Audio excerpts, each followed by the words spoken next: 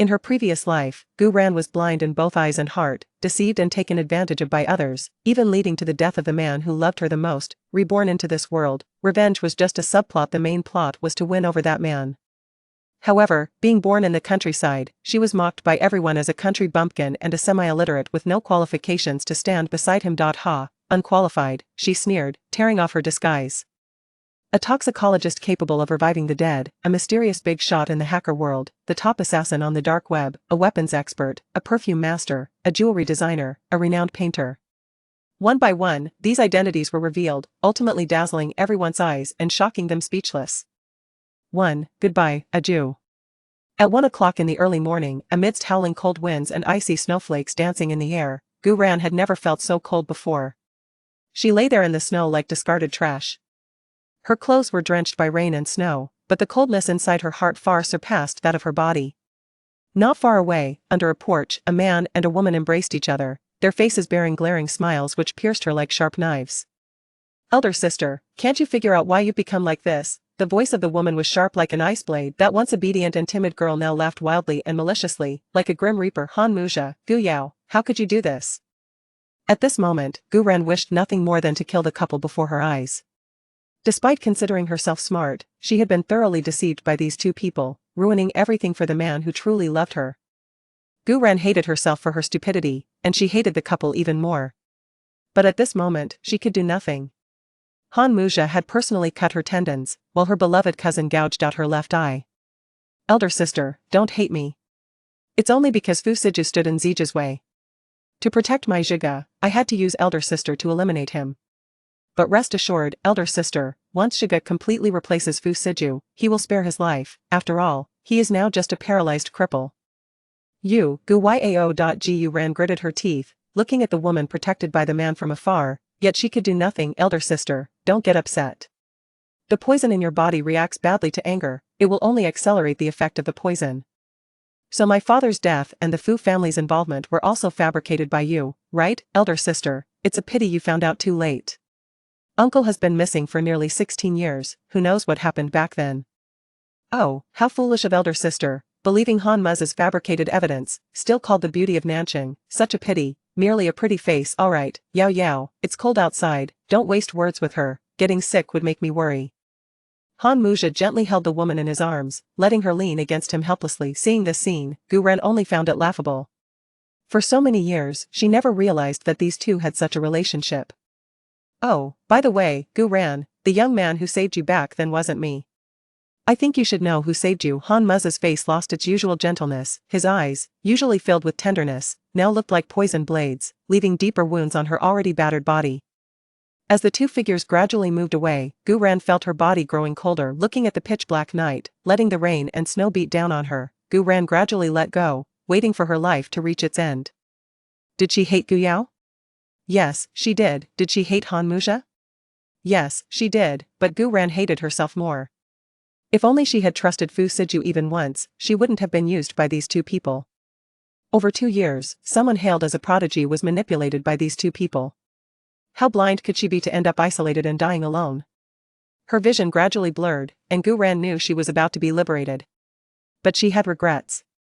She regretted not being able to say sorry to Fu Siju before her death, and regretted not being able to respond to his love. Yes, how much that man loved her, enduring her repeated hurts. It was she who destroyed the man who loved her the most. Fu Siju, I'm sorry. Ran Yen, Ian, don't sleep, wake up. I'm sorry, I came too late. Familiar male voice sounded beside her ears, still as gentle and affectionate as ever. A Jew, is that you? Gu Ran's consciousness grew increasingly blurry, her body colder. The poison had spread throughout her body, knowing it was incurable. Gu Ran seemed to hear a roar around her, the earth shaking, followed by various noises. But she was too tired, too painful, unable to open her remaining right eye. Ran Yen, don't be afraid, I promised, even if it means death, I'll accompany you. A Jew will always be with Ran Yen. Gu Ran felt like she was hallucinating. How could Fu Siju still come? He must hate her deeply, but it was good too, having such a hallucination before death. At least heaven pitied her. Heaven, if you truly pity my miserable 23 years, please bless me to meet Fu Siju in the next life, and let me love and protect him. Fu Siju, if there is a next life, Ran Yen will love you well. A Jew, goodbye. Boom. At the moment Gu Ran lost consciousness, she heard an explosion. Miss Gu, voices seemed to call her name. Gu Ran only felt a splitting headache. Wasn't she supposed to be dead? Could the dead feel pain? Her injuries were clearly on her limbs and eyes. Why did her whole body hurt? She's awake, Miss Gu is awake, quickly notify sir. Surrounding voices grew louder, making Gu Ran's head ache. She felt like floating in the deep sea, desperately trying to grab onto something. Gu Ran felt her eyelids heavy, as if glued shut. She wanted to open her eyes, wanting to see what the underworld looked like. Would there be ox heads and horse faces, black and white impermanents, soul collectors? Finally, feeling a soft light, her vision slowly focused, the blurry shadows becoming clearer. Gu Ran opened her eyes, feeling like she was dreaming. Why did she see familiar faces? Auntie Lu, Sister Zhang, and Big Sister Xiaoya. Were they here to take her away? Didn't they hate her? She was the one who caused their deaths. No, they must be here to avenge their past grievances. Miss Gu, you're finally awake. Familiar faces approached. Gu Ran saw no trace of hatred or resentment on Auntie Liu's face, only intense concern and affection. Feeling warmth on her forehead, did the dead still have temperature? No, why was everything so familiar? The familiar room, the familiar layout. She hadn't died. With this realization, Gu Ran moved her limbs, feeling no pain like before. She stretched out her hand, finding her wrist smooth and flawless without any scars. Gu Ran's heart pounded fiercely, her breathing quickened due to excitement, her weak body turning even paler. Gu Ran tried to speak, but the words stuck in her throat, feeling dry and painful, as if torn apart by something. Miss Gu, don't be excited, you've had a fever for 2 days, it's only just subsided, your throat must be very sore, Dr. Li said you shouldn't speak for a few days. Entrenched within her consciousness was the realization that an enduring debt was owed to Dr. Li Junnan, a notion that fostered an astonishing idea within her. Disregarding the discomfort in her throat, Gu Ran emitted a coarse, raspy inquiry, what is the date today? Xiaoya, who was in the midst of consoling Gu Ran, paused. Momentarily taken aback, before promptly responding, Miss Gu, it is February 12th. You have been unconscious for 2 days. Were it not for Dr. Li's repeated assurances that you were not in mortal peril, Master would have already conveyed you to the hospital. Upon hearing the familiar date, recollections that had grown indistinct gradually resurfaced in her mind. Gu Ran lay quiescently upon the bed, her gaze encompassing the familiar chamber and countenances. As tears welled in her eyes, due to the soreness in her throat, she could only produce a rough, guttural sound, evocative of grievance, resentment, remorse, and longing. In that moment, Gu Ran was rendered speechless, all her emotions culminating in a cathartic breakdown of sobs. Zhang Sa and Xiaoya, who stood nearby, were thrown into a state of disquietude, as neither had ever witnessed such a display from Miss Gu. Miss Gu, is there something else that ails you? Please wait. I shall summon Dr. Li. Zhang Sa uttered, before hurrying away, leaving Xiaoya in a state of helplessness. Xiaoya knelt beside the bed, dabbing at Gu Ran's tears with a towel, yet it seemed as though they were inexhaustible, only serving to intensify Gu Ran's weeping, until her entire being was convulsing with sobs. Writhing in the throes of anguish, Gu Ran lay curled upon her bed, her head buried beneath the covers. Each utterance of that cherished name, Fu Siju, sending a pang of agony through her heart. The man she had wronged throughout her life, the man who had remained steadfast until the very end. She yearned for his presence, for the solace of his embrace. Fu Siju. The air in the chamber was thick with sobs, punctuated by the repeated invocation of those 3 syllables. Though perplexed by the usually aloof and distant Miss Gu's incessant calling of the master's name, Xiaoya, witnessing her near-delirious state of weeping, interjected, Miss Gu. Luma has already notified the master. Please, take heart, he will return shortly. Upon hearing these words, Gu Ran endeavored to rise from the bed, eager to await Fu Siju's arrival, the man who had waited for her for so many years. This time, she would be the one to wait. However, weakened by 2 days of illness, she lacked the strength. Barely managing to prop herself up, she succumbed to her frailty and collapsed back onto the bed. Xiaoya, observing this, promptly urged Gu Ran to lie down, cautioning that if Miss Gu were to fall ill again, the entire Tangong household would likely face expulsion. Miss Gu, you are still unwell. Please, rest. No. Help me up. I must see Fu Siju. Each word was a lacerating torment to her throat. Yet, Gu Ran paid it no heed. For the mental anguish Fu Siju had endured over the years far outweighed any physical pain. Gu Ran vividly recalls the moment when Fu Siju lay in a pool of blood, gazing at her retreating figure with a profound sense of disappointment. It was then that he first questioned her with such resolute despair. "Gu Ran, do you not possess a heart?" What had Gu Ran replied? "This is what you owe me." Reflecting on those words now fills her with a desire to strike herself twice across the face. What did she mean by what you owe me? Between her and Fu Siju, it had always been she who was indebted to him.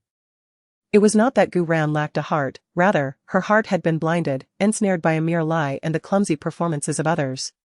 She had closed off her heart, leaving only hatred in its wake, relentlessly pushing Fu Siju into the abyss, while she herself fell into irreparable ruin. Given another chance, Gu Ran yearns to rectify the multitude of mistakes she had made in her past life. She wishes to wait for Fu Siju to confess her love for him, a love so profound that it penetrates to the marrow of her being, transcending the barriers of past and present to return to his side. As these thoughts swirl within her, Gu Ran's expression grows even more resolute, her tear-streaked face reflecting the turmoil of anguish and the firm resolve born from repentance. With renewed determination, Gu Ran sits up in bed. The mere act leaves her pale and drenched in cold sweat, yet she pays no heed to her exhaustion. All she desires is to see Fu Siju as swiftly as possible. "Sister Xiaoya, I implore you, assist me in descending." They were on the second floor of the Tang Palace. She needed to go downstairs and wait at the entrance. Aware of her frail condition, she could only seek help from the woman beside her. Xiaoya's brow furrowed in concern. She felt as if Miss Gu, after her illness, had transformed into a different person. Though she should have rationally declined, the moment she met Gu Ran's misty-eyed gaze, Xiaoya found herself unable to utter a single word of refusal. Assisted by Xiaoya, Gu Ran descended from the bed, her frame almost entirely supported by Xiaoya as she gingerly made her way out of the room. Just as she concluded her phone call and ascended the stairs, Aunt Lu caught sight of them and hastily approached, directing a flurry of remonstrations at Xiaoya. "Xiaoya, how could you permit Ms. Gu to leave her bed? Should any further mishap befall her, we shall all incur the master's wrath." Gu Ran, observing Aunt Lu's less than affectionate demeanor, felt a pang of remorse. It was this very woman, who had never shown her particular solicitude, who would ultimately sacrifice her life to shield her in a car accident. "Aunt Lu, do not fault Sister Xiaoya, it was I who wished to await Fu Siju's return." Gu Ran articulated with considerable effort. A flicker of astonishment crossed Aunt Lu's countenance as her gaze met Xiaoya's, the current state of Gu Ran evidently striking them as highly irregular. Without offering further elucidation, Gu Ran braced herself against the wall, her other hand resting upon Xiaoya's shoulder, and proceeded towards the elevator. At that moment, a man's urgent voice echoed from the ground floor.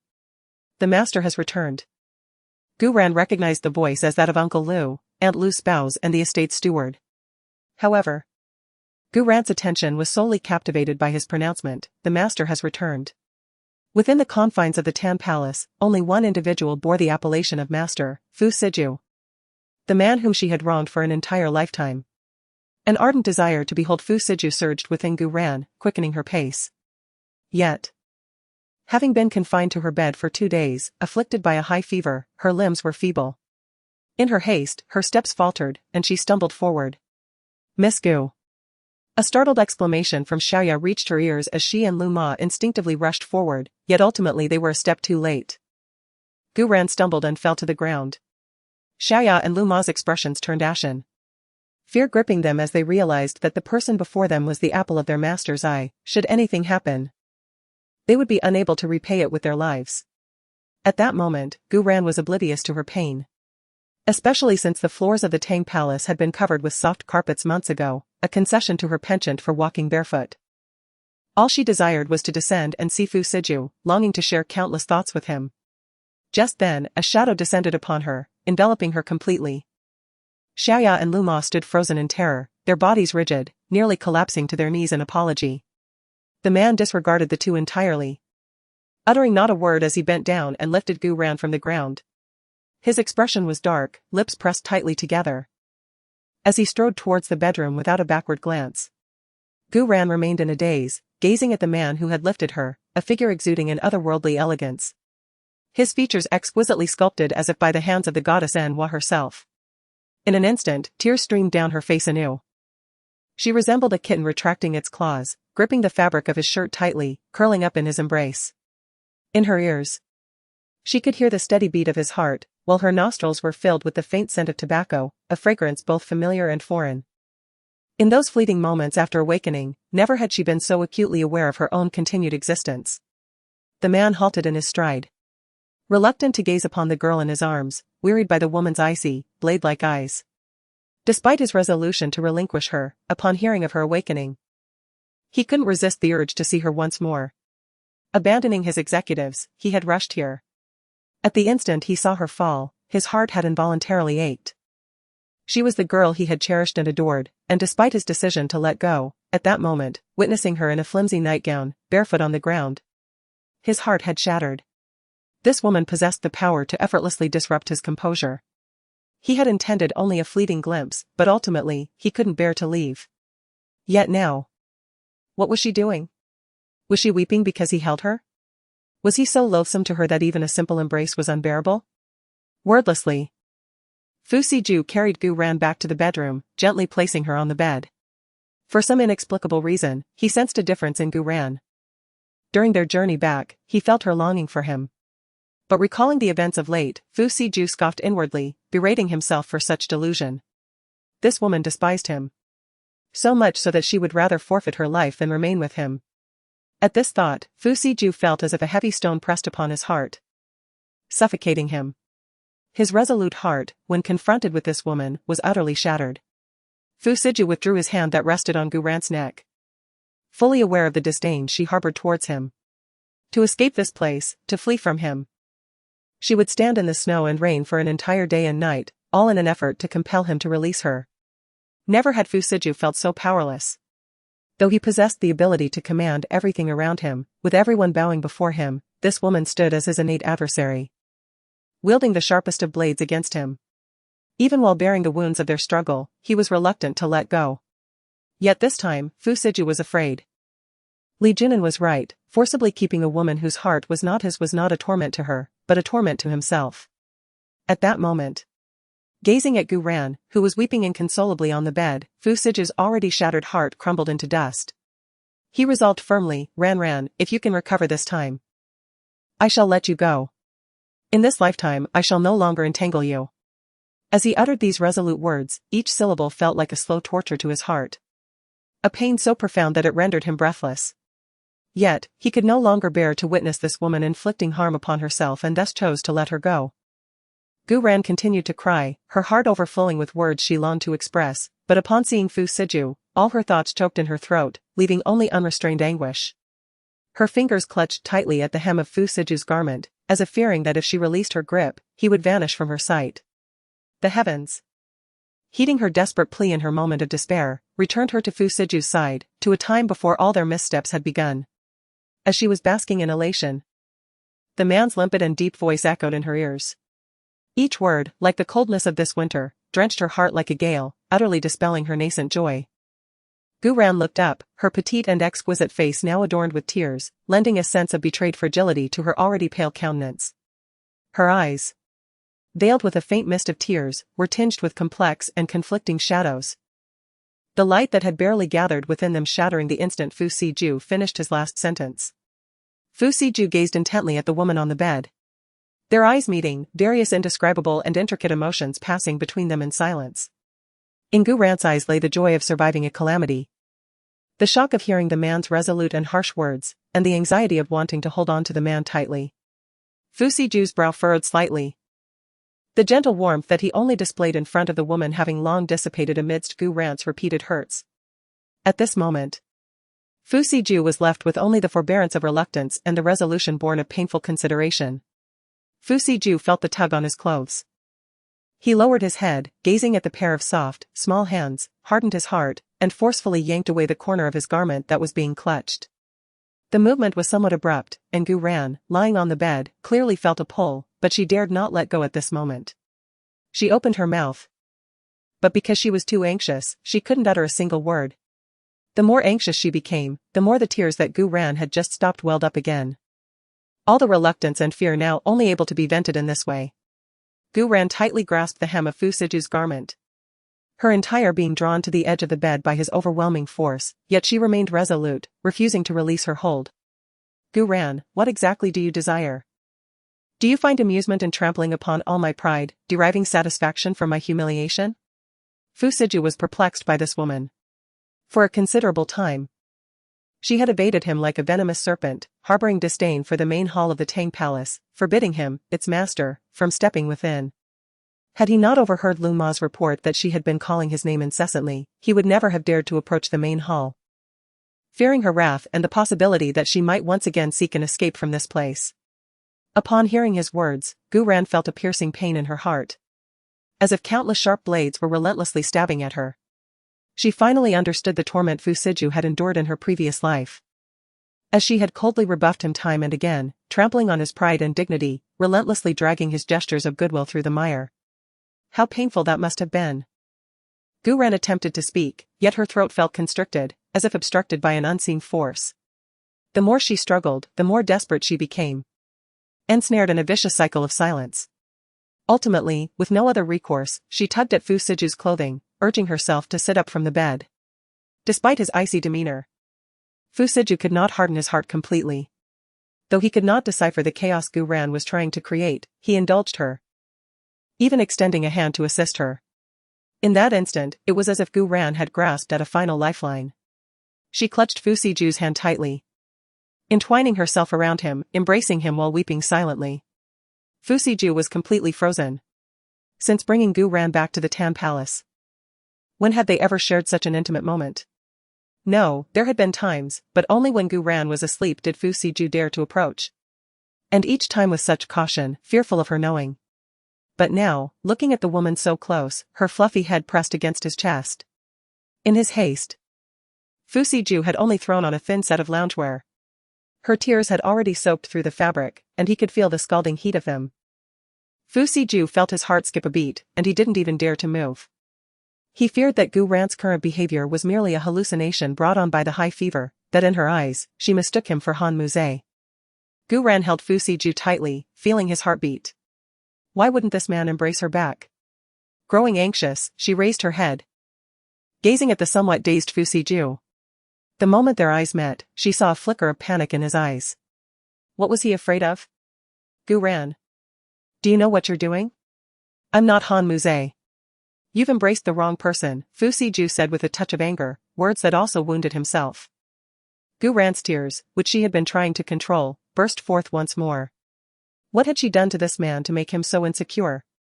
Gazing at the man whose eyes were gradually losing their light, Gu Ran, in the next instant, placed her soft lips, still wet with salty tears, directly upon his. Perhaps from having just come in from the outside, a trace of coolness lingered on Fu Siju's lips, and Gu Ran, heedless of everything, clumsily licked at them. As if in recompense, or perhaps in repentance. Fu Siju was utterly flustered, the kiss he had dreamt of receiving was now his. Yet a sense of fear arose within his heart. He was bewildered by Gu Ran's actions. This woman had treated him like discarded footwear. He had thought that even being in the same room would be met with disdain, let alone such intimate contact. He wanted to push her away, fearing her anger upon regaining her senses, even if this kiss was of her own volition. However, his hand, suspended in midair, could not bear to push away the delicate woman in his embrace. Fu Siju lulled himself into believing that this was merely a final indulgence. A last moment of infatuation before letting her go. Yet, reason told him that he could not take advantage of her in this way. The girl he cherished should not be tarnished by him. He pushed Gu Ran away, intending to awaken her, to call out, Ran Ran you. But before he could finish his words, Gu Ran silenced him once more with her lips, this time with even greater force. She bit down on his lip. As if venting her dissatisfaction at being pushed away, her arms encircling his waist ever tighter. Her actions were somewhat rough. And Fu Siju felt a sharp pain in his lip. The intense taste of blood filled their mouths, like an exhilarating stimulant. And Fu Siju's rationality began to crumble. At that moment, the door was thrust open, and Li Junnan rushed in with a flurry. Fu Siju. What is this woman up to again? Her voice trailed off as she froze in the doorway, medical kit in hand, unsure whether to enter or retreat. Fu Siju had regained his composure the instant the door opened, but Gu Ran's embrace was too tight for him to immediately break free. A sense of disarray washed over him, he was uncertain of the woman's intentions. Gazing at the tearful girl, Fu Siju steeled himself and rose from the bedside. He initially intended to withdraw his hand, but meeting the girl's limpid yet intensely ardent eyes, he merely shifted to the side, allowing her to clutch his sleeve. "Come in and examine her, she seems somewhat delirious," Fu Siju said, his tone detached as he recalled what had just transpired between them. With Fu Siju's permission, Li Junnan entered the room with her medical kit. Her gaze fell upon the woman lying on the bed. And upon seeing her tear-streaked face and the unwavering gaze fixed on Fu Siju, her brow furrowed, a hint of doubt arising in her mind. Was it merely her imagination? Why did Gu Ran seem so different? Just 3 days prior, the woman's gaze toward Fu Siju had been aloof and indifferent, even tinged with resentment. But now, it gave her the impression of an age-long devotion, her eyes filled with profound affection and tenderness. Li Junnan's brow knitted slightly as she approached the bed, subtly observing the girl. She glanced at the back of the girl's hand, a hint of impatience flickering in her eyes. Why was the needle removed? Never mind. Let's take her temperature first. If the fever has subsided, she should be fine. Uttering these words, Li Junnan produced a thermometer, poised to approach, yet in the subsequent instant, her hand faltered. She then cast a sidelong glance at Fu Siju, who was standing nearby, and handed him the thermometer. Would you be so kind as to take her temperature? It needs to be placed under her arm. Upon hearing this, Fu Siju's frame stiffened, a trace of barely perceptible discomposure flickering in his eyes. Somewhat faltering, his hand remained frozen in place, as he found himself unable to take it. Observing this, Li Junnan's brow furrowed even more tightly, and seeing the impasse, he sighed softly. Perhaps we should have Luma come in to assist. However, before Li Junnan could finish speaking, a pair of fair and slender hands reached out, seizing the thermometer from Li Junnan's grasp, and then retreated back into the quilt, placing it under the armpit. Both Li Junnan and Fu Siju were taken aback, as they had never witnessed Gu Ran being so cooperative with treatment. 3 days prior, when she had just developed a fever, she had directly discarded the thermometer, and later, during the intravenous infusion, she had pulled out the needle several times. For the past few days, Gu Ran had been under constant surveillance, 24 hours a day, for fear that she would start making a scene as soon as she woke up. Yet, just as the two were in the midst of their astonishment, Gu Ran tugged at the corner of Fu Siju's garment, having recovered from the emotional turmoil she had experienced earlier. Gu Ran had a multitude of words she wished to impart to Fu Siju, but she had been unsuccessful in her repeated attempts. Sensing a faint ache emanating from her throat, she realized that she had fallen ill and injured her throat. Sensing Gu Ran's gentle tug, Fu Siju lowered his gaze towards the girl on the bed. As Gu Ran perceived the cautious, yet anxious, and concerned emotions in the depths of Fu Siju's eyes, her own eyes gradually blurred once more, and a solitary, crystalline tear trickled from the corner of her eye. However, this time, she did not cry with the same strident intensity as before, but rather, she sobbed silently. Gu Ran, originally endowed with an enchanting yet not overly seductive beauty, appeared even more striking in her pallid state due to illness, evoking a deep sense of pity. Her thick lashes bore a single glistening tear, and the corners of her eyes were marked with traces of unshed tears, rendering her an image of delicate vulnerability that stirred compassion in the hearts of onlookers. "Aju. Stay and accompany me," she implored. Meanwhile, Li Junnan silently observed the scene, her heart brimming with questions. Could a mere illness transform a person so profoundly? Or was it possible that this individual had been possessed? The once tempestuous Gu Ran now resembled a frail and delicate Lin Daiyu. Her gaze towards Fu Siju imbued with affection, yet, this seemed utterly implausible. Gu Ran was acutely aware of how much she had loathed her former self in her past life, having subjected the most esteemed lord of Yan Nation to such turmoil, stripping him of all his brilliance and pride. "What troubles you? Are you still feeling unwell?" Fu Siju's eyes flickered momentarily before he spoke, his voice laced with genuine concern. Gu Ran fought back her tears, knowing she could not afford to waste time in such sorrow after her rebirth. She gestured toward her throat and opened her mouth, emitting a sound far more distressing than a crow's caw. Li Junnan grasped her intent and retrieved tools from the medical kit to examine her throat, then spoke. "You have endured a high fever for 2 consecutive days. It would be remarkable if your throat were not sore. You need to rest for 2 days. I will prescribe some anti-inflammatory medicine shortly. Drink plenty of warm water and try to refrain from speaking, you will recover in a few days."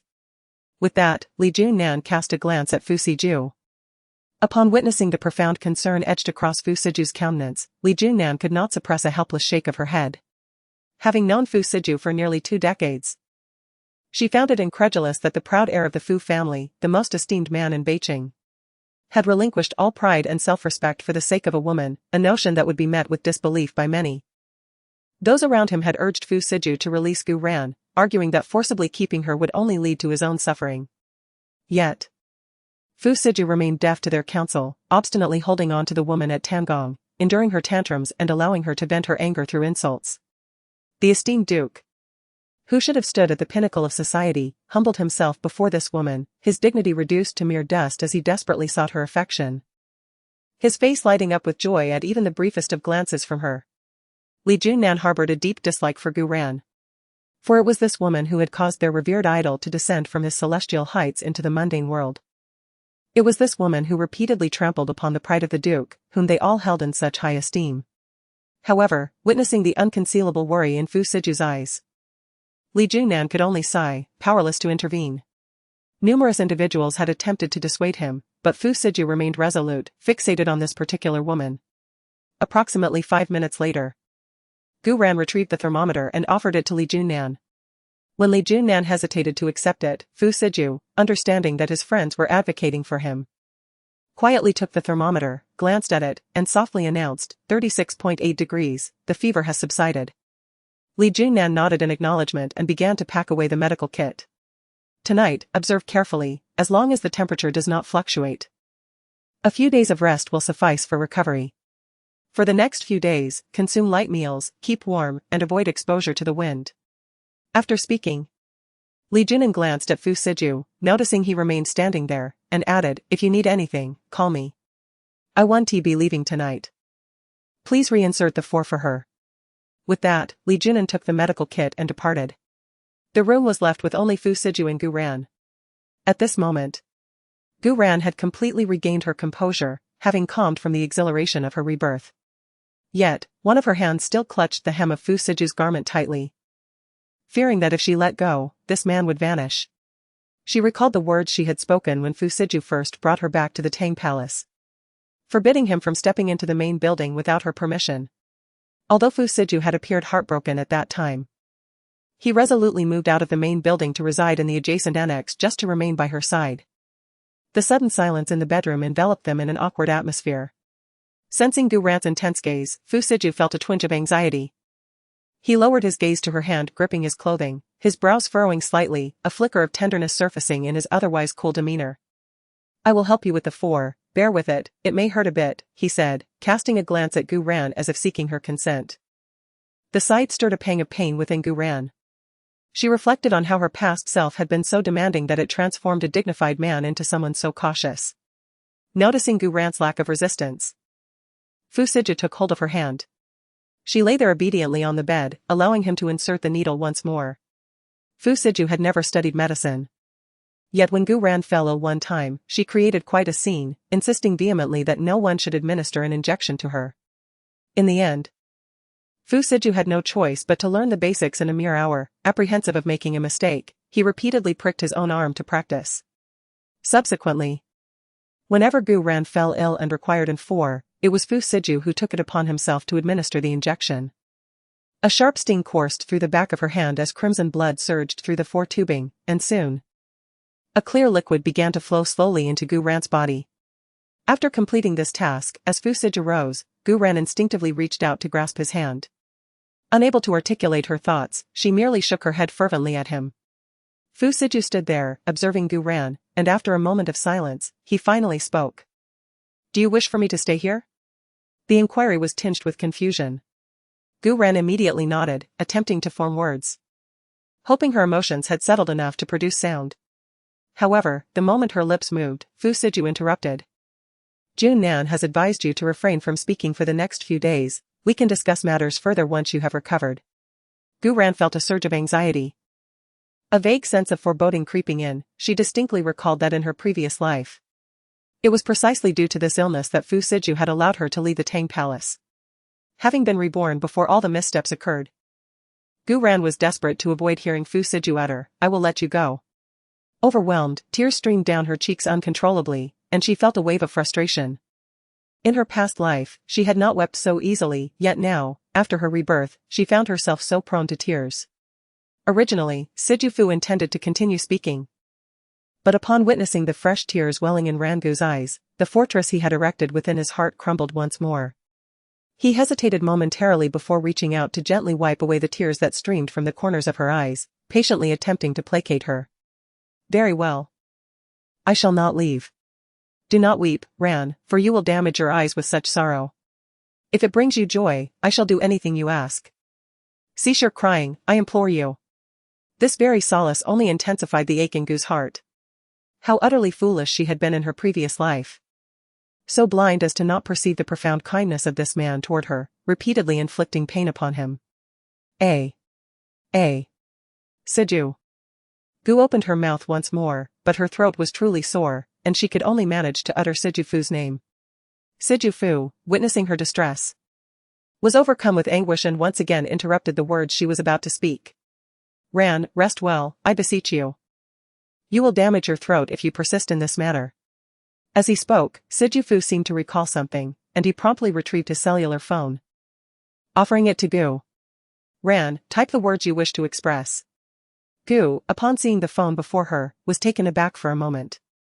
Indeed. How slow-witted she had been. If she was unable to speak, should she not consider alternative methods? With this thought, Gu accepted the phone and began to type with fervor. There were countless words she wished to express, but some of them Gu desired to utter to Sijufu in person once she had regained her strength. At this moment, she merely wished to keep Sijufu by her side, in a place where she could see him the moment she opened her eyes. And touch him with a simple reach. "Siju, remain here with me." With these few simple words written, Gu turned her gaze towards Sijufu. As he glanced at the words on his phone, Fu Siju's expression grew complex, his eyes clouded with confusion. Ran, do you wish for me to remain in the room?" Before he could finish his sentence, Gu Ran began to type fervently on her phone. "Aju, please stay. I want you to accompany me, now and forever. If you would." At this moment, Fu Siju's heart could no longer find tranquility, yet he still struggled to believe the words before him. Perceiving Fu Siju's bewilderment, Gu Ran continued typing. "Aju, I apologize for my past misdeeds, but I have come to a realization. I wish to be with you, eternally. Do you still want me?" Once she finished, Gu Ran gazed at Fu Siju with eyes brimming with anticipation, patiently awaiting his response. The clarity in her eyes bore no trace of distraction, nor did it reflect the indifference or disdain of yesteryears. They locked eyes. And Gu Ran yearned for Fu Siju to feel the depth of her emotions. After a moment's contemplation, she took his hand, unencumbered by and gently pressed it against her lips. Fu Siju's palm was warm, and in contrast, Gu Ran's soft lips felt cool against his skin. At that moment, Fu Siju stiffened, his body frozen in surprise. In an instant, Gu Ran's kiss transformed into something delicate and reverent. Words eluded her, and she could only express her sincerity through this tender gesture, hoping to soothe Fu Siju's wounded heart. Fu Siju, at a loss for how to react, found himself opening his mouth, yet words failed to come forth. As she gazed at Gu Ran kissing his palm, feeling the gentle touch, in that moment, Fu Siju sensed a flicker of life returning to his heart, which had previously felt like it was plummeting into an abyss. Their eyes met, and he felt a slight ache in his nose and a tickle in his eyes, as if a mist had clouded his vision.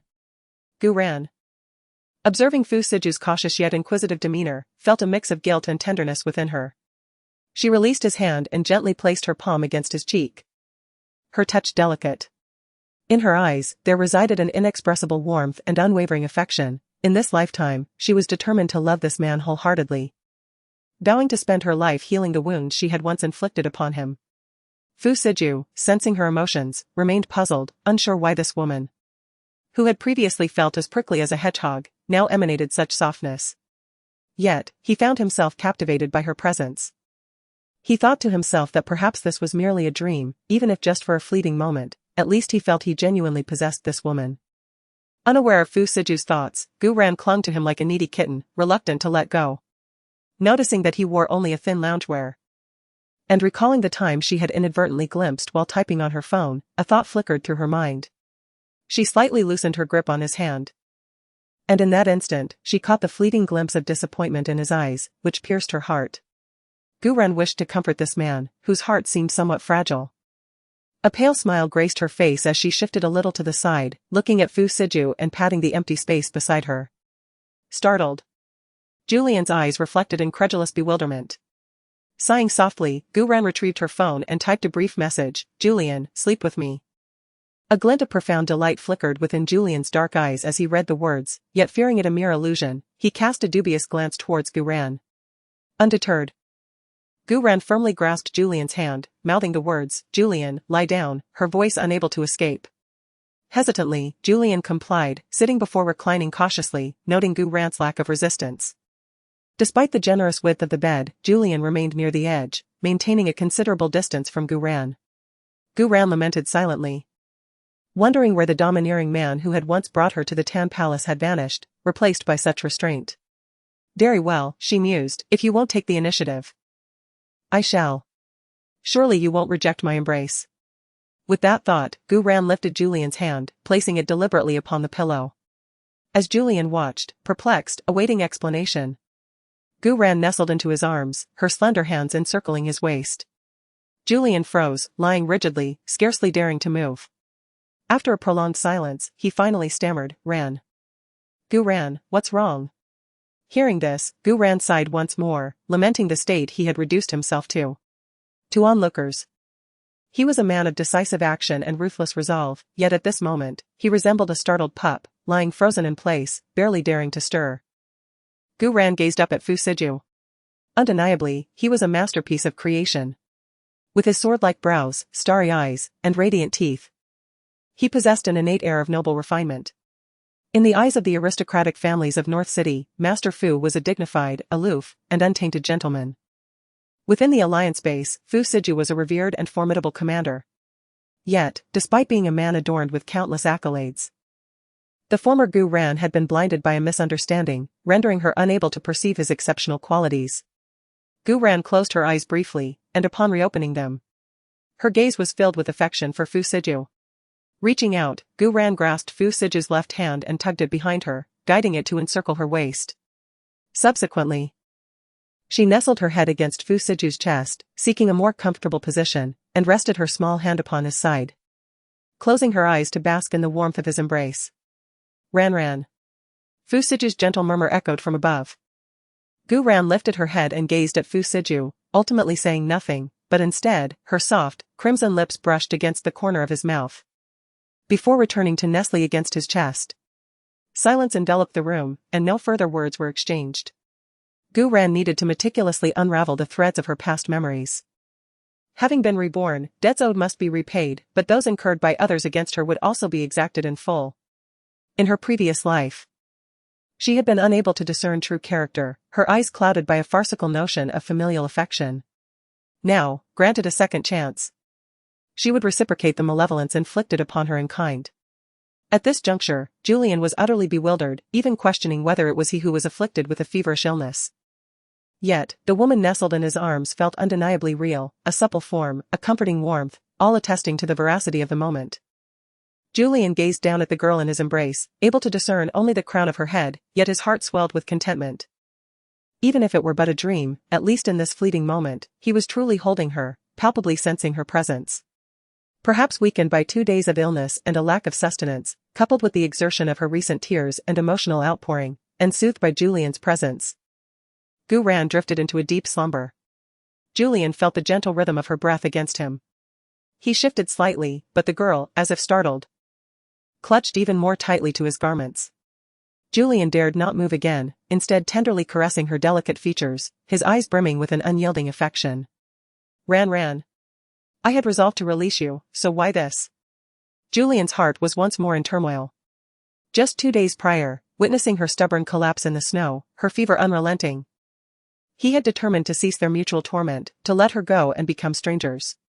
Yet, upon awakening, she seemed transformed, clinging to him so, weeping with such vulnerability. And now, sleeping in his arms. Having tasted such tenderness and reliance, how could he ever relinquish her? Awakening in the dimly lit room, Julian stared vacantly at the ceiling, his gaze gradually deepening before he lowered his head, bestowing a lingering kiss upon Gu-ren's brow. "Dearest, shall we remain entwined thus for eternity, irrespective of affection?" Even amidst animosity? Shall we perpetuate this entanglement? A delicate murmur escaped the woman in his embrace, seemingly an echo to his whispered soliloquy. Retrieving his thoughts, noticed the nearly depleted foredrip. After a brief interlude, he moved to disengage the needle, but the woman stirred. A soft grumble escaping her lips as her hand groped aimlessly. A wave of tenderness washed over. He gently clasped her hand, murmuring softly, "Hush, dearest. Let me remove the needle." As if heeding his words, she stilled, her lips parting slightly, reminiscent of a child's lips curved into a gentle smile.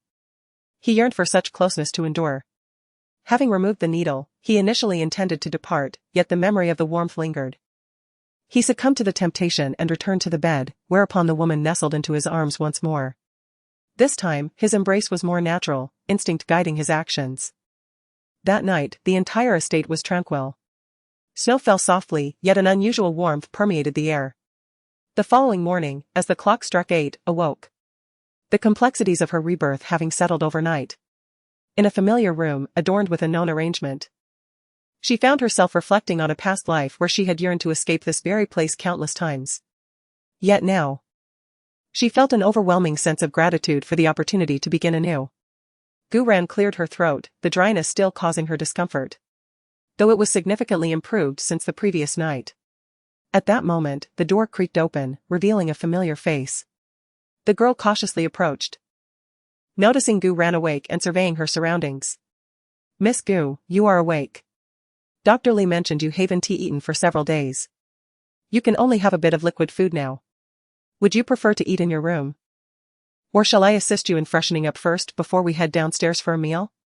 Each word from the girl dripped with a sense of caution. A testament to how difficult Gu Ran had been to care for in the past.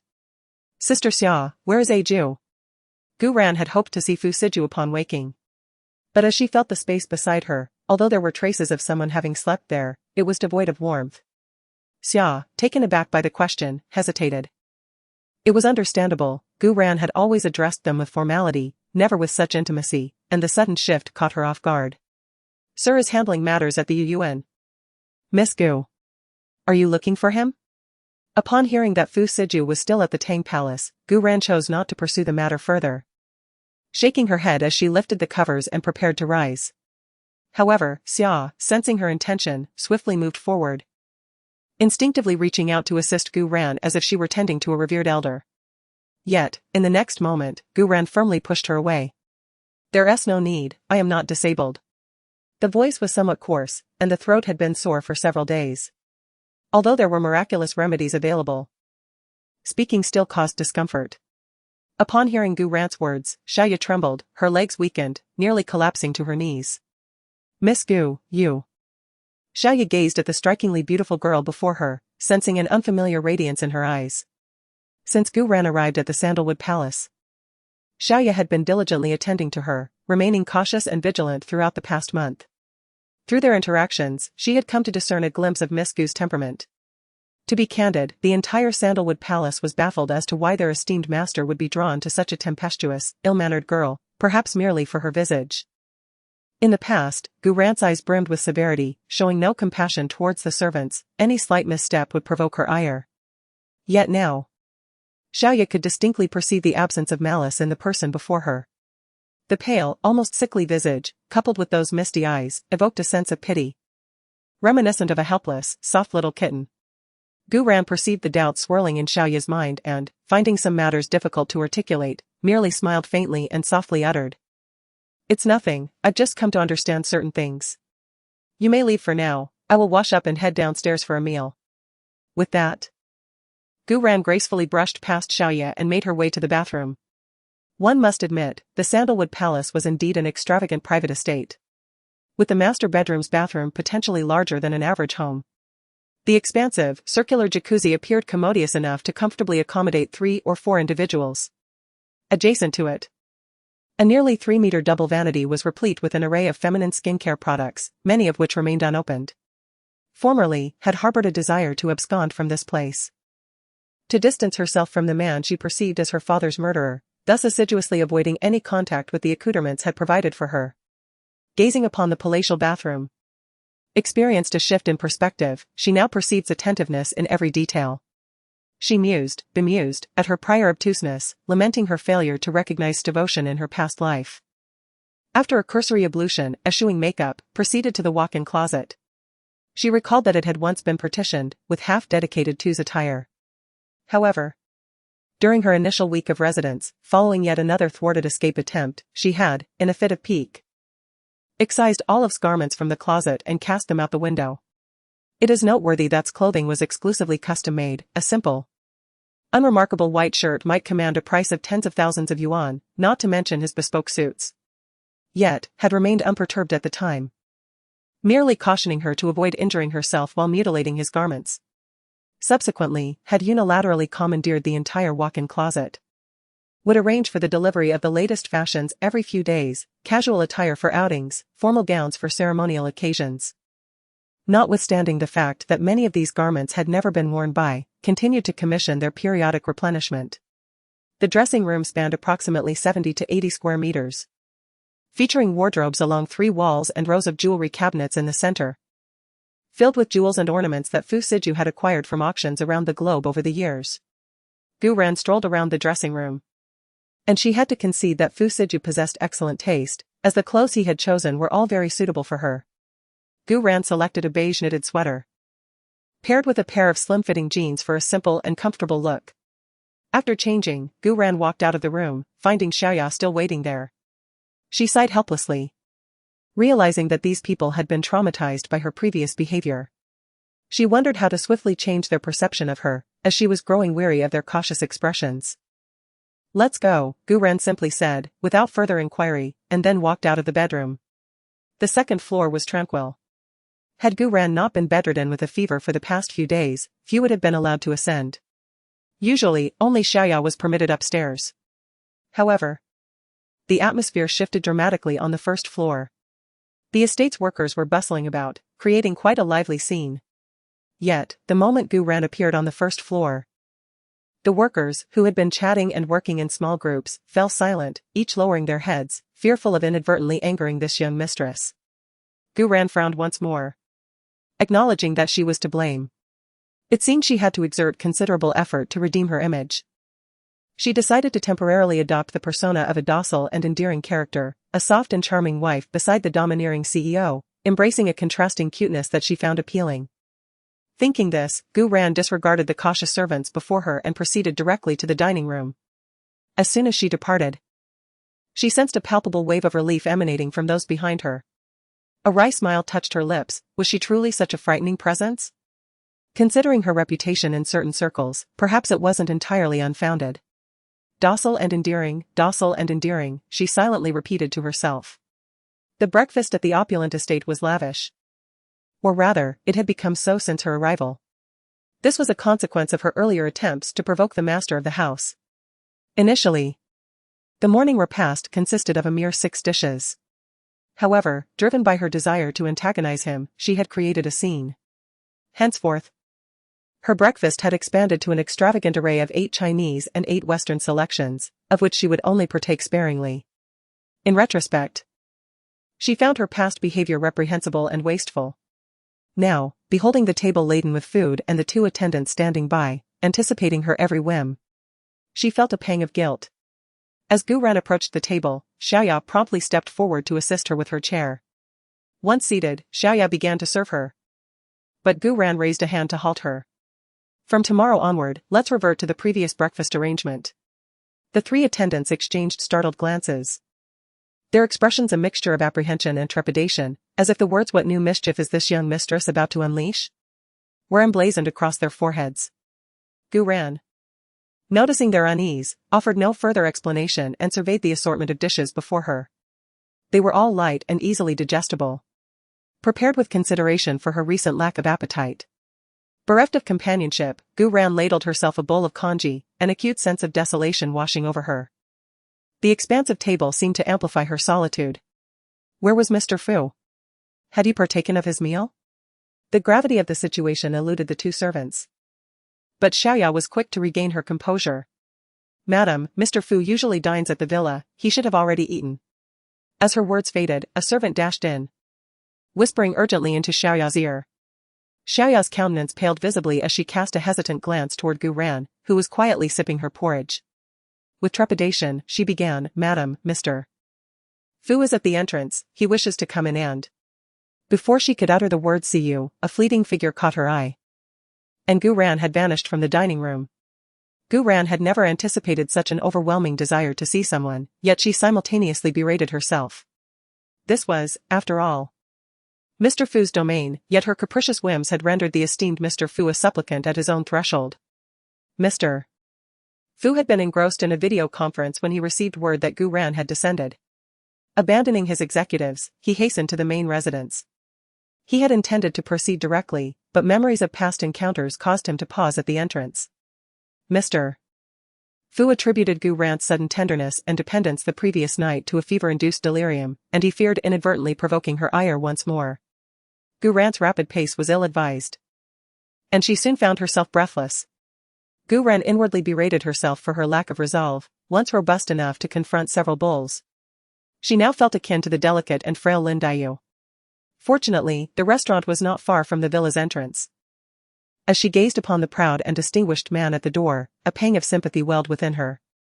This man, perceived as noble by outsiders, concealed all his brilliance before her, merely seeking her companionship. In the next moment, Gu Ran leaped into Fu Siju's embrace, resembling a soft and adorable kitten.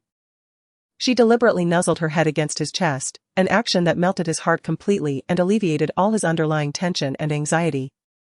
"Brother Ju, carry me to the restaurant," she said, her body adjusting slightly as her long, slender legs wrapped around Fu Siju's waist.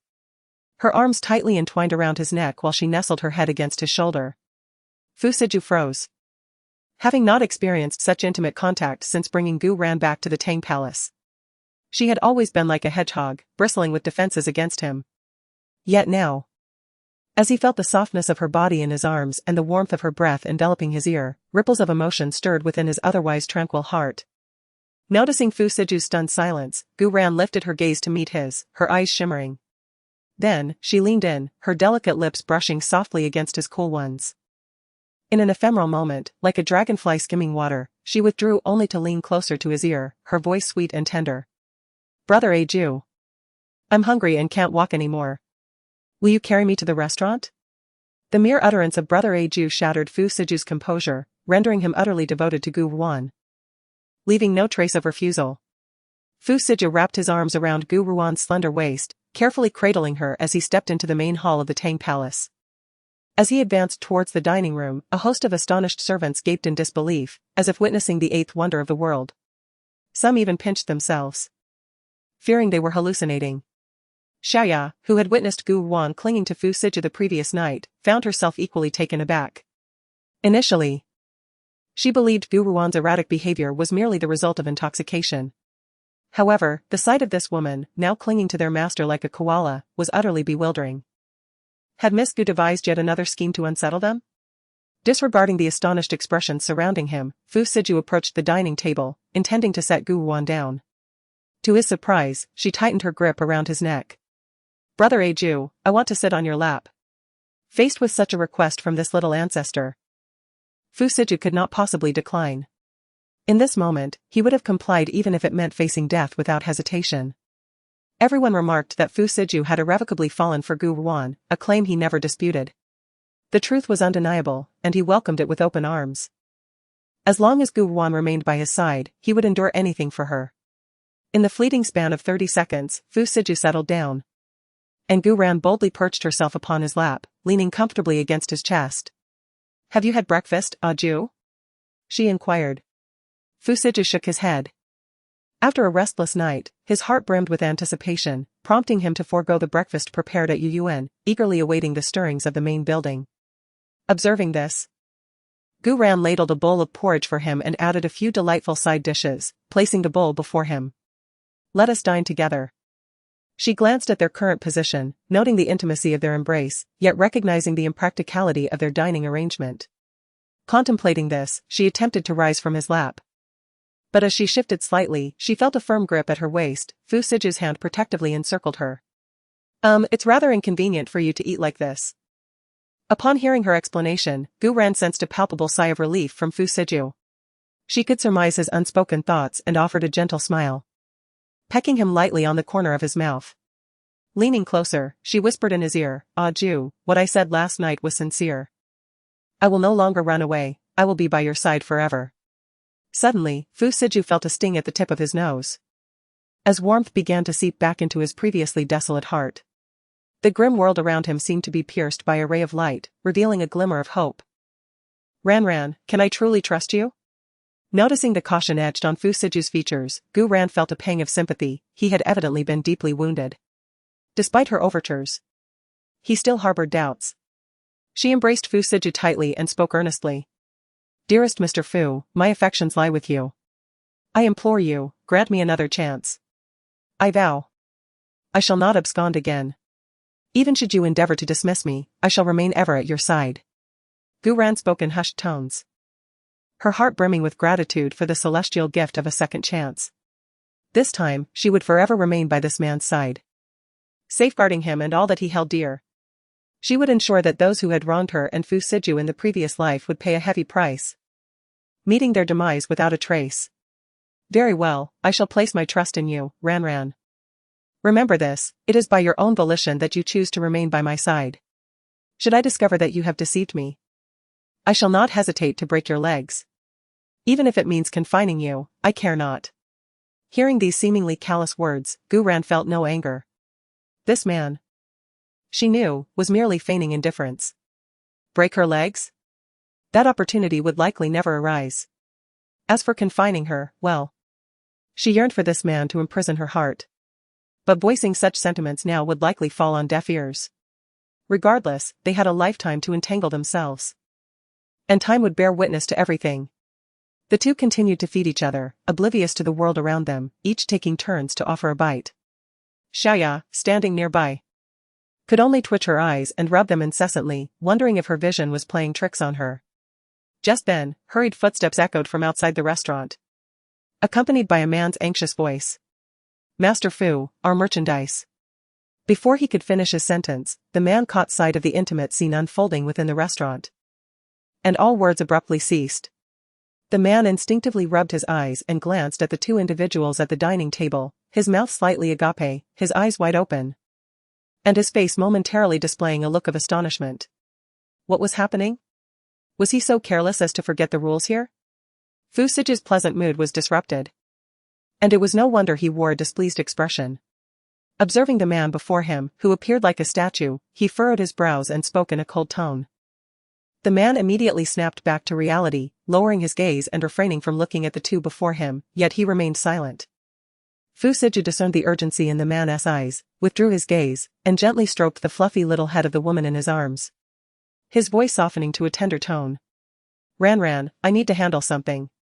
Please eat first, alright?" Gu Ran understood well.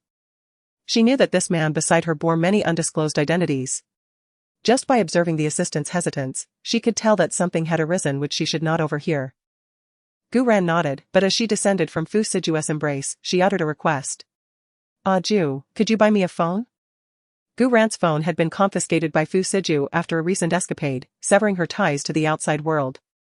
In this day and age, navigating without a phone was nearly impossible.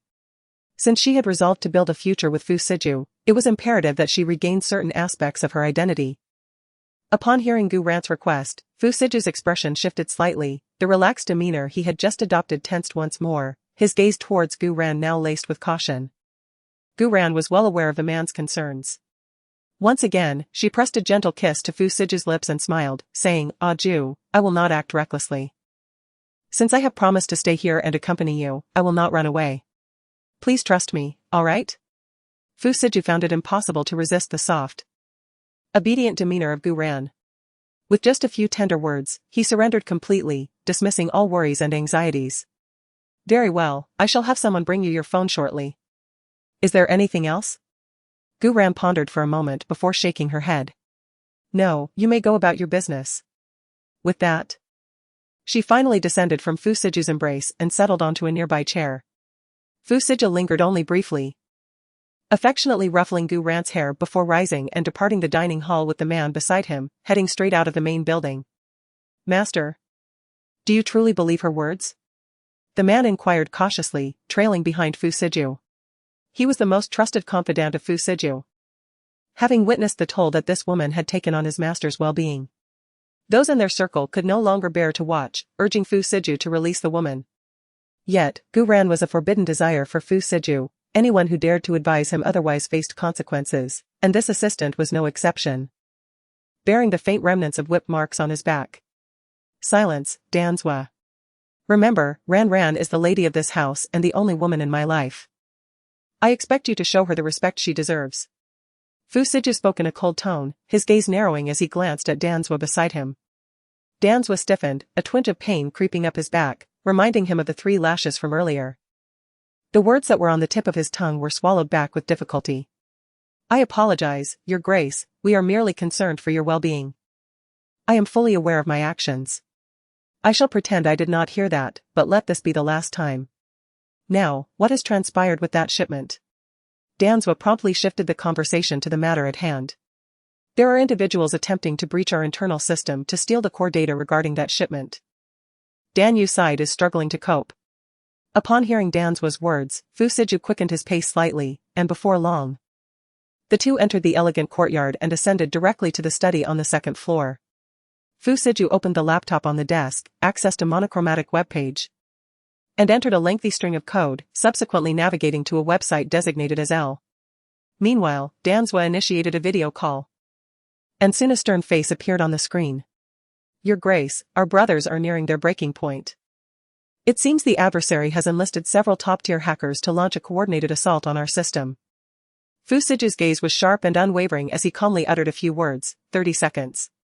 In an instant, his long fingers flew across the keyboard with such speed that they appeared to blur, producing a rapid staccato of sounds.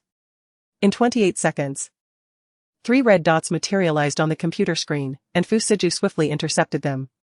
As he prepared to ensnare the final IP address, the adversary, with remarkable alacrity, perceived the impending capture, swiftly disengaging and eradicating all traces of their presence. A subtle furrow etched itself upon Fu Siju's brow, his gaze betraying a fleeting glint of frigidity. Indeed, he mused, I have encountered a formidable opponent. Eschewing further engagement, Fu Siju simply instructed Dan Yu, who was on the other end of the line, to disseminate the 3 intercepted identities onto the dark web, where they would undoubtedly be dealt with.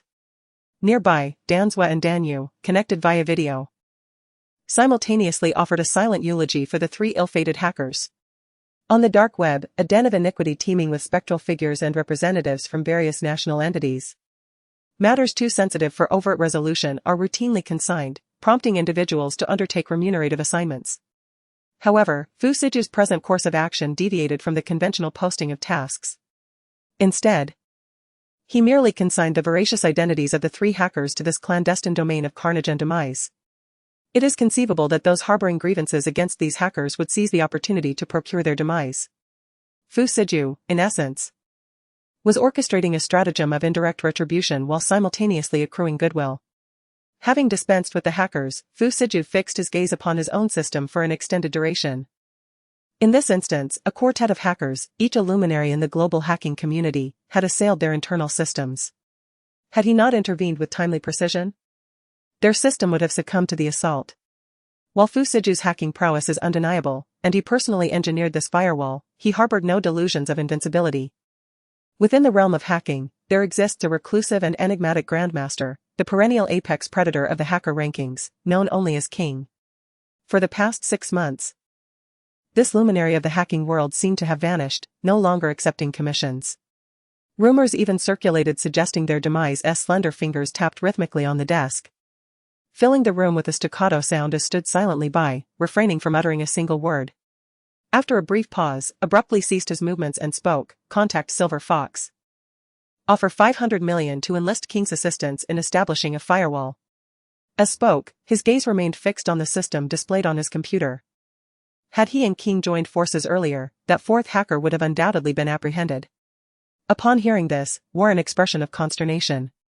Sir, we placed an order just half a month ago, offering 300 million, but they completely ignored us.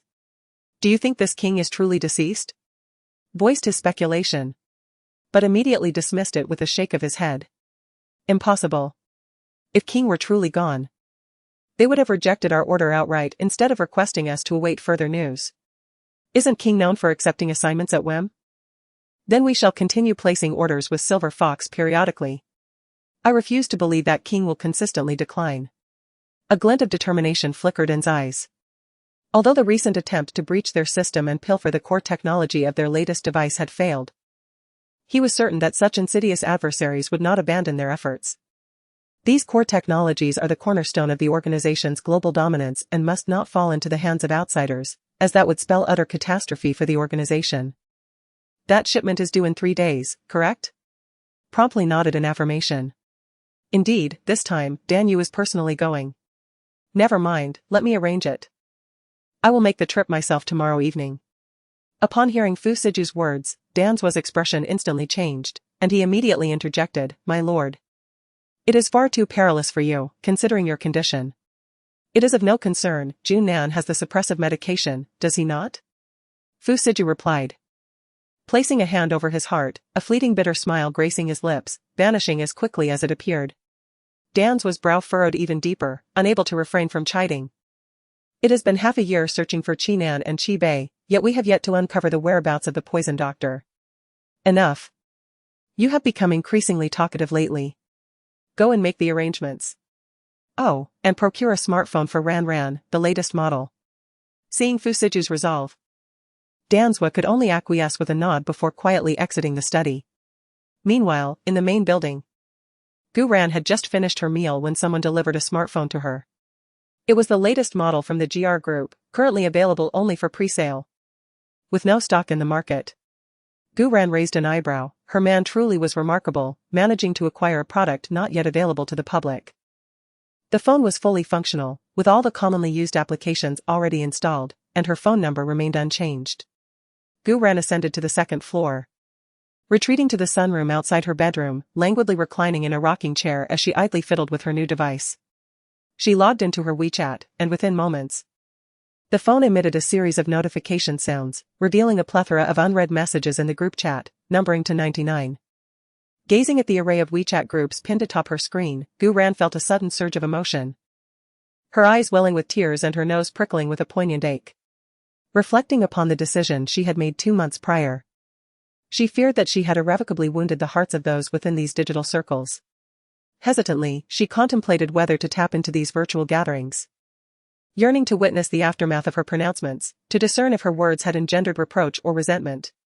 Yet, trepidation held her back. Alas, her fragile sensibilities. Having foolishly uttered such pronouncements, she could now only endure the anticipated rebukes with a heavy heart. In her hesitation, fate intervened. And Gu Ran inadvertently tapped the Barefoot Doctors United WeChat group. The last message lingered from 2 days prior, a direct address from her second senior brother. "Little junior sister," it read.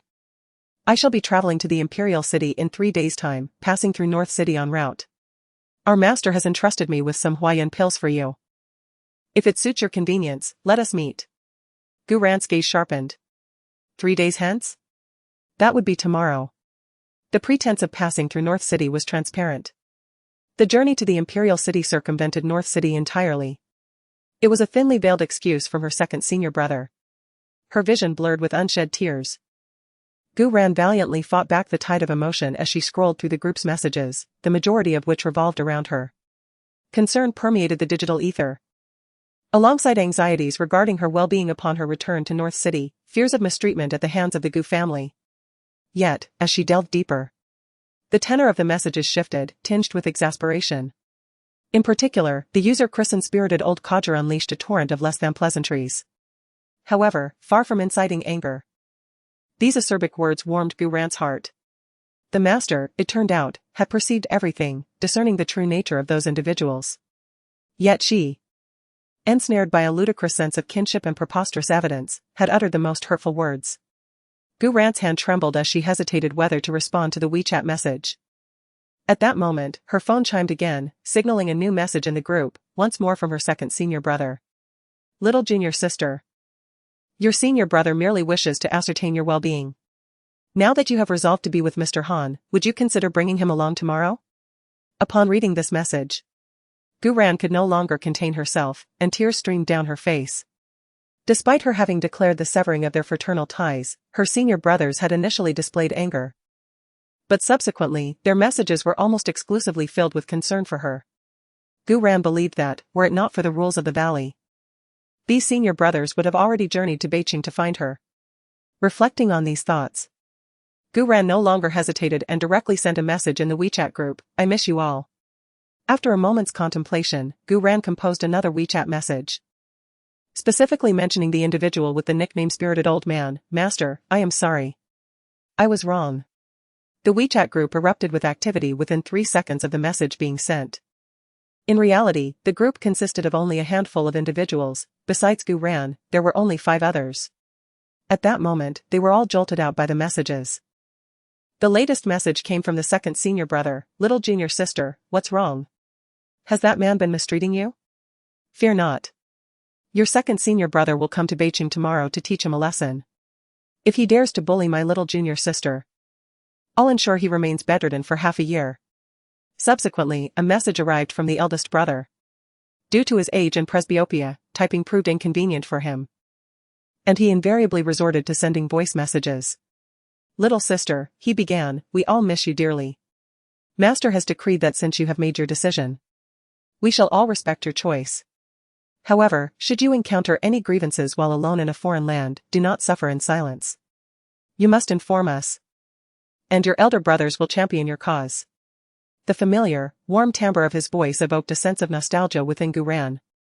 She recalled how, during her childhood, her eldest brother would often lead her into the mountains to hunt for wild game, always setting aside the choicest morsels for her.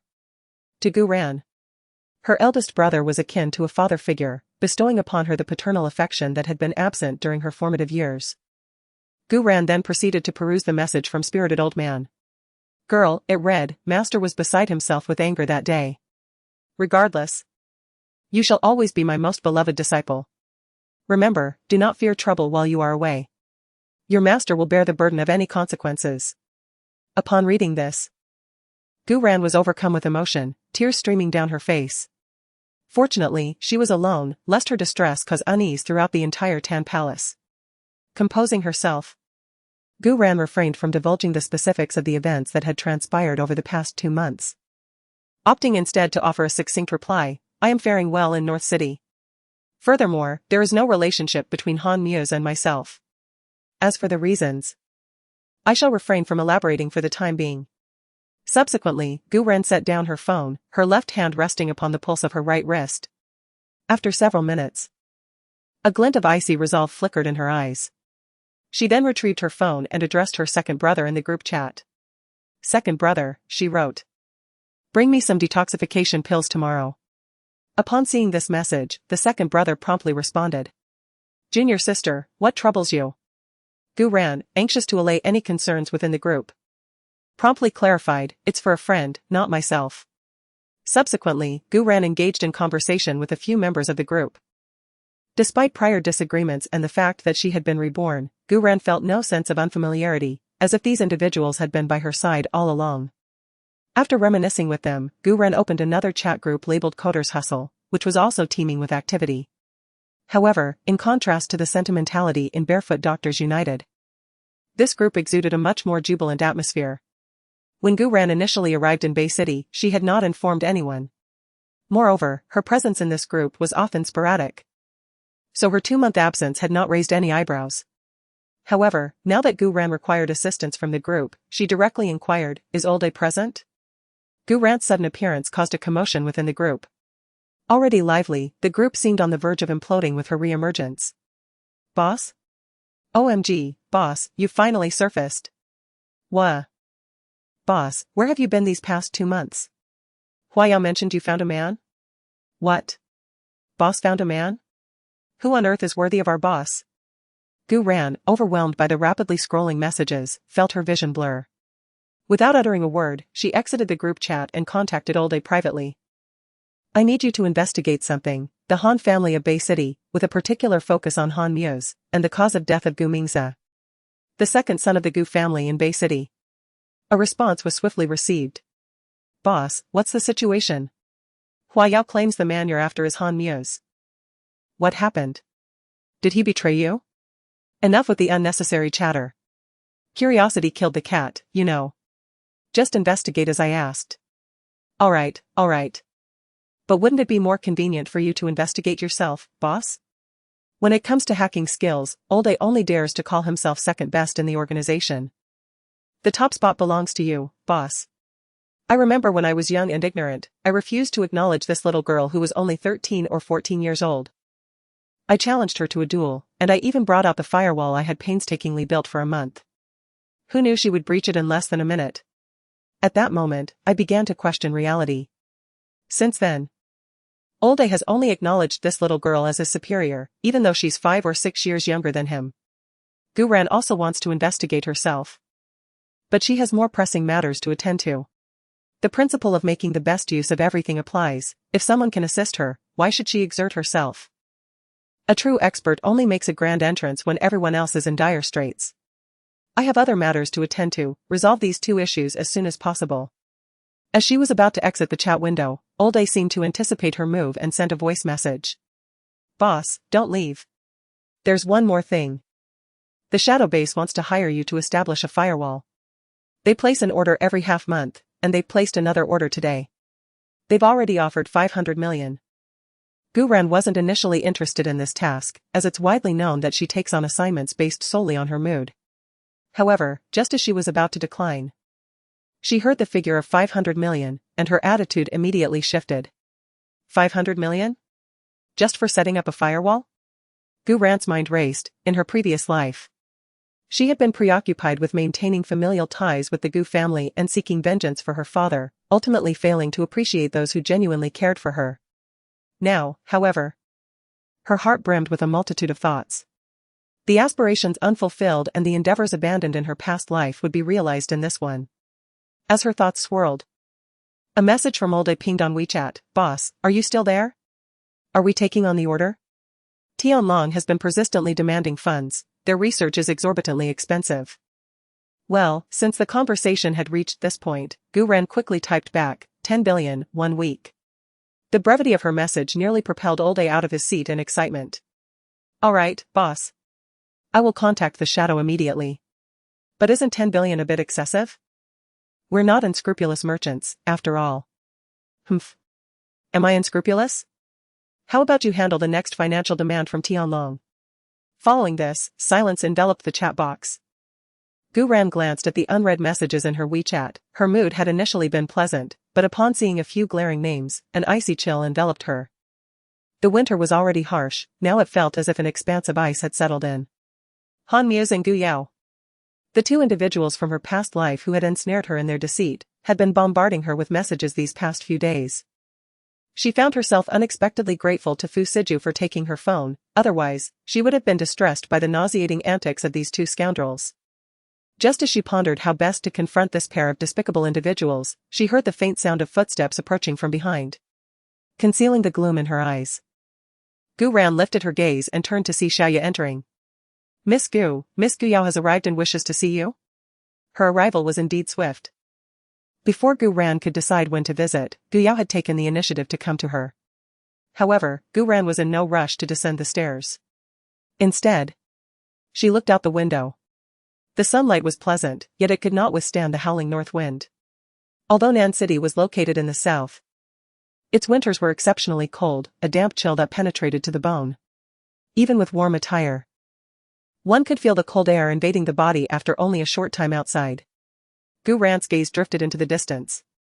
Although the main building did not offer a view of the manor's entrance, she could almost envision Gu Yao shivering at the gate.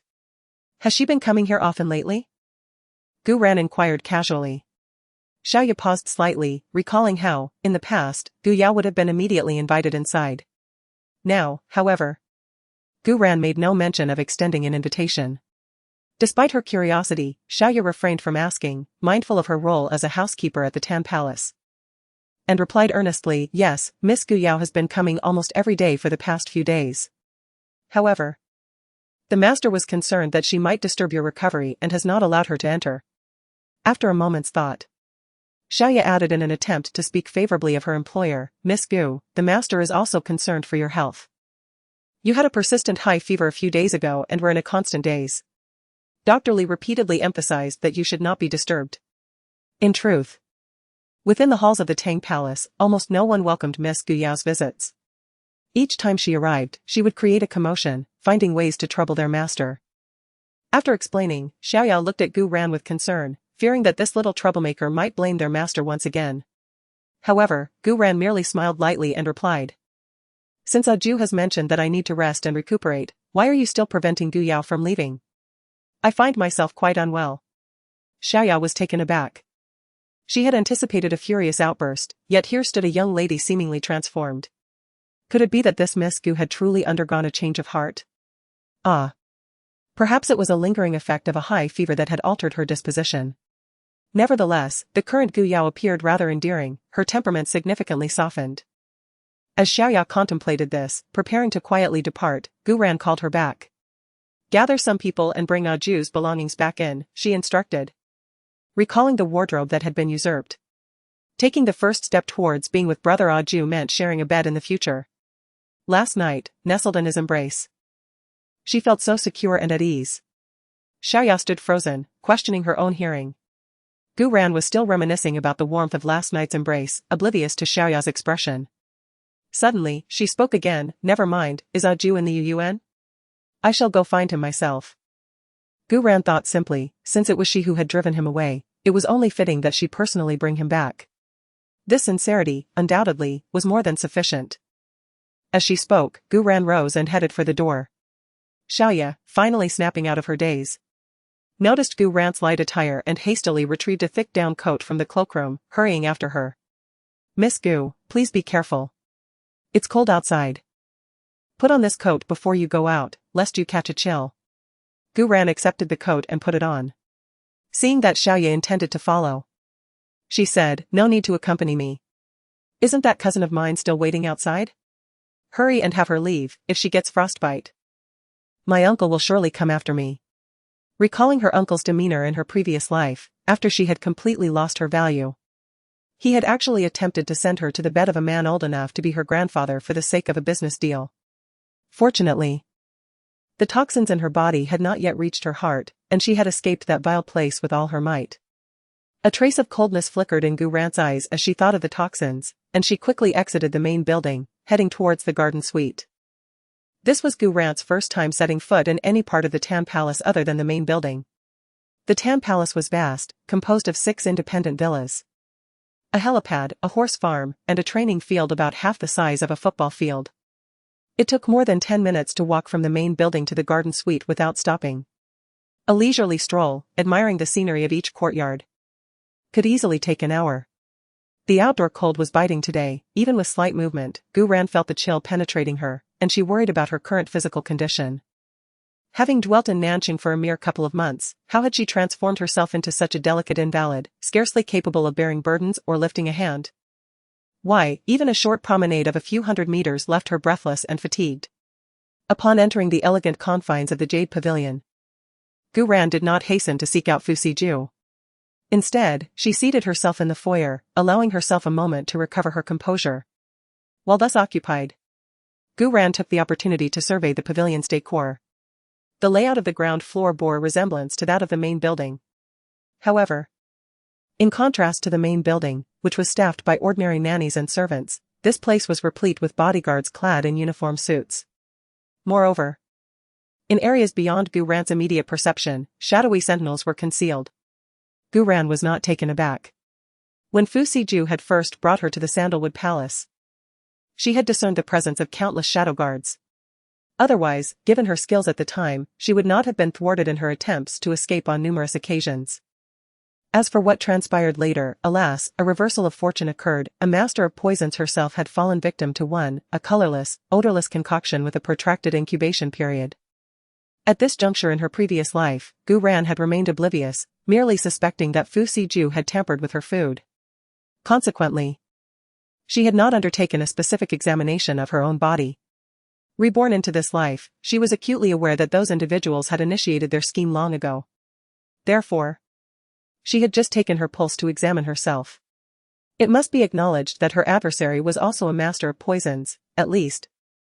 Gu Ran was uncertain as to when she had been afflicted. Furthermore, this particular poison was generally undetectable. Had Gu Ran not possessed exceptional medical acumen, even seasoned practitioners with decades of experience might have failed to discern the anomaly. Regaining her composure, Gu Ran proceeded towards the interior of the villa. However, upon reaching the living room, she was met by several bodyguards who obstructed her path. "Miss Gu, I apologize, but this area is restricted to unauthorized personnel." The leading bodyguard's demeanor was relatively polite, yet his words were somewhat unpalatable. Had it been the former Gu Ran, she might have reacted with outrage, but now. Gu Ran remained composed, her gaze directed toward the staircase leading to the second floor, and she slowly spoke. "Would you kindly inquire with your master if I may be permitted to enter?" This demeanor left everyone momentarily stunned. The bodyguards had braced themselves for a tempest. Yet the situation unfolded differently. The chief bodyguard, maintaining a semblance of professionalism, quickly regained his composure. "Miss Gu, then please step aside." Not far off, a man's voice resonated as Danzwa emerged from a nearby study. Following the earlier incident in the dining room, Danzwa gradually accepted the transformed Gu Ran. "Miss Gu, the Lord is currently engaged in a video conference upstairs. Do you wish to see him at this moment?" In contrast to the hostility exhibited by others toward Gu Ran, Danzwa's demeanor was markedly more cordial. Having just been admonished by the Lord, he had come to understand the situation. It seemed the Lord had irrevocably fallen for this woman, and as long as she continued to cherish their bond, he would acknowledge her as the mistress of the estate. "Whatever decision you make, Ran, shall be my decision." Gu Ran, oblivious to the internal conflict within Danzwa, upon hearing that Fu Siju was occupied with work, relinquished her intention to disturb him. "Assistant Dan, would you kindly escort me to Lord Aju's bedroom?" With a perplexed expression, Shanzwa refrained from asking further questions and led Gu Ran directly to the third floor via the elevator. Inside the lift, Gu Ran discerned Shanzwa's hesitation and broke the silence. "Is there something you wish to convey?" As she posed this inquiry, an air of authority emanated from her, exuding a more formidable presence than her previously capricious demeanor. Shanzwa was momentarily taken aback, wondering if he was mistaken. Why did this woman seem to possess a similar aura of gravitas as his esteemed master? Yet, upon closer inspection, the girl before him had clear, bright eyes, a gentle smile gracing her exquisite features, radiating an unthreatening charm akin to that of an adorable kitten. "Assistant Shan?"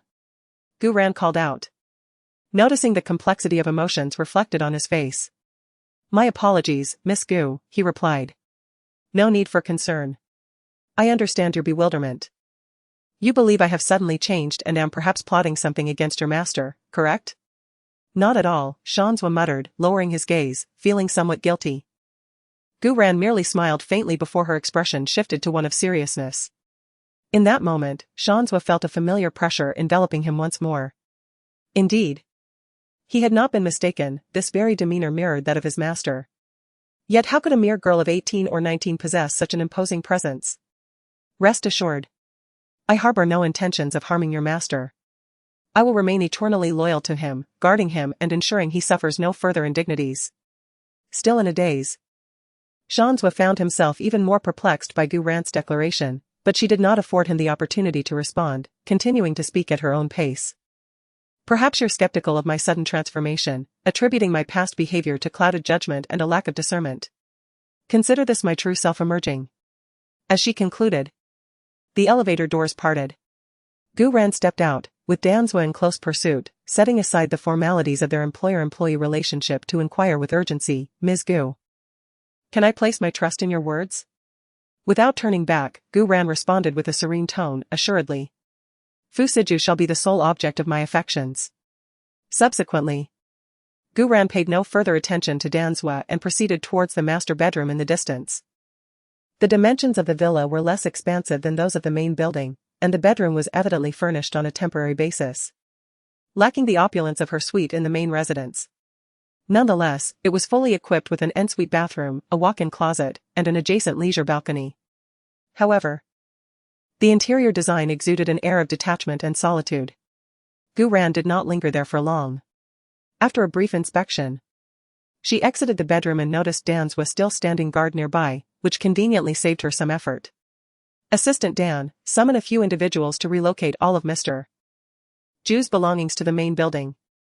At that moment, Danzwa appeared engrossed in something on his mobile phone. Upon hearing Gu Rant's directive, a hint of wariness flickered in his eyes, and a trace of displeasure surfaced on his face. Ms. Gu, what scheme are you plotting now? Mr. Ju has shown repeated leniency. I implore you to exercise restraint. His tone was imbued with palpable indignation and a hint of resentment on behalf of Fu Siju. Gu Ran arched her eyebrows slightly, the corners of her mouth curving upward. With her arms crossed, her smile failed to reach her eyes, instead conveying a chilling intent. Did you fail to comprehend my instructions? Or must I request that Mr. Ju send you to the hospital for an auditory examination? As soon as the words fell, a tall and graceful figure emerged in the distance. The man possessed striking features and an air of elegance, subtly exuding an aura that suggested a reluctance for intrusion. His ink-black eyes held a profound depth, reminiscent of distant stars, radiating an invisible yet compelling authority. Yet, when his gaze fell upon Gu Ran, the chilling winter seemed to melt away, and an essence of spring enveloped her, warming the heart of the girl beneath his watchful eyes. His expression was one of deep affection, tender yet laced with a hint of caution and trepidation. Fu Siju was engrossed in his work when he received a message from Shanzhua, prompting him to immediately set aside his tasks and hasten to the third floor. This marked Gu Rant's first foray into the elegant courtyard since her arrival at Tangong. Had she not invited him to dine that morning? He might have assumed she was once again intent on causing a scene. But now, a flicker of anticipation ignited within him. The moment Gu Ran spotted Fu Siju, her previously frosty demeanor evaporated, and the oppressive atmosphere around her dissipated. In the next instant, she dashed forward and leaped into his embrace. Reminiscent of a fledgling swallow seeking refuge.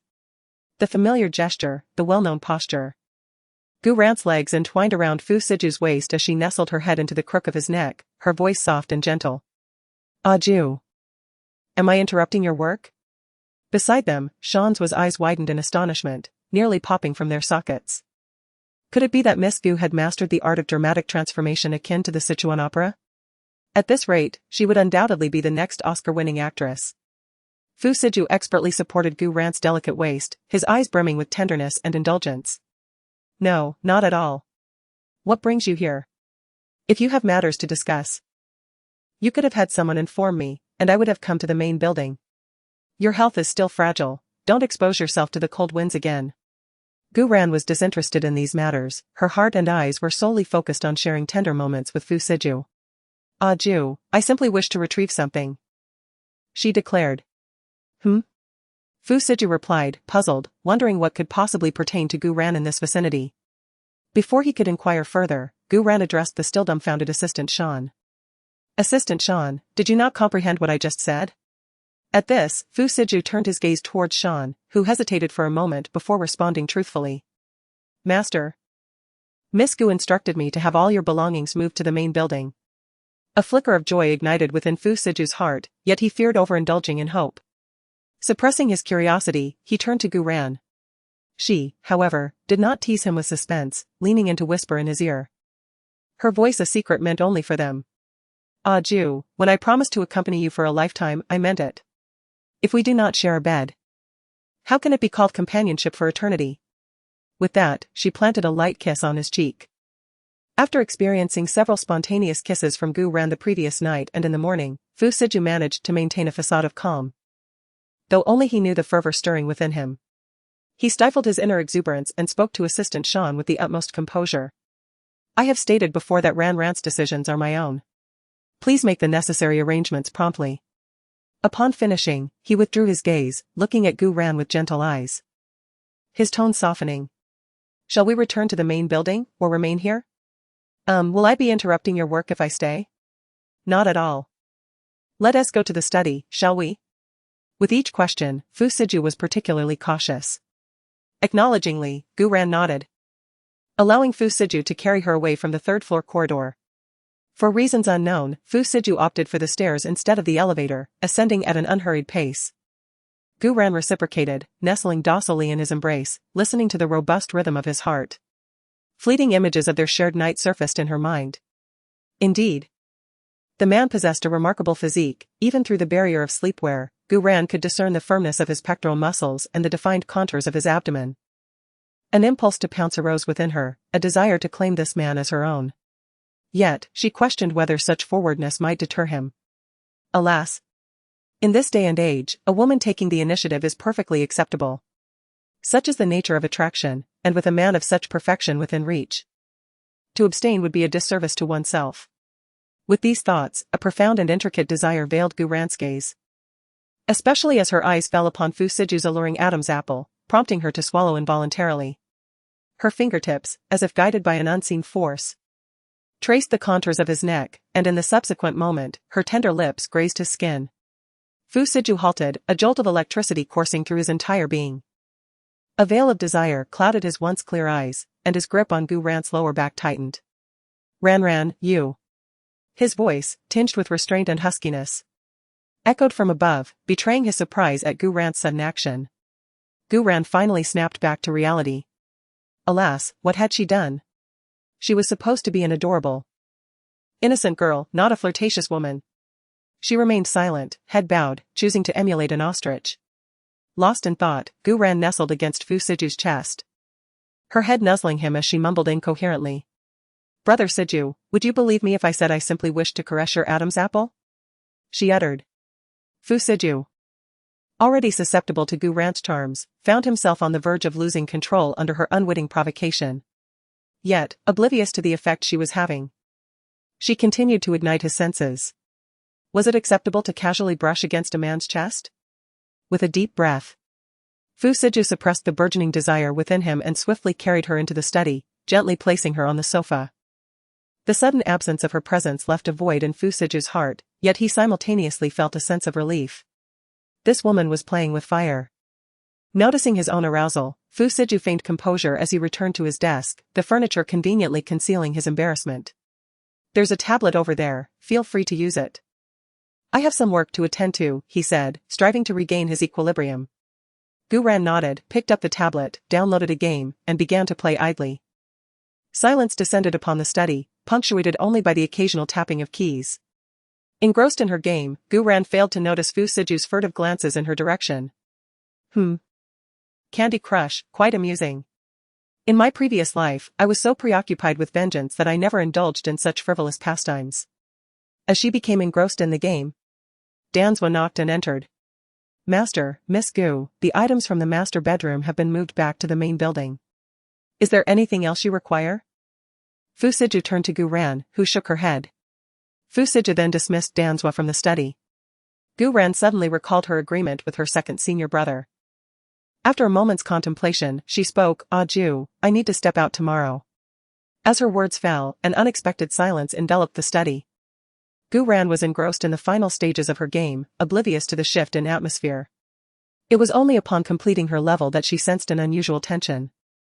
Raising her gaze, she met Fu Siju's restrained yet somewhat forlorn eyes, and an epiphany struck her. She promptly set aside her tablet and approached him, nestling into his embrace and perching herself on his lap. Ah Ju, I'm merely going to meet a friend, you don't think I wish to leave this place? Do you? Fu Siju hesitated to admit his feelings, retorting, why must you meet outside? Your friend could come here. Inviting her second senior brother to the Tang Palace would complicate matters, she would struggle to explain her relationship with him. It wasn't a matter of distrust towards Fu Siju, but rather the bustling nature of the Tang Palace, revealing certain aspects of her identity could lead to insurmountable troubles. Gu Ran pressed her lips together, her brows furrowing, and to Fu Siju, her expression appeared as though she were desperately attempting to mend a shattered lie. With a soft sigh, Fu Siju loosened his hold around her waist, leaning back against the chair, his gaze icy and tinged with a hint of detachment.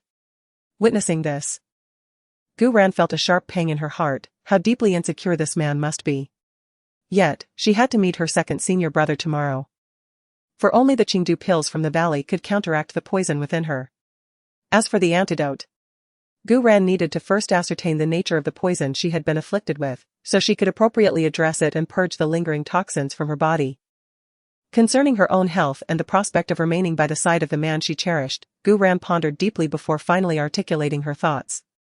Brother Aju, if you are worried, you may arrange for Assistant Dan to accompany me. I merely intend to meet someone and retrieve a few items. A round trip would only take 2 hours. Fu Siju felt compelled to inquire why she preferred the company of Danzwa over him, yet the words remained unspoken. Compared to before, Gu Ran had already made significant strides in her demeanor towards him. He knew he must not be overly greedy. Ultimately, he acquiesced, saying, "Very well. I shall have Danswa drive you there." At that moment, a knock echoed from the study door. Gu Ran promptly disengaged from Fu Siju's embrace. And the door swung open to reveal Danswa standing at the threshold. "Master," he greeted, entering the room and falling silent. Gu Ran, perceptive as ever, interjected. "You two carry on with your affairs, I shall take a stroll outside." With those words, she exited the study, thoughtfully closing the door behind her. However, just as she was about to depart, a remark from within caught her attention, prompting her to pause. "Master, Dr. Lan will arrive in Nanjing tomorrow. Our sources indicate he will be in the city for 5 hours. Did not young Master Li mention that Dr. Lan is a highly esteemed pharmacologist in the country? Perhaps we should consult him?" At this revelation, Gu Ran's heart sank. If her assumptions were correct, the Dr. Lan mentioned by Danswa must be her second mentor. Lan Ku, a prominent pharmacologist and an expert in the field of complex medical conditions. Several years prior, a certain theater of operations abroad was plagued by a toxic gas weapon, baffling countless experts and professors. Ultimately, it was her second senior brother who intervened, dedicating half a month to developing an antidote. However, in contrast to his achievements in pharmaceutical science, his renown stemmed more prominently from his expertise in intricate and rare diseases. In reality, however, Lan Ku's prowess in pharmacology and drug development was on par with his aptitude for treating complex ailments. Regardless, Fu Siju seeking out her second senior brother was undoubtedly for an unfavorable reason, as no one would consult a physician without cause.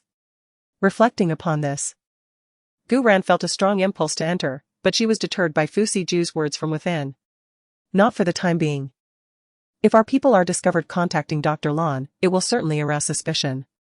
Currently, the toxin within me can be suppressed by Jun Nan's special medicine. Let us attempt to find the poison doctor." But Danswa was anxious, acutely aware of the difficulty in resolving the toxin within Fu Siju's body. Young Master Li's special medicine could only alleviate the pain during the onset of toxicity, without providing a complete detoxification. However, before Danswa could finish speaking, he was interrupted by Fu Siju. "No buts, Danswa. You are familiar with my temperament. Furthermore, the fewer people who know about my poisoning, the better. You should understand the ramifications of such an exposure." Danswa was concerned about Fu Siju's health, but he had no choice but to obey his orders, knowing that Fu Siju was correct. Outside the door, Gu Ren quietly departed, her mood considerably more somber than before. Indeed, it is often said that one family does not stray far from another, and it seems that even the misfortune of poisoning has befallen both of them. It appears she will soon be quite occupied. Gu Ran chose not to linger at the Yuan but returned to the main building, where Xiaoya was directing the servants to rearrange the master bedroom.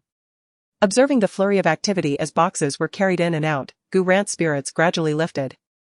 "Miss Gu, you're back. Are you tired?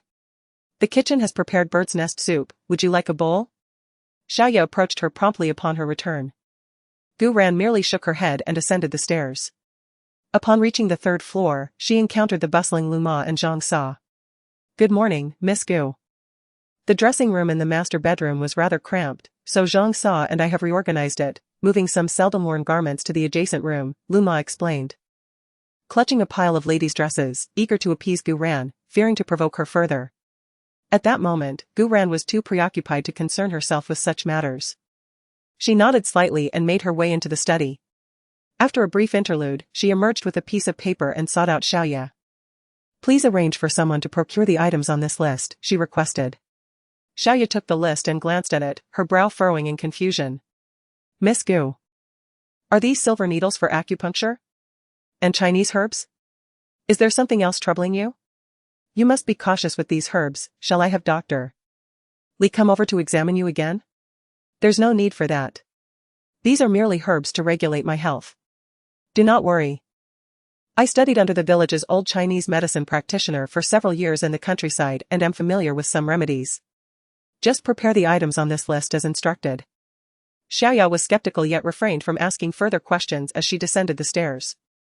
A little over 10 minutes later, in the study of Yayuan, Fu Siju held the list that Xiaoya had brought him, seemingly deep in contemplation. He then returned the list to Xiaoya and instructed her to follow Ran Yan's advice and prepare accordingly. After Xiaoya departed, Fu Siju turned to the side and addressed Danzua. Previously, I asked you to investigate Ran Yan's years in Yangtian village. Have you discovered whether she studied medicine? Danzua pondered for a moment before shaking his head. I'm not certain, but my research indicates that there was indeed an elderly traditional Chinese medicine practitioner in Yangtian village. However, that practitioner passed away many years ago, when Miss Gu was merely 12 or 13. Upon hearing this, Fu Siju's brow furrowed intensely, as if he could crush a fly with the tension. What about her whereabouts during those months she leaves Yangtian village each year? Is there still no trace? Danzua nodded despondently. He had been investigating this matter for half a month. Yet it was as if Miss Gu vanished from the face of the earth during those months, leaving no trace behind. Logically, with the prevalence of surveillance systems and the requirement for real name registration when traveling, it should not have been so difficult. Yet, Danzua could uncover no evidence. He could only find records of Gu Ranyan leaving Yangtian village, but nothing regarding her destination or activities thereafter. Forget it, no need to investigate further. Additionally, arrange for Ranyan to pursue her studies. She has just turned 18 and ought to engage in activities befitting her age. Hearing this, Danzua appeared even more troubled. Master, what educational path should Miss Gu follow? Junior high school? The information indicates that Miss Gu did not complete her elementary education. Upon hearing this, Fu Siju was taken aback. Sending the 19-year-old Gu Ran to middle school seemed deliberately intended to create discomfort for her. After pondering for a moment, he suggested, let us place her directly into the third year of high school. The college entrance examination is only a few months away, and we can arrange for university thereafter. Swadan nodded, reflecting that their master was indeed a paternal figure. It felt as though he had taken on the role of a guardian for a daughter. The day swiftly passed, with Gu Ran remaining in the main building while Fu Siju occupied the elegant courtyard, both engrossed in their respective tasks, undisturbed by one another. However, during dinner, Gu Ran asked Lu Ma to invite Fu Siju to join them. At the dining table, Fu Siju recalled the discussion he had with Swadan earlier that day and inquired, Ran, do you have any plans for the future? Gu Ran, puzzled, looked up at Fu Siju. Meeting her innocent and clear-eyed gaze softened his heart, prompting him to adjust his tone. With the winter break ending in a few days, have you considered continuing your education? Upon hearing this, Gu Ran furrowed her brows. Education did not seem to be an option in her original plan. Having lived in the countryside for 12 years, she had only recently celebrated her 18th birthday 2 months ago before being brought to Nan City by her long-absent relatives. Throughout her years in the countryside, despite the abundance of friends and the nurturing affection of elder figures who treated her as family, the absence of something profound had instilled in her an overwhelming yearning for what she had never truly possessed. In such circumstances, the arrival of the Gu family ignited Gu Ran's longing for her kin. She yearned to inquire of her mother why she had so ruthlessly sent her to the countryside. However, these matters had lost significance for Gu Ran. For the only person in the Nanjun Gu family who had genuinely cared for her had departed this world 12 years prior. As for her mother, she had not laid eyes on her in over a decade. What was there to anticipate? The true objective of the Gu family was merely the shares left behind by her father's passing. In her previous life, she had been foolish enough to be deceived into relinquishing those shares. Yet now, not only would she retain the shares in her possession, but she also intended to seize the entirety of the Gu Corporation. Nevertheless, this was not the time for such thoughts. Faced with Fu Siju's penetrating gaze, Gu Ran pondered for a moment and remarked, must I attend school? I can support myself without it. She considered the assets under her name. Not only could she sustain herself, but she could also thrive for lifetimes to come. Fu Siju, upon hearing her words, mistakenly believed she was concerned about her pride, fearing exposure of her academic shortcomings. He smiled and said, Ran is remarkable, and besides, I am here. As long as you stay by my side, I shall provide for you. Encouraging you to pursue your studies is merely an endeavor to ensure you engage in activities appropriate for your age. I wish to spare you any discomfort. Gu Ran began to comprehend Fu Siju's intentions. After returning to Nanjing for over 2 months, rumors circulated that the eldest daughter of the Gu family was an uneducated country girl, a fool incapable of reading. It was no wonder such rumors persisted. Her public records portrayed her as a semi-literate individual who had not even completed elementary school. As for grievances, they concern her not at all. The mouth resides on another's face, and even if she were to showcase her qualifications, those intent on disparaging her would invariably find an excuse to do so. However, upon witnessing Fu Siju's eager gaze, Gu Ran found it difficult to refuse. After a moment's contemplation, she replied, "Well, let me think it over. There are still a few days left, aren't there? The school year typically commences around the Lantern Festival, which is just a few days away. And it is currently only the 10th day of the first lunar month." She planned to devise a more palatable excuse to discuss this matter with Fu Siju in the meantime. Fu Siju, upon hearing this, refrained from further comment. Unlike Gu Ran's relaxed demeanor, he felt a pang of anxiety, fearing that a misstep in his words might offend the girl before him. He nodded and delicately placed a piece of beef into Gu Ran's bowl. The dinner was exceptionally warm and intimate, with Fu Siju feeding her throughout the meal, almost to the point of directly placing food into her mouth. After dinner, Gu Ran did not bid Fu Siju to leave. Instead, she concocted an excuse for him to accompany her for a stroll in the backyard. As they walked, Gu Ran linked her arm through Fu Siju's, subtly resting one hand on his pulse. Yet, as time passed, a flicker of severity crossed her eyes. There were two types of poison present. One of them was a heart-consuming chronic toxin. Based on Fu Siju's pulse, it seemed that this poison had lingered within him for 2 to 3 years. The term heart-consuming refers to a gradual erosion of the victim's vital essence, which ordinary medical methods would be incapable of detecting. Moreover, the dosage administered by the poisoner seemingly does not lead to immediate death for the victim.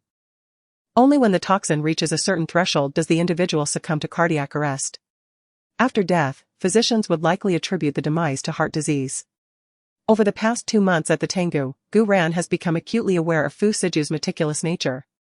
This Tengu, while appearing merely as a residence, is surrounded by bodyguards and shadow protectors, and every aspect of Fu Siju's daily life undergoes rigorous scrutiny. However, it now appears that this extensive vigilance is not impenetrable, as there are overlooked vulnerabilities. Throughout these 2 months, though Gu Ran and Fu Siju have not shared meals, many of the consumables have overlapped, indicating that the poisoner likely did not tamper with their food. Furthermore, in addition to the heart-eating poison, Fu Siju has also been afflicted by the G3 agent, a particularly tormenting toxin. The organs of the poisoned individual gradually deteriorate, but that is not the most critical aspect. Those infected with the G3 agent experience intermittent, excruciating pain as the toxin takes effect, a pain that gnaws at the bones and pierces the heart, rendering ordinary analgesics utterly ineffective. Ultimately, individuals poisoned by the G3 agent will perish amidst agony and organ failure. Gu Ran's brow furrows increasingly, for in Fu Siju's current condition, without an antidote, even with purpo during each toxic episode, these venoms gradually erode the affected individual's organs. Ultimately, upon reaching a critical point, the organs will instantaneously fail, rendering even the most skilled physician helpless. The most pressing issue for Mr. Fu is the presence of 2 distinct toxins within his system, which significantly shortens the time until the onset of critical symptoms. A year may seem like ample time, however, there is currently no antidote for G3. Developing a cure is a race against time with an uncertain deadline. Furthermore, this 1-year estimate is the maximum duration Miss Gu has assessed based on pulse diagnosis. Any unforeseen circumstances could trigger a fatal episode at any moment. There might be a way to eliminate the toxins from your body. Miss Gu suddenly recalled Mr. Fu from her past life. She had always been puzzled as to why the formidable leader of the coalition, who commanded respect from both sides of the law, experienced a sharp decline in combat effectiveness later in life. At the time, Miss Gu had dismissed Mr. Fu's abilities as mere hearsay. However, in retrospect, she realized that he must have been afflicted by these toxins. The dual venoms gradually consumed his body, eventually overwhelming even the most resilient constitution. Miss Gu, Miss Gu. Mr. Fu's anxious voice echoed in her ears, and Miss Gu finally snapped back to reality, her gaze meeting his concerned eyes. Miss Gu, what's wrong? Mr. Fu watched her intently, sensing a sudden shift in her demeanor. Despite his repeated calls, she seemed lost in thought, unresponsive and motionless. I'm fine. I was just lost in thought about something. Let's go back, Mr. Fu. It's getting a bit chilly out here. Miss Gu offered a casual excuse. needing to return and contemplate how to assist Mr. Fu in clearing the toxins from his body. However, intervening personally would likely expose the identity I've carefully concealed for years. After much deliberation, Gu Ran made a resolute decision. Her concealed identity paled in comparison to the importance of the man she loved. Her rebirth was for the sole purpose of continuing her journey with him. She couldn't bear the thought of losing him now that she had been granted a second chance. With newfound determination, Gu Ran briskly pulled Fu Siju toward the main building, heading directly upstairs. But in the next moment, Gu Ran paused at the stair landing. Turning to address the person behind her. "Stay here." Danzwa was taken aback, glancing at Fu Siju, who nodded in agreement. Subsequently, Fu Siju followed Gu Ran upstairs. This time, Gu Ran didn't return to the bedroom but instead went to the study. Upon entering, Gu Ran spoke candidly, "Siju, you've been poisoned, are you aware?" Fu Siju's expression underwent a drastic change, and his gaze toward Gu Ran held a hint of complexity. What does Ran mean by this? Even when facing the person he cherished, Fu Siju couldn't help but feel a tinge of wariness toward the girl before him. Gu Ran disregarded the shift in Fu Siju's demeanor and retrieved a bag from the desk drawer. Containing items she had instructed Xiaoya to purchase that morning, a set of acupuncture needles and various Chinese herbs. Ran, you. Observing Gu Ran produce the silver needles. Fu Siju merely appeared puzzled, but not surprised, as he had authorized the purchase of these items. I'm saying that I possess some medical knowledge and have a way to eliminate the poison from your body. Do you believe me? Upon hearing these words, Fu Siju simply stared intently at Gu Ran for several seconds before nodding and replying, I do. This response took Gu Ran by surprise. Yet upon reflection of the man's past actions in her previous life, it was not entirely unexpected. Gu Ran gestured towards the sofa beside her, inviting Fu Siju to take a seat, while she positioned herself next to him, reaching out to check his pulse. Her earlier examination had lacked thoroughness. Now that the matter was laid bare, Fu Siju would become her patient, and she felt a profound responsibility towards him. At this moment, Fu Siju, no longer concealing his condition, spoke. Over 6 months ago, during a mission, he had inadvertently fallen victim to G3. As of now, there was no antidote for this toxin. Jun Nan had developed some special medications that could merely suppress the toxin within him and delay its onset. Ran, I've actually decided to let go this time. Jun Nan mentioned that if no antidote is found, I have at most 2 years left. No, 1 year, at most 1 year. Gu Ran interrupted him before he could finish, asserting that Li Jun Nan had only detected the presence of G3 in Fu Siju's system, and her judgment was mistaken. Upon hearing this, a flicker of panic crossed Fu Siju's eyes. What did you say? He was not afraid of death. A man of his stature had always lived with the constant threat of losing his life. What frightened him was the thought of having received a modicum of care from this girl, only to leave before he had the chance to truly cherish it. He found himself reluctant to part with her. Gu Ran pressed her lips tightly together. Realizing from Fu Siju's earlier words that he was oblivious to the fact that he had also been poisoned by the heart-devouring toxin. A wave of sorrow washed over her. It dawned on her that this man was living a life fraught with peril, all while remaining blissfully unaware of the dangers surrounding him. Upon this realization, Gu Ran rose abruptly and nestled into Fu Siju's embrace, perching herself upon his lap. Her arms encircling his head, their foreheads touching. Ah Ju, have you ever heard of heart-corroding poison? Fu Siju was momentarily taken aback. A complex expression flickering across his features as the ink-like depths of his eyes gradually dulled. He was not naive. Gu Ran's mention of such a topic at this juncture was evidently pertinent to him. Heart-corroding poison, he had indeed heard of it.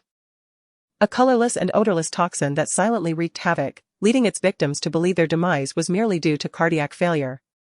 His awareness of this poison stemmed from an ancient tome belonging to the Fu family, which chronicled the potency of the toxin yet divulged not regarding its formulation or the means of antidote.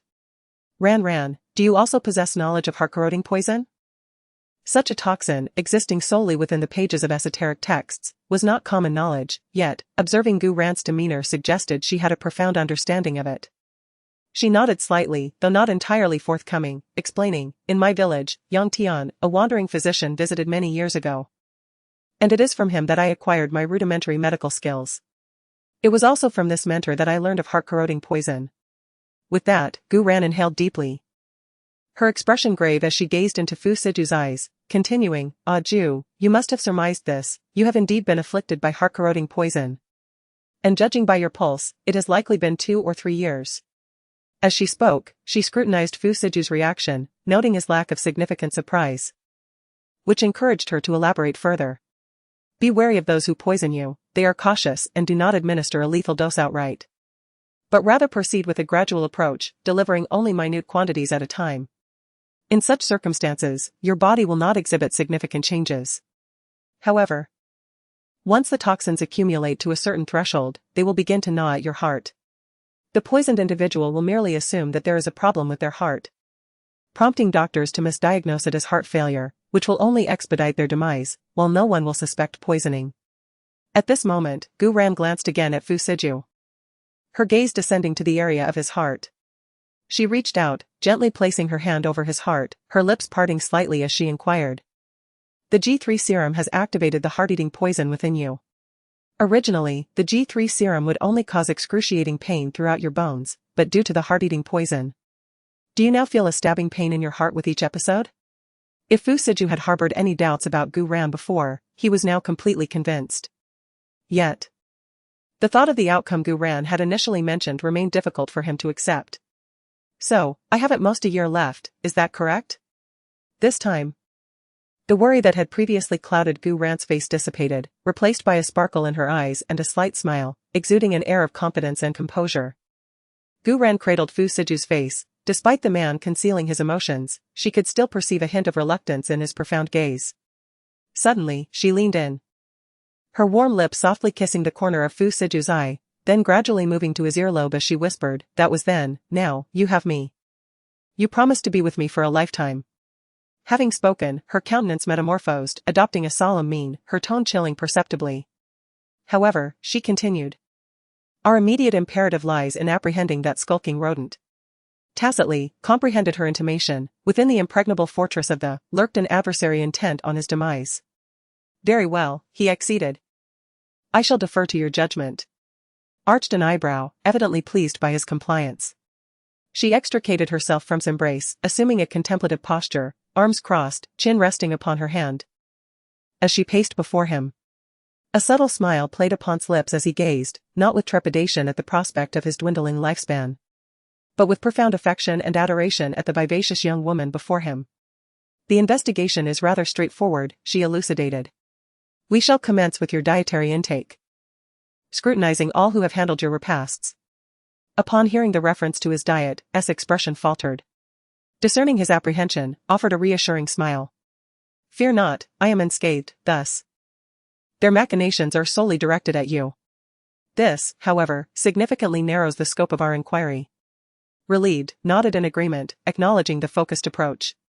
Yet, curiosity gnawed at him. Whence did derive such confidence in her ability to purge the toxins from his system?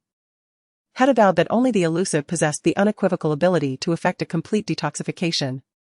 However, refrained from voicing his doubts, content to cooperate with his beloved's ministrations. Li Junin once stated that without the poison doctor, his fate would be death. In light of this, he thought it wise to treat a dead horse as a living one, essentially wagering his life for the sake of the young girl. He was willing. Gu Ran, of course, remained oblivious to Fu Siju's inner thoughts. She had already begun to devise a plan for her treatment. Fortunately, her second senior brother would bring back the items she had left at the sect the next day, which contained numerous treasures. As for the true antidote, Gu Ran was not entirely confident, but if the King of Hell wished to take a life from her, he would first have to seek her consent. At this hour, the night had grown deep, and the study fell into an unexpected silence, creating a somewhat awkward atmosphere. Gu Ran noticed Fu Siju gazing intently at her and instinctively touched her face, inquiring, "Is there something on my face?" "No, nothing at all, Ran. It feels as though I have just awoken from a dream," he replied. No sooner had the words left his lips than Fu Siju felt a sharp pain on the back of his hand. Glancing down, he found Gu Ran's petite hand pinching the flesh on his hand. "Does it hurt?" Gu Ran teased, her mischievous smile directed at Fu Siju. He understood her intent and shook his head in resignation, then pulled her into his embrace. Ran, I fear that, if one has never experienced tenderness, they would not know the fear of loss." Yet, on this day, Fu Siju encountered a different Gu Ran, one he had long yearned for but never possessed. He acknowledged that he had completely fallen, and while he may have entertained the thought of letting go before last night, today, he could no longer release this woman from his heart. Even if it meant confining her to his side for a lifetime, never truly possessing her heart, he would not be deterred. His sole desire was for this woman to remain perpetually within his sight. Fu Siju, await me for 2 years. On my 20th birthday. Shall we be wed? Gu Ran was cognizant of the man's insecurity. At this moment, she suddenly felt that her youth was not necessarily a boon. The Z country's marriage law stipulated that women must be 20 years of age to obtain a marriage certificate. Otherwise, she might have seized Fu Siju upon awakening and obtained the certificate, employing the most practical means to bestow upon this man an abundance of security. Upon hearing the word marriage, Fu Siju was taken aback. Subsequently, he embraced Gu Ran even more tightly. As if only in this manner could he genuinely perceive the reality of it all. Ran Ran, art thou not deceiving me? Ran Ran shall never deceive a Jew, my brother. As she spoke, a glimmer of obscure and indistinct light flickered within Gu Ran's limpid eyes, and an additional trace of determination permeated her gaze toward Fu Siju. Since they could not obtain a marriage certificate for the time being, perhaps they could employ other methods. Reflecting upon the myriad regrets between herself and Fu Siju in her previous life, Gu Ran desired only to live unrestrained. Thereupon, Gu Ran approached Fu Siju's ear and softly uttered, "A Jew, my brother, carry me back to the bedchamber." Fu Siju's heart was still savoring the matter of marriage that Gu Ran had mentioned. And he did not perceive the trace of desire concealed within Gu Ran's eyes when she spoke earlier. Nor did he notice her ears and cheeks gradually suffused with a rosy blush. Fu Siju was very obedient. Without further ado, he lifted Gu Ran in his arms, directly exited the study, and proceeded straight toward the nearby bedchamber. Back in the bedroom, gently placed on the bed. Though his eyes betrayed a longing, he refrained from any excessive action, self-restrainedly releasing her. Yet, in the subsequent moment, S delicate hand encircled his neck, leaving him with no escape. Then discerned a subtle shift in his demeanor. As a man of the world, despite his inexperience, he instinctively grasped her intentions, a realization that stirred a sense of trepidation within him. Although we cannot yet obtain a marriage certificate, can belong to now. As she spoke, a touch of bashfulness colored its expression. In both her lifetimes, she had never been so forward, especially with such candid words, verging on outright seduction of the man before her. If one were to inquire about her nervousness, it would be an understatement. Which woman wouldn't feel apprehensive during her first time, especially when facing a man she adored? Yet, beyond the trepidation, a sense of anticipation flickered within. Yes, recalling the risk of comics and explicit films she had furtively watched in the valley, hidden from her master and fellow disciples, she couldn't help but feel a stirring of anticipation. Having only just experienced the virile physique of the man the night before, she confessed a certain curiosity regarding his prowess in that realm. Indeed, wasn't it said that harmony was paramount in a romantic relationship? The more she pondered, the more she felt her face flush with heat. Would perceive her as overly lascivious for taking such initiative? But with such a handsome man before her, merely feasting her eyes seemed like a terrible waste. As mind wandered, who held her in his arms, was equally flustered. On this day and night, the stark contrast of Gu Ran's demeanor left him in a state of bewilderment. Now, with such candid words from her, he nearly stumbled. Fortunately, his agile nature from childhood prevented his legs from giving way, allowing him to hold Gu Ran steady. However, Fu Siju's gaze wandered, his strong and composed demeanor fixated ahead. Too apprehensive to lower his eyes to the girl in his embrace. The softness of her body, the faint fragrance of gardenias surrounding her, and the warmth of her breath against his chest, all felt like swords shattering his self-control. Ran Ran, do you comprehend what you are saying? Does Brother Aju not desire you? Or is it that Ran Ran finds no allure in Brother Aju? At this moment, Gu Ran was grateful for the numerous domineering romance novels she had perused during her idle hours. Her flirtations flowed effortlessly, and she remained confident she could captivate the man before her. In this lifetime, Fu Siju's heart and body would undoubtedly belong to her, Gu Ran. At present, Fu Siju felt as if he were walking on air, everything too sudden. Even in the face of life and death, he remained unfazed, yet now, confronted with this woman's declarations, he found himself flustered and uncertain how to respond. Did he desire her? Of course, from the moment he laid eyes on Gu Ran, he had recognized her as the one. From the night he brought her to the Tang Palace, he yearned for her to be entirely his. Yet, ultimately, reason triumphed over impulse. Ran was still young. Although she had reached adulthood at 18, to him, she still appeared as a child. And he could not act in such a predatory manner. But now, with her so proactive, the primal instinct within him seemed to overpower his reason. Perhaps it was time to go with the flow, to claim her fully, and make her undeniably his woman. Even if one day this woman were to regret her departure, he would still have possessed her, thus alleviating a modicum of regret.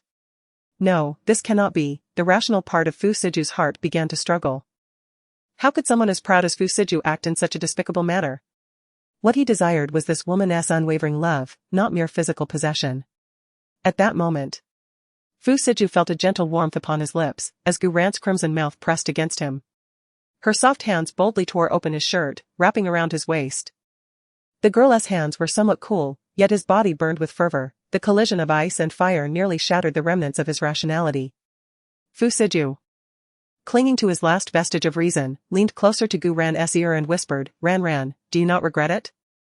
What met his gaze was Gu Ran's enchanting eyes, shimmering with shyness yet imbued with resolute determination, a beguiling sway that hinted at temptation. Indeed, every time Fu Siju faced Gu Ran, he was utterly defenseless. Before Gu Ran could respond, he was completely overwhelmed by her captivating gaze. And their lips entwined in a fervent embrace. Amidst the intoxicating passion, an untimely sound echoed through the bedroom. Gu Ran, lost in Fu Siju's tenderness, furrowed her brow slightly. Her delicate hands were mere moments away from caressing the man's muscular chest. Who, in their right mind, would dare to call it such an hour? Was it not the dead of night? Disturbing a dreamer could warrant divine retribution, especially when interrupting such a significant human endeavor.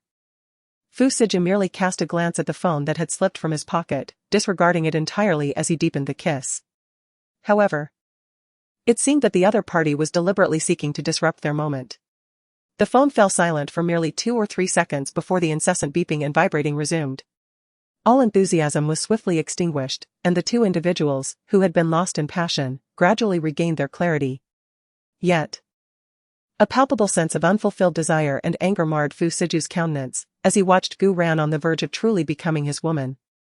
At such a critical moment, it was uncertain who was responsible for the interruption. Fu Siju yearned to continue the kiss, but Gu Ran interposed her hand between them. The lust in her eyes dissipated, though a lingering flush remained on her cheeks as she spoke softly, Answer it, perhaps it is something of great importance. With a heavy sigh, Fu Siju picked up the phone as it rang for the 3rd time. The caller was someone who rarely contacted him unless it was urgent, causing Fu Siju's brow to furrow with a faint sense of foreboding. I'm taking over this surgery, came the urgent voice of a man from the other end. Boss? Xiao Guang has been injured, severely. Jun Nan is currently in the midst of an emergency rescue. Since they were in such close proximity, Gu Ran overheard the contents of the call and immediately deduced the identity of the caller, a flicker of guilt flashing in her eyes.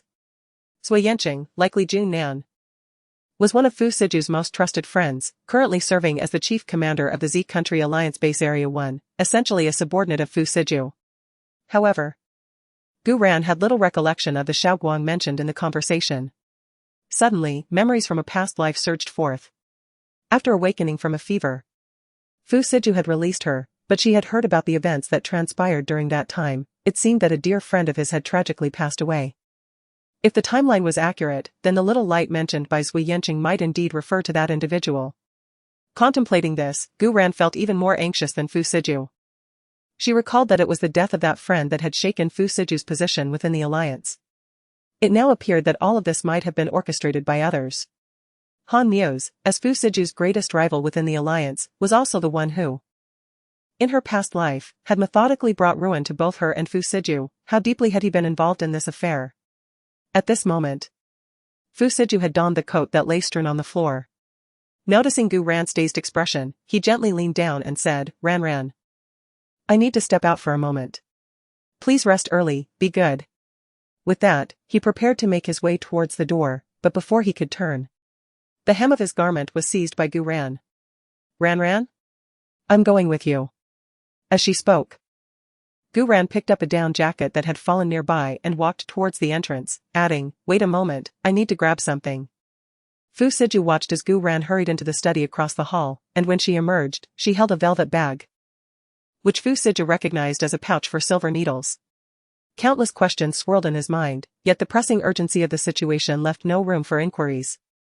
And he hurried downstairs with Gu Ran. It appeared that Danzwa had also received the news. Upon descending, they found him already waiting in the living room. "Sir, the car is waiting at the entrance. Shall Miss Gu accompany us?" Zan Solo inquired with a hint of curiosity. Considering Gu Ran's confinement to the town palace since her arrival, save for a few unsuccessful attempts at escape, Fu Siju simply nodded. And Zan Solo followed him out of the main building. Zan Solo himself took the wheel, and the trio vanished into the inky night. Gazing at the receding iron gates, Gu Ran felt a sense of bewilderment. She noticed a warmth enveloping her hand and turned to meet Fu Siju's questioning gaze.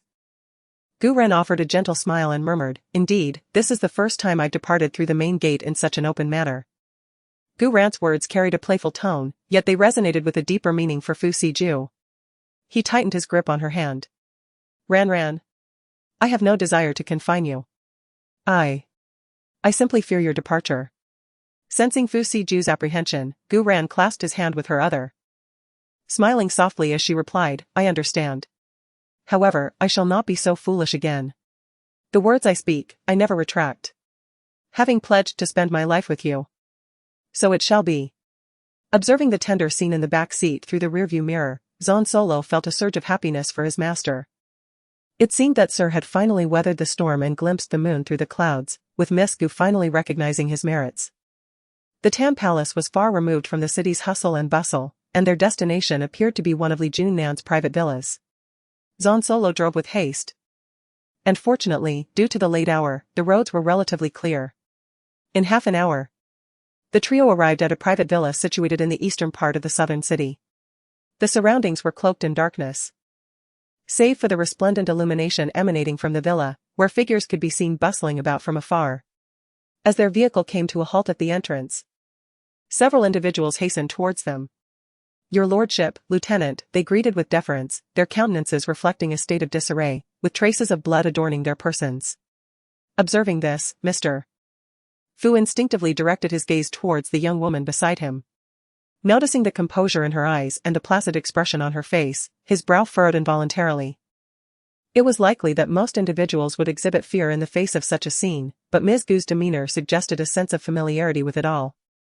The group acknowledged Ms. Gu's presence beside Mr. Fu, but refrained from comment, instead clearing a path for them. "What is the status of Xiaoguang?" "He has sustained multiple injuries, including a penetrating wound to the abdomen.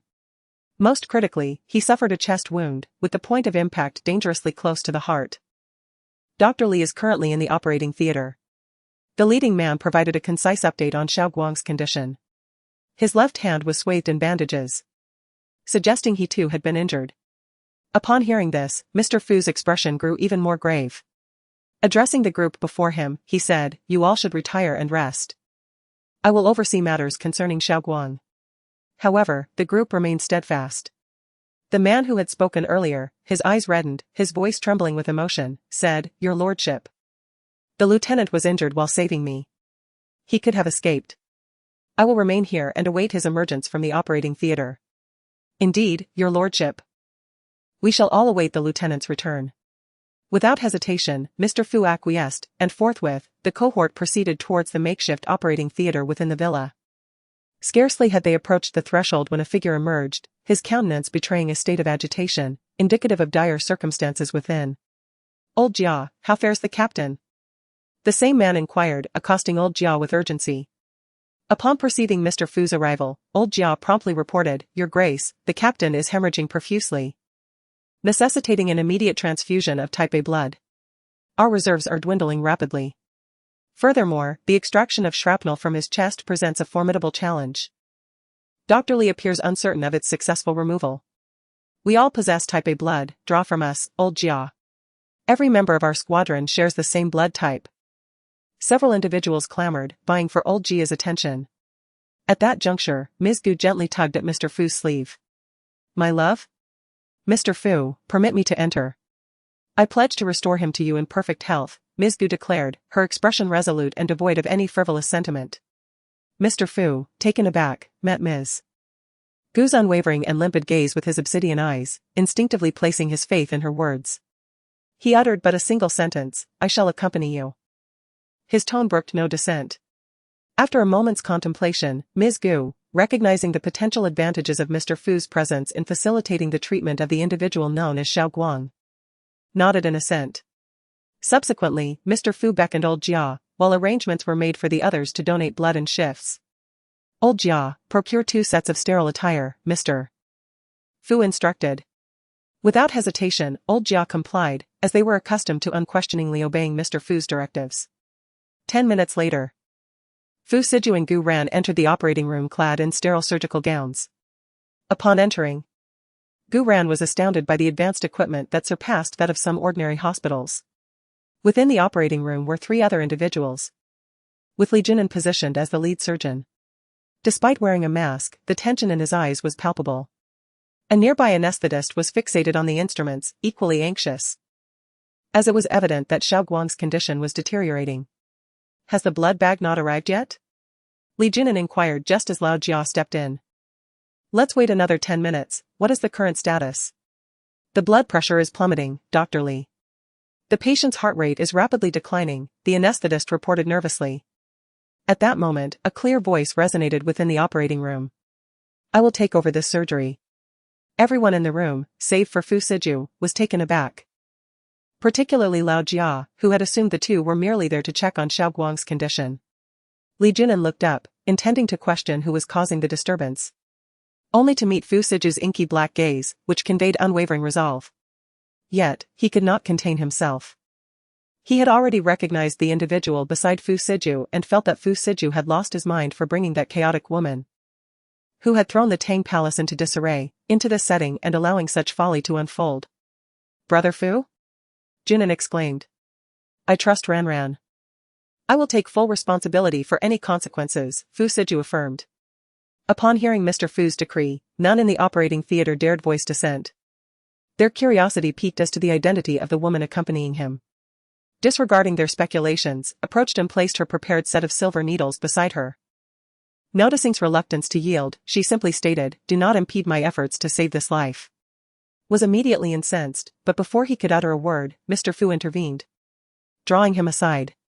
"Sir, this individual is..." Old Jia, having caught a glimpse of his countenance, perceived her youthful appearance, yet hesitated to presume Mr. Fu would act imprudently. "Physicians, simply assist her," Mr. Fu instructed.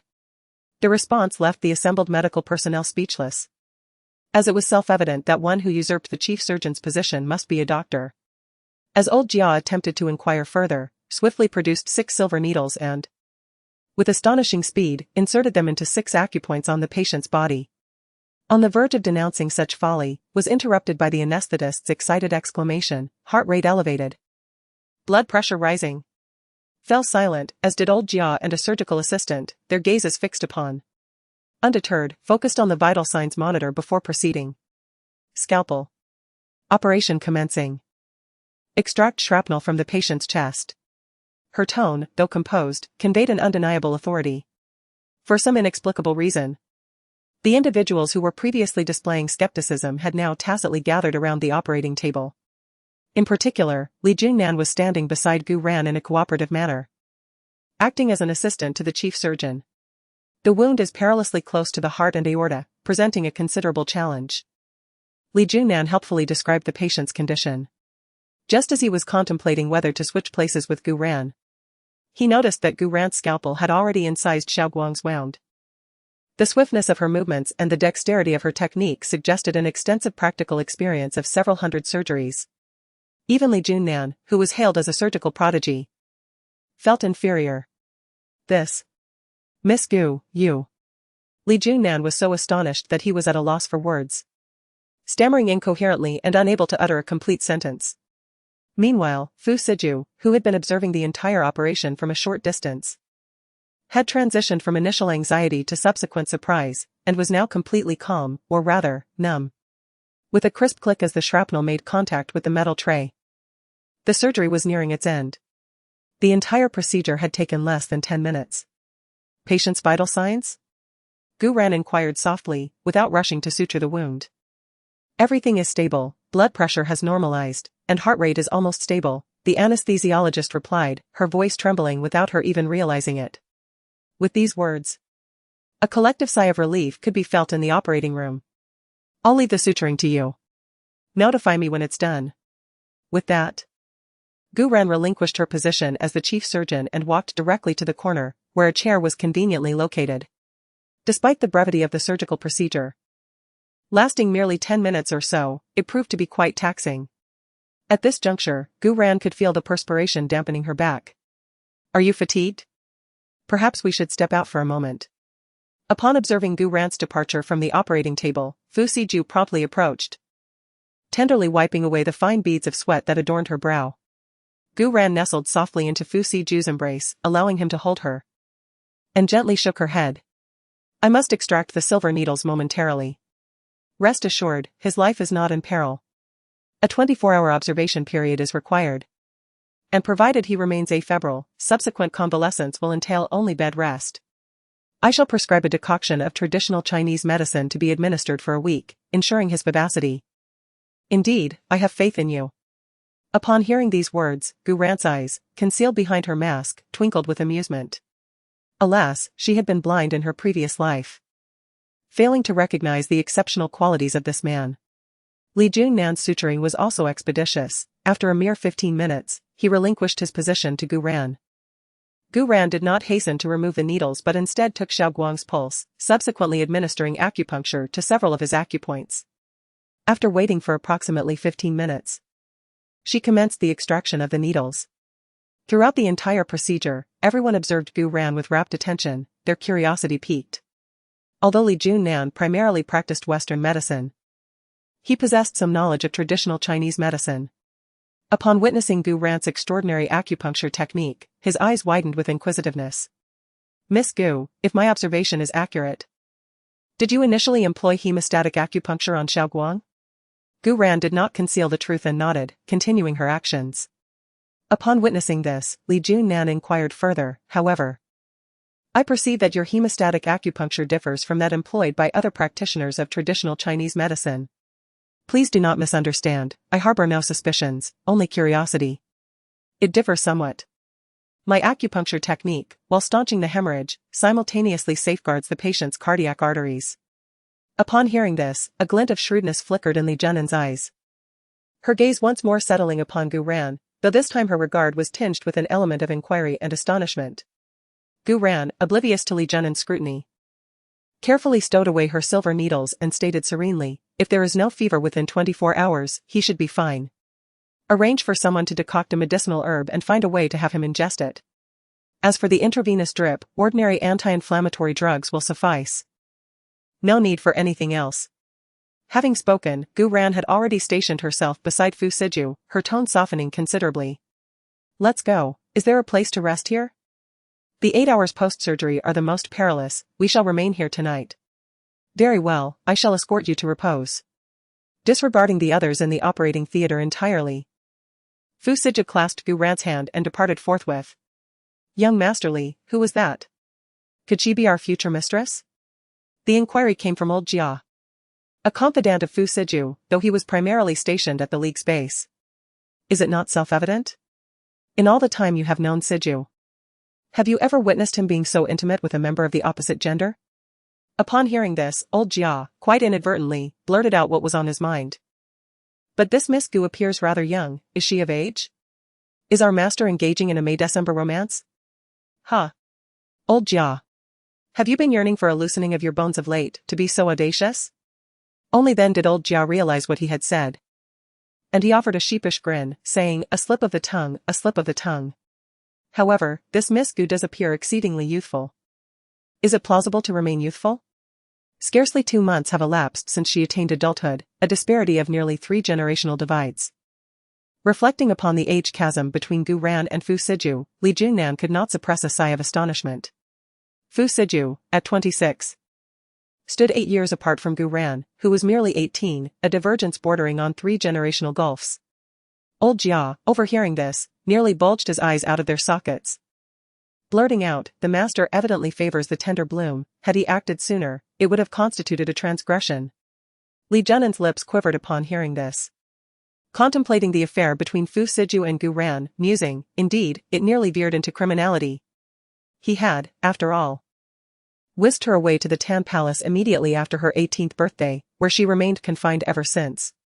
Over here, Gu Ran and Fu Siju, having shed their sterile surgical attire, emerged to find the same cluster of individuals who had initially congregated at the entrance.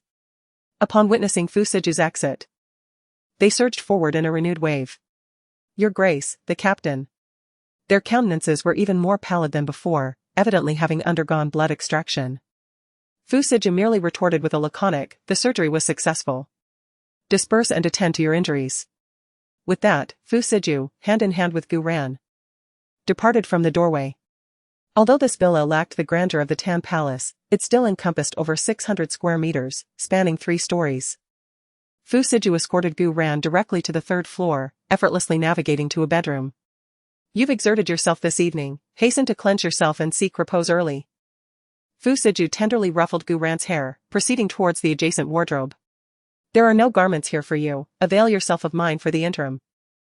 I shall arrange for a change of clothes to be dispatched from the Tan Palace presently. I shall cleanse myself elsewhere." Having spoken, Mr. Fu placed a set of garments at the foot of the bed and, procuring another ensemble, departed the master chamber. Gu Ran, indeed weary, availed herself of a swift ablution before emerging. Having cleansed her tresses, she sought a hairdryer, yet her search proved fruitless. Coincidentally, Mr. Fu re-entered, having completed his own toilette. "What do you seek?" he inquired. "A hairdryer." Upon hearing this, Mr. Fu retreated once more, returning with the desired appliance in hand. Rather than relinquishing it to Gu Ran, he instead guided her to the chaise lounge, where they both took a seat. "Allow me," she offered. "Remain seated," he countered. "The surgical procedure must have taxed your strength. Be at ease. Should weariness overtake you, surrender to slumber. Once your hair is desiccated, I shall convey you to the bed." Gu Ran did not demur. The operation, coupled with her recent convalescence, had indeed left her enervated. She reclined directly upon Mr. Fu's lap. His ministrations were characterized by a gentle touch, as though he feared causing her discomfort. His digits delicately traversed her silken strands, his movements tender. Accompanied by the tepid zephyrs, Mr. Fu would also tenderly massage Gu Ran's scalp, eliciting a sensation of profound ease. Should those within Mr. Fu's orbit witness his present conduct, their convictions would likely be shattered. This was, after all, the celestial being in the eyes of many, whose elongated, immaculate hands were meant to inscribe contracts worth billions, to wield dominion over the lives of others. Yet now, he appeared to revel in this act of servitude, his countenance betraying an expression of unadulterated enjoyment. Within the master chamber, only the drone of the hairdryer resonated, a sound not devoid of soporific qualities. Gu Ran's eyelids grew heavy, her consciousness fading. Abruptly, the hairdryer ceased its function, her tresses now dry. Gu Ran, on the precipice of slumber, experienced a resurgence of wakefulness. Why wasn't the injured person sent to the League Hospital today, Alistair? Weren't they wounded in the line of duty? This question had lingered in Gu Ran's mind since her arrival at the villa. The individuals outside the operating room were clad in League base uniforms, indicating they were on a mission. Ordinarily, an injured member would be rushed to the League Hospital for treatment. From what she understood, even Li Junan held a position as the vice president of the League Hospital. Upon hearing this, a fleeting chill crossed Fu Siju's usually tender expression. Though Gu Ran noticed it, she paid it no mind, understanding that such vigilance was expected of someone in Fu Siju's position. Had he maintained such caution towards her in their past life, perhaps their ending would have been different. Seeing Fu Siju's hesitation, Gu Ran continued, "Alistair, is someone trying to harm you? Are you also affiliated with the League base?" Gu Ran posed these questions deliberately, armed with the knowledge of her 2 previous lives. Already aware of Fu Siju's hidden identity, in this life, she intended to take preemptive measures. Furthermore, there were mysteries that remained unsolved even in her previous death. Investigating them would inevitably touch upon Fu Siju's hidden role, so she preferred to address it sooner rather than later. Faced with Gu Ran's inquiry, Fu Siju hesitated. Not out of a desire to conceal anything, but because greater knowledge often equates to greater danger. He simply desired for Gu Ran to remain untainted, a cherished and carefree princess. When Gu Ran's perceptive gaze pierced through everything, Fu Siju realized that he could not conceal the truth, or rather, he did not wish to deceive Gu Ran. Ran, they are all my subordinates. On the surface, I am merely a businessman. But I am also a member of the Alliance base. This mission is evidently fraught with treachery, with the adversary's aim directed at me. While Xiaoguang and the others are but pawns in the struggle for power. I am uncertain if there are other people in the Alliance hospital. For Xiaoguang's safety and to thwart their conspiracy, the news of his injury must remain confidential. It is Han Mu's, isn't it? For the first time since his rebirth. Fu Siju uttered this name, and the moment he heard it, his countenance fell, his gaze towards Gu Ran tinged with a hint of estrangement. Suddenly, a cold, mocking laugh escaped him, laced with disappointment. So, you weren't inquiring earlier, but rather testing me, correct? You have long been aware of my identity, haven't you? It must have been Han Mia's who informed you. What else did he disclose? Did he instruct you to confront me? Or to remain by my side and seek opportunities to relay messages? As Fu Siju's voice grew increasingly fervent, despair and anguish etched upon his face. It seemed as though he had been forsaken. Gu Ran did not anticipate such a reaction from Fu Siju, yet she could hardly blame him. After all, one of the reasons she was brought back to Nanjing by the Gu family was that she was the betrothed of the Gu family and the Han family. A union arranged years ago, and the one she was to marry was Han Mu's. On the very first day of her return to Nanjing over 2 months ago, she encountered Han Mu's at the Gu family residence. However, at that time, Gu Ran originally intended to directly dissolve the engagement, for many years prior. Her heart had already been pledged elsewhere. Yet, as she prepared to discuss this matter privately with Han Mu's, he mentioned an incident from years ago upon seeing a photograph that had fallen from her bag, which involved a girl.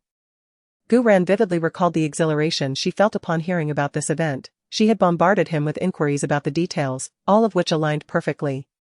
When Han Mia's expressed that he had been searching for that girl, Gu Ran, overwhelmed with emotion, embraced him and revealed that she was indeed that very girl. However, it was only on the day of her demise in her previous life that she uncovered the truth. It had all been a fabrication spun by Han Mu's. Upon seeing that photograph and realizing Gu Ran had been searching for that individual, he harbored thoughts of substitution. The reason Han Mu's possessed such intricate knowledge of the event was that he had indeed participated in it, alongside Fu Siju. It was Fu Siju who had rescued Gu Ran, a fact he learned from another team member who had been present during that operation. Following this revelation, her initial desire to annul the engagement dissipated entirely, and it seemed only natural for her to be with Han Mu's. Yet, this relationship lasted merely over 10 days before Fu Siju apprehended her and confined her within the Tang Palace. At that moment, Gu Ran felt utterly bewildered. She had no acquaintance with Fu Siju, yet he professed that he had loved her for many years. Subsequently, I gleaned from Li Junan that she and Fu Siju had crossed paths at his maternal grandfather's residence during their childhood. At that time, Gu Ran was merely a child of 4 or 5, too young to retain any memories. Li Junan's account was rather vague, only mentioning that her presence was akin to a ray of light in Fu Siju's tenebrous existence. Fu Siju, then a boy of 12 or 13, harbored a profound fixation, a fervent desire to espouse her upon reaching adulthood. In retrospect, it seems almost preposterous. A mere child of 12 or 13 experiencing an infatuation with a girl of 4 or 5, a scenario that even television dramas would likely shy away from. Yet, in hindsight, it all appears to be predestined. In their youth, she was Fu Siju's guiding light, and later, when she was engulfed in darkness, Fu Siju rescued her from the abyss. Reflecting on these events, Gu Ran embraced Fu Siju tightly. It seemed imperative to address certain matters openly, lest their relationship, fraught with suspicion, would inevitably lead to complications. Siju, 5 years ago, in the White Continent War Zone, did you rescue a girl from the Colosseum? She inquired. Siju. I am the girl you saved. I still recall the moment you carried me out of the cage and said, "Little one, fear not, I shall take you home." Siju. Do you remember? Fu Siju's body stiffened, a look of bewilderment flickering in his eyes. He paused momentarily, then grasped Gu Ran's shoulders, gently pushing her away. He lowered his gaze to scrutinize the girl before him, yet he struggled to reconcile her with the frail child he remembered. Ran, how could it be you? Haven't you been residing in Yangtian village all these years? Alas, in my excitement, I momentarily forgot that I am supposed to be a rural village girl from Yangtian village. How did I end up across the ocean in the White Continent war zone? Gu Ran lowered her eyes, feeling guilty. How was she going to explain this? Brother Ju. I don't know. I went out to work with the villagers and encountered human traffickers. When I woke up, I was there. Gu Ran said with her head down. Feeling guilty, and never dared to look at Fu Siju. Yes, this explanation should be fine.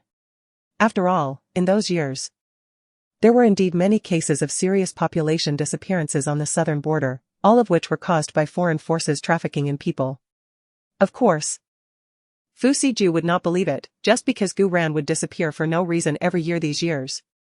And he could not find out even if he used his private channels. It could be seen that the girl in front of him was not simple. Especially the exquisite medical skills she had just displayed were probably beyond the reach of Li Junnan. Forget it, if the girl doesn't want to say it, then so be it. What he is more curious about now is how this girl knows that he was the one who rescued her in the war zone 5 years ago. Every time he acts, he will disguise himself, with his face full of oil paint and a combat mask. I am afraid that even his own mother would not recognize him. Ran, how did you know it was me? Han Mia said it. After I was rescued by you, I accidentally got a photo of your operation. Han Mia saw it, but he said that person was him. Hearing this, Fu Siju understood everything. What he had been unable to figure out had a reasonable explanation. No wonder that upon her return to Nanqing, Ran Yan suddenly found herself entwined with Han Mia's. Even though the Gu and Han families had a marriage pact, it seems improbable that one could fall so deeply in love with a stranger. It turns out, Ran Yan's heart belonged to the very person who saved her all those years ago. A wave of unease washed over Fu Siju, he pondered. If it had not been he who rescued Ran Yan back then, would she have directed her affections towards another? Ran Yan, how could you claim me as yours? You had always sought to escape my side, believing that Han Mia's was the one from your past. At that moment, Gu Ran Yan raised her hand before Fu Siju, revealing only her piercing eyes, sharp as an eagle's, yet filled with an infinite tenderness at the instant of her rescue. Because of these eyes, Ju. Even after all these years, I have never forgotten them, though I regret not realizing it sooner. As she spoke, Gu Ran Yan nestled closer into Fu Siju's embrace. Yes. She was deceiving him, aware of the truth only because Han Mia's had confided it to her in her previous life just before her demise. Nonetheless, he had uttered a truth, she had always remembered those eyes. Thus, even while being with Han Mia's in her past life, a sense of estrangement lingered within her heart. Had she not been misled by the facade surrounding her father's demise, she might have discerned that Han Mia's was not the person she had long sought. Ultimately, every element had been orchestrated by those with ulterior motives, aiming to manipulate her into bringing about Fu Siju's downfall. Fu Siju, this time, harbored no doubts, otherwise he could not fathom the sudden transformation in Gu Ran Yan's demeanor. Fu Siju sensed the girl's dependence on him and finally lowered his guard. He decided to trust her just this once. He understood Han Mia's character, knowing that he would stop at nothing to achieve his goals, which was quite similar to himself. However, he would never stoop to exploiting a woman's feelings for his own gain. As he felt the man beside her relax, Gu Ran secretly exhaled in relief, otherwise she would have been at a loss for words. How could she possibly explain that she had been reborn? She feared that if she disclosed such a thing, Fu Siju might promptly send her to a mental institution. Brother Ju, is there someone in the Alliance base who wishes to harm you? Gu Ran deliberately steered the conversation towards the Alliance base. She was well aware that this matter was indeed connected to Han Mia's. But she understood that if she made it too obvious, it would undoubtedly raise Fu Siju's suspicions. Gu Ran could sense that Fu Siju still harbored some wariness towards her. Until he completely trusted her, saying too much would only backfire. Fu Siju nodded, refraining from revealing his identity within the Alliance base, simply stating, Han Mia's has always sought to replace me. Upon hearing this, Gu Ran feigned admiration and a touch of ignorance, asking, so now, Brother Ju is more formidable than Han Mia's, is that right?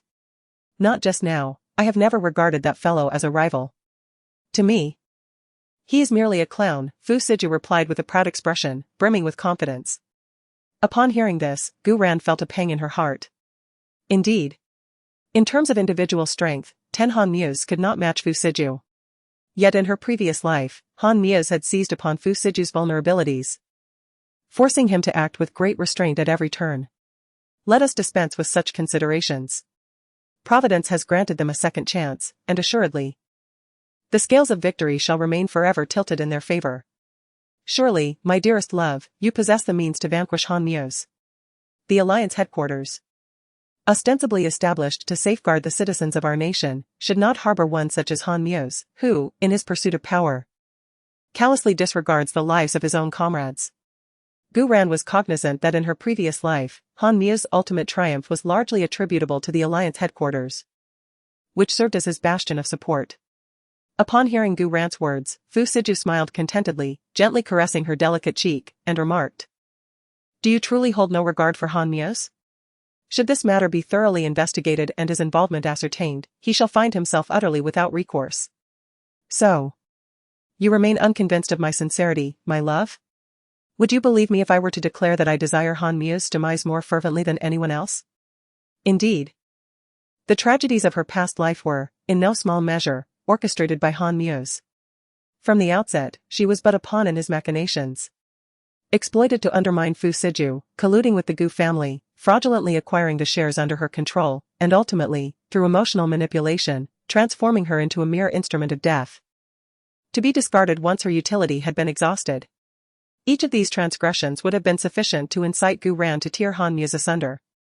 However, our nation adheres to the rule of law, and she cannot arbitrarily determine the fate of another.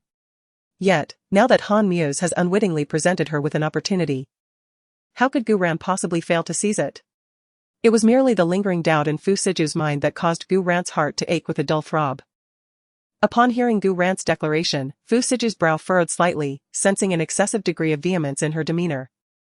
He had not failed to notice the fleeting glint of murderous intent in her eyes. Fu Siju was not naive. He doubted that Gu Ran's intent to kill stemmed solely from Han Mue's deception. However, he refrained from further inquiry, deciding to trust her once more. Very well. Leave this matter to me. I already possess some pertinent evidence. Regrettably, given the current stature of the Han family, exacting a life for a life may prove challenging. Gu Ran responded with a soft chuckle, her eyes gleaming with an unsettling blend of excitement and sanguinary coldness. What is there to fear? For a man like Han Muse, who places immense value on power, gradually stripping him of his authority would be, in my estimation, the most fitting retribution. Fu Siju experienced a moment of bewilderment, sensing a certain unfamiliarity in the girl he held. She seemed quite unlike the vulnerable and helpless young woman he thought he knew. Why do you keep staring at me? Ah, Ju, dear? Hearing her voice, Fu Siju collected his thoughts. Ran, you are quite different. Fu Siju voiced his thoughts directly. Gu Ran, upon hearing this, showed no sign of unease. Instead, she playfully moved closer to Fu Siju until their faces were nearly touching. Oh? In what way am I different? So, does Ju prefer the way I was before, or the way I am now? As Fu Siju felt Gu Ran's warm breath on his skin, an inexplicable itchiness arose within him, and a certain restless energy stirred within his being, threatening to overwhelm his reason. Instinctively, Fu Siju recoiled slightly, averting his gaze and swallowing hard before replying, as long as it is Ran, I will cherish you in any form. In my presence, you need not conceal your true self. As long as you are content, anything is permissible. Scarcely had the words been uttered when a warmth graced his lips. Gu Ran had stolen another kiss, a fleeting gesture that eluded his attempt to seize control. Brother Ju, we have an eternity together. You will come to know the most authentic version of me. Gu Ran had never contemplated concealing anything from Fu Siju, but she felt that certain aspects of her identity were best kept veiled for the time being. In her previous life, she only knew that Han Muse was acting against Fu Siju, but she was not naive. She suspected that Han Muse alone could not possibly shake Fu Siju.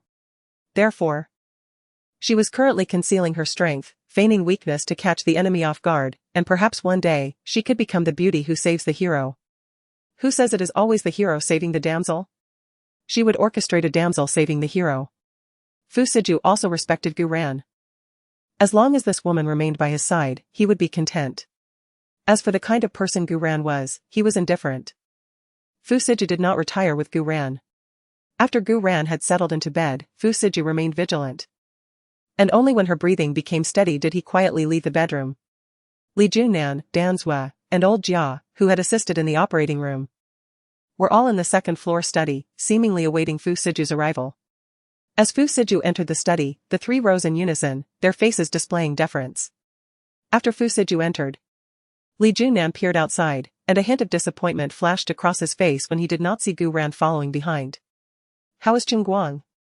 Chung Guang. The injured Xiao Guang was an orphan.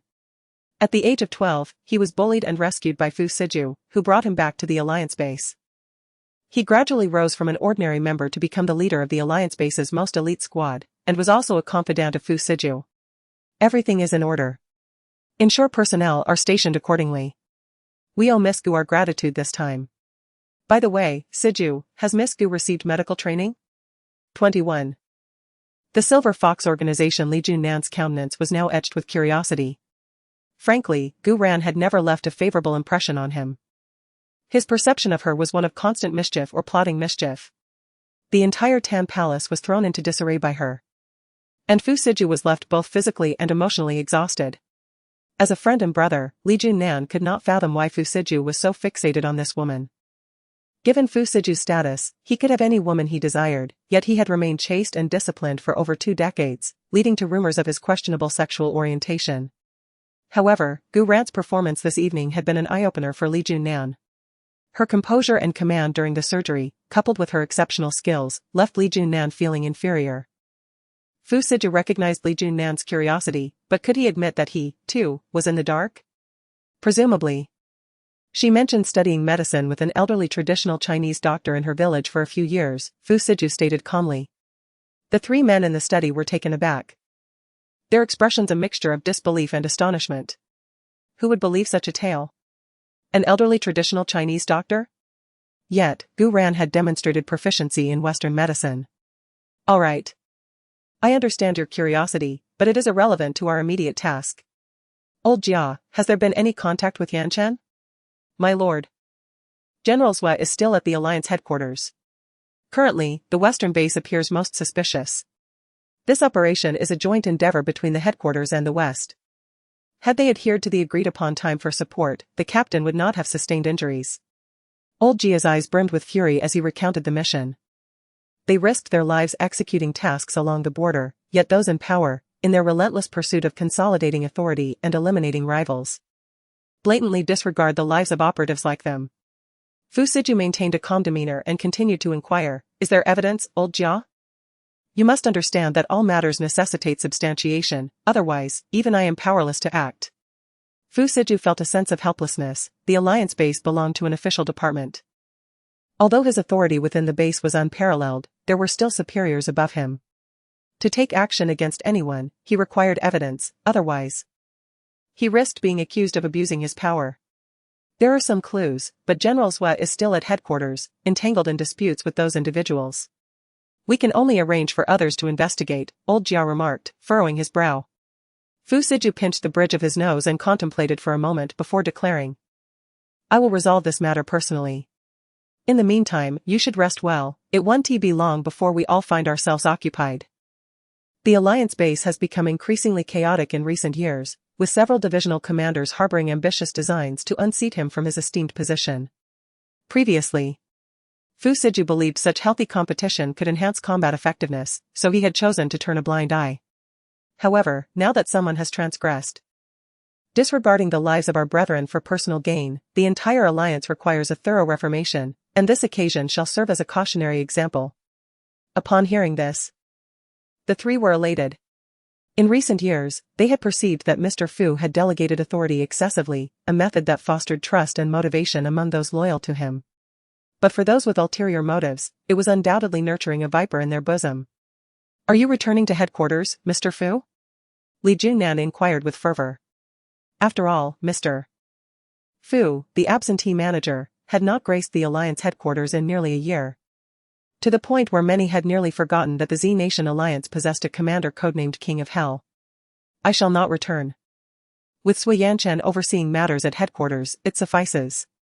My sudden reappearance might incite undue suspicion. Indeed, should the King of Hell, who has been absent for almost a year, suddenly appear at headquarters, those individuals would likely restrain their intentions, which would diminish the intrigue. Li Junnan toyed with the scalpel in his hand, speaking with a smile. yet exuding an aura of homicidal coldness. Indeed, for several years, there have been inquiries into the identity of the King of Hell, and for a time, they all believed that Chief Swa was the mysterious King of Hell. Old Jia, gazing at Mr. Fu, remarked, recalling that when he discovered that the King of Hell was none other than the influential magnate of the business world, he required a considerable period to process the revelation. Within the entire alliance, fewer than 30 individuals are privy to Mr. Fu's true identity, and these individuals have stood by Mr. Fu for at least a decade, having weathered countless trials and tribulations alongside him. In the early days, Fu Siju was entrusted with the critical task of managing the restructured alliance base, assuming command at the tender age of 18. In his youth, he reveled in an air of mystery, often donning a silver mask to conceal his identity. As time passed, for the sake of both his own safety and that of those he cherished, he became accustomed to this guise, even wearing the mask during operations. Consequently, the alliance base evolved from a modest special operations team of a few hundred into one of the 3 most vital defense bases in Z country, with its supreme commander remaining an enigma shrouded in secrecy. Once, foreign forces placed a staggering bounty of 2 billion on the head of the alliance base's commander on the dark web. However, the offer lingered for 6 months without a single taker. It was not that they feared the Grim Reaper, but rather that no one knew his true visage. Those who had glimpsed his face invariably met their end. There was no need for concern, let them inquire, for if such tactics were effective, I would not be here today, unscathed. Indeed, as the esteemed master mentioned, our team's successful escape was largely due to the assistance of individuals from the Silver Fox organization. Old Jia suddenly recalled the unexpected intruders encountered during the retreat. Although their appearances were not seen, their distinctive attire was unmistakable. The Silver Fox organization? A mysterious force straddling the line between good and evil. How could they have appeared in the Triangle Zone? A fleeting glint of coldness passed through Fu Siju's eyes. The Silver Fox organization, a dual-natured entity, had emerged 5 years ago in independent continent, challenging the 2 major local powers and subsequently establishing itself as the underground sovereign of the region. To assert that the Silver Fox organization comprises entirely malevolent individuals would be a misrepresentation, as their clandestine division undertakes assassination missions primarily targeting incorrigible wrongdoers. Conversely, to deem them an entity of righteousness would be equally inaccurate, given their autonomy from national oversight, close affiliations with various nations' clandestine factions, involvement in arms trafficking, and provision of mercenary services, none of which constitute commendable activities. Fu Siju found himself perplexed by the fact that the Silver Fox organization's headquarters resided in the autonomous continent, while their operatives predominantly operated in the Western Hemisphere and various war zones, with no prior presence in the Triangle Zone. In response to Fu Siju's inquiry, Old Jia scratched his head and remarked, "It seems their presence in the Triangle Zone is related to that consignment of novel materials." So, the materials were pilfered? Ah, no. Quite the contrary. This is the most peculiar aspect. Despite knowing that the materials were in our possession, the Silver Fox organization inexplicably aborted their operation and even assisted us during the assault. What is one to make of this? Is the Silver Fox organization not a clandestine entity? I was under the impression that they were relentless in acquiring anything they coveted. Danzwa interjected. Having previously interacted with the Silver Fox organization due to certain circumstances, suffering several setbacks at their hands, the notion of the Silver Fox organization voluntarily relinquishing a contested item was, to him, an unprecedented anomaly. Fu Siju found himself increasingly bewildered, having also had dealings with the Silver Fox organization. In his estimation, the members of that organization possessed an unparalleled arrogance, bordering on hubris. It was common knowledge within the underworld that anything that caught the attention of the Silver Fox organization invariably became their possession. Danzwa, you are responsible for investigating this matter, but do not instigate any conflict, as they have assisted us this time, Fu Siju instructed, hoping that everything was merely coincidental and not part of a deeper conspiracy. Danzwa nodded in agreement. The 4 individuals conversed in the study until after 3 in the morning, but Fu Siju retained Li Junan for a further discussion. Is there something else? Li Junan inquired. Puzzled. Fu Siju nodded and spoke directly. Ran is aware of my poisoning. She mentioned that there are 2 types of toxins within me, one is the G3 agent that you are familiar with, and the other is a chronic poison known as the heart-eating poison. I wonder if you have heard of it. What? the heart-eating poison? Li Junan exclaimed. Springing up from the sofa, his face a mask of shock, swiftly followed by a deep sense of concern and fear. As a physician, he could not be unfamiliar with such a toxin. He had previously assisted his mentor in researching this poison during his studies, but the project ultimately stalled and was abandoned. After a brief moment of disarray, he composed himself and, with a hint of disbelief, asked, Siju, are you joking? Do you think I would jest about such matters? Fu Siju replied. However, Ranran claims she has a method to detoxify me, though it may take some time. Just as Li Junan was about to express skepticism about her capabilities, he recalled Gu Ran's performance in the operating room earlier, and the words caught in his throat. He altered his tone, saying, So you believe she can rid you of the poison within? Fu Siju nodded, his demeanor calm and unperturbed, as if the affliction did not weigh upon him at all. Indeed, she was able to discern a certain toxin within my system merely through pulse diagnosis. Something you've been unable to detect despite extracting a considerable amount of my blood over the past 6 months. These words engendered a sense of mortification in Li Junan. So much so that she wished the earth would swallow her whole.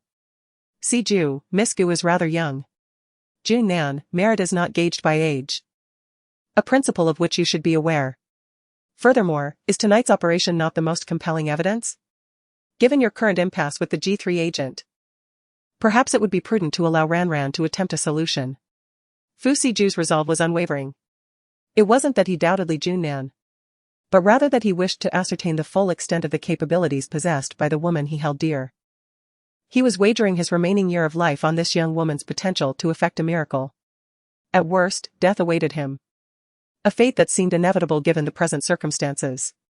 Li Junan conceded the validity of Fu Siju's statements, yet remained skeptical that a girl of 18 or 19 could possess the requisite knowledge. Fu Siju, not affording Li Junan ample time for deliberation, continued. Ranran mentioned she will commence my treatment tomorrow, at which time your assistance in procuring certain supplies may be required. Observing Fu Siju's resolute determination, Li Junan reluctantly acquiesced. Siju, I must be involved throughout the entire process. Your faith in Miss Gu is your prerogative. But our comrades would never consent to entrusting you to an inexperienced girl. My participation will assuage their concerns. Having said this, Li Junan, fearing Fu Siju's refusal, played her trump card. Should you disagree, I shall contact the old man. Upon hearing this, Fu Siju furrowed his brow. The old man in Li Junan's words referred to his grandfather. A glint of darkness flashed in Fu Siju's eyes as he thought of the old man. He then looked at Li Junan and replied, I need to discuss this with Ranran. As for the old man, if you find my situation here too relaxed, you are welcome to inform him of my current circumstances. With that, Fu Siju rose and left the study. Li Junan, lagging behind, was displeased that his method had failed to persuade Fu Siju, and he punched the sofa in frustration. Having grown up with Fu Siju, he was acutely aware of the internal dynamics of the Fu family and the potential turmoil that could arise if those within the family learned of Fu Siju's current situation. Fu Siju had remained in Nanjing for years to distance himself from the center of power and avoid that vortex. That night, many were destined to remain sleepless. Meanwhile, in a luxurious villa in the heart of Nanjing, the lights were ablaze. The living room was in disarray, with shattered glass and broken ornaments scattered about. A girl with a contorted face sat on the sofa, her features twisted in rage. Outside the villa, car lights flashed, and soon, footsteps echoed. What happened here? Why is it such a mess? A vigorous voice inquired, followed by a soft, delicate voice, Yao Yao, my dear daughter, what's wrong? Who has wronged you? Mother. It's all because of that, her insolence knows no bounds. I approached her with the best intentions. Yet she wouldn't even permit me entry to the gates of the opulent estate. Do you know how bitterly cold it was in the hills today? I waited outside for what felt like an eternity, and the wind gave me such a headache. Oh, it was simply awful. Having suppressed her grievances for nearly a day, finally found an outlet for her pent-up emotions. It was once the case that she could visit without any obstruction. But on recent occasions, she has been directly barred from entry. The excuse that was ill was surely a fabrication. That wretched woman must have set her sights on Mr. The middle-aged woman, who embraced, was impeccably maintained and appeared to be no more than 30 years of age. Upon hearing her daughter's accusations, she joined in the condemnation. That vile creature actually believes that moving into will transform her into a swan. As if Mr. is someone she could ever aspire to be with. Darling. You must devise a plan. She still possesses 30% of the shares in. If she were to become involved with that Mr., with his influence, would we ever be able to reclaim those shares? The woman's countenance was a mixture of avarice and indignation. Everything had been meticulously planned to bring back that wretch, finalize the marriage with the family, and then, in collaboration with, seize the 30% of the shares, ultimately finding a way to dispose of the woman. All arrangements were in place, but this enigmatic Mr. suddenly emerged, whisking away that vile creature without warning, thereby disrupting all their carefully laid plans. Fortunately, that young man from the Han family had a trick up his sleeve, as he managed to make that wretched girl develop deep affections for him upon their very first meeting. Even after being taken to the Tang Palace, she continued to cause a commotion. Gu Mingfei's eyes were shrouded in shadows, filled with calculations and greed. Yet he remained remarkably calm upon hearing his daughter's lamentations and his wife's furious rebukes. Yao Yao, why don't you have a heartfelt discussion with your father? How have the people at the Tang Palace responded over the past few days? What else could they possibly say? That country girl has fallen ill and requires rest. I suspect she has been captivated by the extravagant lifestyle of the Tang Palace. Are you certain? Has Han Mias not sought out that wretched girl during these days? Listening to this trio, it was evident that Gu Ran had no name among them. Gu Yao's fury intensified at the mention of Han Mias. Father, I simply cannot comprehend why you insist on marrying that foolish country bumpkin to Brother Zhe. Clearly, he and I are meant for each other. I say you are short-sighted despite having long hair. Let us not forget the purpose behind bringing her back. Is it not for the shares we hold? Then why the insistence on a marriage? I believe that as long as we feign kindness towards her, she will surely relinquish those shares. Yao Yao, have you forgotten? Your uncle's will contains a stipulation that the 30% of shares can only be possessed after that wretched girl marries. Moreover, it was your uncle's daughter who initially arranged the engagement with the Han family. This is no secret within the elite circles of South City. Why must it be Zhe, though? Couldn't she be betrothed to just anyone? It's not as if Zhe is the only scion of the Han family. Gu Yao's countenance remained etched with discontent. Her heart set on marrying Zhe, her childhood sweetheart. Gu Mingfei, observing his daughter's limited perspective, wore a visage of displeasure and couldn't resist chiding her. To say you lack discernment is an understatement, you're incorrigibly foolish. We're talking about 30% of the shares, which, given the group's current valuation, amounts to over 10 billion. If she were to marry someone whose allegiance doesn't lie with us, do you think those shares would remain within our grasp? Were it not for Han Mia's upbringing with you and his deep affection for you, I wouldn't place my trust in the Han family. Or do you believe Zhe's brothers are all on his side? Upon mentioning the Han family, a glint of shrewdness flickered in Gu Mingfei's triangular eyes, and his gaze toward Gu Yao softened with affection. Yao Yao, how have things been progressing with young Master Han lately? Your mother and I have been abroad recently and have inadvertently neglected you. At the mention of Han Mia's, a girlish shyness veiled Gu Yao's face, tinged with a hint of despondency. Father, I haven't seen Zhe for days. He seems preoccupied and hasn't been in Nan City recently. Ah. Has there been any progress on the matter I asked you about previously? If the Gu group could establish ties with those prominent families in the capital, we wouldn't have to remain confined to this small Nan City forever. Father, be patient. Zhe said such matters cannot be rushed, otherwise. Why would the Han family remain in this secluded corner of Nan City?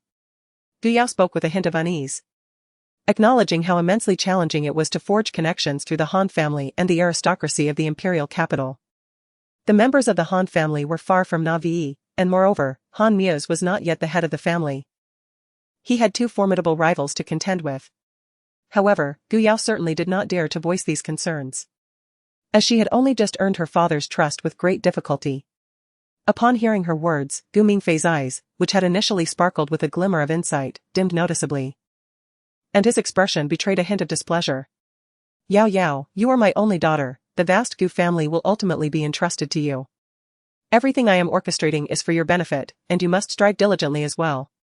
If I may suggest, you should consider solidifying your bond with young Master Han sooner rather than later. Although your relationship cannot be made public at present, men tend to be creatures of impulse. At this pronouncement, the expressions of the two women in attendance shifted dramatically. Gu Foreign, Yu Mingjiao, who had remained largely silent until then, wore a look of clear discontent. Master, how can you expect Yao Yao to engage in such matters? She is not yet 18. Isn't she just days away from her 18th birthday? I did not imply that Yao Yao should immediately pursue young Master Han, Gu Mingfei replied. In truth, Gu Yao and Gu Ran were nearly 3 months apart in age. And Gu Mingfei had hastily returned from Shanghai to prepare for Gu Yao's upcoming birthday celebration. Yu Mingjiao remained dissatisfied. While she too harbored hopes of her daughter marrying into the Han family, she was acutely aware that Han Miao's was already betrothed to Gu Ran. The last thing she wanted was for her daughter to be branded as the third party in her cousin's relationship. My dear, is it not a bit premature? Yao Yao is about to face her college entrance examinations, perhaps we should wait a while longer. Why delay? Noble ladies from esteemed families are typically married and starting families at a young age. Such families prioritize the continuation of their lineage. My actions are intended to secure a favorable future for our daughter. In South City, the Han family is among the most distinguished. Were it not for the acquaintance between my late brother and the Han family patriarch, the Gu family would not have garnered their attention. Mother, I concur with father. Furthermore, Zay and I share mutual affection. Everyone is aware that Zay's fiancé was taken by the resident of the Tan Palace. Even if others discover our relationship, it is that contemptible woman who wronged Zay first. Speaking of the gentleman residing in the Tan Palace, Gu Yao had never encountered such a handsome man. His aura was commanding, refined, and dignified. Despite her ignorance of Mr. Fu's occupation, his residence in such a grand estate indicated a remarkable status. Gu Yao felt a surge of jealousy that such a man would favor an uneducated country girl. Why did everything change upon that country girl's return? Even Zay's attitude toward her seemed colder after seeing that vile woman. Gu Yao's sense of crisis intensified. She could not allow that contemptible woman to steal Zay. Mere beauty would not suffice for a prestigious family like the Hans. As for the resident of the Tan Palace, his interest was likely fleeting. He might discard her cousin after a while. Father, what exactly is the identity of that Mr. Fu from the Tan Palace? Weren't you investigating him before? Indeed. I inquired and discovered that he is rumored to be the long-lost grandson of the Yun family in the northern city. Possibly the child of the Yun family's eldest daughter who disappeared over 2 decades ago. Upon hearing about the Yun family of the northern city, Gu Yao's eyes glistened with intrigue. The Yun family of the northern city is the preeminent family, even more formidable than the Han family of the southern city.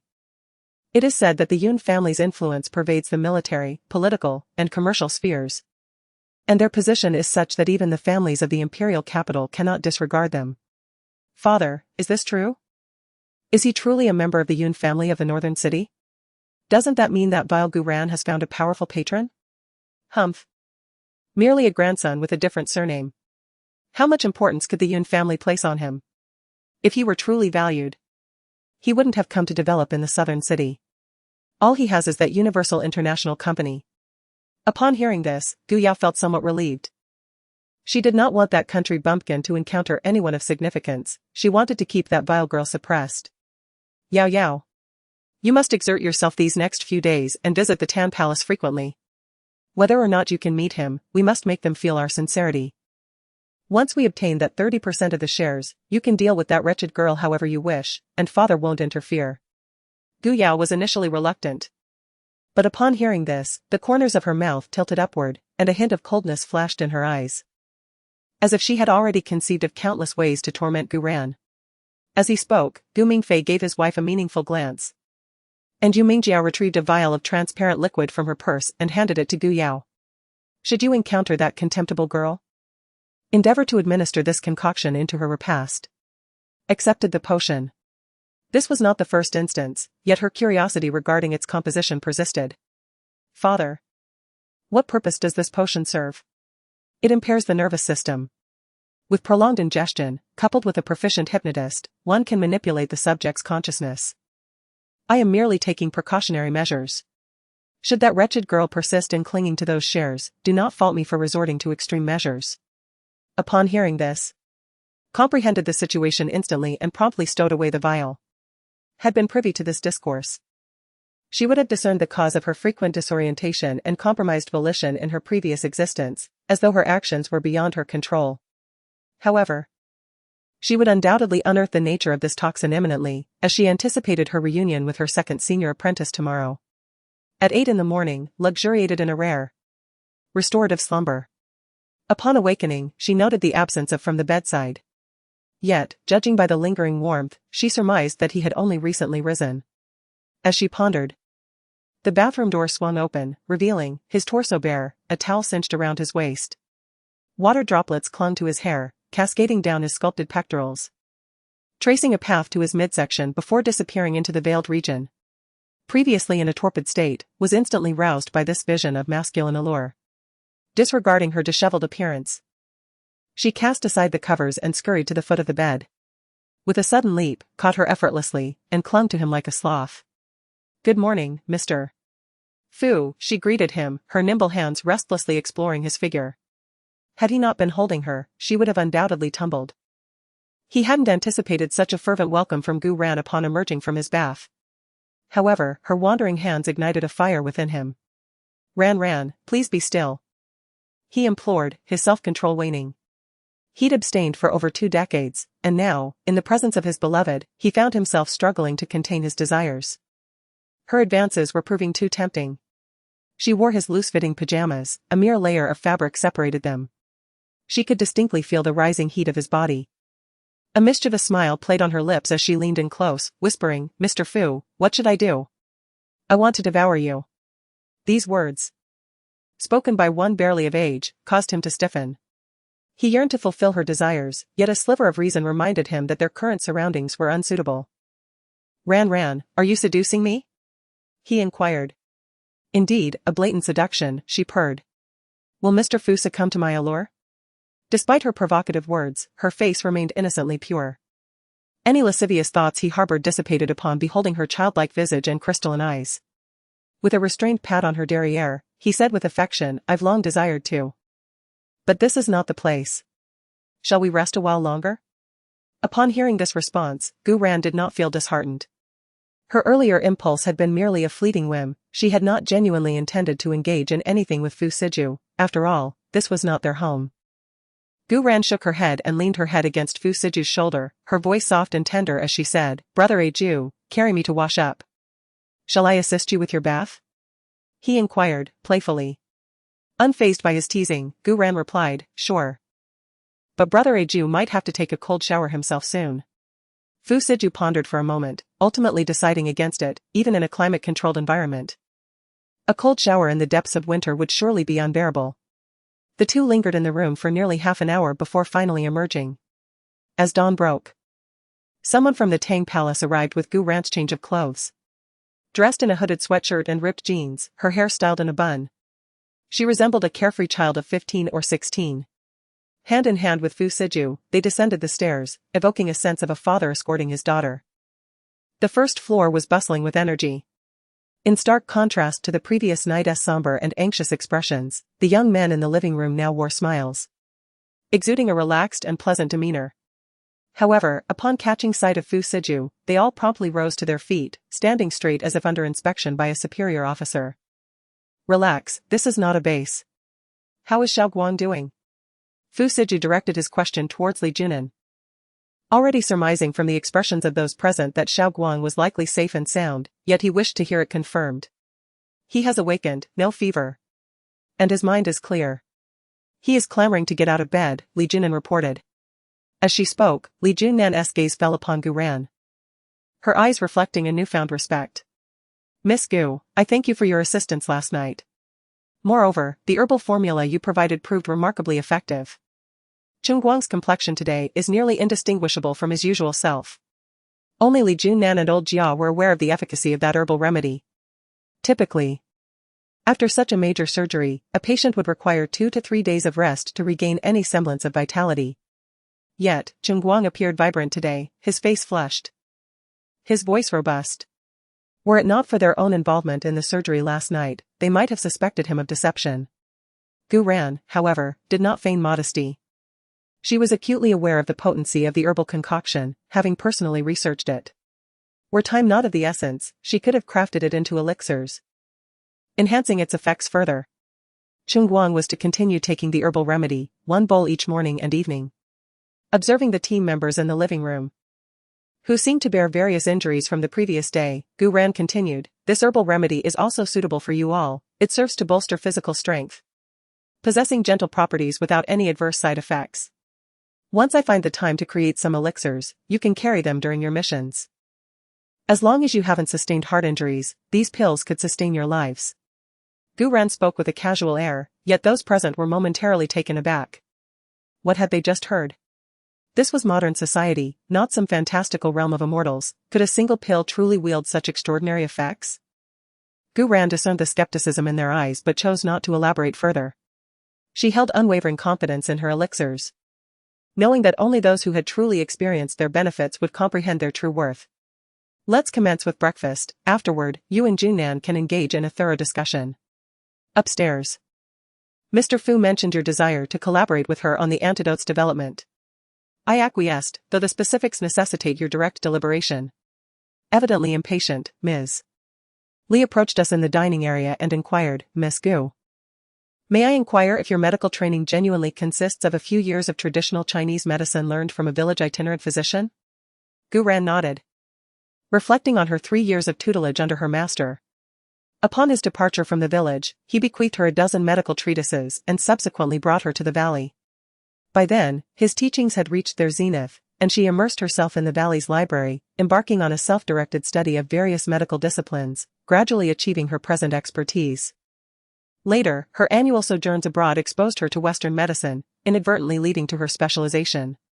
In essence, her formal medical education spanned a mere 2 to 3 years, rendering her statement not entirely mendacious. Unaware of Gu Ran's inner musings, Ms. Li would have undoubtedly questioned her existence and succumbed to indignation.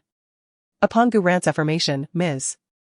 Li further probed, are you confident in developing the antidote? Even if I were to express confidence, your skepticism would likely persist.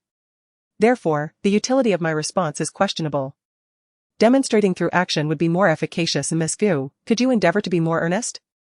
Li Jinan was incensed by Gu Ran's airy and carefree demeanor. Pondering how this woman could have suddenly changed her nature, it all seemed a facade. In response to Li Jinan's inquiry, Gu Ran turned to the side where Fu Siju stood, batting her innocent and harmless eyes as she asked, Brother Ju, am I not serious? Fu Siju cast a cold glare at Li Jinan before gently caressing Gu Ran's soft, plump cheeks, affirming, how could that be? Ran is very serious. Exactly. I may be nonchalant about many things, but when it comes to Brother Ju, I am undoubtedly 100% serious. At this juncture, Gu Ran's expression shifted. The innocence that once adorned her visage morphed into an undeniable authority that commanded respect. Brother Ju, if there is no trust between the parties involved, it would be better not to collaborate at all, to avoid future disputes. Fu Siju directed a gaze filled with warnings and threats toward Li Jinan.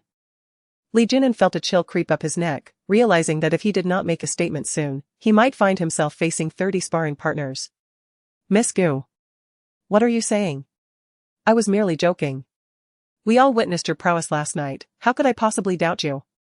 Gu Ran scoffed inwardly, yet chose to extend an olive branch to Li Jinan, reaching out her hand. Then let us cooperate harmoniously.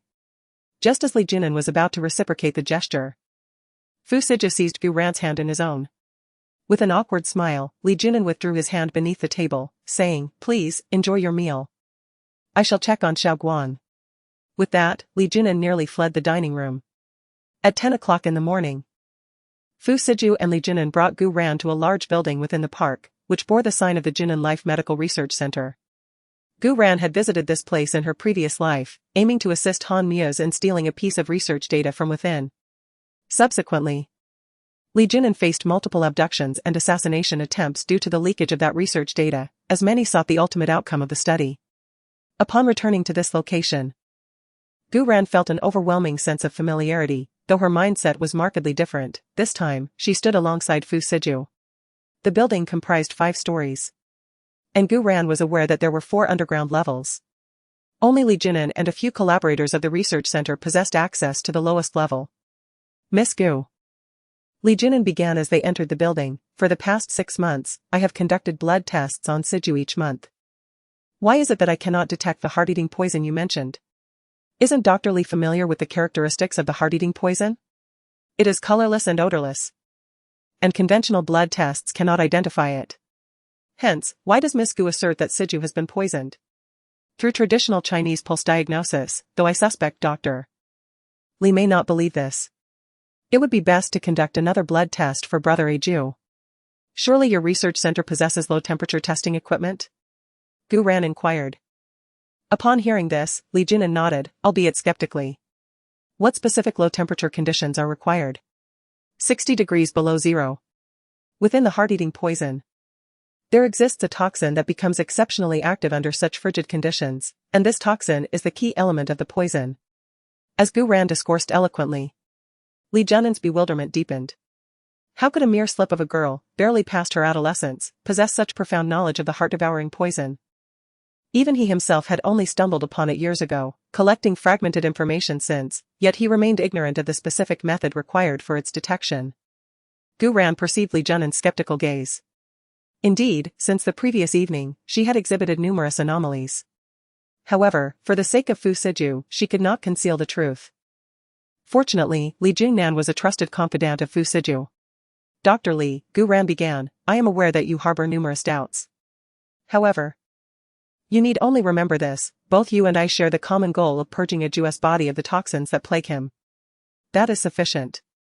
Li Jingnan was poised to interject, but upon meeting Fu Siju's cautionary gaze, he swiftly altered his demeanor.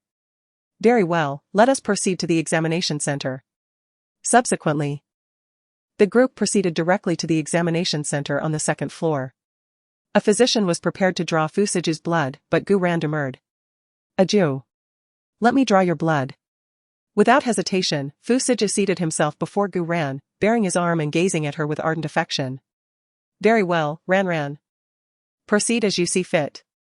Li Jingnan, observing the scene, could only roll his eyes in exasperation. It seemed that even if Gu Ran desired to drain every last drop of blood from Fu Siju's body, he would not hesitate. Truly, beauty is a perilous thing. As the ancients wisely observed, Gu Ran's technique was impeccable, and Fu Siju felt no pain as the vial was filled. Where is the low-temperature laboratory? Gu Ran inquired without delay, and then Li Jinan led the two individuals to the low-temperature testing room on the basement level. Do you need my assistance? Li Jinan asked as Gu Ran was already changing into a sterile suit. Gu Ran raised her eyebrows slightly, casting a sidelong glance at Li Jinan, and replied nonchalantly. No need, however, if you are uneasy, you may accompany me inside. After speaking, Gu Ran swiftly donned her outfit and, under the guidance of the staff, entered a chamber. It must be said that the equipment at this research center was highly advanced, boasting nearly world-class technology. The apparatus in this modest 40-square-meter room was estimated to be worth no less than 100 million. Indeed, there are advantages to having powerful connections. For Gu Ran was well aware that the true benefactor behind this research center was her brother, Aju. By the time Li Jinan entered, Gu Ran had already placed Fu Siju's blood sample into the rapid cryogenic chamber, while preparing the instruments she would need shortly. For a full 2 hours, Li Jinan did not intervene at all. Initially, he wore an air of disdain, but gradually, as he observed Gu Ran skillfully isolating the toxins from the blood sample, he was left in utter astonishment. This was the lethal toxin known as heart-eating poison, derived from the extraction of venom from 10 different animals. As Li Jinan scrutinized the freshly produced sample report in his hands, his expression darkened to an extreme. Though he was a surgical expert, his second major in university had been toxicology, and he had heard from his mentor about the toxin samples in the report, which were hailed as one of the top 10 extraordinary poisons currently known. At this moment, Li Jinan had ceased to harbor any doubts about Gu Ran and was now solely hopeful that Gu Ran could devise a method to detoxify Fu Siju. Gu Ran sensed that Li Jinan had something to say, yet she did not afford him the opportunity to speak. We should leave this place first. Li Jinan was taken aback, observing that the surroundings were indeed unsuitable for a conversation. Once outside, Fu Siju inquired nothing, merely embracing Gu Ran gently and murmuring, "You've worked hard." Meanwhile, Li Jinan could not help but internally scoff. He had also been inside for 2 hours, why was no one concerned about him? Oh well. A noble man does not quarrel with a woman. He had known Fu Siju long enough to recognize that he was not the kind of brother to forget his loyalty for the sake of beauty. The trio arrived at Li Jinan's office, and as soon as they entered, Li Jinan could no longer restrain himself and spoke up. Gu Ran, do you truly possess a method to cure the poison within Siju? In an instant, Li Jinan's address towards Gu Ran had shifted, though he used her full name. It was significantly more affectionate than calling her Miss Gu. Gu Ran nodded, her expression brimming with confidence as she proclaimed, "If I am unable to accomplish it, then no one in this world can. Gu Ran had always exuded confidence in her expertise, however, Li Jinan was less convinced, curling his lip as he retorted. Are you truly more skilled than a poison master? Upon hearing Li Jinan mention the poison master, Gu Ran feigned casual interest and inquired. Are you searching for a poison master? Indeed, Li Jinan replied. However, such poison masters are notoriously elusive. Our people have been searching for over 6 months without a single lead. Previously, we placed a bid of 200 million in both the Silver Fox and the Dark Web, seeking information on the whereabouts of the elusive poison doctor. However, no one has accepted the task. Among the most enigmatic individuals in this world, the poison doctor is undoubtedly the most difficult to locate. Nevertheless, the inability to find the poison doctor is not a cause for concern, as we have learned that Dr. Lan will be arriving in South City tomorrow. We hope to arrange a meeting with him.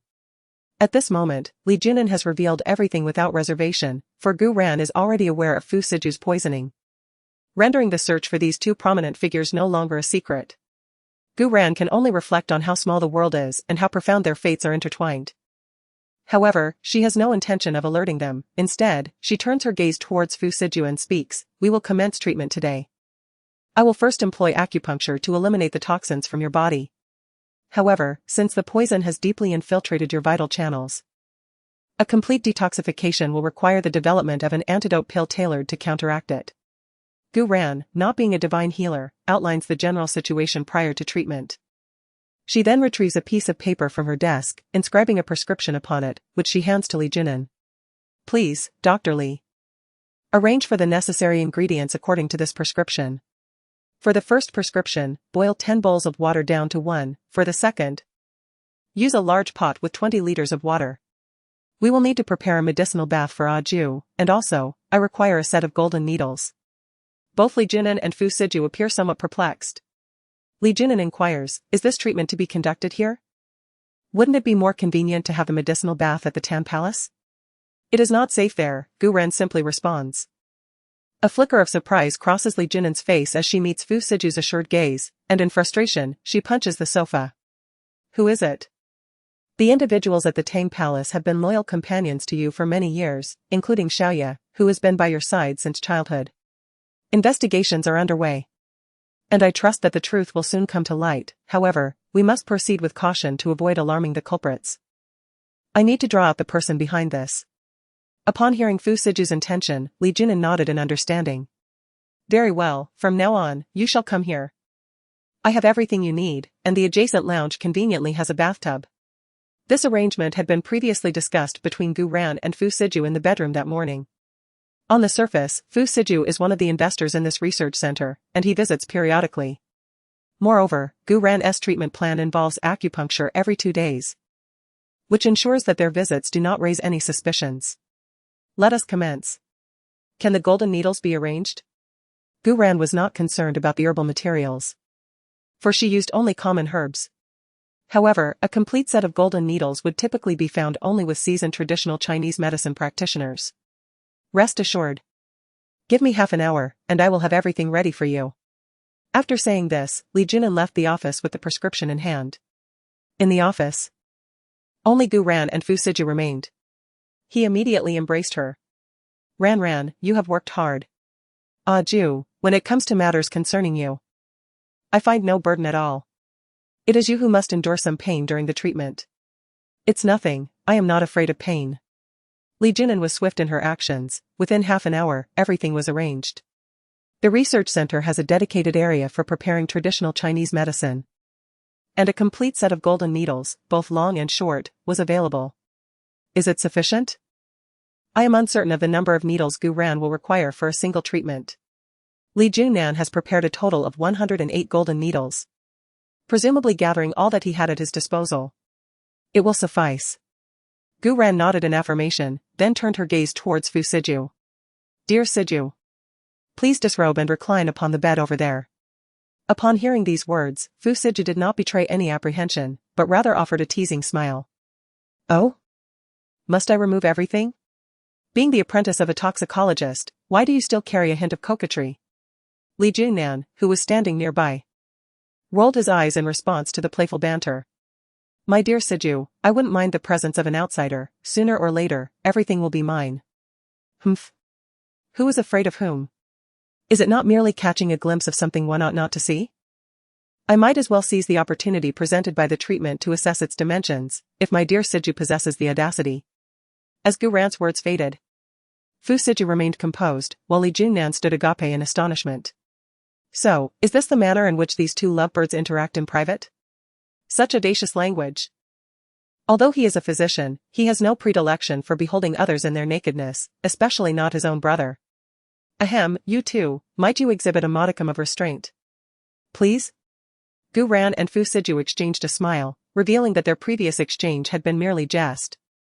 However, Fu Siju ultimately retained only a pair of underpants. Indeed.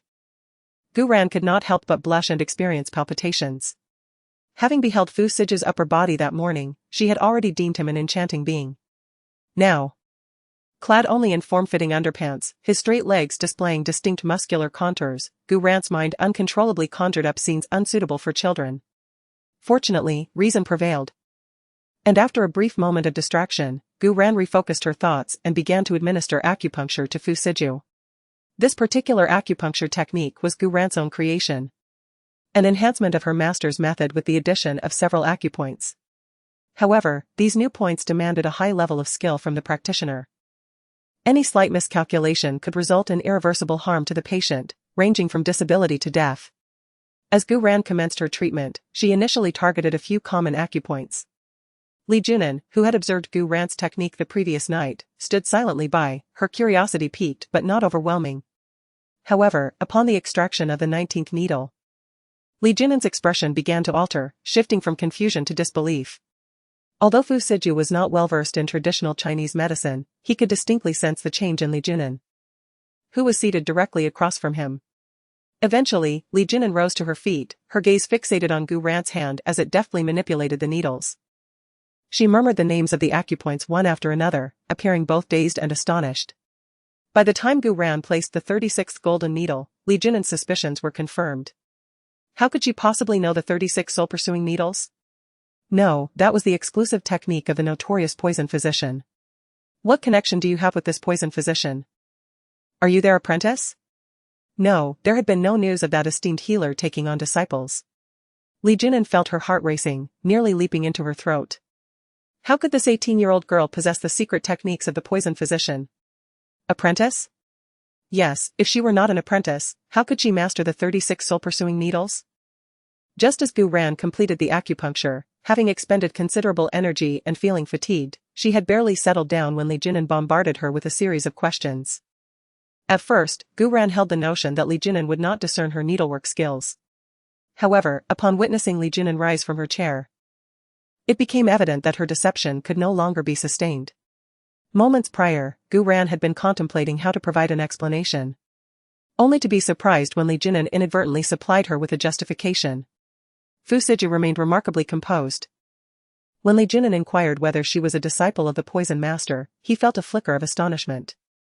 Yet, considering the trails that Shuozhua had failed to uncover, he rationalized that everything fell within the realm of plausibility. Indeed, the poison master is my mentor, albeit one who prefers to operate discreetly. Thus few are aware of her discipleship. Gu Ran suddenly found this rationale quite appealing. It seemed entirely reasonable for a disciple of a poison master to possess such remarkable medical expertise, alleviating her from the need to repeatedly clarify her circumstances. Upon hearing this, Li Junnan became instantly animated, taking a swift step toward Gu Ran. Had it not been for Fu Siju's coughing warning, she might have grasped Gu Ran's hand at that very moment. You are truly the disciple of the poison master, then can you locate your mentor? If she were present, surely the poison within Siju could be eradicated. Cough, cough, cough. The subject of the poison master's whereabouts left Gu Ran with a sense of frustration. Faced with Li Junnan's fervent gaze, she adjusted her demeanor slightly and replied, my mentor's whereabouts are unpredictable, she typically reaches out to me, so I am unaware of her current location. Oh, but what if you had an urgent matter of utmost importance? Then I would manage, Gu Ran replied nonchalantly, extinguishing the fervor in Li Junnan's spirit, though he still harbored a hint of dissatisfaction. Gu Ran, are you genuinely unaware of the whereabouts of the esteemed poison doctor? Are you not concerned about Siju's well-being? Both the heart-devouring poison and G3 are among the 10 most virulent toxins, at our current pace. When shall we ever devise an antidote? Speak for yourself.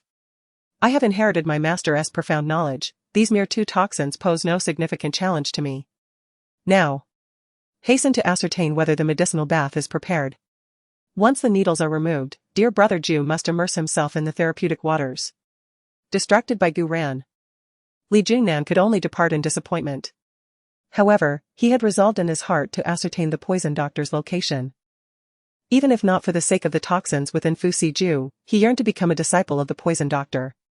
With this in mind, and considering Gu Ran might become his senior apprentice, Li Jingnan determined to adopt a more amiable demeanor towards Gu Ran in the future. Lest this future senior apprentice should speak ill of him to their master, resulting in the esteemed elder not accepting him as a disciple. Ran is truly the poison doctor's disciple?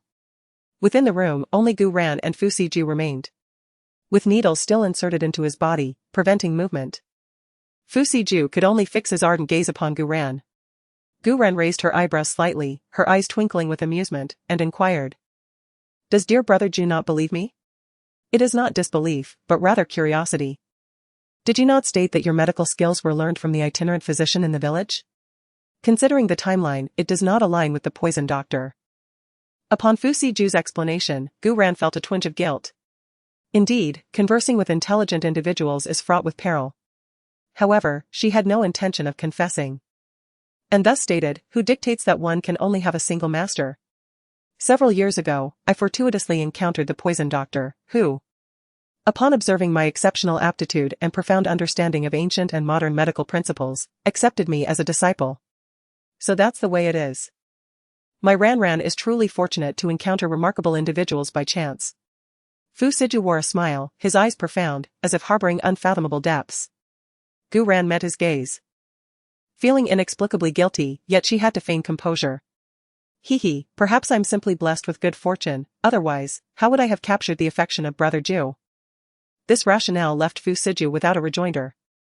Is Ran's physician mentor male or female, and of what age? Are you investigating my background, brother Ju? Alas, my mentor always appears masked, and I only know that she is female. I know nothing else. Please vote and collect. Humph. So he simply wants to glean information about the physician from her? She would not reveal it. Fu Siju did not expect Gu Ran to respond in this manner. But he was not disappointed. He smiled faintly and uttered meaningfully, Ran's mentor is indeed enigmatic, even concealing her true appearance from her own disciple. Website promotion information removed.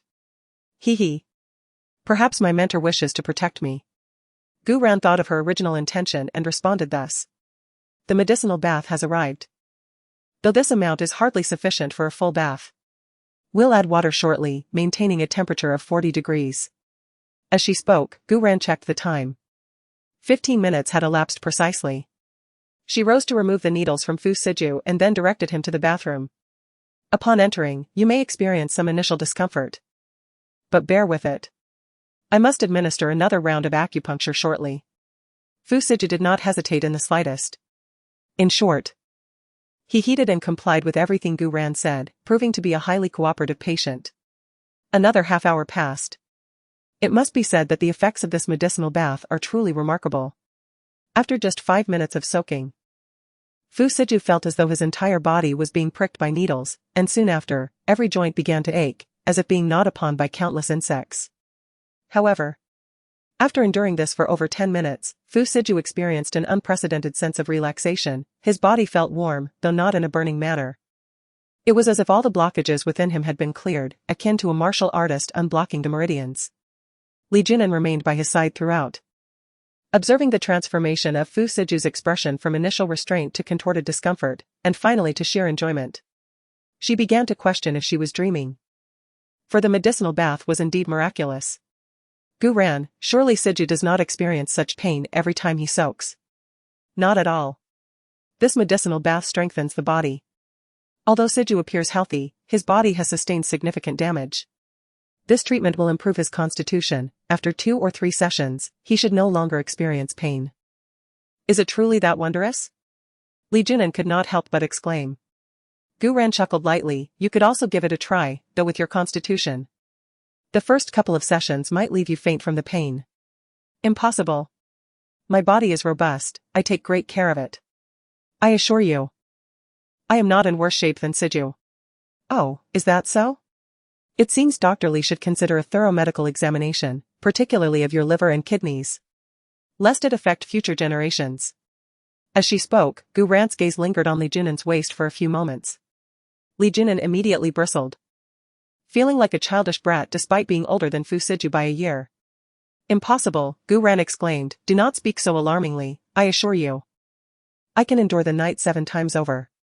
If you doubt me, there is little I can do. A healer cannot heal oneself, I understand, I truly do. With that, Gu Ran ceased to engage with Li Junan, instead positioning a chair beside the bathtub to commence the removal of needles. After a while, she consumed the herbal concoction, leading to a continuous cycle of perspiration and urination, with the urine appearing a deep coffee hue, a sign of detoxification, requiring no alarm. As she glanced at her watch, Gu Ran continued, I must step out shortly to meet someone and retrieve a few items. I shall return directly to Tangong afterwards. And we can dine together in the evening. The implication was clear, she would not be accompanying him for lunch. Upon hearing of Gu Ran's impending departure, Fu Siju's brows knitted in concern, recalling that she had mentioned a meeting yesterday. He could only acquiesce, stating, I shall have Shanswa come to escort you. Gu Ran initially intended to decline, yet to assuage Fu Siju's worries, she consented. By the way, remember to hydrate, at least 2 liters of water, otherwise you risk dehydration from sweating. Fu Siju nodded, having developed unwavering faith in Gu Ran's medical skills through this treatment regimen. Even Li Junan had come to fully trust Gu Ran's abilities, albeit only in the realm of medicine. He remained skeptical of her genuine affection for Fu Siju. Around 10:30 in the morning, Gu Ran arrived at Baya residence. Once she alighted from the vehicle, she retrieved her phone. Her second senior had already sent her the private room number. Noticing Shanswa accompanying her, Gu Ran remarked, Assistant Shan, please order whatever you desire. I shall settle the bill shortly. The message was unmistakable, do not attempt to enter the private room with her. After a moment of hesitation, Danswa recalled Lord Ju's instructions before their departure. Nodding in agreement, he watched Gu Ran ascend the stairs, then chose a spot on the first floor with a decent view to settle down. He subsequently retrieved his phone. Lord Ju.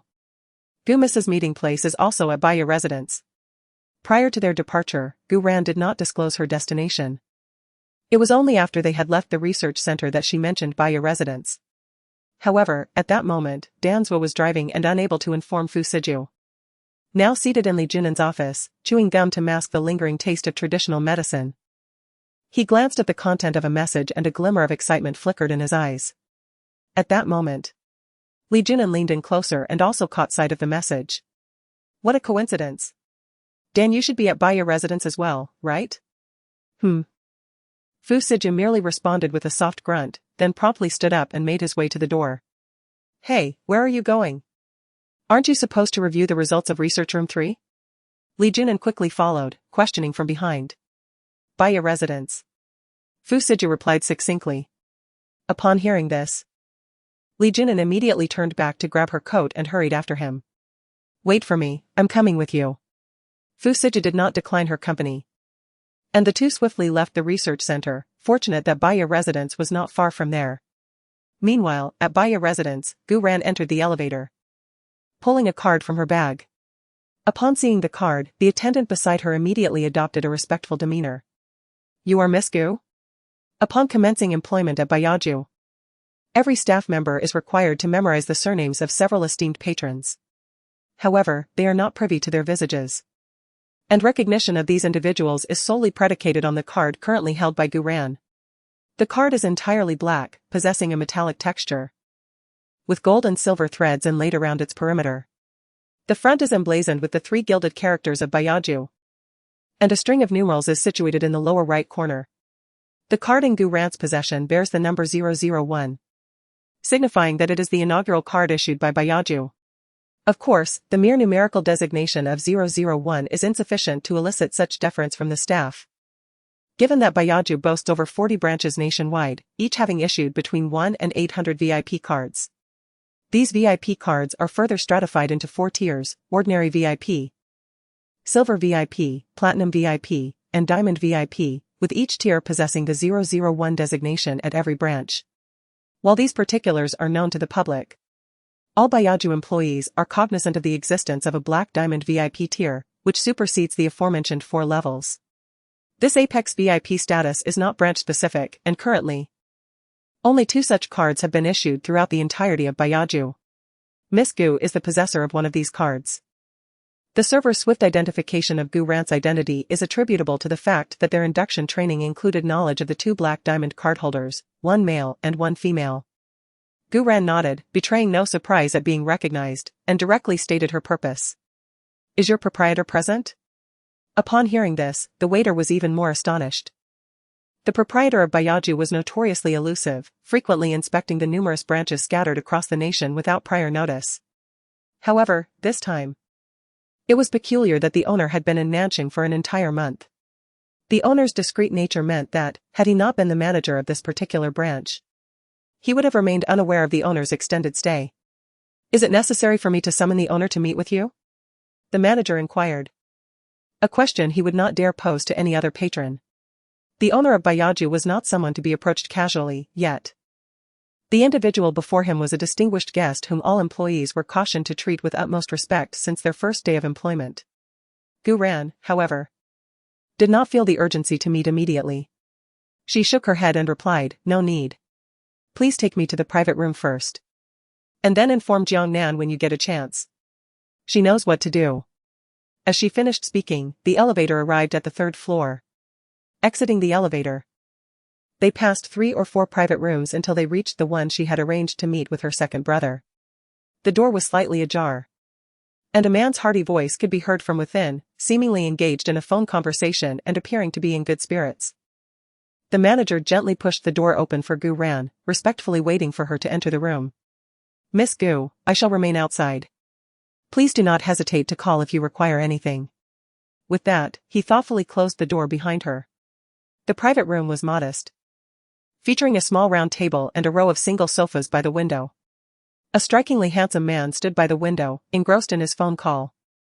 The man possessed a handsome visage, radiating a gentle demeanor that enveloped one in a warmth akin to a spring breeze. His gold-rimmed glasses added an air of wisdom and sophistication.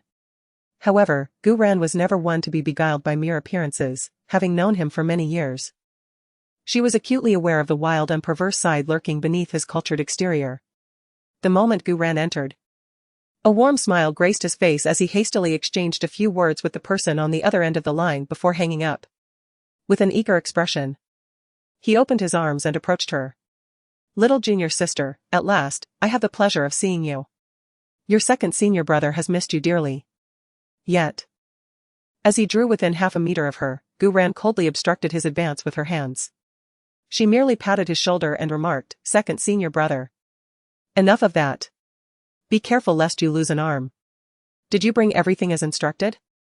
As she spoke, she took a seat at the round table nearby, picking up a tablet to begin ordering. The man had anticipated this reaction. His little junior sister was delightful in many ways but had an aversion to excessive physical intimacy, even with her fellow disciples who had grown up together. If one dared to impose, it would be an exercise in futility, as this seemingly soft and adorable junior sister would unilaterally retaliate. Lan Ku adjusted his glasses perched on his nose and then pushed a suitcase next to Gu Ran. "It's all here," he stated. As he spoke, Lan Nua swiftly grasped Gu Ran's arm. Instinctively, she attempted to pull away, but this time, Lan Nua did not relent. "Martial sister, I too am adhering to Master's command. If I fail to procure your pulse diagnosis today, Master may personally journey to Nan City." Upon hearing these words, Gu Ran, despite her struggles, obediently placed her hands upon the round table, allowing Lan Nua to take her pulse, a hint of guilt flickering in her eyes. "It is merely a form of insidious neurotoxin, brother, do you not know me? In this world, is there truly a poison that could defeat me?" Gu Ran could only confess openly, for if Master were indeed to be alerted, her days in Nan City would be anything but tranquil. Lan Nua maintained a calm demeanor as he quietly examined her pulse, but after a brief moment, his expression shifted, brow furrowing slightly, eyes narrowing at times, accompanied by a clicking sound from his mouth. Approximately 2 minutes later, he released Gu Ran's hand. "How despicable, it is indeed a puppet poison. However, I am quite curious as to how you fell victim to it. The tension and concern that previously marked Lan Nua's face had vanished, replaced by a hint of mockery. Puppet poison, aptly named, causes its victim to be easily hypnotized, rendered a mere puppet under the control of another. Yet, due to its complex preparation, this poison had long since faded into obscurity, making its sudden reappearance quite surprising. Gu Ran found herself at a loss. Although puppet poison is akin to heart-eating poison, colorless and tasteless, making initial detection challenging, the emotions of its victims would eventually spiral into turmoil, leading to insomnia and a gradual decline in mental vigor. A discerning individual would surely notice the discrepancies. However, Gu Ran could only lament the treachery of the one who poisoned her, who had struck precisely after she was brought back to the Tang Palace by Fu Siju. At that juncture, she would have merely attributed her volatile emotions and irritability to her aversion to being confined by Fu Siju. Furthermore, the poison possessed a peculiar characteristic: it was readily neutralized in its nascent stages, but once the toxins accumulated and were compounded by psychological manipulation, it became virtually incurable. Fortunately, Gu Ran's body harbored only a modicum of the toxin, necessitating merely a few doses of traditional Chinese medicine for complete detoxification, which elucidated Lan Nua's relative composure upon completing the pulse diagnosis. However, confronted with Lan Nua's jesting and teasing, Gu Ran was overcome with embarrassment, pondering how to articulate her predicament. Should she confess her yearning for familial affection or admit to being deceived into mistaking a scoundrel for a paragon of virtue? In any case, she found herself unable to utter the words. After a moment of contemplation, Gu Ran nonchalantly retorted, "Even horses stumble occasionally. Am I not permitted an occasional lapse in vigilance?" Having uttered these words, Gu Ran's gaze settled upon the suitcase beside her. A veritable behemoth capable of accommodating her entire person. She had merely requested Lan Nua to bring her a few items, easily contained within a small bag. What's contained within this voluminous suitcase? It's all due to our esteemed master's apprehension that you might be mistreated in Nanjing. Half of it comprises elixirs that he has concocted for you recently. Although they may not rival the quality of your own creations, our master possesses an abundance of rare medicinal ingredients. Upon hearing this, Gu Ran's eyes lit up with undisguised avarice. Does it contain any longevity pills? 27, senior brother. You are also a man. Gu Ran possessed the ability to concoct these pills herself, but she was currently unable to procure the necessary ingredients. Indeed, I have prepared a generous vial for you, courtesy of our master. Though he concedes its potency may not precisely match your own concoction, he assures it is of considerable efficacy. Rest assured, the master's elixir will more than suffice. Lano, unaware of Gu Ran's purpose for the longevity pill, inquired. What is your intention for this longevity pill? The pill had acquired a mythical reputation in the outside world, hailed as the resurrection pill. Legend had it that it could grant a few more years of life to those on the brink of death, causing its price to skyrocket. Only the siblings of their sect did not hold the pill in such high regard. There was a time when Gu Ran consumed it like candy, resulting in excessive internal heat, frequent nosebleeds, and mouth ulcers. Have you encountered a particularly challenging patient? In a way, yes, though not insurmountable. Have you ever known a patient to stump your junior sister? Gu Ran declared, her confidence radiating. Her skill was undeniable, and she had every right to be self-assured. Observing his junior sister's confidence and exuberance, Lano finally understood why their master had not prevented her departure from the valley. Such a prodigy should not be confined to such a place. This reminded Lano of a task their master had entrusted to him before his departure. Oh, yes, junior sister. The master asked me to convey a message to you. Oh? What profound wisdom could that old man possibly impart? I may or may not heed his words. Gu Ran responded. Lano chuckled indulgently at Gu Ran's attitude. Among the siblings, she was the only one who did not fear their master. She often provoked him to the point of exasperation, yet he would invariably end up apologizing to her. This matter is not particularly difficult. The master merely wishes for you to engage in activities befitting your age. Upon hearing this, Gu Ran felt a sense of foreboding and cautiously inquired, such as? Lan Nua adjusted her glasses, though this time her demeanor seemed tinged with a hint of unease. Ah, the master simply desires for you to experience campus life. She replied with a chuckle. He mentioned that among us, you are the only younger sister who has not had a formal education. At this juncture, Lan Nua sensed that the master was subtly critiquing their elder brothers, implying that their own educational experiences were not as legitimate. They too had aspirations. Yet none possessed the remarkable intellect of their younger sister. Although she commenced her schooling a year later than her peers, she astonishingly completed 6 years of primary education in less than 3 years. Her subsequent accomplishments were nothing short of extraordinary, leaving her brothers feeling embarrassed. She graduated from junior high in a year, from high school in 2, and subsequently gained admission to the globally renowned M-Continent Alliance University. Within 5 years, she earned both her undergraduate and doctoral degrees in medicine, all while minoring in finance and information science. Gu Ran's brow furrowed slightly at this revelation. She had yet to formulate a way to decline Fu Siju's proposal regarding her education, and now it seemed the master had also intervened. While she could disregard the opinions of others, she owed a significant portion of her achievements to the master's guidance and support. "Senior brother, allow me to contemplate this matter further," she said. Lan Nua, understanding her hesitation, recognized that as long as she did not outright refuse, there remained a possibility for success, and thus nodded in agreement. "Indeed, you mustn't fault our master for harboring such sentiments. In truth, your elder brothers also yearn for you to experience the life befitting your age. These past years, you've subjected yourself to undue hardship." Lano gazed upon the youthful countenance before him, yet perceived a depth and detachment in her eyes that belied her tender years, and spoke with a touch of compassion. "Second brother, since when have you become so sentimental? These were all my own choices. I've never perceived it as arduous, on the contrary. It has fortified me with a protective armor. Very well, we elder brothers have never been able to dissuade you from anything, since childhood. My flight departs in 3 hours, so I can only share a meal with you this time." Lano reflected on how each encounter with his youngest sister seemed fleeting, and a hint of regret surfaced in his heart. Gu Ran, recalling Lano's itinerary, inquired with curiosity, "Second brother, I was under the impression that you were at a research laboratory abroad. What prompted your sudden journey to the imperial capital?"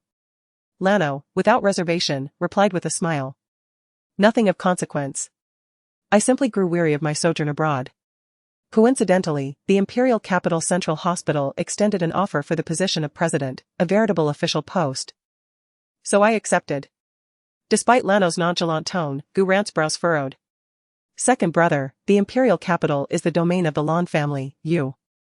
Before Gu Ran could complete her utterance, Lano interjected, always fretting needlessly. "Your second brother is now a luminary in the medical realm. Furthermore, my return is not motivated by any dealings with the Lan family. Indeed, second brother is now a globally acclaimed surgical prodigy, and also the most eminent pharmacologist. Those who contemplate crossing you must first weigh the consequences of incurring your displeasure." Upon hearing this, Lan Nua raised an eyebrow in a haughty manner and added, "Besides, I have my little junior sister to back me up, right? If things get really tough, I can always bring her out."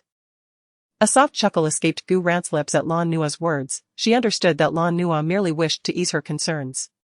The bond shared among the group of siblings was strikingly similar. They all tended to conceal their difficulties, not wanting to burden those they cared about.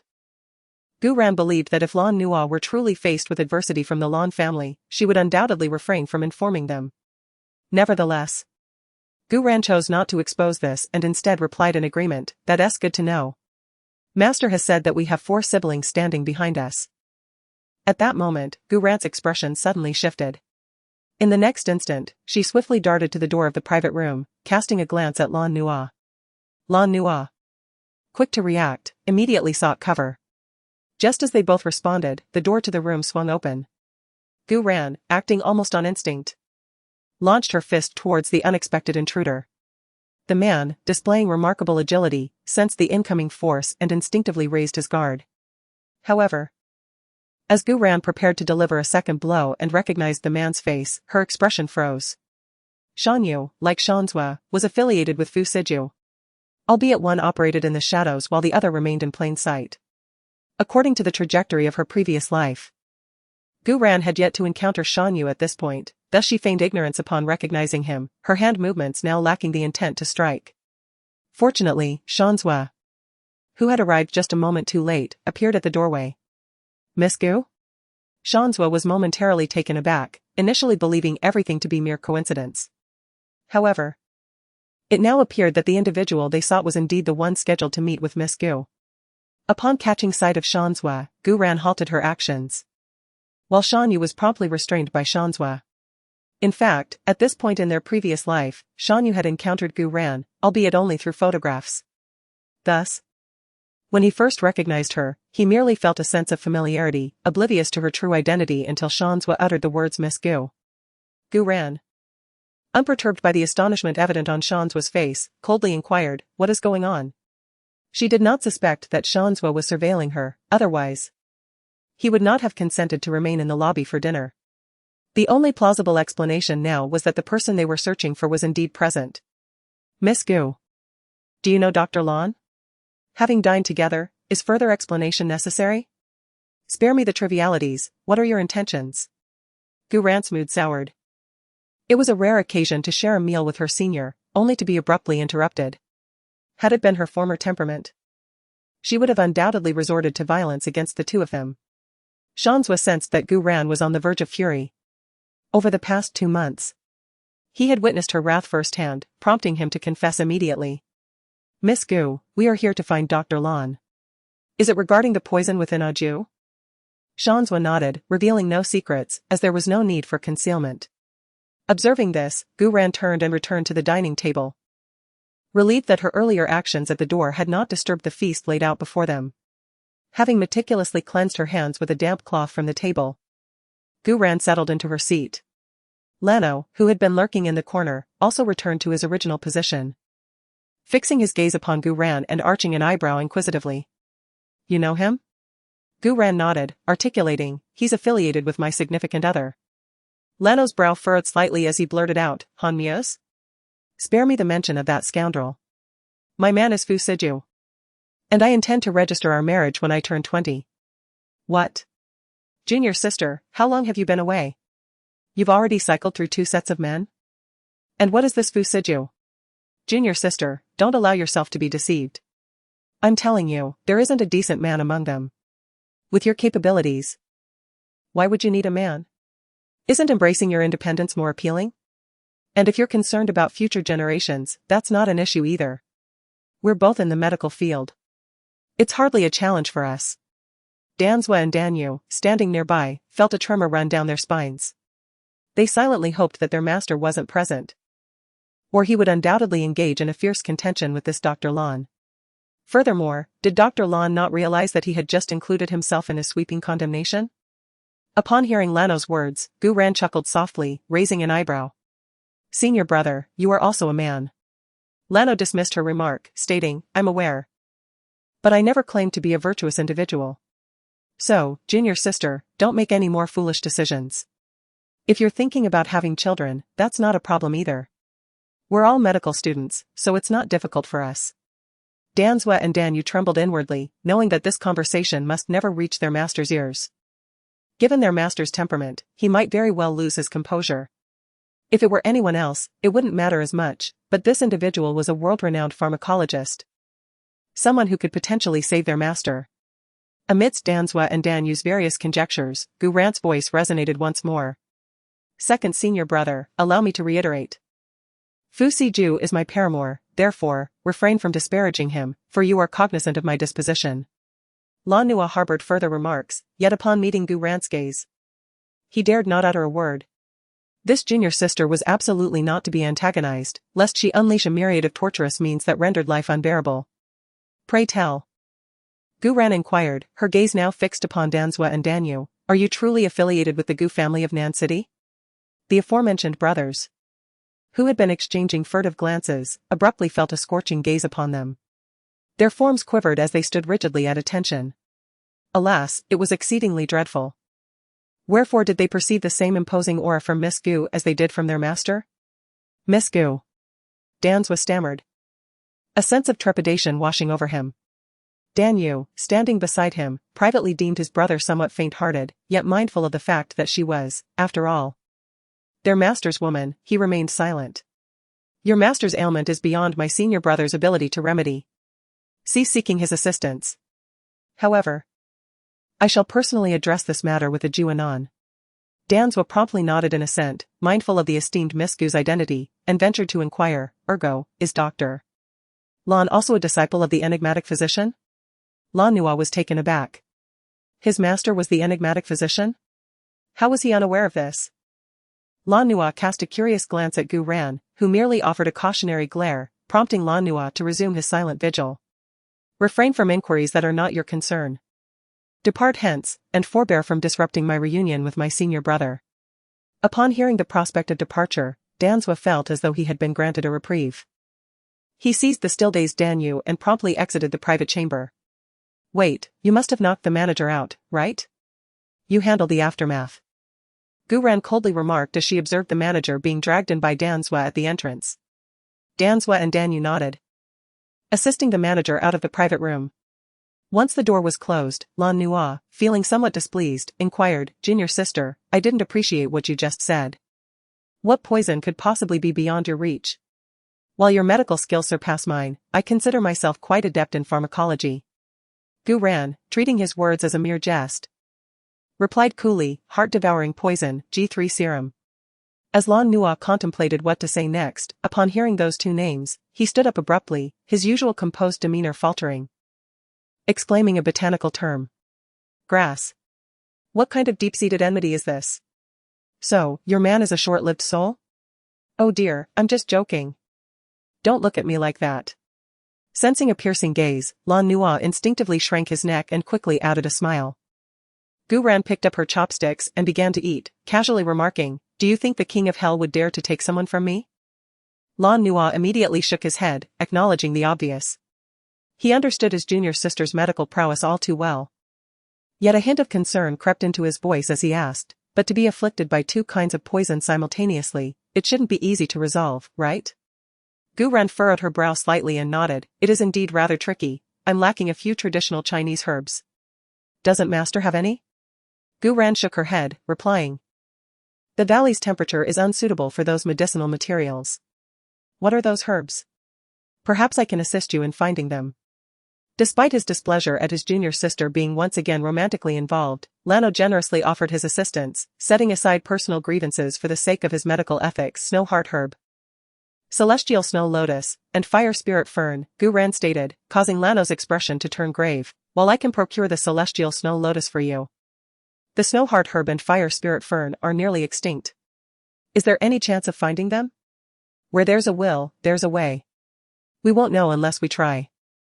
These two herbs are crucial. If we use substitutes, Ju might have to live with the toxins for the rest of his life. Recognizing the gravity of the situation, Lano abandoned his initial nonchalance and nodded, alright, I'll have the Medical Alliance keep an eye out. I'll also inquire about them when I return to the capital, thank you. Senior brother, no need for thanks. If you feel indebted, just concoct some longevity pills when you have time. I gave up a significant investment when I moved the research lab back to the country. There's an auction in North City in 2 weeks. We can use a few longevity pills to raise some research funds. Gu Ran frowned slightly upon hearing this and glanced at the suitcase beside her. Didn't Master also make longevity pills? Yes. But Master is getting old. Do you know how long it took him to make the pills he gave you? Besides, Master himself admitted that the potency of his pills isn't what it used to be. That's why I'm asking you. Since we're earning so much money, we should be conscientious merchants, right? Gu Ran was aware that her master's health was declining, and he only continued to concoct pills because he couldn't bear to be idle. After a moment's contemplation, Gu Ran acquiesced with alacrity, as it conveniently coincided with her intention to concoct some elixirs for Fu Si Ju.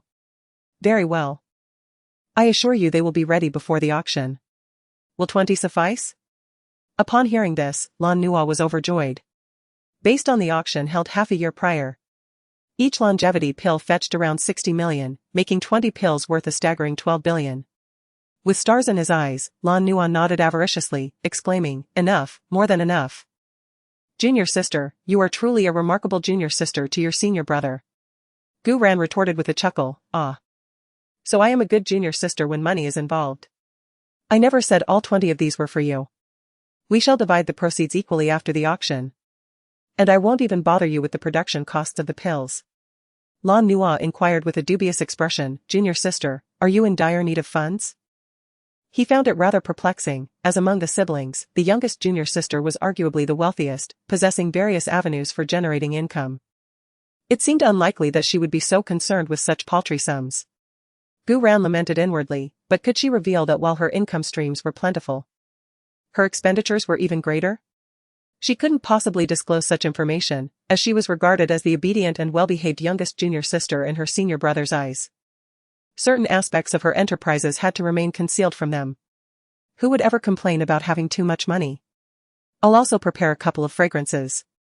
Could you liaise with the auction house on my behalf? Lan Nua remained perplexed. While his youngest junior sister was known for her avarice, he had never witnessed her toiling so diligently for money.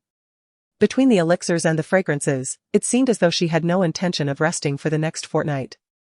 However, Lan Nua possessed the discretion to simply nod in agreement, without prying into the reasons behind her actions. The moments of reunion are always fleeting. After enjoying lunch at Bayaju, Lano set off for Nanching Airport. Gu Ran glanced at the time, it was already 1 in the afternoon. With no pressing matters at hand, she decided to have Shanzhua escort her back to Tangong. As for Shan Yu's absence, Gu Ran chose not to inquire. On the way back, Gu Ran was preoccupied with her phone, as a friend on WeChat persistently bombarded her with messages, preventing her from finding any peace of mind. Eventually, she decided to reply. It was a message from Lao A boss, the other party just agreed to the deal, 10 billion. Gu Ran raised her eyebrows. Intrigued by this wealthy patron who so readily acquiesced, making her wonder if her initial offer had indeed been too modest. With nimble fingers, Gu Ran swiftly composed a text message and hit send. Remind me to deliver in a week. Then, recalling a previous inquiry she had asked Lao A to investigate, she followed up, have you found any news regarding the matter I asked you to look into? Boss, before I proceed, I must ask, are you truly a member of the Gu family from Nanching? Upon reading this message, Gu Ran's pupils constricted slightly, a glimmer of coldness passing through her deep-set eyes. Fearing that the nuances of text might lead to misunderstandings, she immediately called Lao A. What do you mean by that? She inquired as soon as the call connected, not allowing him a moment to speak. Lao A, taken aback by her intense reaction, wasted no time and began recounting what he had uncovered in his investigation. As I investigated the circumstances surrounding your father's demise, I discovered that his blood type was A. While I noted that the matriarch of the Gu family possessed an O blood type, given your superior knowledge in medical matters, I must inquire, is it feasible for a union of A and O blood types to produce an individual with AB blood type? Furthermore, I have always found it perplexing that, despite your mother being alive, you were sent away following your father's incident. Did your mother not object to this? Gu Ran sat in the rear seat of the car, her brow furrowing increasingly as she listened to Lao A's analysis over the phone. Meanwhile, Danzua, who had been attentive to the commotion in the back since Gu Ran made the call, felt a pang of concern as he observed her expression darken. He contemplated whether he should break the silence. At that moment, Gu Ran happened to glance up, and their eyes met, however. Her gaze was so piercing that it caused Danzua to quickly avert his eyes. Gu Ran, unwilling to elaborate, raised the partition in the car and continued her conversation with Lao A. Reflecting on her past, she realized that her relationship with her mother had always been strained. After her mother gave birth to a brother, Gu Ran had believed that her mother's preference for sons had led her to send Gu Ran away to the countryside. Yet now, it seemed there were likely other reasons at play. Having lived a second life, and having been deceived by the so-called bonds of kinship in her previous existence, Gu Ran felt a sense of liberation upon realizing that the Gu family might not be her true kin. However, the father from her memories, who had bestowed upon her a joyous childhood, prompted her to seek the truth behind his death, if only to honor their fleeting connection as father and daughter. Regarding your father's demise, I find it difficult to accept the explanation that he was merely the victim of a robbery gone wrong. Despite my youth at the time, I always suspected that my father was more than a mere businessman. He had a propensity for sudden disappearances, and his physical prowess was considerable. While he may not have been capable of single-handedly defeating 100 men, it seems improbable that common highwaymen could have prevented him from leaving behind a complete corpse. Having listened to Gu Ran's analysis, the individual on the other end of the line, known as Old A, revealed the suspicious points he had uncovered during his investigation. Boss, your suspicions are justified. While your father's case was officially classified as a robbery resulting in death, My examination of the case files from that era revealed that the robbers involved were nothing more than common thugs. Although there were 4 of them, they were all petty criminals with limited combat capabilities. Moreover, they were habitual offenders in that area, primarily engaging in robbery, resorting to physical threats at most, and certainly not inclined to commit murder and dismemberment. Upon hearing the words murder and dismemberment, a trace of sorrow flickered in Gu Rant's eyes. She recalled that during her father's funeral, the coffin seemed to contain only his clothes and personal effects. However, the more Gu Rant pondered the situation, the more inconsistencies she perceived. Firstly, in her previous life, Han Muse and Gu Yao had attributed her father's death to Fu Siju's family. Given Fu Siju's influence, his family members were likely not ordinary individuals. Would such individuals resort to employing street thugs to stage a home invasion, robbery, and murder to eliminate a single person? It's not as if they lacked the financial resources to hire assassins on the dark web. Furthermore, it seemed as though her father had an inkling of his impending misfortune. Just a week prior to the incident, he astonishingly drafted a will, which included a provision for Gu Rant to inherit 30% of the Gu Group's shares. Could it be that her father possessed some prescient ability? Thirdly, and perhaps most perplexingly, her father was publicly known as the chairman of the Gu Group. Yet the site of the incident was a small, chaotic county in the southern border region. What could have compelled him to be there? These myriad uncertainties convinced Gu Rant that her father's demise was not merely the result of a robbery gone awry, but rather a facade orchestrated by malevolent forces. Contemplating this, Gu Rant turned to Olde and said, "Please conduct a thorough investigation. The circumstances surrounding his death are far too irregular." "All right, but this will require some time," he replied. "Yes, I can be patient. By the way, what about the Han family? Have you uncovered anything?" "I couldn't find any connections to particularly notable individuals. But I did discover that the Han Group is not as glamorous as it appears from the outside. Your predecessor's father was not a competent manager.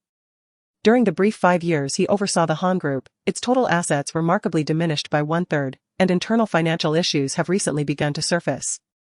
Upon hearing this, Gu Rant strained to recall, noting that in her previous life, there had been no indication of financial troubles within the Han Group. Suddenly, a realization struck her, her brow furrowing in concentration.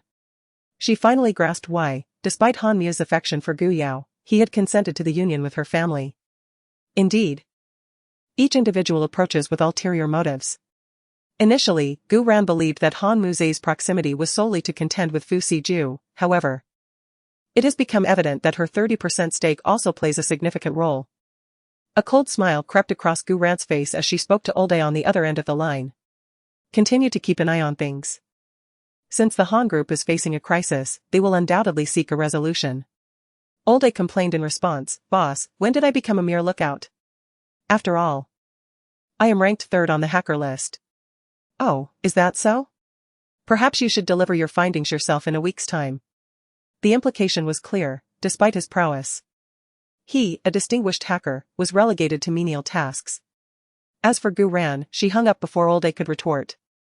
At that moment, her mind was a whirlwind of confusion. If the Gu family were not her kin, who was she truly? Yet, if she were not her father's daughter, why then had he left her such a substantial inheritance? The myriad of enigmas tangled together in her mind, leaving her in a daze even as the car entered the Tan Palace. It was only when the door opened that a strikingly handsome figure appeared at the back seat. Ran, what's wrong? Your expression seems rather grim." His concerned voice, akin to a gentle breeze, warmed Gu Rant's gradually chilling heart. She instinctively wrapped her arms around his sturdy waist, resting her head against him, and softly murmured, "It's nothing, just suddenly thought of my father and felt a bit melancholic." The man from the Gu family, known for his clarity and grace, Fu Siju, had had the fortune of meeting her several times. He was an anomaly within the Gu family, yet he had also propelled them toward greatness. Such an exceptional man, akin to a fleeting comet, traverses this world, leaving only a brief existence in his wake. His departure marked the beginning of the decline of the Gu family. Although the Gu Corporation presently appears to be thriving, those privy to the inner workings understand that its continued resilience and standing in Nanjing are largely attributable to the long-term strategies established by Gu Mingzi rather than any significant influence from the current leader, Gu Mingfei. Over the past decade, despite holding the title of chairman, Gu Mingfei has often found the board of directors adhering to the developmental principles laid down by the late chairman, Gu Mingze, who was also Gu Ran's father. When questioned about Gu Mingfei's compliance, the answer is simple: he lacks the dominant shares necessary to implement substantial reforms, leading to numerous setbacks in his endeavors. This predicament explains his relentless pursuit of the 30% stake held by Gu Ran. Upon hearing Gu Ran's sentiments, Fu Siju felt a surge of compassion.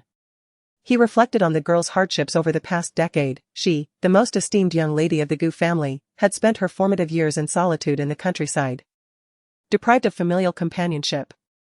With a heart full of tenderness, Fu Siju gently caressed the girl's head and soothingly proposed, "If you miss him, we can visit his memorial together one day, shall we?" Gu Ran nodded in agreement. "Yes, brother Aju, please carry me inside." With that, Gu Ran clung to Fu Siju like a sloth, and he, more than willing to indulge her, effortlessly lifted her from the car. With lithe grace, Gu Ran entwined her legs around Fu Siju's torso, nestling her head in the hollow of his neck, murmuring softly in his ear, "Dearest Siju, having you is such a blessing." Chuckling, he responded, "My sweet fool, it is I who am blessed to have you. Though I must confess, I never suspected my Ranran to be kindred spirits with the esteemed Dr. Lan. Such hidden depths." Anticipating his query, Gu Ran looped her arms around his neck, leaning back to meet his gaze. "I possess a certain prowess, wouldn't you agree? Surely, you now harbor greater faith in me." Understanding her unspoken reference, Fu Siju replied with a tender smile, "My belief in you, my Ranran, is unwavering. Your assurance of aiding me in alleviating this affliction is all the conviction I require." Just then, Fu Siju noticed the sizable trunk carried by Danzua, prompting him to inquire, "What manner of cargo is this?" Equally perplexed, Danzua explained that upon departing Baya residence, he observed Miss Gu maneuvering a rather weighty trunk. Offering his assistance, he nearly strained his back in the process. Gu Ran, her thoughts previously consumed by melancholy, exclaimed, "Ah, I nearly forgot about my treasure trove. My mentor bestowed upon me these precious gifts. Assistant Dan, do set it down over there." With that, Gu Ran patted Fu Siju affectionately. "Pray, release me. Within lies items intended for you." Having dismounted from Fu Siju's embrace, Gu Ran skipped towards the trunk, unveiling its contents, which seemed on the verge of overflowing. Upon closer inspection, Fu Siju discerned an array of vials and jars, alongside what appeared to be traditional medicinal instruments, and packages wrapped in parchment, emanating a potent herbal fragrance. "Ah, yes, Alistair, I require a chamber for my apothecarial pursuits. Furthermore, I may need your assistance in procuring certain ingredients in the coming days. Ideally, the room should be secluded, ensuring minimal disturbance during my work." Without hesitation, Mr. Fitzwilliam addressed his aide, Mr. Singleton, instructing him to prepare the Violet Pavilion in the rear. "See to it that the Violet Pavilion is vacated and henceforth designated as Ms. Gu's private sanctuary." Mr. Singleton paused, momentarily taken aback. The Fitzwilliam estate comprised 6 villas, the primary edifice being the grandest. The others, though smaller, were nonetheless substantial. The Violet Pavilion, encompassing approximately 350 square meters, was now to be entirely at Ms. Gu's disposal. "Sir, is it necessary to clear the entire structure?" Ms. Gu, equally surprised, inquired, "What is the Violet Pavilion's dimensions?" "It occupies 350 square meters, with 3 stories above ground and 1 below." Ms. Gu raised an eyebrow, resolving to explore the estate at her earliest convenience. "Is there a smaller building available?" She felt it wasteful to occupy such a grand edifice. Mr. Singleton hesitated. "There is the second courtyard at the far end, the smallest, at just over 200 square meters. However, that building serves as accommodation for the staff." "The Violet Pavilion it is, then. You are the master here. There is no question of extravagance. This estate was conceived for you." Mr. Fitzwilliam interjected, and Ms. Gu, no longer wishing to demur, acquiesced with a nod. "Let us proceed to the Purple Pavilion. Afterward, I will need to trouble Assistant Dan to procure some supplies and possibly hire a renovation team to redecorate the interior." Assistant Dan, without even needing to gauge Fu Siju's expression, readily nodded in agreement. Subsequently, he departed from the main building, while Gu Ran continued to rummage through her suitcase, methodically arranging its contents on the coffee table. It must be said that her master had nearly delivered all the treasured items he had been safeguarding for her. "Fu Siju, standing nearby and assisting Gu Ran with the items, observed the array of jars and bottles and inquired with curiosity. The pills in the white jade bottle are detox pills. The very ones you took at the research center today, however, these are merely the standard version, whereas yours was the enhanced variant. The pills in the green jade bottle are longevity pills, which are said to extend the lifespan of the elderly. As for these, they are simply ordinary tonics for replenishing qi and nourishing blood. As she spoke, Gu Ran sifted through the numerous jars and bottles and tossed one to Fu Siju. Fortunately, his reflexes were swift, otherwise, the contents of that bottle would have been wasted. This is a blood-replenishing pill, highly effective for those who have lost considerable blood. And it also accelerates wound healing. Please have someone deliver it to those injured last night. Fu Siju examined the vial in his hand, estimating that it contained around 40 to 50 pills. He had heard of blood-replenishing pills before, as someone who had often sustained injuries. He had once acquired a bottle containing just 10 pills, which had cost him nearly 500,000. The exorbitant price of this medication stems from its remarkable ability to halt bleeding rapidly. There are whispers of an individual who, having sustained an injury to the carotid artery, managed to survive for over 2 hours after taking this very pill while awaiting rescue. Although this is merely hearsay, those who have experienced its effects unanimously extol its virtues. Fu Siju, having felt its efficacy firsthand, was taken aback to witness this young lady so casually bestowing such a valuable vial upon others. After all, their minor injuries hardly warranted such a potent remedy. Gu Ran was diligently organizing the medicinal herbs bestowed upon her by her master and remained oblivious to the astonishment etched upon Fu Siju's face. Upon hearing his remarks, she assured him, "It's of no concern, I have plenty more." As she spoke, Gu Ran gestured towards a plump white porcelain jar on the tea table, adding, "Look. There is still a large bottle over there." Upon seeing the direction in which Gu Ran pointed, Fu Siju felt a twitch at the corner of his mouth. In comparison to her porcelain jar, the small vial he held seemed like a grandchild standing before a grandparent. Suddenly struck by an idea, he inquired, "Could you possibly spare me some more? I wish to equip my team with these pills." However, Gu Ran, in an uncharacteristic display of protectiveness, cradled the jar to her chest, regarding Fu Siju with caution. "Absolutely not," she replied firmly, "I intend to take this to the auction house." Indeed, this notion had struck her as she sorted through the medicinal materials. With a pressing need for funds, she recognized that while these blood-replenishing pills might not fetch a high price, the sheer volume she possessed could compensate for it, thus relying on quantity to prevail. As Fu Siju observed Gu Ran's possessive demeanor, he chuckled softly and playfully pinched her puffed-up cheeks, remarking, "You are in need of money." Gu Ran nodded vigorously, exclaiming, "Indeed. I am quite impoverished, my pockets are utterly empty, and even the beggars on the street possess more wealth than I." Noticing the earnest yet pitiable expression on Gu Ran's face, Fu Siju suddenly recognized his oversight. Consequently, he retrieved a card from his wallet and placed it before her.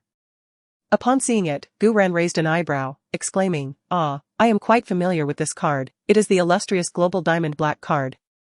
Even more prestigious than the ordinary black card. Here, take this card for now. It has no limit, and the password is your birthday. Feel free to use it for whatever you desire," he said. Gu Ran's dark eyes remained fixated on the card, captivated by its allure. However, she found herself in a moral quandary. Should she embrace the independence of a modern woman and proudly declare, "I shall not spend a man's money"? Or should she revel in the joy of being a carefree little parasite and accept it with delight? After much deliberation, she resolved to embrace her role as a happy little parasite in Fu Siju's presence. She accepted the card but did not immediately relinquish the vial of medicine. "Seeing your generosity, I shall grant you a discount on this medicine. At the auction last year, a set of 10 pills sold for 800,000. I can offer you a 50% reduction. Is that agreeable? I cannot lower it further, as I must cover my costs," she proposed. As she spoke, Gu Ran calculated in her mind, the cost of this vial of pills amounted to at least 10,000, containing approximately 300 pills.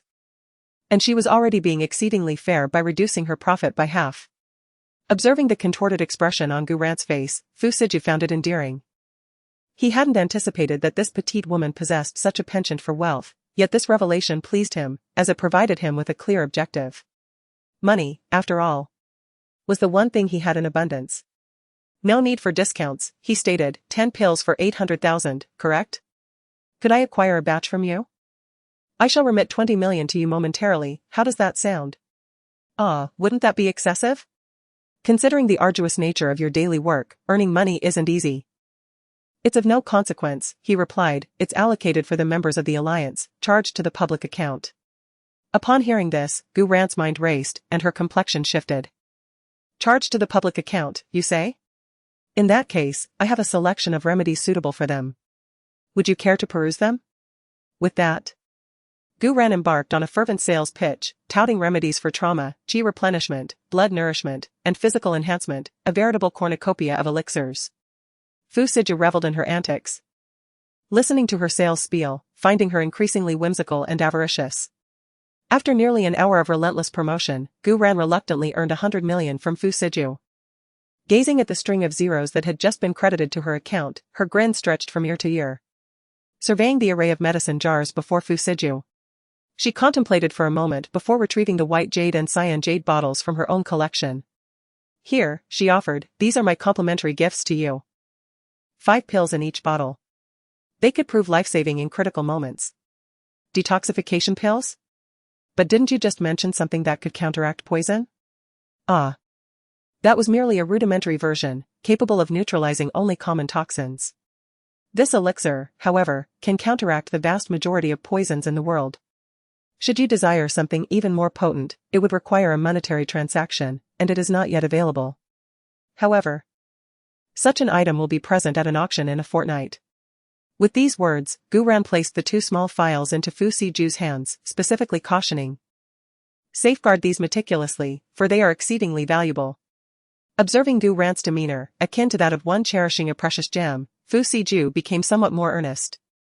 He procured a box specifically for the 2 porcelain vials, while the remaining items were casually placed in a shopping bag and set aside. Fu Siju glanced at the time, realizing that it was nearly 5 o'clock due to their activities. The winter nights arrived early. Observing the dimness outside the window and the gentle illumination of the courtyard's nightlights, he inquired of Gu Ran, who was still tidying up, Ran. What would you like for dinner this evening? Anything is fine, I am not fastidious. Very well, how about steamed cod, sweet and sour pork loin, garlic oysters? And 2 stir-fried seasonal vegetables? Additionally, some beef bones were delivered this morning. I had them simmered into a soup, which should be ready after several hours of cooking. Upon hearing this, Gu Ran seemed to recall something and looked up at Fu Siju with astonishment, asking, Ju Gij, are you intending to cook? Fu Siju had already begun to remove his coat, nodding as he replied, I have long desired to prepare a meal for you. Would Ran grant me this opportunity? Ju Gij, you are too kind to me. Gu Ran ceased her activities and embraced Fu Siju, lightly kissing his cheek. At that moment, a hurried voice shattered the warmth of the scene. My lord, is something wrong? Danswa rushed in, his face a mask of urgency. Fu Siju's mood plummeted instantly, the lingering affection on his face replaced by a chill. Danswa felt a shiver run down his spine. He had no desire to disrupt this serene atmosphere, but the situation was dire and beyond his control. Noticing Fu Siju's rising temper, Gu Ran spoke up first. All right. Let's not linger. Assistant Dan wouldn't come to disturb us without cause. Her few words extinguished the flames of anger within Fu Siju, and in that moment, Danswa felt the heavy weight on his shoulders lift, his attitude towards Gu Ran softening slightly. Thank you, Miss Gu. Fu Siju, preoccupied with thoughts of preparing a meal for his cherished Gu Ran, impatiently interjected, what is it? Our security system has been breached again. This time, the assailants number 20. Including Ghostblade. I've instructed the team to hold the line, but to the upper floor. Fu Siju recognized the gravity of the situation and did not allow Danswa to continue, striding towards the stairs. Gu Ran had initially intended to tidy up the herbs on the table, but upon hearing the name Ghostblade, her steps faltered. As she watched Fu Siju and Danswa disappear into the corridor, she picked up her phone and sent a WeChat message to Old A. Have Ghostblade immediately withdraw from the current operation. Old A promptly replied with a flurry of question marks. Gu Ran, finding it tedious to type, sent a voice message instead. His current target is my people. After uttering these words, Gu Ran promptly hung up the phone.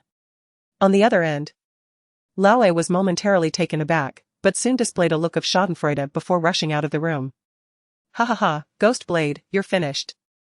Let's see how you compete for my favor from now on. In the study on the second floor of the Tang Palace, Fu Siju and Danzwa sat before their respective computers. Fu Siju's long fingers danced across the keyboard, conjuring virtual images. Observing Fu Siju's grim and imposing expression, Danzwa dared not breathe a word, striving to keep pace with Fu Siju's rhythm. Sir, there are too many adversaries on that side, we cannot keep up. Danzwa was drenched in sweat, his fingers nearly cramping from exertion, yet he dared not relent, gritting his teeth in determination. This was not merely a contest of stamina, but rather a battle of technical prowess. Although Danzwa had acquired formidable hacking skills under Fu Siju's tutelage, confronting a true master would only lead to defeat. Delay them for another 5 minutes, I am in the process of establishing a new defense protocol, Fu Siju instructed, his fingers flying across the keys as he simultaneously briefed Danzwa while continuously coding. At that moment, 3 red dots suddenly vanished from Danzwa's screen. These were the IPs they had locked onto, which they intended to breach one by one. Danzwa promptly opened a list and noticed the missing IPs, a flicker of confusion appearing in his eyes. Sir, Ghostblade has withdrawn. And 2 others in the top 20 have also exited. Do not worry about that, focus on stabilizing our position.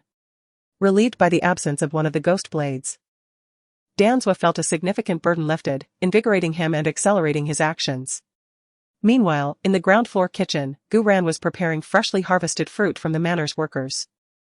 Her attention, however, was primarily fixed on her phone.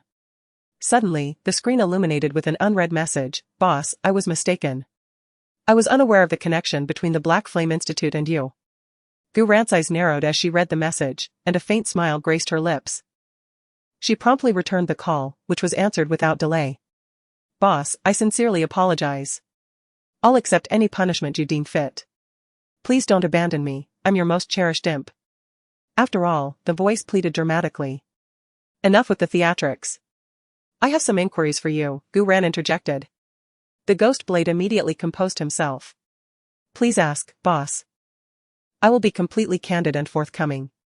Tell me, what instigated today's events? Why the unwarranted attack on their network? Boss, it was rather unremarkable. During a previous assault on the Shadowbase's network, it was discovered that the Black Flame Institute had provided assistance. This led to the operation you witnessed today. Upon hearing this, Guran's brow arched slightly. Could this be the reason for Shadow's sudden order on the dark web? While she remained indifferent to the affairs of the Shadowbase, the apparent connection between her beloved Aju and the Black Flame Institute warranted further investigation. Do you know the background of the individuals who orchestrated this operation? The Serpent Syndicate of the M continent has been at odds with the Shadow Syndicate for years. Given that Black Flame is the largest arms research institute on the M continent, it's plausible that the Serpent Syndicate's motives extend beyond mere retribution for past grievances, encompassing the clandestine acquisition of Black Flame's classified data. After all, the Serpent Syndicate has a well-documented history of such endeavors. Therefore, your association with such individuals is perplexing. When did Silver Fox compromise its principles to such an extent? Guran voiced her indignation, asserting that even within the clandestine world, adherence to principles and ethical boundaries is paramount. Contracts involving the theft of others' research findings are strictly off-limits for Silver Fox operatives. Upon hearing this, Ghostblade, on the other end of the line, nearly prostrated himself in supplication, hastily interjecting, Boss, I implore you to believe me. My sole intention was to satiate my curiosity upon encountering this contract on the dark web, stemming from my resentment at nearly being tracked down by that individual last time. Rest assured, Boss, I initially planned to withdraw after our exchange, with no intention of aiding the Serpent Syndicate. Truly, Boss, my devotion to you is beyond reproach. Silence. Guran retorted, where did you, a native of F country, acquire such expressions? Guran's expression conveyed her disdain, noting that despite being a foreigner, his proficiency in Z country's language rivaled that of a comedian. A sheepish chuckle emanated from the phone as Ghostblade responded guiltily, Boss, I'm merely endeavoring to keep pace with you. As your most devoted acolyte, it is imperative that I familiarize myself with the nuances of your nation's culture. Enough. I have matters to attend to. Farewell. Remember, let this be a solitary instance. Yes, thank you, boss, for your clemency. On the phone, the discordant voice of Ghostblade could still be heard. Unfortunately, Guran understood Ghostblade's character all too well. He was someone who would take advantage if given an inch, and thus could not be indulged. After hanging up, Gu Ran gazed at a large plate of cherries, contemplated for a moment, and then carried them upstairs. In the study on the second floor, the battle raged fiercely. Although Ghost Blade had withdrawn, the opposing side was evidently well prepared, as several hackers had joined the fray one after another. On Fu Siju's side, apart from him as the main force, the Black Flame Institute could muster only 3 or 4 skilled hackers, supplemented by a few mediocre participants from Danzhou and Yuan, placing them at a disadvantage. Upon entering the study, Gu Ran noticed Dan's furrowed brow, as he pounded the keyboard with the intensity of a personal vendetta. In contrast, Fu Siju appeared calm. Yet the tightness of his lips betrayed the gravity of the situation, signaling to Gu Ran that challenges lay ahead for him. Not lingering, Gu Ran approached Fu Siju, placed the fruit platter down, glanced at the flurry of code dancing across the screen, and swiftly exited the study, heading straight to the master bedroom upstairs. 5 minutes later, Danzhou suddenly exclaimed in excitement, "Sir, someone is assisting us." Since the two of them were responsible for different aspects of the task, Fu Siju could not ascertain the specifics of the situation. Upon hearing Danzhou's words, he merely raised his gaze slightly and inquired, "What happened?" "It's unclear. The individuals we were competing against have been attacked by an unidentified assailant. They are exceptionally formidable, already 7 of their members have withdrawn from our battle." A flicker of astonishment crossed Fu Siju's eyes, accompanied by a sense of intrigue regarding the identity of the mysterious individual. Unfortunately, the urgency of the situation prevented him from diverting his attention to pursue this enigma. He urged his comrades to intensify their efforts, as he had nearly rectified the vulnerabilities on his end. On the 3rd floor, in the master bedroom, Gu Ran observed her adversaries, each one she had successfully outmaneuvered. A smirk of disdain gracing her lips. "How dare you meddle with my dear brother Aju? I shall ensure your return is thwarted." After approximately 10 minutes, Gu Ran captured the last individual attempting to flee, and with glee, she selected the largest cherry, savoring a satisfying bite. At that moment, from the study on the 2nd floor, an excited scream from Shanzhou pierced the air. The master bedroom door was ajar, and Gu Ran could distinctly hear the commotion. Her lips curling into a smile. "You wish to bully my brother Aju, do you, poison snake? I shall make an exception this time." Murmuring to herself, Gu Ran's fingers danced across the keyboard with agility. Meanwhile, within the poison snake space, chaos erupted. "Boss, we are under attack on our system. Is it Black Flame? Damn it. Get me some people, I want all their information posted on the dark web." The leader of Poison Snake, a burly Caucasian with a full beard and a fierce demeanor, barked orders vehemently. However, upon finishing his tirade, he noticed that apart from those frantically dealing with the cyber assault, the others merely exchanged bewildered glances, appearing utterly dumbfounded. "What are you all gawking at? What is the matter with you?" One of the leader's trusted aides mustered the courage to speak. "Boss, the brothers can hardly hold on. This opponent is formidable, far more so than that Ghost Blade." Upon hearing this, the Serpent Kingpin's countenance underwent a dramatic shift, and he promptly extricated himself from the individuals surrounding him. He proceeded to the array of computers, his gaze sweeping across the grave expressions of his subordinates, which made him realize that something was amiss. Meanwhile, Fu Siju and Shanzhou, who were preparing to conclude their work, also detected the anomaly. Fu Siju, who was still contemplating the possibility of uncovering some trace of the elusive expert who had aided them earlier, was interrupted by Shanzhou's excited exclamation. "Sir, someone is assailing the Serpent's internal system. Judging by the technique, it appears to be the same individual who assisted us previously." Fu Siju's movements momentarily ceased, and his gaze fell upon Shanzhou's computer screen. In the ensuing moment, he input a series of codes into his own computer.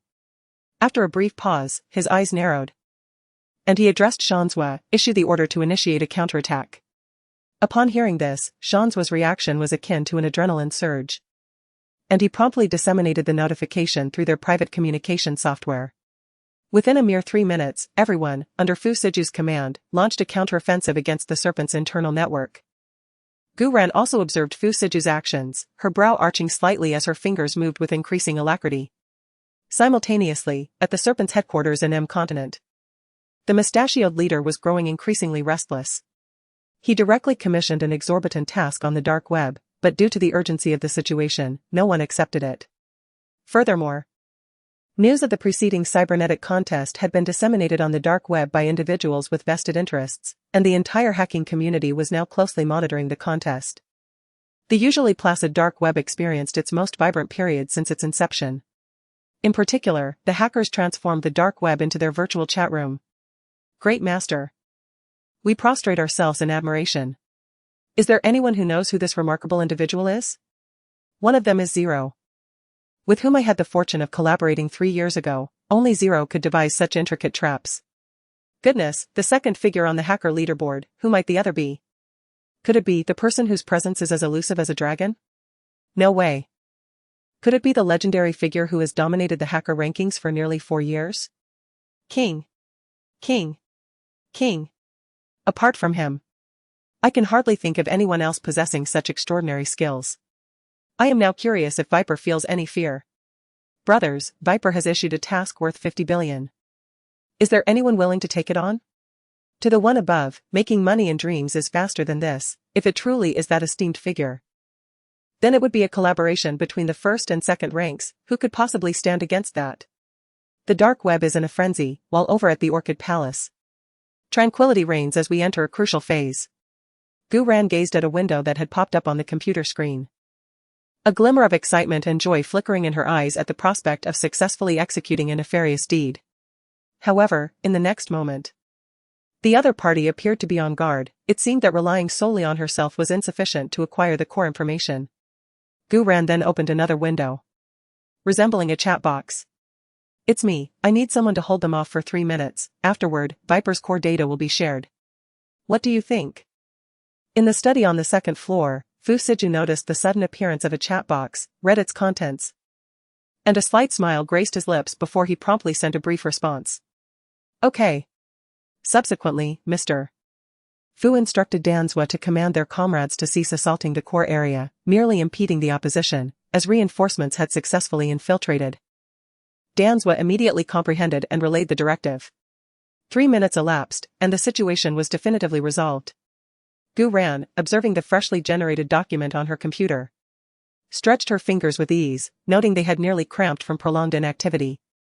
At that moment, the chat window on Gu Ran's computer flickered, revealing a message from Fu Siju. Are you king?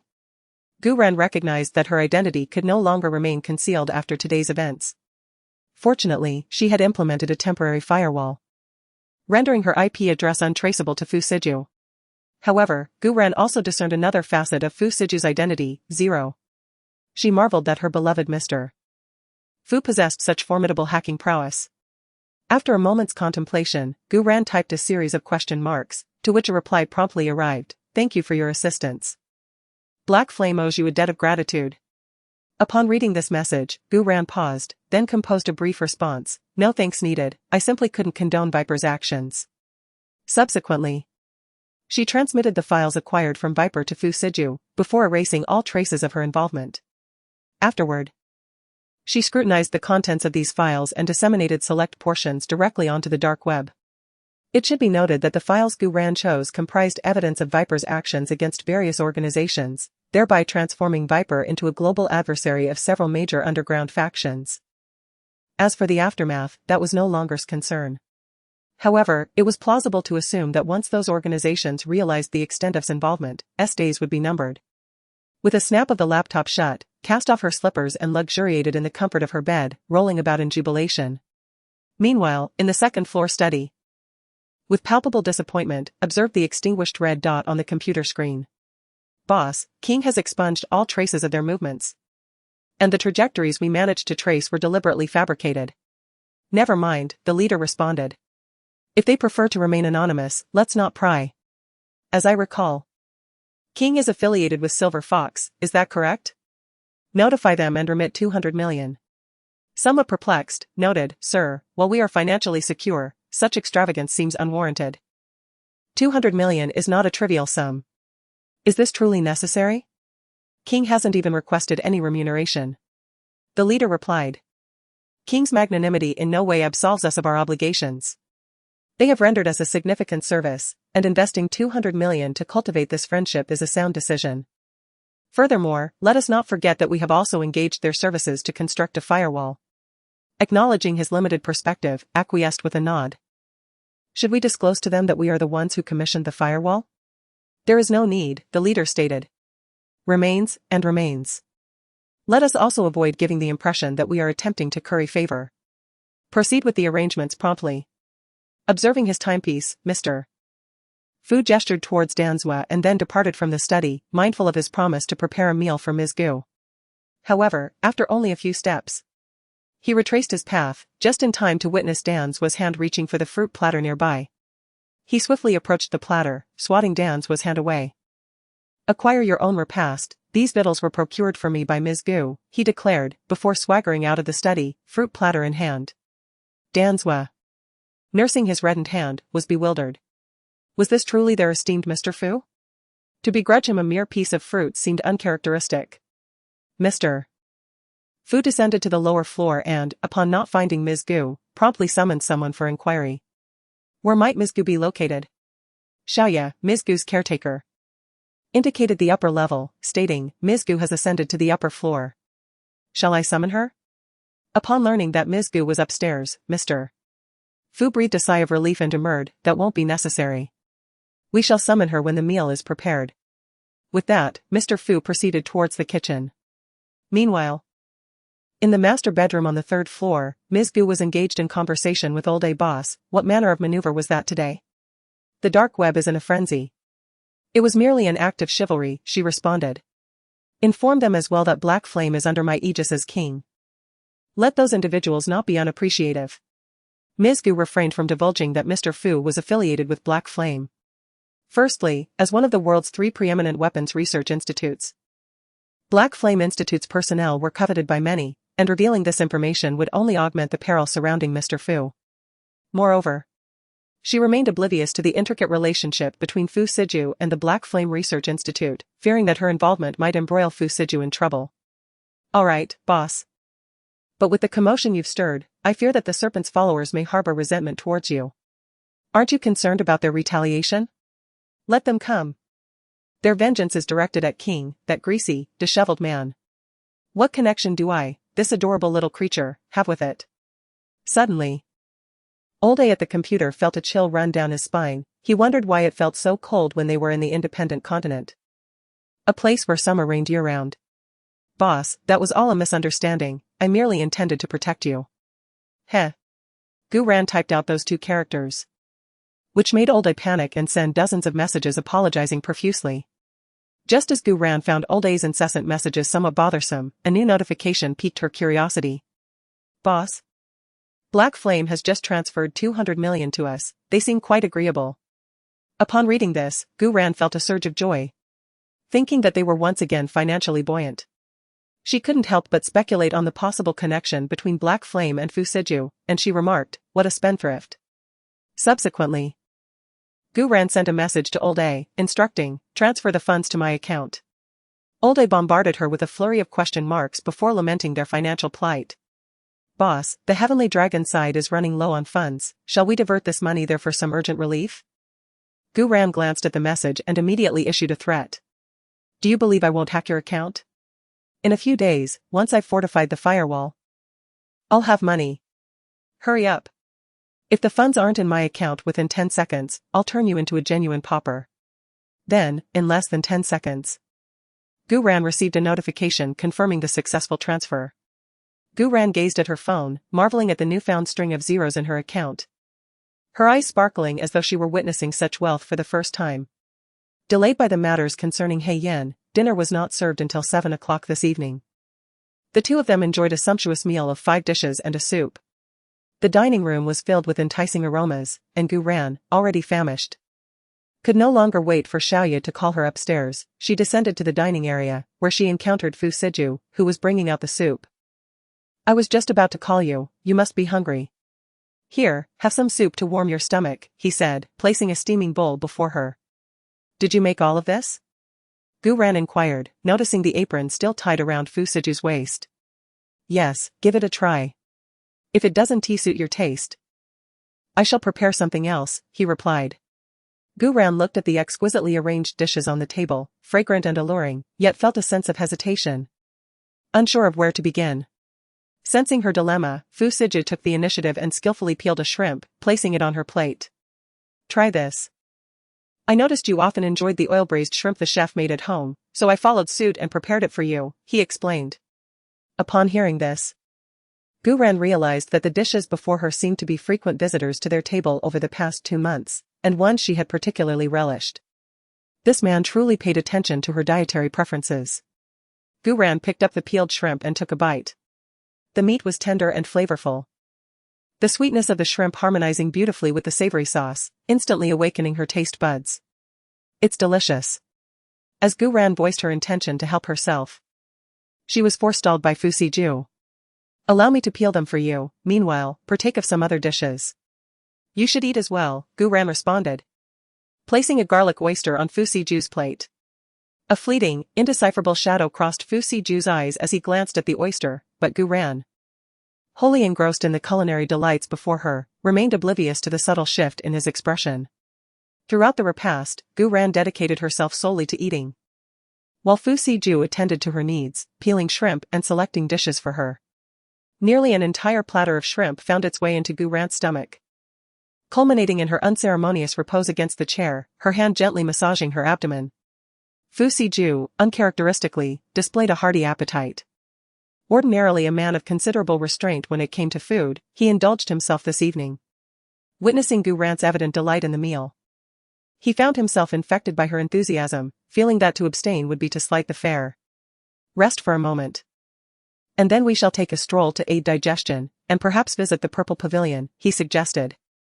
Gu Ran nodded, and with a gentle rub to her stomach, she relocated to the living room, where she languidly sprawled upon the sofa, limbs akimbo. Far from being repulsed, Fu Siju regarded her with an expression of utter adoration, finding her in this state most endearing, authentic, and the object of his deepest affection. Presently, recollecting certain matters, Gu Ran turned to Fu Siju and inquired, "A Jew? I wish to journey to Pearl Bay tomorrow." Upon hearing the name Pearl Bay, Fu Siju's brow furrowed slightly, mindful of the resident there. "Do you intend to visit your mother?" he queried. At the mention of mother, Gu Ran's gaze dimmed momentarily before she nodded in affirmation.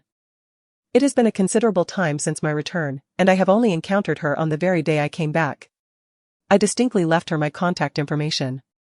Fu Siju is aware that the woman has always maintained a frigid demeanor towards Gu Ran, a sentiment that existed even when Gu's uncle was alive. Now, separated for over a decade, it is likely that their tenuous maternal bond has long been eroded by the passage of time.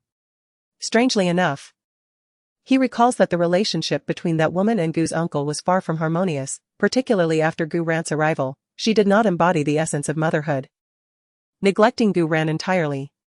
It was only after the birth of Gu Ran's younger brother that she began to exhibit maternal instincts, albeit her affection was solely directed towards the boy. Fu Siju vaguely remembers his visits to the Gu household, where whispers about the lady of the house's blatant preference for sons over daughters were commonplace, revealing her utter disregard for her own daughter. Observing the melancholy in Gu Ran's eyes, Fu Siju surmised that the young girl yearned for maternal love. He approached her, gently guiding her to rest in his embrace, tenderly caressing her cheek as he softly reassured her, Ran, do not be disheartened, I shall be by your side from now on." Upon hearing his words, Gu Ran recognized that Fu Siju had misinterpreted her feelings. With a faint smile, she shook her head and replied, "I am not sad. In truth, after all these years, I have long since become indifferent to the term mother and no longer yearn for familial affection that was never mine to begin with. Otherwise, they would never have sent me to the countryside all those years ago." "Then why do you wish to go to Mingzhu Bay?" Fu Siju inquired, somewhat puzzled. Gu Ran's demeanor while speaking did not suggest deceit, prompting him to seek clarity on certain matters. Upon hearing Gu Ran's words, Fu Siju refrained from further inquiries and simply remarked, "Then I shall accompany you tomorrow." Gu Ran pondered for a moment, realizing there was nothing she needed to conceal from Fu Siju, and nodded in agreement. "Yes, together. By the way, regarding your earlier mention of studying, would it be possible for me to only take the college entrance examination without attending school? I have been rather busy lately and lack the time." Initially, Gu Ran had not considered the prospect of studying, but recalling her master's instructions and other matters, she deemed it essential to obtain a domestic diploma. Fu Siju appeared somewhat troubled. He assumed that Gu Ran was concerned about keeping pace with the curriculum at school. Thus, he suggested, "I will arrange for several tutors to provide you with guidance at Tangong, otherwise, the exam may prove somewhat challenging for you." "Absolutely not. I am quite capable. A mere college entrance examination cannot deter me. Brother Ju, do you not believe in my abilities?" As she spoke, Gu Ran blinked her clear, bright eyes, gazing hopefully at Fu Siju. The fluttering of her lashes seemed to stir something deep within his heart, prompting him to exclaim, "Indeed. I believe my Ran is the best. Therefore, let us not squander those funds. Just procure a few past examination papers for me to practice with." Fu Siju contemplated for a moment, deciding to heed Gu Ran's wishes and to assess her performance on the papers before determining the next course of action. Even if her results were not stellar, he had ample means to secure her a place in a respectable university. If all else failed, special admissions were an option. He could not fathom any medical school rejecting a girl with such remarkable skills in medicine. Thus, Gu Ran's decision to attend school was made with simplicity and delight. The following day, at 9:30 in the morning, a Rolls-Royce glided into Mingzhu Bay. In such an upscale community, the appearance of a luxury vehicle like the Rolls-Royce did not draw attention. "Last night, I had Shanzhua investigate, after your departure from Nanjing. Your mother relocated here with your younger brother within a fortnight. Over the years, she has seldom made appearances except for significant events hosted by the Gu family. However, as Fu Siju contemplated this, he recalled what Shanzhua had mentioned the previous evening, hesitating whether to voice his thoughts. Gu Ran, nestled in Fu Siju's embrace, was dozing off but immediately roused upon hearing his words. "However, what? Over these years, your second uncle has frequently visited your mother, almost once or twice a month. Particularly after your younger brother commenced his studies at a boarding school, which has led to even more frequent visits from your uncle." Upon hearing this, Gu Ran understood the implication. A man often visiting a widow inevitably raised questions. "Had you Mingjiao noticed nothing over all these years? Your second uncle occasionally stays at an apartment in the city due to work commitments. So it would not strike you Mingjiao as unusual if he sometimes did not return home. Thus, my second uncle is now in a situation of two women serving one husband, while my second aunt remains utterly oblivious." Fu Siju nodded, as he too had been astonished upon hearing this last night. Bearing a 5% equity stake in the esteemed Gu Corporation, Gu Ran's mother garners annual dividends amounting to several million. This, coupled with the legacy of properties and storefronts bequeathed by Gu Ran's late father, would ostensibly preclude any financial exigency that might compel her to become another's paramour. Yet, such is the reality. It is now clear why my mother has remained unattached for so long. It appears she has never lacked male companionship. But how did she become entangled with Gu Mingfei? Perhaps it was a transference of affection. Your uncle bears a striking resemblance to your father.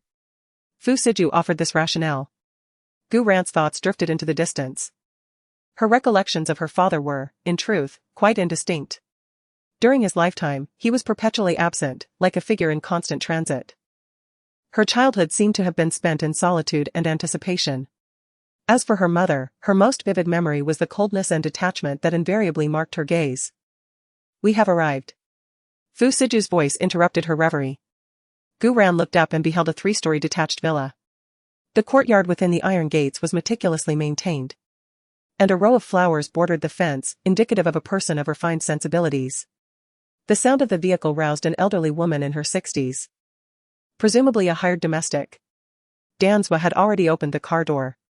Fu Siju alighted first, then extended his hand to shield Gu Ran's head.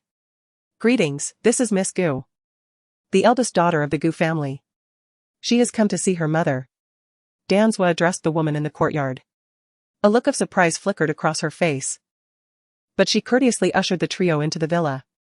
"Please, take a seat. The lady is resting upstairs. I shall notify her shortly." With that, the elderly woman ascended the staircase. Upon her departure, Gu Ran rose to survey her surroundings. The villa was adorned in an elegant antiquity, exuding a tranquil and serene atmosphere, standing in stark contrast to the opulence of the Gu family's main residence. At that moment, the sound of footsteps echoed from the second floor, prompting Gu Ran to move closer. Before her stood a visage favored by the heavens, seemingly untouched by the passage of time over the past decade. The woman's countenance was cool and composed, her features a harmonious blend of perfection. Her skin appeared as smooth as cream, her figure graceful. Clad in a beige sweater draped with a cashmere shawl that accentuated her refined elegance. This was her mother, with whom she had shared 6 years of her life. The sight of her stirred emotions within Gu Ran, yet the woman's somewhat distant gaze sent a slight chill through her heart. Mother. Gu Ran stepped forward, embracing the woman with a hint of fervor. The woman appeared taken aback, instinctively attempting to disengage from the embrace. However, upon hearing Gu Ran's address, she hesitated. Gently patting her shoulder and speaking softly, "What brings you here so suddenly? Today is not a weekend, and your brother is still at school, he won't return until Friday." The woman assumed Gu Ran had come to see her brother, recalling that 2.5 months prior, Gu Ran had mentioned wanting to visit him in Mingzhu Bay. Hearing these words, Gu Ran felt a pang of disappointment. It seemed her mother had never anticipated her arrival. Releasing her mother from the embrace, Gu Ran slipped a hand into her pocket and smiled faintly. "Knowing that Houchen is not at home, I have come to see you, mother. I have been back for over 2 months, and you have not once contacted me." As Gu Ran spoke these words, a hint of grievance permeated her tone. This was not feigned, she genuinely felt aggrieved. Despite claiming to be indifferent to familial affection, who does not yearn for paternal and maternal love and familial bonds? Upon hearing this, the woman's countenance momentarily betrayed her, and she averted her gaze with a sheepish chuckle, uttering, "Apologies. It seems I have not grown accustomed to having a daughter by my side after so long." These words were better left unsaid, for they further lacerated Gu Ran's heart.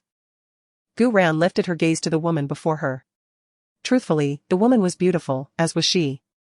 However, upon closer inspection, there was not a trace of resemblance between them. Recalling what Olde had discovered, Gu Ran blurted out, "If you did not desire a daughter, mother, why did you bring me into this world?" As she uttered these words, Gu Ran's eyes remained fixed on the woman's face, lest she miss even the slightest flicker of emotion. Indeed, the probing yielded results, for upon hearing the latter part of the sentence, a palpable flicker of unease crossed the woman's eyes, though she swiftly masked it with a self-deprecating laugh, saying, "What are you saying? Do not let your imagination run wild. Go and sit in the living room for a while." Gu Ran shook her head. She had not come here to reminisce with the woman. Now that her objective had been achieved, there was no need to prolong this awkward staring contest, lest they feel even more uncomfortable. "Never mind, seeing that you are well. Mother, I shall return." Having articulated her piece, Gu Ran cast a fleeting glance towards Fu Siju, who was seated at a distance. As if anticipating her gaze, he had already risen from the sofa and offered a courteous nod to the woman. Upon noticing Fu Siju, the woman's brow furrowed almost imperceptibly. Ran, who might this be?" "Fu Siju, my beau." "Nonsense. Have you forgotten your betrothal to Han Muse?" The woman, previously composed and refined, suddenly erupted. Her composure shattered as she admonished Gu Ran. The outburst momentarily stunned those present. However, Gu Ran swiftly regained her composure, a glint of coldness flickering in her eyes. "Mother, considering your absence in nurturing me these past decades, I implore you not to meddle in my marital affairs now. It is the Gu family that has an engagement with the Han family. And I am not the one who has been the beneficiary of the Gu family's largesse during these years."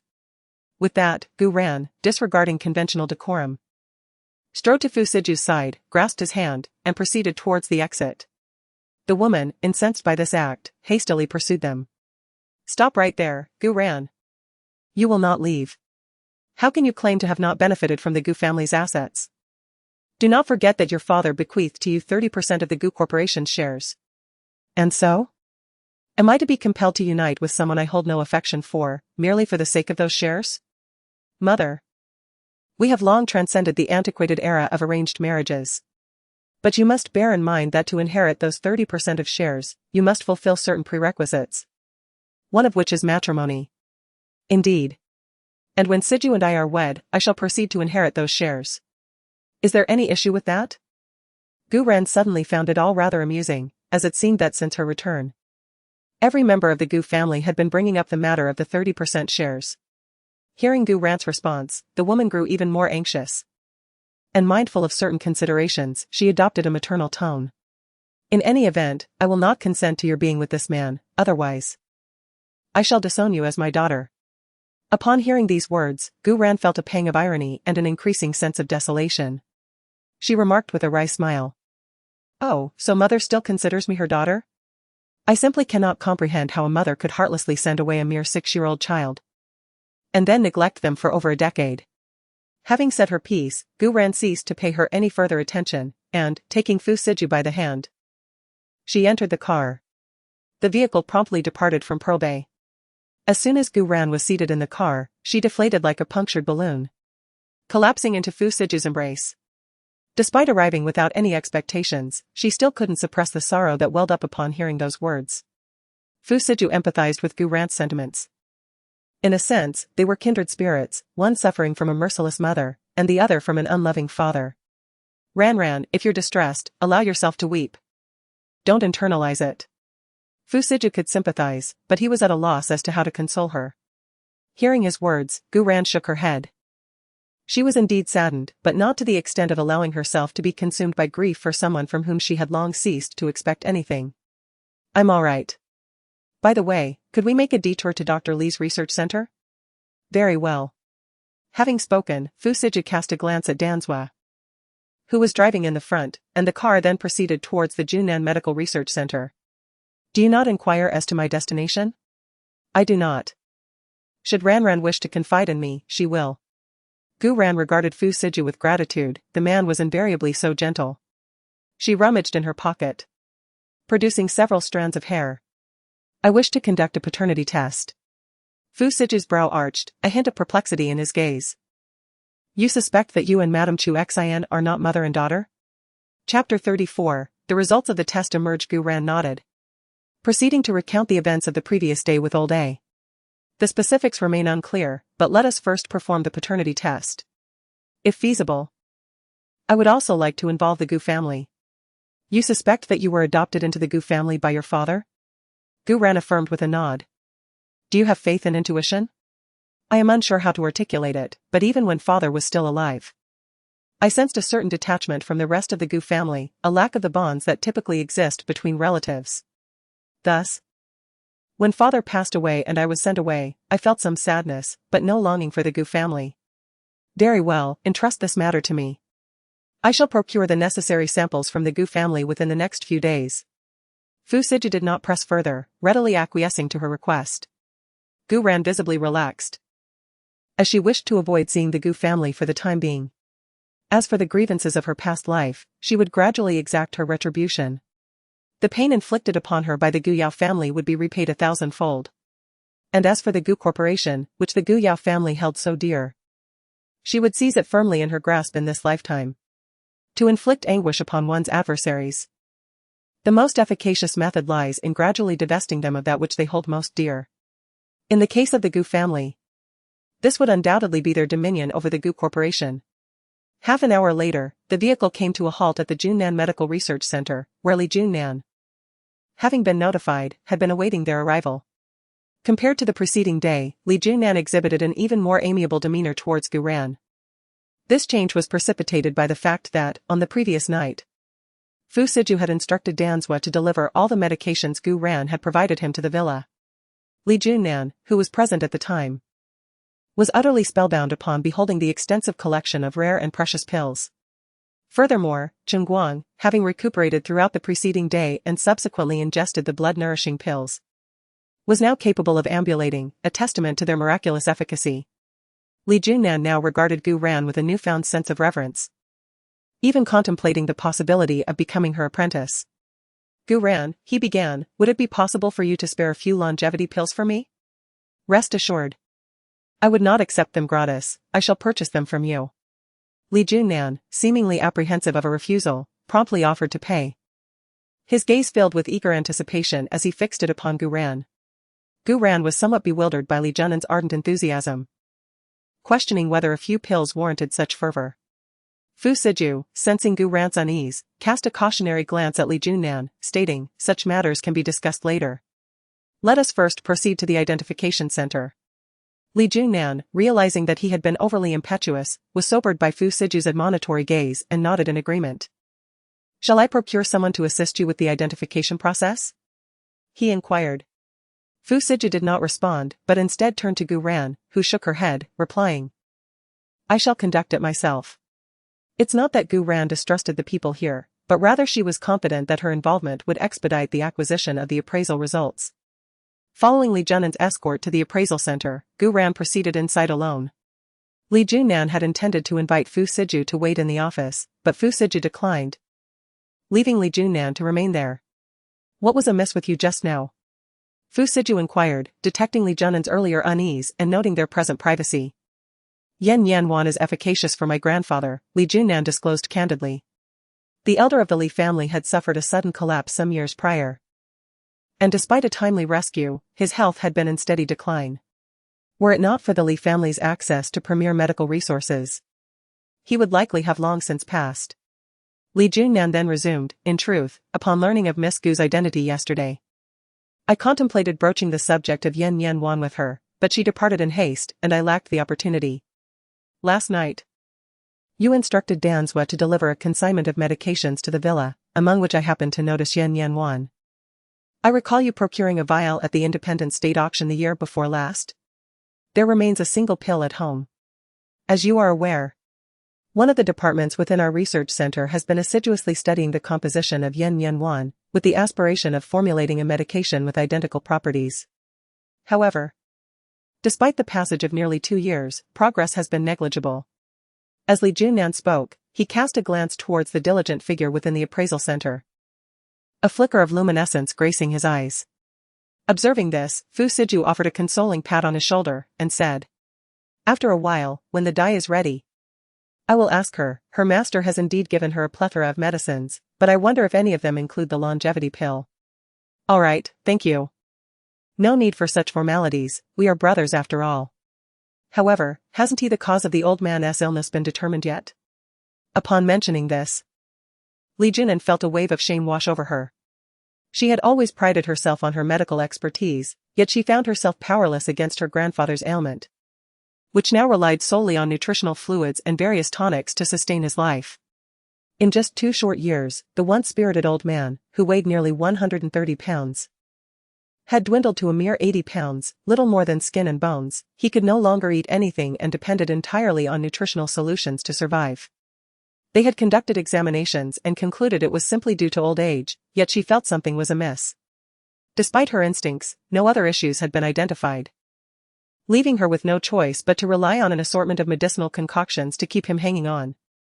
As she spoke, Li Junan irritably tousled her meticulously arranged hair, transforming it into a disheveled nest. Gu Ran worked swiftly, busying herself for over 2 hours before the assessment report was finally completed. As she emerged, Fu Siju stepped forward, eager to inquire, but upon seeing Gu Ran's expression, he swallowed his words. By the way, I forgot to ask, whose paternity test are you conducting? Before arriving, Fu Siju had only mentioned borrowing equipment from the testing center to Li Junan without elaborating. Now, seeing the report in Gu Ran's hands, Li Junan could not contain her curiosity and asked. Fu Siju remained silent, glancing at Gu Ran, who seemed equally reluctant to speak. He then exchanged a knowing look with Li Junan before walking away. Shall we head back? At this moment, Gu Ran's emotions were intricate. Although she had long anticipated this outcome, witnessing the verification results still stirred discomfort within her heart. Upon hearing Fu Siju's words, she nodded gently and leaned into his embrace. Then let us return, she suggested. Li Junan was about to agree but, recalling the matter of the yen pill, she could not help but speak up. Regarding that pill, she began, I will call you later. Fu Siju interjected, responding on Gu Ran's behalf, and then, with an arm around her, they departed from the research center. Gu Ran remained silent as they returned to the Tang Palace. Upon disembarking from the vehicle, Butler Fu approached them. Sir, Miss Gu. The second young lady of the Gu family came by earlier, but we turned her away, he informed, noting the unease in Gu Ran's demeanor. Butler Fu cautiously continued, sensing her distress. Fu Siju merely nodded in acknowledgement, taking Gu Ran's hand as they entered the main building. Prepare some lunch for the young lady, he instructed. Gu Ran had been occupied at the research center until noon and had returned directly afterward. The two had yet to have lunch, and Fu Siju was concerned that Gu Ran might be hungry. Shortly, the kitchen prepared a meal of 4 dishes and a soup. Observing Gu Ran's melancholy, Butler Fu specifically requested that the kitchen prepare lighter, more appetizing fare to stimulate her appetite. Ran, let us eat first, we can discuss other matters later, Fu Siju urged. His eyes filled with concern. His girl should be joyful, free from worries and troubles. Though Gu Ran lacked an appetite. Seeing the worry etched in Fu Siju's eyes prompted her to eat a little. Typically capable of finishing a bowl of rice. Today she only managed a few bites before setting down her utensils. Ju, I wish to conduct another verification with Gu Mingfei as soon as possible. As she and Chu Xian share no consanguinity, it does not necessarily negate her lineage within the Gu family. However, with her father's passing, only a DNA test with Gu Mingfei remains an option. Cognizant of Gu Ran's anxiety, Fu Siju assented, very well, entrust it to me. I shall procure the results by tomorrow at the latest. I will have Li Junan's associates handle it directly, sparing you the commute. Gu Ran nodded. Recalling Li Junan's inquiry about purchasing Yen Yuan at the research center earlier, and inquired, does Dr. Li have a need for Yen Yuan? Fu Siju then elucidated the circumstances surrounding the Li family's patriarch. Gu Ran responded with a nod, I shall provide you with a vial for him momentarily. However, its potency is somewhat mild. In due course, I will furnish him with a batch of enhanced Yen Yuan. Furthermore, should he place his trust in me, he may seek an opportunity for me to examine his grandfather, as what you have described does not resemble typical geriatric ailments. Very well, I will contact him presently. Refrain from excessive contemplation at the moment, and endeavor to rest this afternoon. Should you find yourself idle, consider visiting the Z Pavilion in the rear. The renovation crew has arrived today. Gu Ran was taken aback by Fu Siju's expeditious actions, as the matter discussed just last night had already been set in motion today. Considering her impending engagements over the next few days, she realized she had scant time to dwell on such extraneous matters. Regardless of whether she was a scion of the Gu family, an irreconcilable feud was destined to exist between her and the Gu Mingfei family. Swiftly, another day elapsed. Fu Siju acted with dispatch, procuring Gu Mingfei's hair on the very day Gu Ran mentioned it. By this morning, the results of the DNA test were already available. Without a doubt, Gu Ran shares no blood relation with the Gu family. Upon hearing this revelation, she felt considerably less distressed than the previous day. As if she had already mentally prepared herself for this outcome. Around 10 in the morning, Gu Yao made another appearance. But this time she had learned her lesson and brought her mother along to the Tang Palace. After several encounters of being turned away, Gu Ran, eager to confront the second Miss Gu who had caused her demise in a former life, instructed the staff to admit them. Gu Yao had visited the Tang Palace several times before, yet each time she was still overwhelmed by its opulence. On her last visit, she had feigned the pretext of delivering New Year gifts to Gu Ran, coinciding with an extraordinarily rare snowfall in Nanqing that had not been witnessed in over a decade. The entire Tang Palace resembled a realm encased in ice and snow, adorned in a silvery landscape. However, now the snow had melted, revealing a garden full of plum blossoms, perfuming the air with their delightful fragrance. The distant building stood out remarkably, rising majestically amid the plum garden, exuding an ethereal charm. For Yu Mingjiao, it was her first time at the Tang Palace. She had only heard tales of the grandeur and luxury of the Tang Manor in Dongshan, Nanqing. Experiencing it firsthand allowed her to grasp the true essence of its magnificence. The Gu family held a respectable position in Nanqing. And as the wife of the current head of the family, Yu Mingjiao considered herself well-versed in the ways of the world. The Gu family's old residence could certainly be classified as a notable mansion within the city. Yet, compared to everything within the Tang Palace, she finally understood the saying that there are realms beyond realms. My dear Yao, your father speaks wisely. We must never allow that illegitimate child to become the lady of this estate. Judging by the opulence of this manor alone, the master's status must be extraordinary. Fu Siju arrived in Nan City half a year ago. No one knows his true identity or his precise occupation. His notoriety is solely attributed to this very estate. This Sandalwood Palace Manor originally belonged to an ancient family in Nan City. However, this family gradually declined due to mismanagement and internal strife. About 5 or 6 years ago, they began liquidating their assets and immigrating abroad. The Sandalwood Palace Manor was one of these assets. Upon its sale, countless individuals vied for it.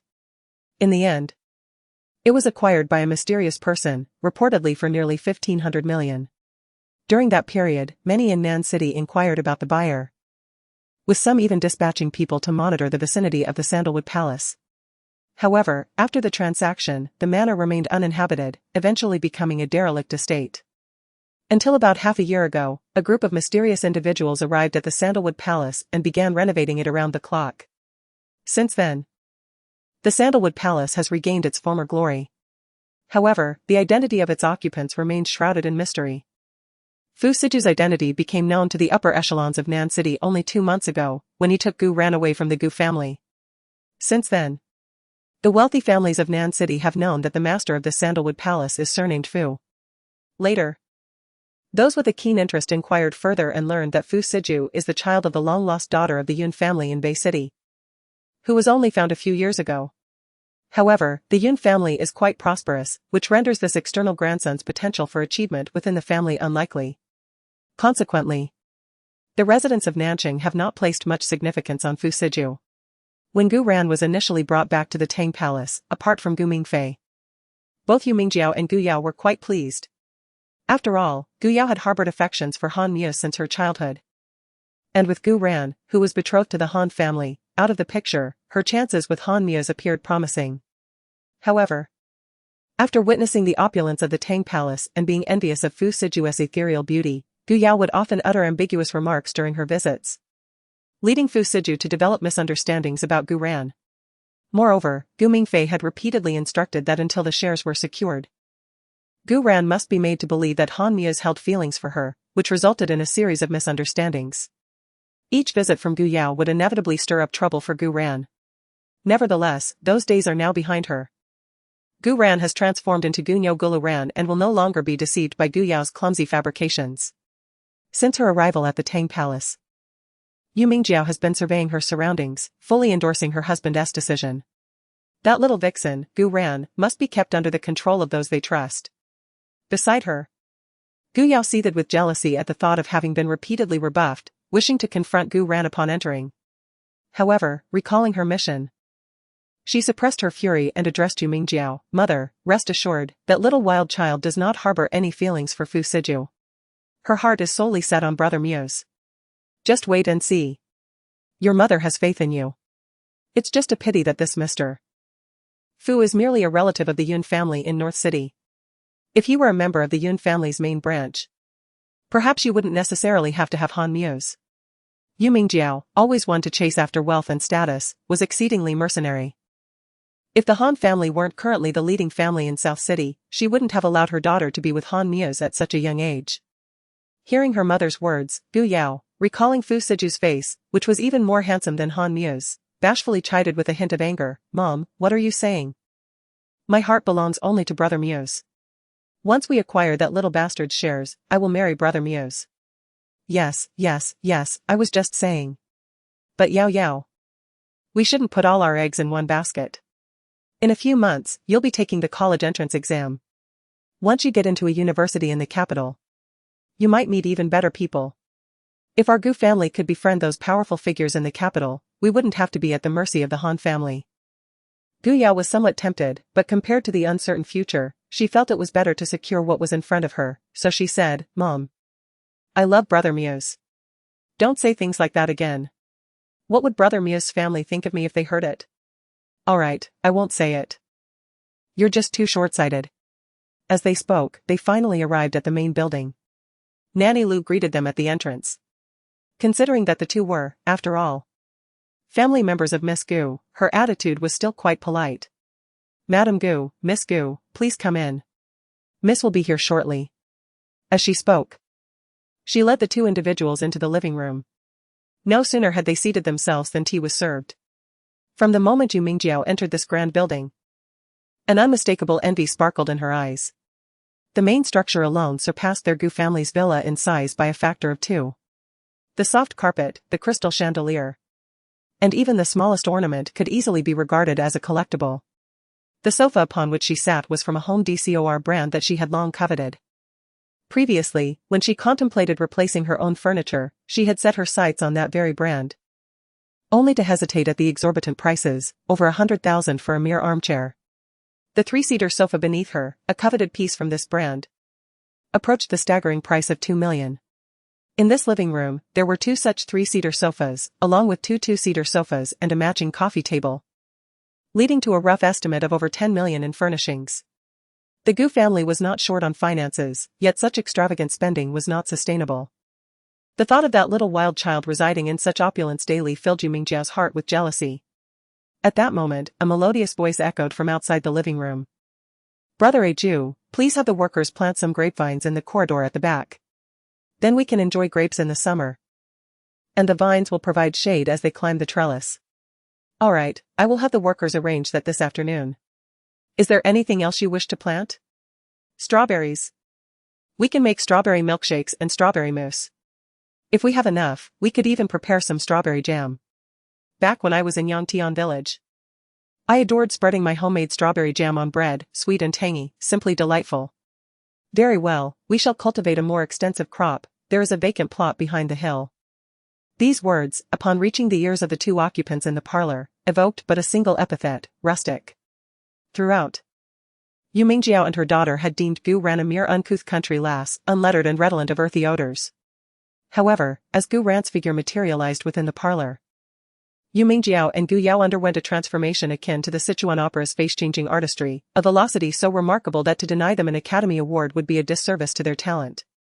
"Elder cousin, I have finally." Gu Yao arose from the sofa, pivoting to enact a tableau of profound sisterly affection. Yet upon beholding the intimate comportment between Gu Ran and Fu Siju, she was forthwith dumbfounded. Yu Mingjiao, noting her daughter's abrupt silence, likewise arose.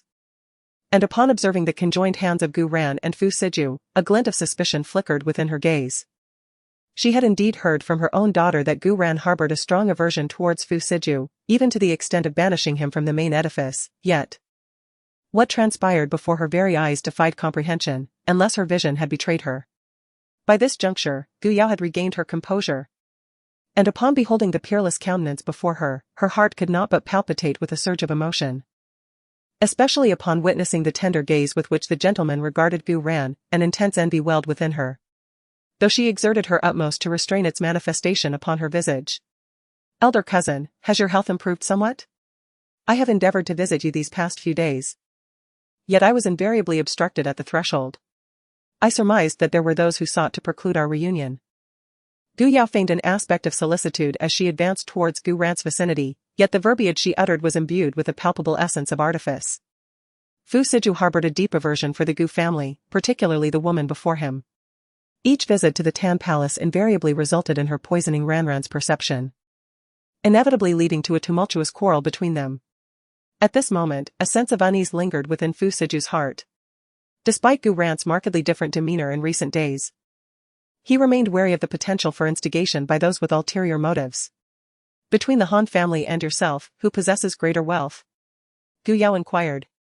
Observing a subtle darkening of Gu Ran's countenance, she secretly rejoiced, her suspicions seemingly confirmed that Gu Ran was not the one who barred her entry. Emboldened by this realization, she directed her attention toward Fu Siju, who stood nearby. "Mr. Fu, while it is not my place to interfere in your personal affairs with my sister, I implore you to release her from this forced union. Compelling someone into an undesirable situation is never fruitful.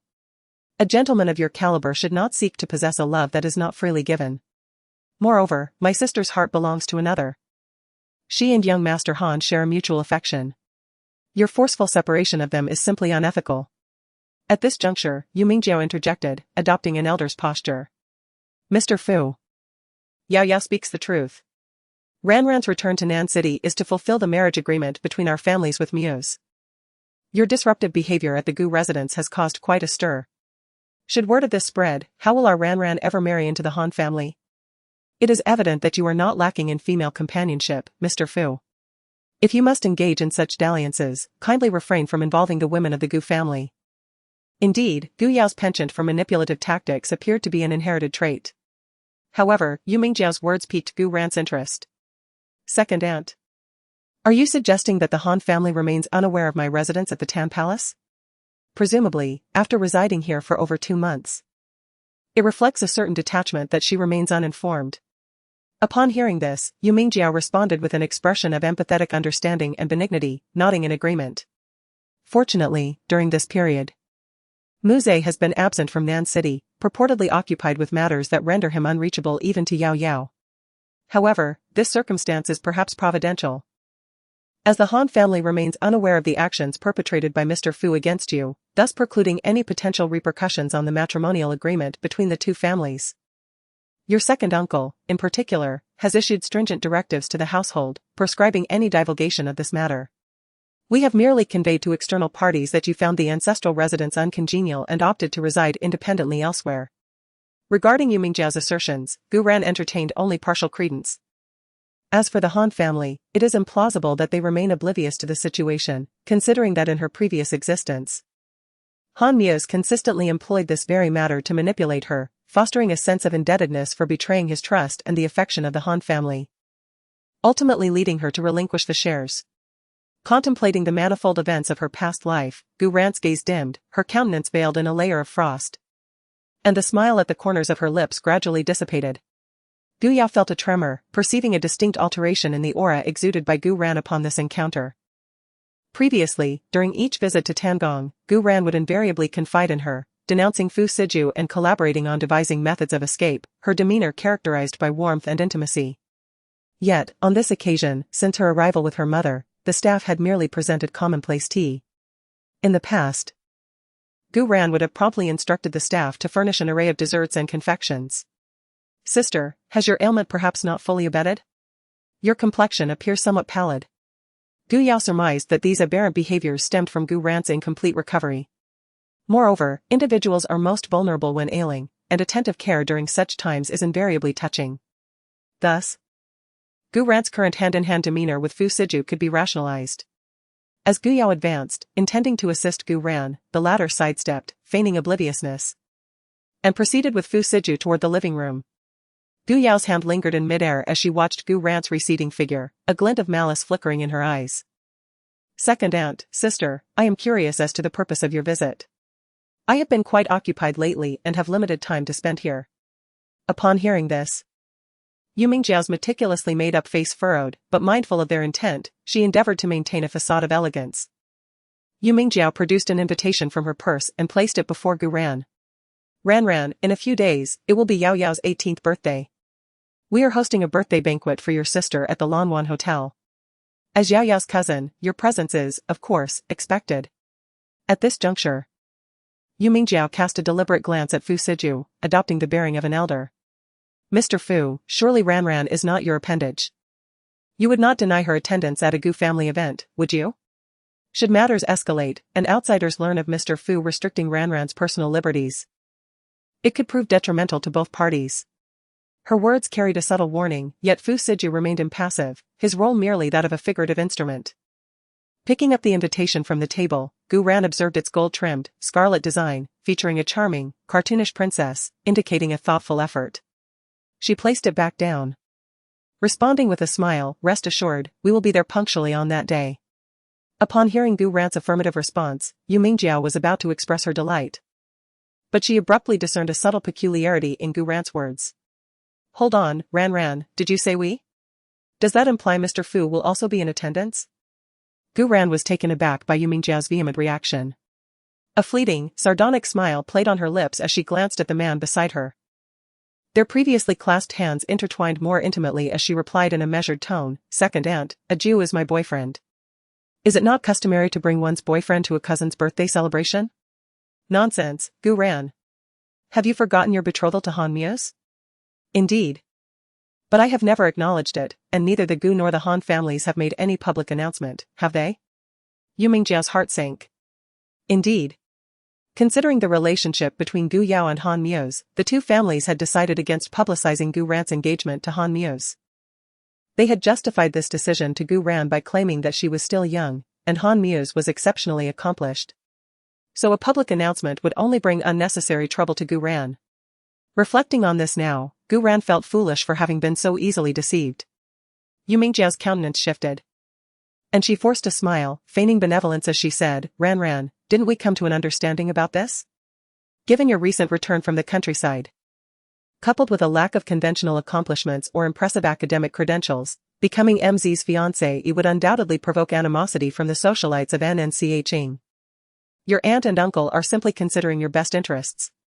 Indeed, I comprehend. Nevertheless, I must express gratitude to my aunt, as the engagement remains undisclosed. Let us regard it as invalid. My affections now lie with Ju. As she spoke, GRN deliberately moved closer to FSJE, who, as per GRN's repeated instructions, remained silent, dutifully fulfilling his role as a prop. However, inwardly, FSJE was jubilant. YMNGO. On the verge of contorting her features in exasperation, clenched her hands at her sides and inhaled deeply, striving to restrain her fury. She feigned concern, stating, GRN. Such matters of betrothal cannot be treated so capriciously. The HN family is the preeminent clan in NNCHing. Upon marrying into their ranks, you would become their matriarch, enjoying boundless opulence and splendor. Upon hearing this, GRN nearly erupted in laughter. Was this a contest of financial prowess? Although she had never fully grasped the extent of FSJE's wealth in her previous life, it undoubtedly dwarfed that of the HN family. Otherwise, HNMZ would not have been so apprehensive from the outset. Reflecting on this apprehension, GRN suddenly realized she had overlooked a crucial detail. In her previous life, HNMZ seemed to be unaware of FSJE's true identity at this juncture. At what point did he begin to recognize the extraordinary nature of FSJE's status? Right then. Let's shelve it until the matter of Yuminjiao and her daughter is settled. These past few days have been spent merely in dalliances with Fu Siju. And I've neglected to sort out the crucial junctures from the previous lifetime, which would serve as a safeguard. Snapping back to reality, Gu Ran cast an amused glance at Fu Siju, inquiring with a touch of jest, "Darling Siju, in comparison to you, which one is wealthier, the Han family or you?" Although posing such a question might arouse suspicion regarding Fu Siju's identity in Yuminjiao and company, she was confident that the mere Gu family posed no threat to Fu Siju. Upon realizing he finally had an opportunity to shine, Fu Siju affectionately squeezed the small hand in his palm before responding, "The Han family is but a trifle." With just a few simple words, he conveyed everything without explicitly stating it, his tone laced with disdain. Hearing this, Gu Yao's pupils contracted, and she gazed intently at Fu Siju with a deep, calculating gaze, her eyes betraying a hint of infatuation reminiscent of a young girl. Gu Ran took it all in, noting that in the previous lifetime, Gu Yao had displayed a similar expression upon learning that Fu Siju was the supreme commander of the alliance base, though this time, due to her intervention, the situation had unfolded earlier. As Yu Mingjiao was about to interject, Gu Yao restrained her, a gesture not lost on Gu Ran, whose lips curled into a contemptuous sneer. "Mother, since elder sister wishes to bring Mr. Fu along, let us permit them to join us," Gu Yao uttered, feigning a demure expression while gazing ardently at Fu Siju. Her voice carrying a self-assured, seductive allure. "Mr. Fu, our entire family eagerly anticipates your presence at the birthday banquet. However, as sister, I would implore you not to coerce matters, especially those of the heart. A man of your caliber need not pursue an affection that is not reciprocated." Could only roll her eyes. Had forgotten her wits at home, or was her mind simply addled? Hadn't she made herself clear? She had declared that was now the object of her affection. Was choosing to disregard this? She wondered how would react if he knew of her little schemes. It seemed the birthday banquet in a few days would be quite eventful. Knowing, she would undoubtedly be up to no good. Remained taciturn.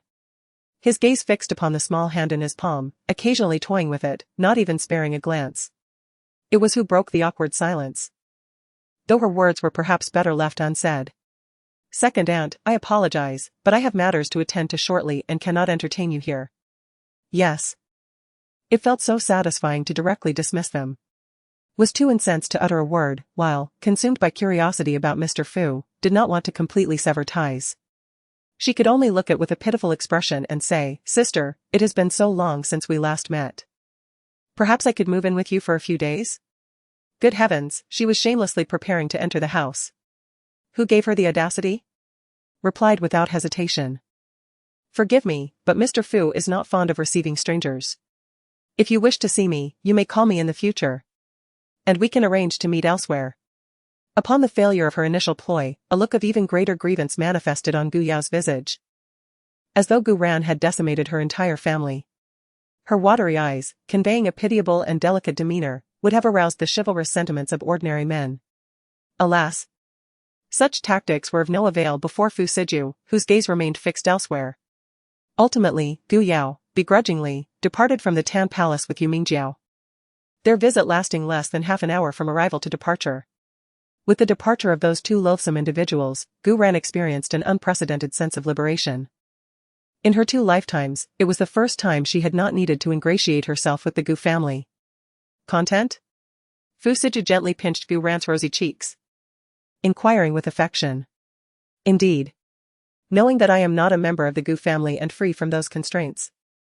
I have always been aware that their kindness was merely a ploy to seize the shares in my possession. I am somewhat aware of the situation. Thus, your engagement to Han Mios was also due to these 30% of the shares. Fu Siju had previously inquired. But their strained relationship at the time had prevented further discussion. Gu Ran nodded in affirmation. Indeed. Initially, they did not consider that aspect.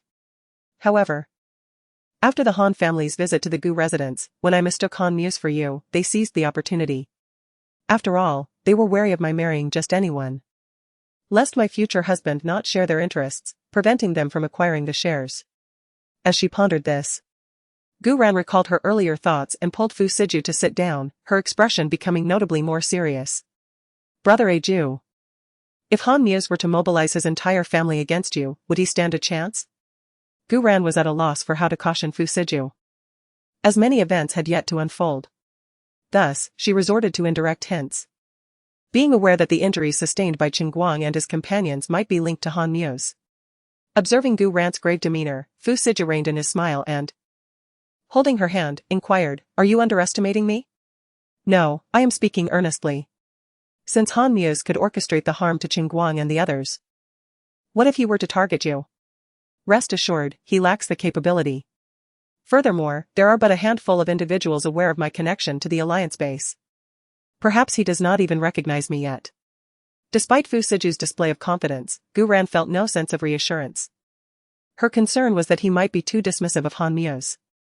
Pouting in mild frustration, she playfully tapped Fu Siju's chest and feigned anger, saying, "Are you not aware that pride often precedes a fall? While a single Han family may not be formidable, what if there are others lurking in the shadows? Although I am unaware of your true identity within the alliance base, it is plausible that those who conspire against you may one day turn their sights upon you." Fu Siju understood that Gu Ran's irritation stemmed from her worry for his safety, and he felt a warmth in his heart. However, there were matters he preferred to keep from her, thus, he gently embraced her, offering soothing reassurances. "Rest assured, your man is not so fragile. I am well aware of the situation. As for Han Mios, I have already initiated an investigation, and I believe his time will soon run out." "Really?" "Of course. I would never deceive you. However, tell me, if one day I were to harbor intentions of annihilating the Han family, would you stand by and urge me to spare them? Why would I implore you to show them mercy?" Gu Ran narrowed her eyes at Fu Siju, seemingly warning him to tread carefully with his words. Yet, Fu Siju feigned ignorance, chuckling lightly as he remarked, "After all, you were once betrothed to them." "Humph. It is the daughter of the Gu family who has a betrothal with the Han family. Am I a daughter of the Gu family? Or is it that Brother Ju is feeling a twinge of jealousy?" Gu Ran wore a mischievous grin. Over the past 2 months, she had frequently mentioned Han Mi's name. And now, reflecting on it, she found it rather amusing. In truth, she had only encountered Han Mios 2 or 3 times before he whisked her away to the Tang Palace, and he subsequently departed from Nanjing on a mission. Indeed, the allure of a first love can be devastating. It is a pity that in her previous life, she had been blind to the truth and misidentified her first love. Fu Siju, not one to hide his feelings, admitted with a hint of pride, "Yes, I am indeed feeling jealous, so you must make amends, Ran Ran." "Oh. What sort of recompense do you desire?" Gu Ran inquired with a smile that did not quite reach her eyes, harboring her own calculations beneath the surface. Upon hearing her words, Fu Siju feigned modesty, saying, "The nature of the compensation depends entirely on your sincerity. I cannot be the one to suggest it." "Oh. Is that so? Then how about?" At this point, Gu Ran flashed a wicked smile, leaning closer to Fu Siju's ear and whispering softly, "I ponder whether I should compensate Brother Aju. What do you think?" The living room was enveloped in an eerie silence, as if one could discern the rhythm of each other's heartbeats. Yet, in the next moment, Fu Siju unceremoniously tossed Gu Ran onto the sofa and promptly seated himself on a nearby couch. "Ran Ran, you are still young." Gu Ran instantly stifled her laughter, a flicker of disappointment crossing her eyes. For the past few nights, her sole endeavor had been to find a way to approach this man. Yet he seemed to possess an uncanny ability to halt their progress at every pivotal moment. Did he not adore her? Was his heart not filled with thoughts of her? Yet, when it came to taking that final step, he would always withdraw. Gu Ran gazed at Fu Siju with a hint of melancholy. Was her femininity insufficient? Yet she possessed all the curves one would expect. Ju, do you harbor some hidden ailment? We must not shy away from discussing any issues. I am capable of remedying them. At last, Gu Ran mustered the courage to voice a question she had long pondered. In an instant, Fu Siju's expression darkened. Ran, I merely fear causing you harm. Fu Siju was acutely aware of his own struggles in certain aspects. He simply had not encountered someone he wished to claim until now. Faced with Gu Ran, he had been striving to exercise restraint. Over the past few days, he had grappled with the temptation, repeatedly considering surrendering to his desires. Yet every time he beheld the delicate woman in his arms, he quelled the primal instincts within him, fearing that once he tasted the forbidden fruit, he would succumb entirely. Hearing Fu Siju's rather peculiar response, Gu Ran was left bewildered. Was he suggesting that he had some peculiar inclinations that might harm her? At this moment, countless images danced in Gu Ran's mind: handcuffs, whips, bindings, and dripping wax. As these thoughts swirled, she couldn't help but feel her cheeks flush and her heart race. Momentarily forgetting that they were still in the living room, Fu Siju observed Gu Ran's expressions shifting from contemplation to soft laughter, then to a furrowed brow, leaving him somewhat perplexed. Ran, what's wrong? He inquired gently, patting her hand with concern. To his surprise, the next moment, Gu Ran sprang up from the sofa and leaped onto Fu Siju, toppling him back onto the cushions. So, Brother Ju enjoys that kind of play? Is that why you were worried about scaring me? Fu Siju's mind was a whirlwind of confusion. That kind? Which kind? He acknowledged that he might be somewhat indulgent in that regard, but surely it wouldn't frighten the young girl. If she truly wished to refrain, he could certainly exercise restraint. Just then, he heard her slightly sultry voice: Brother Ju, if you really like that, we could give it a try. Suddenly, Fu Siju felt as though he and the young girl were not on the same wavelength. He attempted to push Gu Ran away, but she clung to him like a sloth, tightening her grip with each of his efforts to free himself. Ran, this is the living room. Yes, I know, she replied playfully, but they wouldn't dare come in anyway. Humph, I have lived 2 lives and have yet to experience the essence of a man. Today, I shall undoubtedly make you mine. A mischievous glimmer danced in Gu Ran's eyes as she gazed up at Fu Siju, who appeared surprisingly flustered. It felt reminiscent of a wolf preparing to devour a little rabbit, yet she was the wolf, and Fu Siju the unsuspecting rabbit. Suddenly, Gu Ran's leg brushed against something, and her smile turned ever more wicked. Ah Ju, I can feel it, she teased. Gu Ran, you are a girl, Fu Siju growled, his voice unexpectedly husky, as if he were struggling to contain something primal. The once pitch-black depths of his eyes gradually became tinged with crimson, as raw animalistic desire clamored within him. Especially when met with her seductive, demure peach blossom eyes, Fu Siju felt as though his very soul had been ensnared, yearning to disregard all else and claim this woman entirely.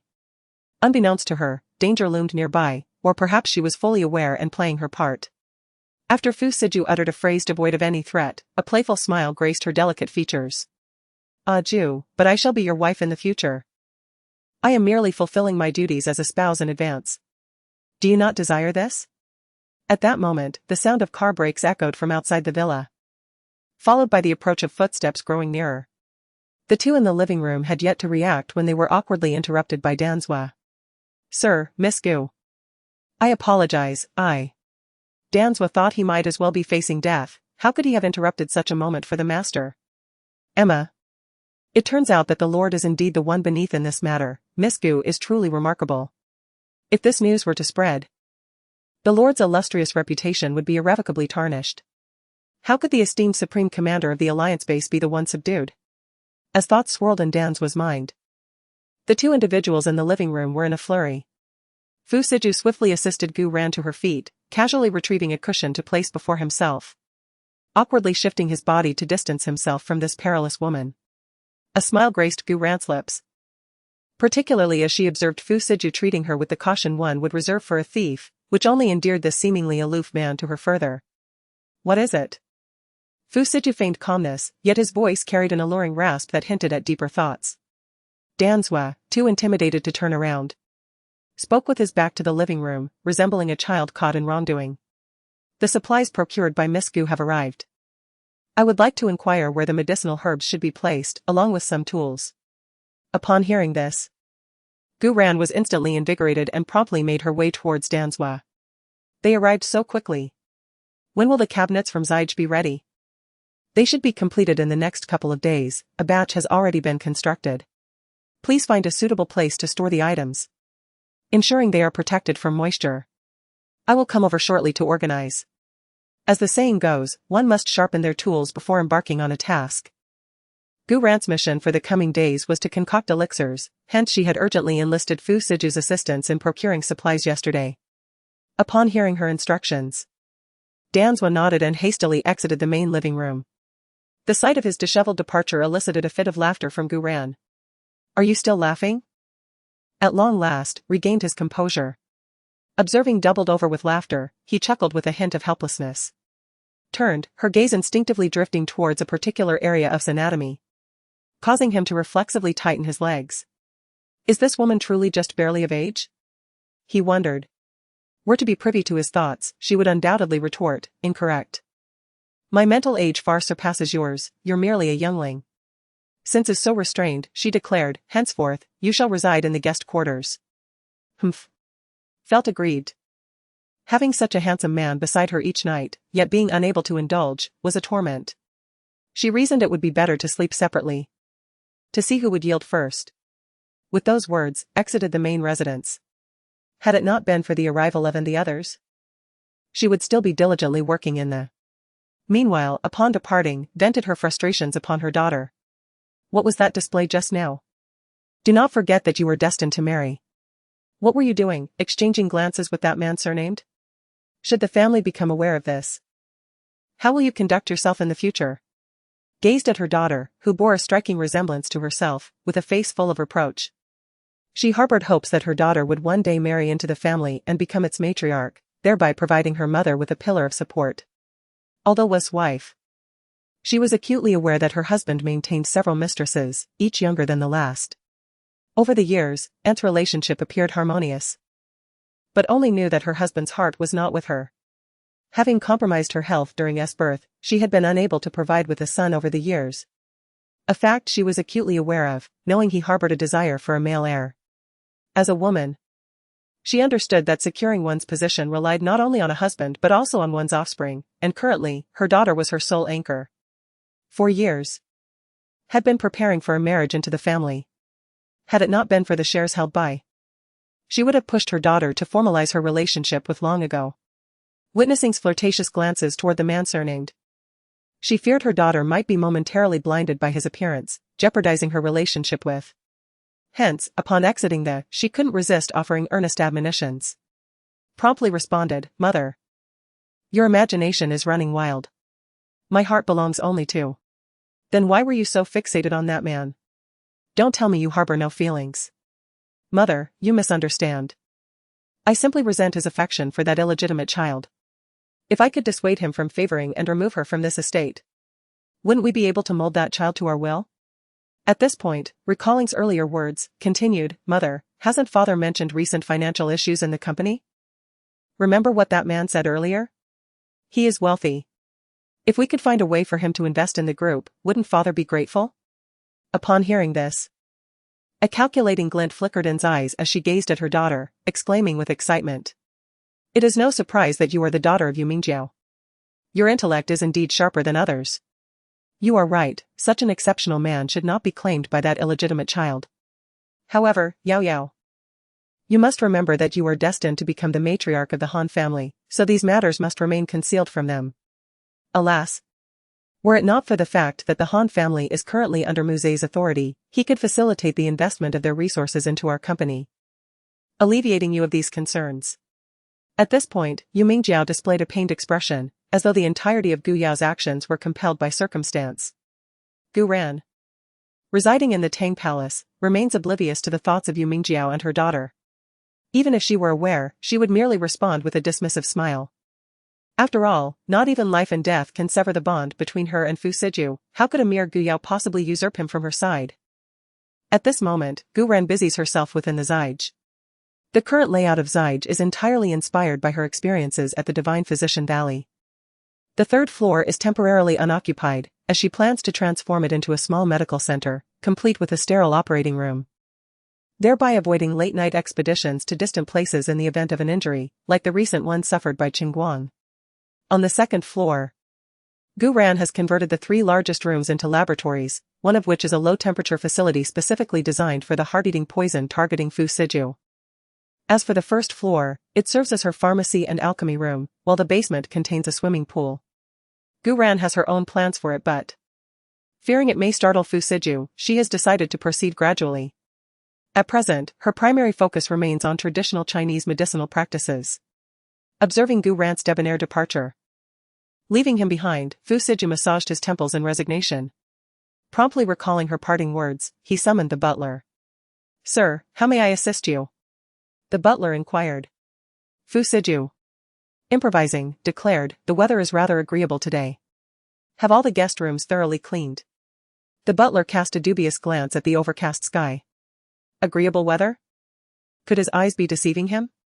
Unconcerned, Fu Siju promptly departed in search of Gu Ran. The butler, refraining from questioning his master's decree, which held the force of law within the estate, immediately mobilized a dozen workers. The staff, upon learning of the comprehensive cleaning order for all guest rooms, exchanged puzzled glances.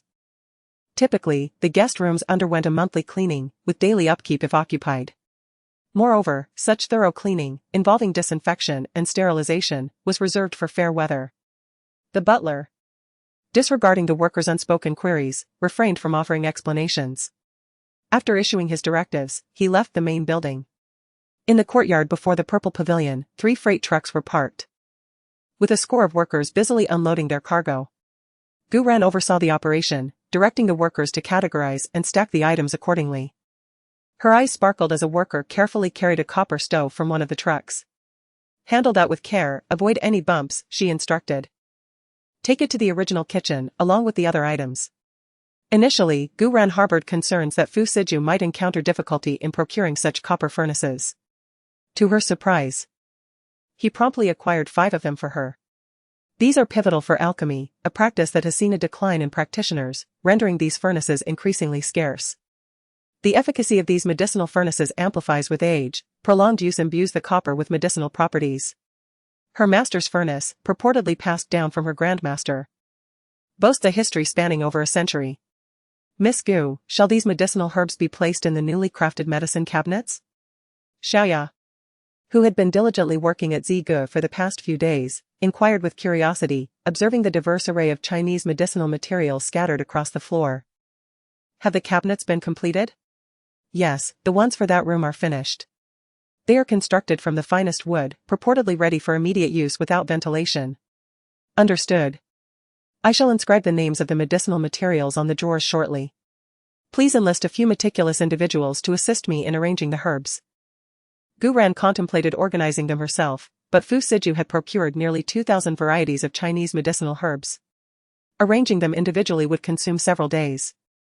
Starting tomorrow, she needed to prepare for the auction and concoct detoxification pills for Fu Siju. "Is Ran planning to establish a traditional Chinese medicine store here?" Fu Siju remarked upon his arrival, observing Gu Ran amidst a pile of medicinal materials, seemingly inspecting them. He, however, remained oblivious to their significance. "Indeed. I am relying on these medicinal herbs to generate income. By the way, I recall providing you with a list of approximately 20 medicinal herbs that seem to be absent here." Upon hearing Gu Ran mention the list, a subtle twitch played at the corner of Fu Siju's lips. He recalled the perplexed expression on Dan's face yesterday when presented with the list of medicinal herbs for procurement. After a moment of stunned silence, Dan's calculated the total cost, an exorbitant sum exceeding 30 million. Initially, he suspected price gouging. "Those will only arrive tomorrow," Fu Siju explained. "The herbs on that list are not inexpensive, and local suppliers do not have such a quantity readily available." Gu Ran detected the underlying meaning in Fu Siju's words and inquired with a gentle chuckle, "What is it? Are you feeling the pinch?" "What are you saying, Ran?" Fu Siju responded. Such a trifling sum is of no consequence. Humph, it had better be, Gu Ran retorted. Have you had people search for the other two medicinal ingredients? Fu Siju nodded, stating, that may require some time. I am aware, Gu Ran replied, I have also made inquiries in various places. Gu Ran's brow furrowed at the thought of snow heartgrass and fire spirit fern. Yesterday, she had placed an order on the dark web and had also instructed those around her to inquire far and wide. As of yet, there was no news. Particularly on the dark web, where one could typically expect a response almost immediately after posting a request, provided one had the funds. However, the orders for these two medicinal ingredients had received no replies thus far. Never mind, she thought to herself, fully aware of the rarity of these two ingredients.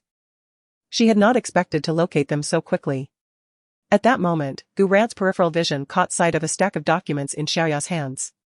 Upon closer inspection, she recognized them as past Gaokao examination papers. Gu Ran's eyelids twitched involuntarily. She had to admit, her man possessed remarkable efficiency. The matter had only been discussed recently.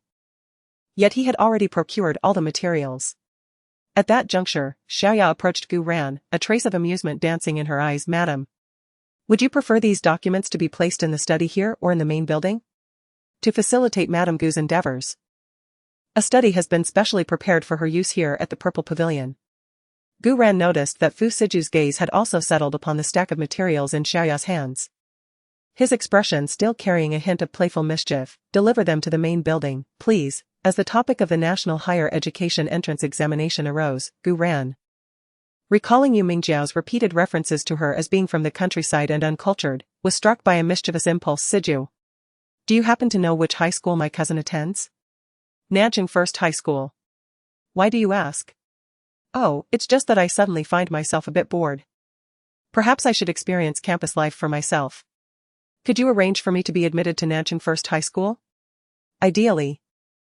I'd like to be in the same class as my cousin. In truth, Gu Ran possessed the means to enter Nanjing First High School independently. However, she had resolved to present herself to Fu Siju as a delicate and helpless flower. Matters such as leveraging connections and influence were, of course, best left to a man's capable hands. Fu Siju, upon hearing Gu Ran's sudden desire to return to school, appeared perplexed. So, Ran wishes to add a bit of spice to the life of the Gu family's second daughter? Or perhaps, to add a bit of amusement to her own life? After all, witnessing the frustration of those who disapprove of her, yet are unable to overcome her, held a certain appeal. With a knowing smile, Gu Ran continued, doesn't my cousin pride herself on being Nanjing's premier socialite? Proficient in all manner of artistic pursuits? I wonder what my dear cousin's reaction will be if she is defeated in her forte. Seeing Gu Ran's resolve, Fu Siju did not interfere. As long as the little girl is happy, even if she wants to commit murder, he would be the one to hand her the knife. Now, it is merely to frustrate an ignorant fool, and he is, of course, willing to indulge her. Very well. I will arrange it for you in the next few days, just in time for the start of the school term. With another matter settled, Gu Ran was in high spirits. Life at the Tan Palace was easy and pleasant. Due to Fu Siju's lack of awareness, he had once again been successfully banished from the master bedroom by Gu Ran. However, compared to being directly expelled from the main building before, he was now merely sleeping in the guest bedroom next to the master bedroom, which was not too much of a letdown. There was even a sense of unique ease. After all, holding the girl he loves to sleep every night is a kind of spiritual and physical torture for him, a man in his 20s. Gu Ran, the initiator, had suffered from insomnia for 2 consecutive nights. Having become accustomed to sleeping in Fu Siju's arms, she had spent these 2 nights sleeping in a cold bed. And coupled with the fact that the toxins in her body were inherently cold-fearing, she had barely managed to fall asleep until the second half of the night. At 9 o'clock in the morning, Gu Ran came downstairs with dark circles under her eyes. As soon as she arrived at the dining room, she saw Fu Siju in formal attire sitting at the dining table, holding a coffee cup in one hand and a tablet in the other, seemingly perusing some news. Danzwa was reporting on his work to the side. Gu Ran was taken aback. It stood to reason that Fu Siju should be working at the Yuyuan at this time. But today he was still having breakfast in the main building at this hour. Upon the auditory perception of approaching footsteps, both Mr. Fu and Mr. Dan turned their gazes in her direction. Mr. Fu's eyes momentarily reflected a dim glimmer upon noticing the dark circles beneath Ms. Gu's eyes, which he swiftly veiled. Mr. Dan, however, inquired with naive curiosity, Madame Gu, did you not repose well last night? With a puzzled countenance, Ms. Gu sought the meaning behind Mr. Dan's query. Mr. Dan gestured towards the area beneath his own eyes, remarking, Madame Gu, your complexion appears somewhat wan. Upon hearing these words, Ms. Gu cast a resentful glance upon Mr. Fu. The cad had indeed spent the past 2 nights in the guest room, and judging by the current situation, he intended to make it a long-term arrangement. However, the memory of her own directive for him to sleep in the guest room caused her to hesitate at the prospect of inviting him back to the master bedroom, lest she suffer embarrassment. Ms. Gu bit her lip and declared, the room becomes quite chilly at night. I shall request Xiaoya to prepare several hot water bottles for me this evening. A glint of suspicion flickered in Mr. Dan's eyes as he cast a glance at Mr. Fu, who was quietly partaking of his meal. As if struck by a realization, he refrained from further conversation. Since the onset of winter, the heating system in this opulent residence had been operating around the clock, maintaining a constant indoor temperature of approximately 25 degrees Celsius. Within these walls, they typically donned only a single shirt, rendering the notion of coldness quite implausible. Upon hearing Ms. Gu's words, a shadow of concern clouded Mr. Fu's countenance. He recalled that during their previous nights together, the young lady's extremities seemed to resist warming, and she habitually sought refuge in his embrace. Could it be due to the cold? Should he then take the initiative to return to the master bedroom this evening? Yet, this impetuous girl was a constant source of anxiety, seizing every opportunity to ensnare him, perpetually plotting his downfall. He feared that in the long run, such abstinence might lead to complications. Gu Ran had been secretly observing Fu Siju. Noticing that he had been staring at the tablet in his hands without turning a page, she realized her words had taken effect. A sense of quiet joy enveloped her as she continued to eat her breakfast.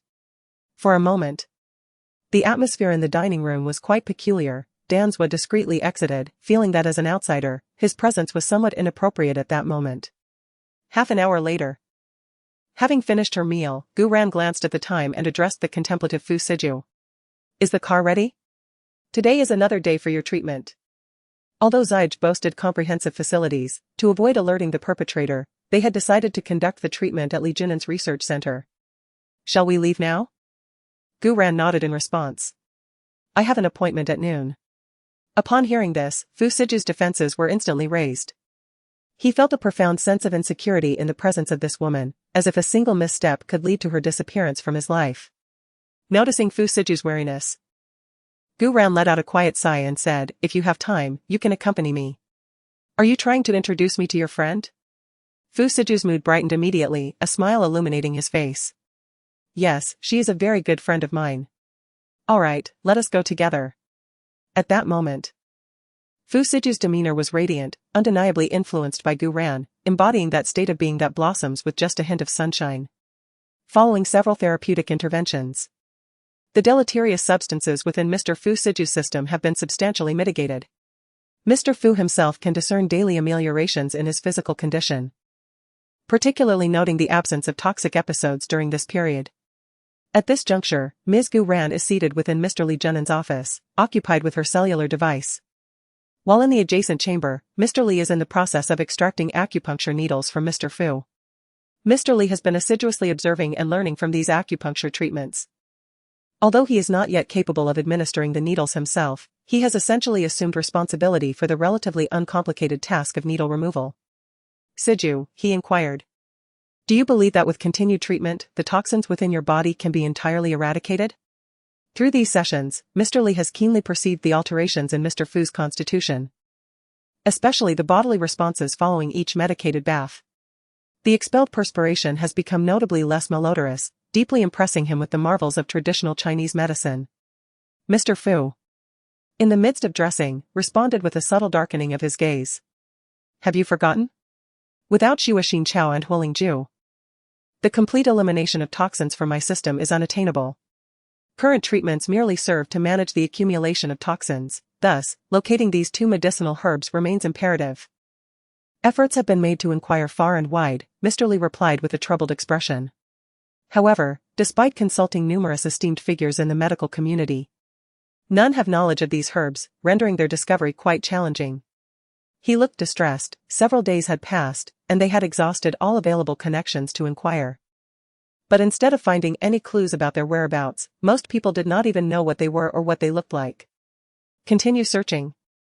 For since that girl could articulate the names of these two medicinal herbs, it signifies that her words are not mere fabrications, there must indeed be truth to her claims. It seems we have no choice but to proceed in this manner. By the way, how is the investigation into the person who poisoned you progressing? Such individuals have long been a lurking danger within the Tang Palace. Rest assured, we have begun to uncover some leads, however, merely knowing who struck does not suffice. I yearn to discern the true mastermind behind this treachery. Fu Siju evidently possesses a comprehensive understanding of the situation, which alleviates Li Jinin's concerns. Among their circle, Fu Siju is recognized for his meticulousness, which explains why they all willingly look to him as their leader. Even though many of them are older than Fu Siju, they are content to refer to him as their chief.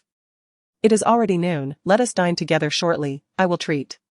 Li Jinin neatly stored away the acupuncture tools, glanced at the time and suggested this. However, Fu Siju shook his head in response, saying, apologies, but I have prior engagements. Ran wishes to introduce me to her friends. There was a hint of pride in his voice as he spoke. Li Jinin raised an eyebrow at this, remarking, well, in your current state. If those individuals were to find out, they would certainly have enough material for conversation for the next 6 months. By the way, does my sister-in-law have time in the next few days? I would like to request her assistance in assessing my grandfather's condition. Li Jinin has completely come to admire Gu Ran, and his address for her has evolved from her name to sister-in-law. If circumstances permitted, he would even wish to call her master, yet she does not take apprentices. This matter is for you to discuss with her, I shall refrain from intervening concerning Ran. Li Jinin felt a bit awkward, isn't it just a matter of dating? It seems as though one has found an ancestor for oneself. Bear. Where did this wild man come from? Li Jinin rolled her eyes and then exited the lounge. Sister-in-law, do you have some free time lately? What is it? Gu Ran shifted her gaze from her phone to Li Jinin, who was not far away. Regarding my grandfather's illness, I would like to trouble you to take a look personally. To the capital? Gu Ran inquired, contemplating her plans for the upcoming days. The day after tomorrow marks the start of school, and as a transfer student, she must make an appearance, along with surprising her cousin. Following that, she would be concocting elixirs at home, and in a week, the auction in Beijing would take place. During this time, she also had to attend her cousin's birthday banquet. Her schedule was quite packed. Is it possible a week later? I will be heading to Beijing next week, and I can swing by the capital then. Tomorrow. Come to Tangong, and I shall provide you with 2 longevity pills. You can administer them to the old gentleman, they should sustain him for a while. All right. Is your trip to Beijing primarily for the auction? I wonder if I could accompany you. Of course. I have heard that there are several valuable herbs at this auction. And I wish to have a look. If you desire to join, you can mention it to Eiju, he will arrange the itinerary. Then I thank you in advance, sister-in-law. As Li Jinin concluded her words, Fu Siju happened to emerge from within. Just as Li Jinin was about to speak, Fu Siju preemptively addressed her. Speak with Danzua. He will make the necessary arrangements. Then, Fu Siju's gaze fell upon Gu Ran. Where have you arranged to meet your friend? At Baiyajun, shall we set off now? Fu Siju nodded, then took Gu Ran's hand, leaving without a word, directly departing from Li Jinin's office. Li Jinin had grown accustomed to this. As long as Gu Ran was by Fu Siju's side, they were all but invisible. Half an hour later, upon their arrival at Baiyajun, the manager immediately recognized Gu Ran and approached her. Miss Gu, the manager is waiting for you on the top floor. Thank you, Gu Ran replied softly, while Fu Siju's eyes glimmered with intrigue. It turned out that the manager of Baiyajun was a friend of this young lady, further piquing his curiosity about her identity. A disciple of a poison master, with a brother in the pharmacological field known as Dr. Lan, and now a friend of the Baiyajun manager. Fu Siju had previously looked into Baiyajun, unaware of any secrets it harbored. As the supreme commander of the alliance base, he conducted investigations into individuals of note within the Z country, as the primary duty of the alliance base was to safeguard national security. These seemingly ordinary merchants could potentially be spies for enemy nations. However, the manager of Baiyajun conducted herself with discretion. And the only information currently held by the Alliance Intelligence Bureau was rather scant. Female, 25 years old, from Yangtian village, orphaned at a young age, raised by her grandparents, who also passed away when she was 13, subsequently cared for by the villagers of Yangtian. It appeared that the Intelligence Bureau's information was evidently inaccurate, as there was no record of any connection to Gu Ran within her social circles. Gu Ran, who has lived in Yangtian village since the tender age of 6, should, in theory, possess a rich tapestry of social connections. However, the information available indicates that this woman's network is rather simplistic. It is noted that she received a full scholarship to a prestigious foreign institution at the age of 17.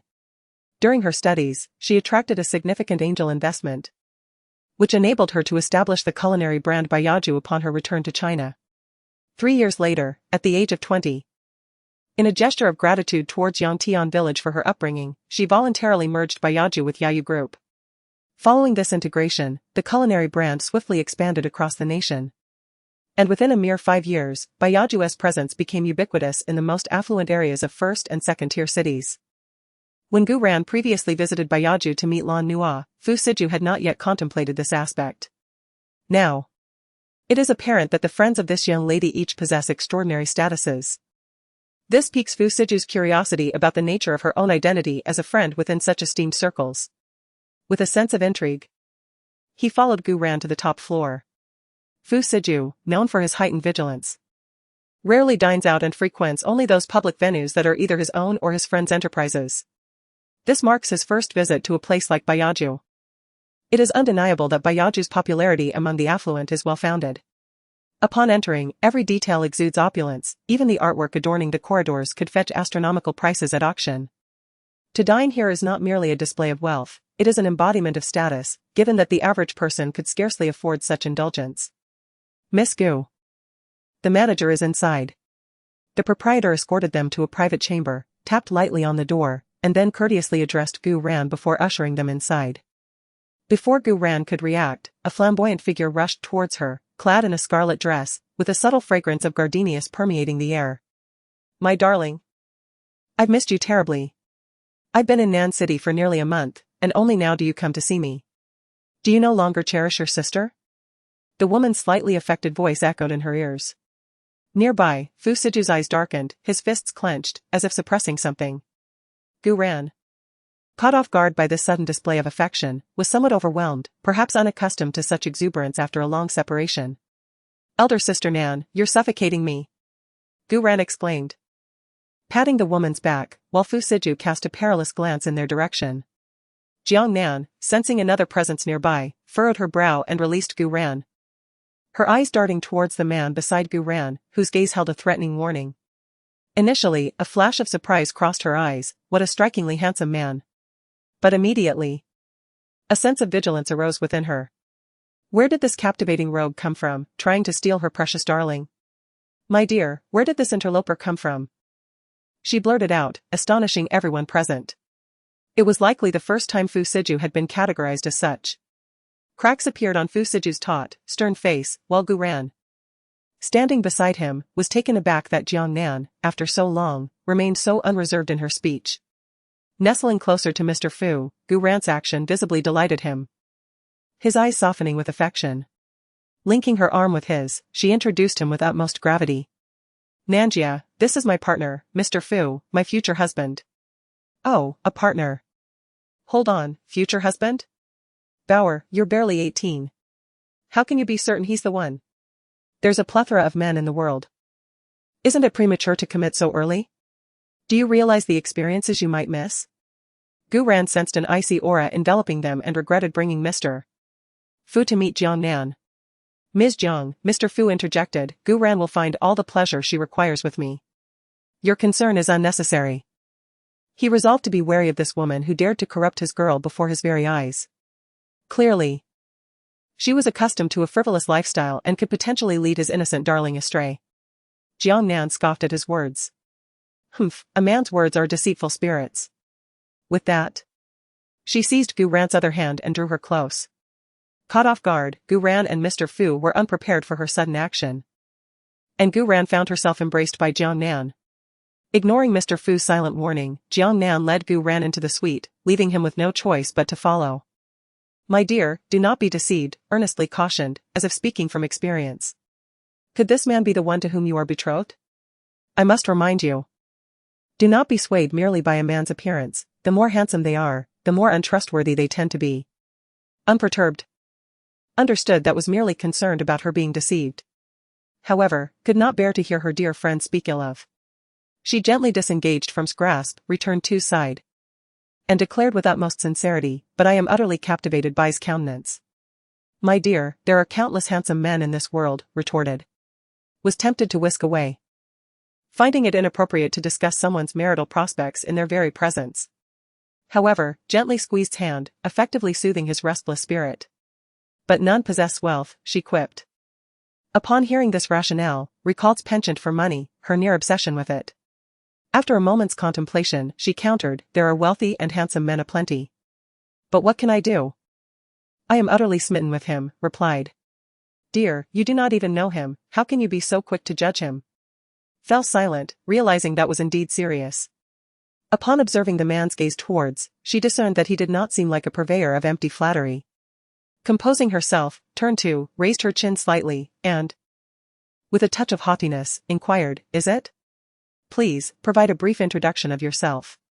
Was displeased with his demeanor, but mindful that she was a close friend of. He reluctantly exercised restraint. Fu Siju, aged 26, is the powerful figure at Huanyu International. He possesses no vices and has no romantic history. Wan is the only woman he cherishes, and the sole person he will ever love in this lifetime. It is a straightforward declaration. As Fu Siju has articulated nearly all that he can express. Upon hearing this information, Jiang Nan raised an eyebrow. You are the chairman of Huanyu International? Indeed. That is I. I founded Huanyu International at the age of 18, and we relocated to Nanjing from abroad 6 months ago. Do you have any family members? You profess to have affection for my dear Bauer, but what of your family? You see, historically, the relationship between mothers-in-law and daughters-in-law has been a considerable challenge. Bauer has been doted upon since childhood by the villagers, she cannot withstand any undue pressure, nor will she serve others.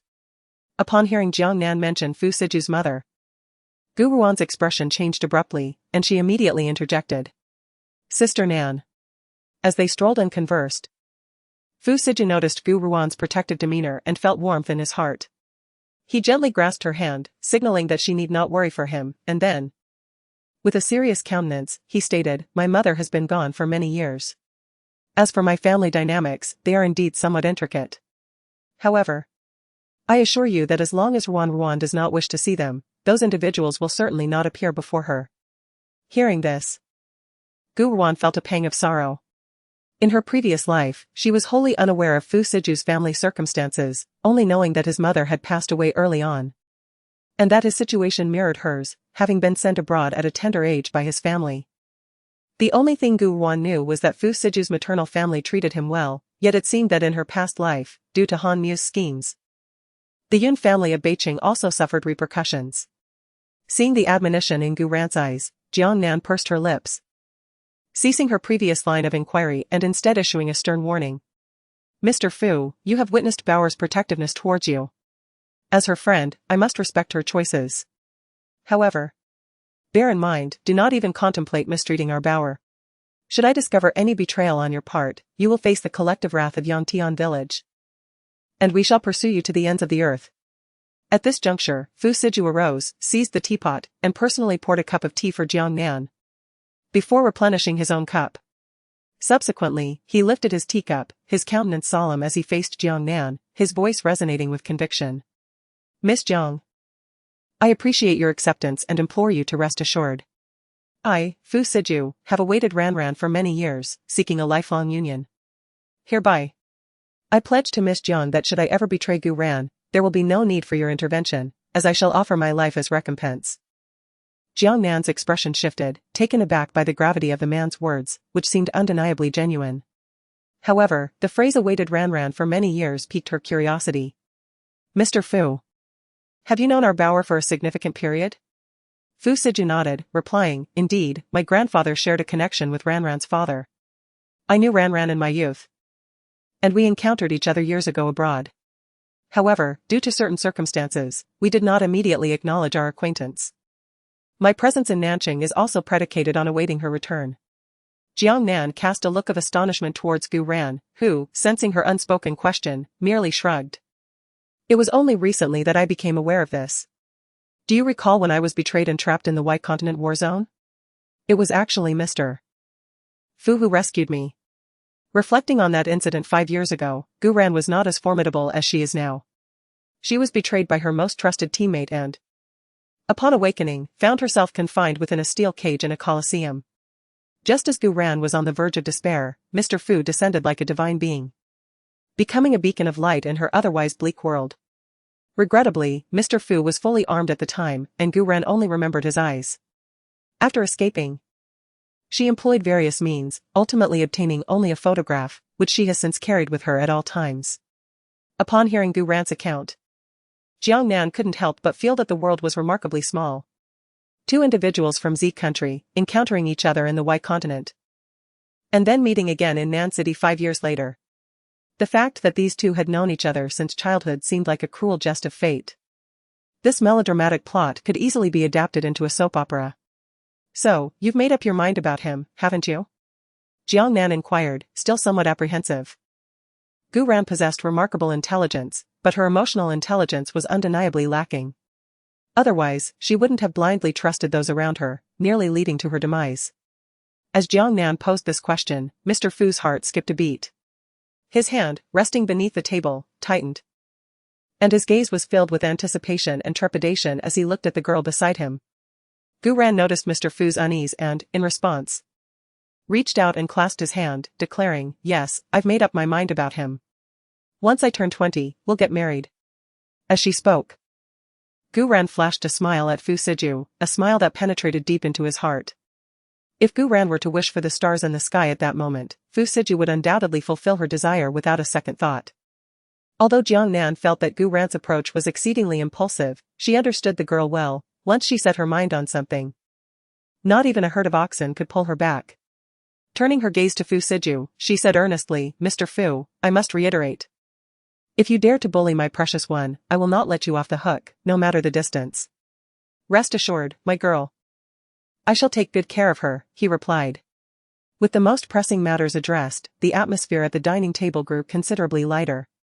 However, the conversation primarily revolved around Jiang Nan and Gu Ran, while Fu Siju assumed the role of a devoted boyfriend, diligently peeling shrimp for Gu Ran and meticulously removing fish bones, offering attentive care throughout the meal.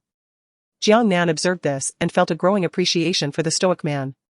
As the head of Huanyu International, he certainly possessed the wealth to support their family's extravagant lifestyle. Yet, she couldn't help but wonder if he would be deterred upon learning that the woman he adored spent money as if it flowed like water. After the meal, Gu Ran prepared to leave with Fu Siju. Thankfully, Jiang Nan mentioned that she would be staying in Nanjing for the foreseeable future, which delighted Gu Ran, for she would have friends in the city. Once in the car, Gu Ran leaned against Fu Siju, content and sated. After all, the lunch consisted of her favorite dishes. And with Fu Siju constantly feeding her, she had unconsciously overindulged. However, after the car had been driving for over 10 minutes, Gu Ran realized they were not heading back to Tangong. "Aren't we going back?" she inquired. "Given your proclivity for remaining ensconced within the confines of the manor, I thought I would escort you on a brief excursion into the city. With the commencement of the academic year imminent, it would be an opportune moment to procure additional garments." Gu Ran recollected the expansive, over 100 square meter dressing room in the principal edifice of the Tan Palace, replete with hundreds of untagged articles of clothing, and could not help but wince. Her paramour was even more prodigal than herself. However, having returned to Nan City for such an extended duration, she had only ventured out to a shopping center once, shortly after her arrival. In truth, she remained largely unfamiliar with the contemporary cityscape of Nan City. After an additional 10 minutes of transit, the vehicle drew to a halt in front of a nearly 30-story edifice situated in the most bustling locale of Nan City's central business district. Within this structure resided the city's most upscale shopping center, the luxury fragrance shopping plaza. Reputedly, both the plaza and the office tower were assets of the international conglomerate GR. The luxury fragrance shopping plaza was considered a veritable paradise for countless women, boasting an array of the world's most exclusive brands.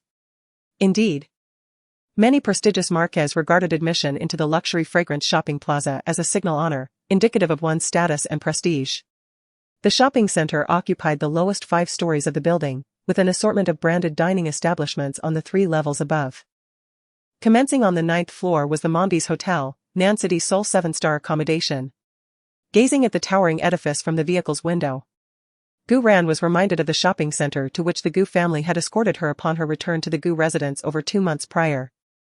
That establishment primarily featured 3rd and 4th tier brands, with the most expensive apparel likely costing less than a discounted item here. She recalled the condescending demeanors of Yu Mingjiao and Gu Yao, who had accompanied her then, their expressions redolent of charitable dispensation. At that time, however, Gu Ran had been blinded by her yearning for familial affection. Sometimes one must plummet from a precipice to truly grasp the weight of regret. And it was only at the cost of her own life that Gu Ran discerned the true nature of her familial ties. Ran, what are you pondering? Suddenly, the concerned voice of Fu Siju broke through her reverie. Gu Ran returned to the present, the car door was ajar, and Fu Siju stood outside the passenger seat. One hand shielding the roof while the other extended towards her. With a gentle smile, her bright eyes sparkling, she sweetly placed her hand in his and alighted from the vehicle. In truth, Gu Ran was not one to mistreat herself. The years spent in Yangtian village had been somewhat arduous, particularly during the initial 2 years. However, her fortunes shifted upon meeting her mentor, and subsequently, as she acquired the means to earn a living, her life flourished with vibrancy. To the discerning eyes of the Gu family women, her seemingly unremarkable attire, devoid of labels and design, was, in fact, a bespoke creation from a renowned brand. It could be said that even the simplest garment worn by Gu Ran could outshine certain high-end couture pieces. The reason the Gu family failed to recognize the exceptional quality of her clothing was twofold. They presumed that the family's current standing was insufficient to attain such heights, and Gu Ran harbored a disdain for garments emblazoned with logos, which ultimately contributed to their perception of her as impoverished and pitiful upon her return. The first floor of the luxurious fragrance shopping plaza showcased an array of high-end skincare products and exquisite jewelry, none of which piqued Gu Ran's interest. She ascended directly to the women's fashion section on the 4th floor alongside Fu Siju. In truth, Fu Siju had never visited this place before. He had sought the counsel of Li Jinan to orchestrate this outing, yearning to share a simple, ordinary date with Gu Ran. Ascending from the 1st to the 4th floor, Gu Ran's gaze was immediately drawn to a familiar brand, Tang Yun, a distinctive brand celebrated for its Chinese-inspired designs. Gu Ran possessed an extensive collection of attire from this label, though in her hasty departure to Nanjing, these garments had been left behind in Yangtian village. Do you have an affinity for this brand? Fu Siju inquired tentatively, observing Gu Ran's radiant expression as she entered the Tang Yun boutique. In recent times, he had personally curated Gu Ran's wardrobe at the Tan Palace, perhaps influenced by his upbringing abroad, resulting in a selection of internationally inclined garments, inadvertently overlooking certain indigenous nuances. Fu Siju was, of course, familiar with the Tang Yun brand. It had emerged as a dark horse 4 years prior, captivating the global stage with a single show at International Fashion Week. Tang Yun's high-end line had since become a coveted prize among affluent socialites. However, akin to its design ethos, the Tang Yun brand possessed a unique individuality. Access to their high-end line was not simply a matter of affluence, but rather required advance reservations and the submission of personal information. Subsequently, the fashion designer would personally assess the applicant's image to determine its compatibility with the intended design aesthetic. Should the designer deem the applicant's image inadequate to embody the style of the garment, the sale would be declined, regardless of the applicant's wealth. Conversely, should the applicant's image align perfectly with the designer's vision, the garments might be gifted to the applicant, or even custom-tailored. Presently, the items available in the shopping center were Tang Yun's ready-to-wear line, each design produced in limited quantities, typically not exceeding 2,000 pieces. This may sound like a substantial quantity, yet when distributed among specialized stores worldwide, some locations may receive merely 1 or 2 pieces, often lacking in various sizes. Thus, the fashion industry often regards Tang Yun as the most capricious clothing brand, yet it cannot resist the adoration of its clientele. As Gu Ran entered the store and surveyed her surroundings, it was evident to Fu Siju, without needing any words, that she was enamored with this brand. I recall that Tang Yun unveiled a new collection just last week, Do you not have ready-to-wear items? It turned out that the lady was a devoted customer of Tang Yun. The new arrivals just came in a couple of days ago. Please, follow me. Upon hearing Gu Ran's inquiry, the attendant recognized that she was not merely browsing and promptly guided her to a designated area. This section showcased Tang Yun's latest designs, including several exquisite gowns. Upon entering, Gu Ran's gaze was immediately drawn to a satin, intricately embroidered mini dress worn by a mannequin. The entire garment employed the techniques of Su embroidery, utilizing threads that harmonized with the fabric's color to depict delicate feathers. The sheen of the embroidery contrasted with that of the fabric, shimmering under the lights as if the feathers were floating atop water. One of Gu Ran's reasons for favoring this dress was its short length, devoid of the usual extravagance associated with evening gowns. It could elegantly serve both formal occasions and casual outings. Please take down this dress, Gu Ran instructed the nearby attendant. Just as the attendant was about to summon assistance to remove the dress from the mannequin, a sharp voice pierced the air from behind. Wait, that dress is mine. A note of self-satisfied pride resonated in the voice, a timbre with which Gu Ran was intimately acquainted, eliciting a subtle lift of her brow. Turning, her gaze fell upon the heavily made-up visage of Gu Yao, flanked by two equally adorned girls. Gu Ran's eyes narrowed slightly. Indeed, familiar faces. The very sycophants who had attended Gu Yao in her past life, now her classmates, Chen Man and Su Lu. Oh, my dear sister, is that you? Forgive me. The distance obscured my vision. It seems you, too, have taken a liking to this gown? Alas, I have also set my heart upon it. As I am here to procure a suitable dress for my forthcoming birthday soiree, sister, I implore you, relinquish this dress to me. A veritable white lotus. Peering from behind a mask of cosmetics, Gu Ran harbored concerns that a raised voice might precipitate an avalanche of foundation. In a former life, she might have capitulated without hesitation, but not now. What caught her eye, she would sooner ruin than allow it to fall into the hands of the Gu family. So be it, a display of innocence it is. Gu Ran, clad in a voluminous, long-line knit sweater, paired with form-fitting leggings and snow boots. Her hair drawn back in a ponytail adorned with a winsome bow, presented an image of youthful naivete. Her unadorned countenance, juxtaposed with Gu Yao's flamboyant makeup, evoked a stark contrast between an innocent ingenue and a fallen courtesan. Accordingly, Gu Ran pursed her lips, lowered her gaze, and fixed upon Gu Yao a look of dewy-eyed vulnerability, conveying an air of wounded innocence. As she spoke, her voice carried a hint of somberness, tinged with an almost imperceptible tremor of sorrow. Sister, I too have a fondness for this dress, and I was the first to notice it.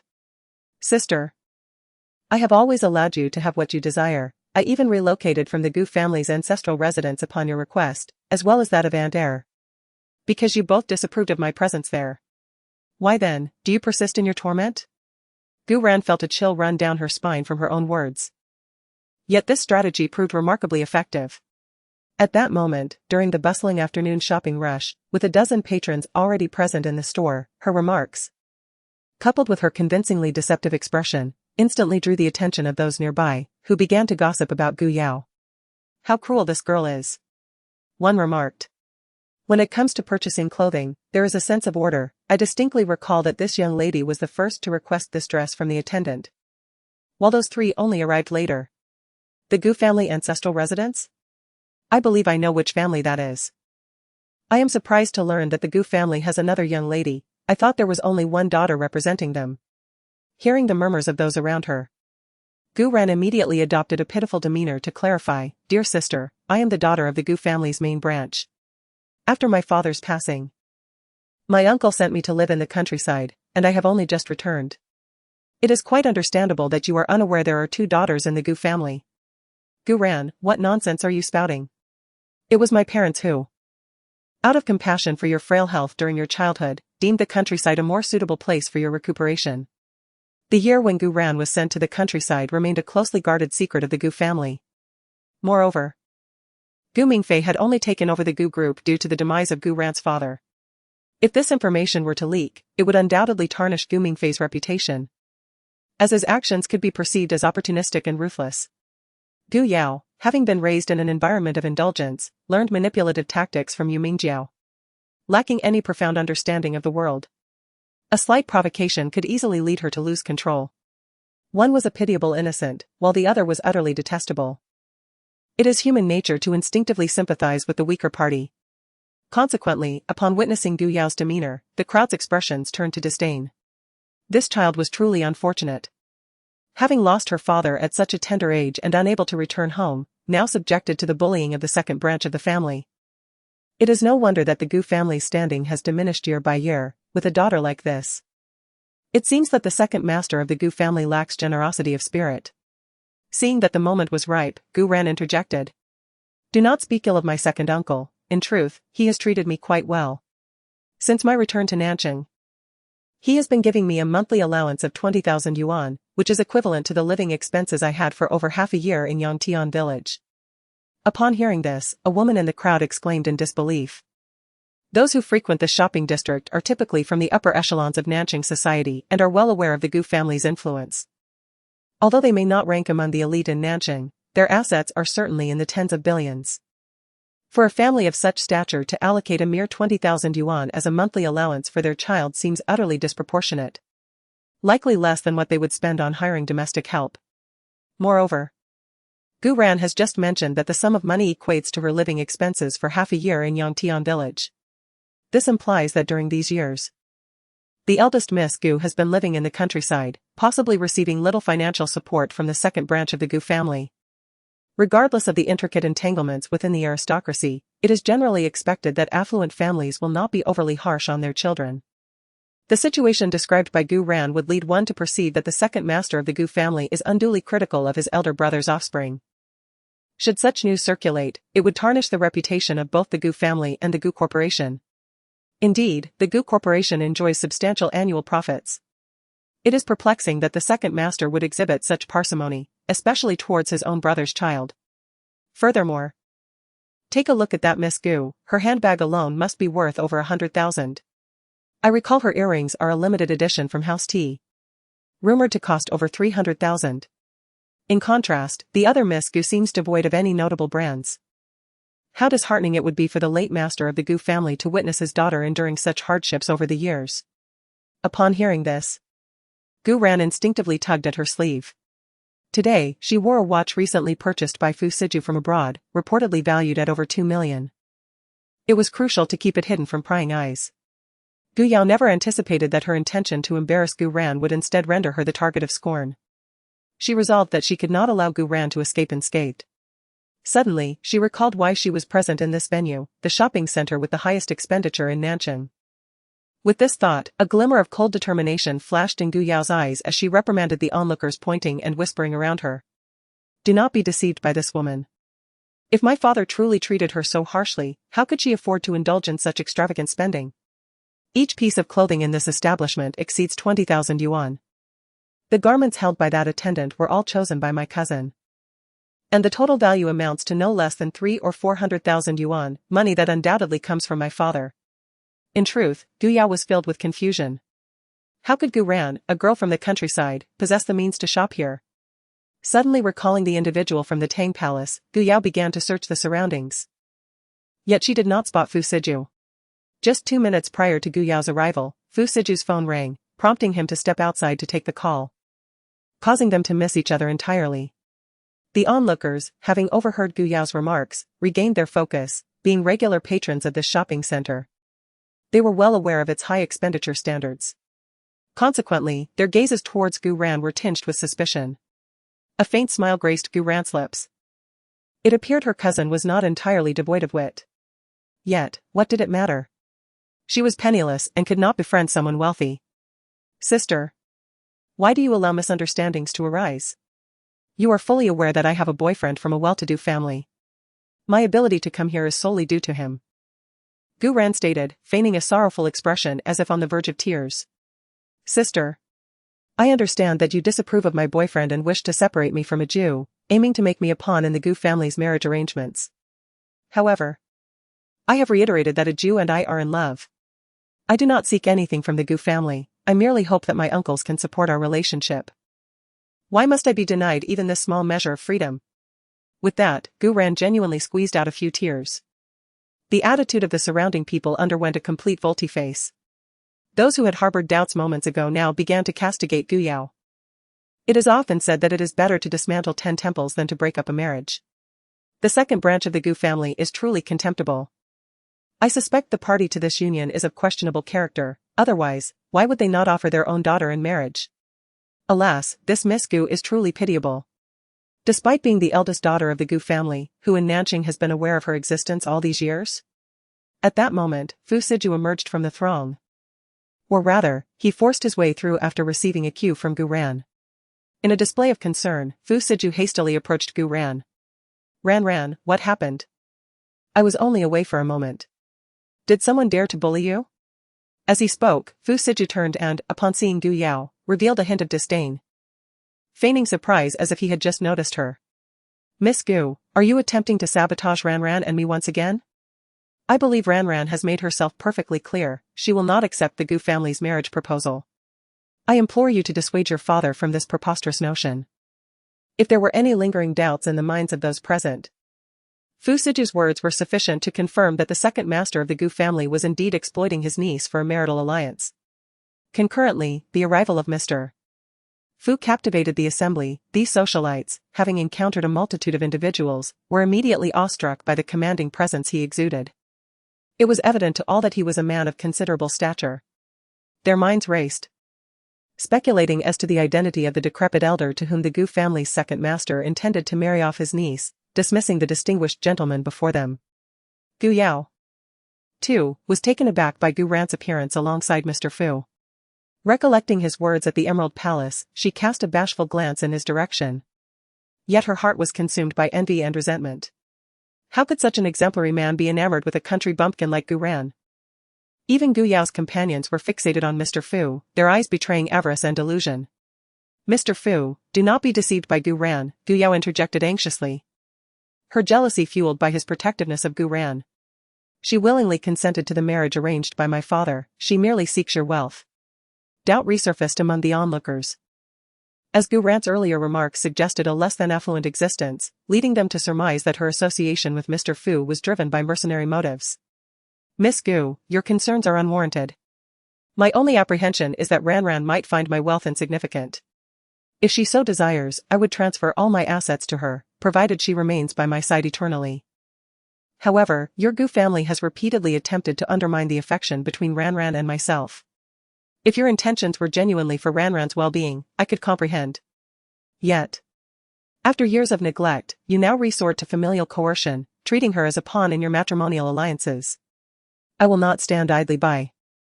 In the presence of these women, Mr. Fu's words evoked envy. Few among the women of affluent families marry for love, most are victims of marriages of convenience. Thus, they deeply yearn for a genuine affection. The bond between Mr. Fu and Gu Ran is the epitome of unattainable true love. Reflecting on their own loveless marriages, they despise the Gu family's practice of sacrificing their children's affections for gain. To foist a niece into marriage when they have daughters of their own suggests that the intended groom is far from ideal, perhaps a balding, pot-bellied middle-aged man who has outlived several wives. You, Gu Ran, you merely rely on your vixen-like face to seduce men? No surprise, given your upbringing in the countryside, that you resort to such base tactics. Ah! You dare strike me? Gu Yao, consumed by rage, lost all composure. How dare she, a lady of the Gu family, suffer such humiliation? May these despicable lovers meet a wretched end. But as Gu Yao hurled insults at Gu Ran, a resounding slap left half her face crimson. Subsequently, Gu Ran withdrew her hand. At that moment, Fu Siju, who was beside her, procured a moist tissue from an indiscernible location and approached Gu Ran. He grasped the hand with which she had struck Gu Yao and meticulously cleansed each digit, all the while remarking, henceforth, should you intend to take action, apprise me beforehand. I shall delegate someone to assist you, thereby precluding the necessity for you to sully your own hands and, moreover, spare yourself any discomfort. Gu Yao, cradling her inflamed cheek, was consumed by a desire to tear Gu Ran asunder. However, upon perceiving the gloating visages of the surrounding throng, she discerned that she would derive no advantage from Gu Ran on this occasion. Consequently, she departed in a fit of pique. Gu Ran and Fu Siju appeared wholly unaffected by the preceding events. Subsequent to cleansing Gu Ran's hand, Fu Siju affectionately pinched her palm and inquired, "Does it pain you? Shall we continue our perusal?" Gu Ran pouted, realizing that she had, in Fu Siju's estimation, metamorphosed into a delicate and frail damsel. Gu Ran cast her gaze upon the salesperson, who was still holding the garments she had previously selected, and addressed Fu Siju. Let us continue our perambulation for a while longer. It has been an age since I last indulged in retail therapy. Indeed, during our sojourn abroad, Jiang Nan and Tao Yao were inveterate shopaholics, invariably compelling me to accompany them on day-long shopping expeditions. On one occasion, these two capricious women, seized by an abrupt surge of acquisitiveness, chartered a flight, traversing over 7 hours to a certain fashionable metropolis in the Western Hemisphere, solely for the purpose of procuring a limited edition handbag at the earliest opportunity. Gu Ran herself, however, did not harbor a predilection for shopping. Her sustenance, attire, and accoutrements were consistently provided by designated individuals, obviating any concern regarding deficiencies.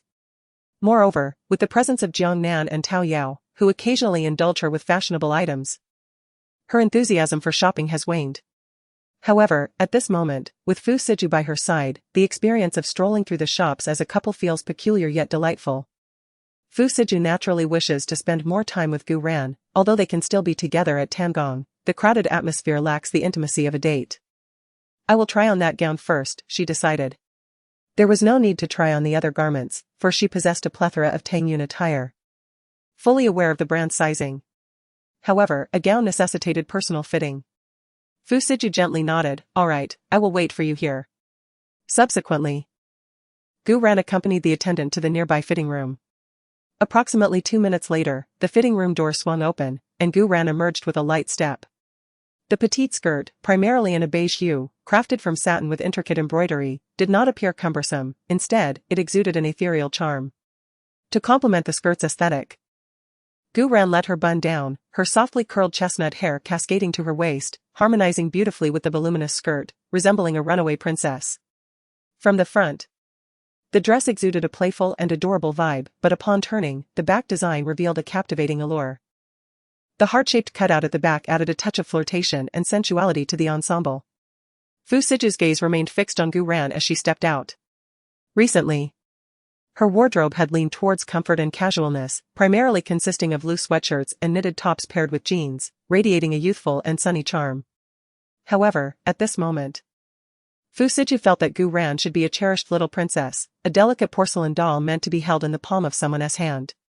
Yet, as Gu Ran turned, her fair skin and alluring curves were fully revealed, transforming her from an adorable little princess into a captivating siren. These two contrasting styles harmoniously merged within Gu Ran, without a hint of discord. Fu Siju's gaze was enigmatic, his eyes reflecting a subtle blend of restraint and inner turmoil. He wished to conceal this girl, desiring that no one else see her adorned in such attire, believing that all her beauty should remain known only to him. Yet, meeting Gu Ran's pure and clear eyes, Fu Siju regained a semblance of composure. He could not selfishly hide her away. His girl was simply too radiant and remarkable.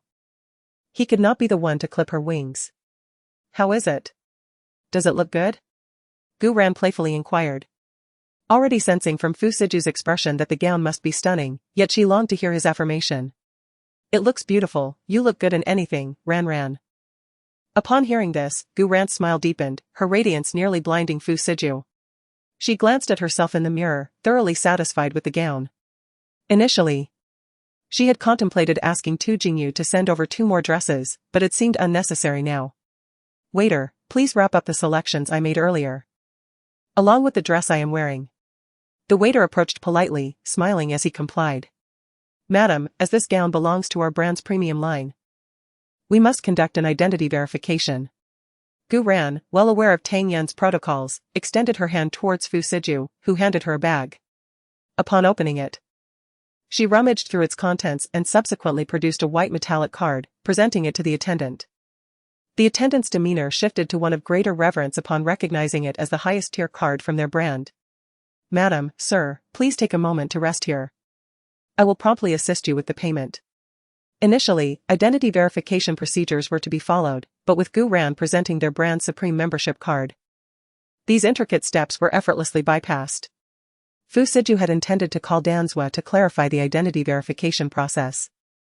Yet he was astonished to discover that this young lady possessed Tang Yun's premier membership card. In his own enterprise, he owned a fashion brand that could be classified as a competitor to Tang Yun, thus he was somewhat informed about it.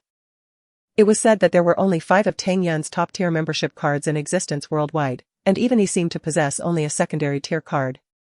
Once again, Fu Siju found himself intrigued by this girl beside him, contemplating the multitude of astonishing identities she might hold.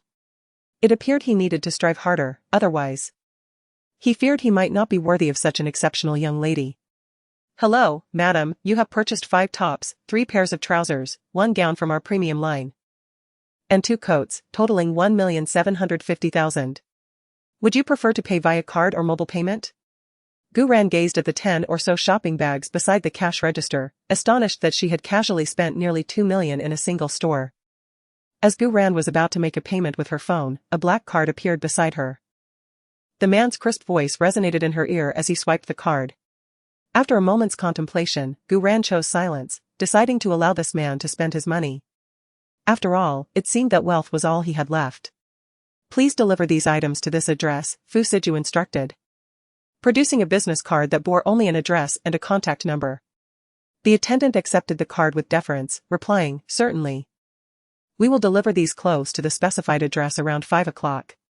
Once the transaction was completed, Gu Ran and Fu Siju exited the store empty-handed.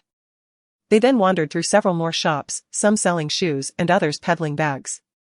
After approximately 2 hours, their efforts bore fruit, with Fu Siju spending nearly 5 million. Yet, the man appeared increasingly pleased. "Where to next?"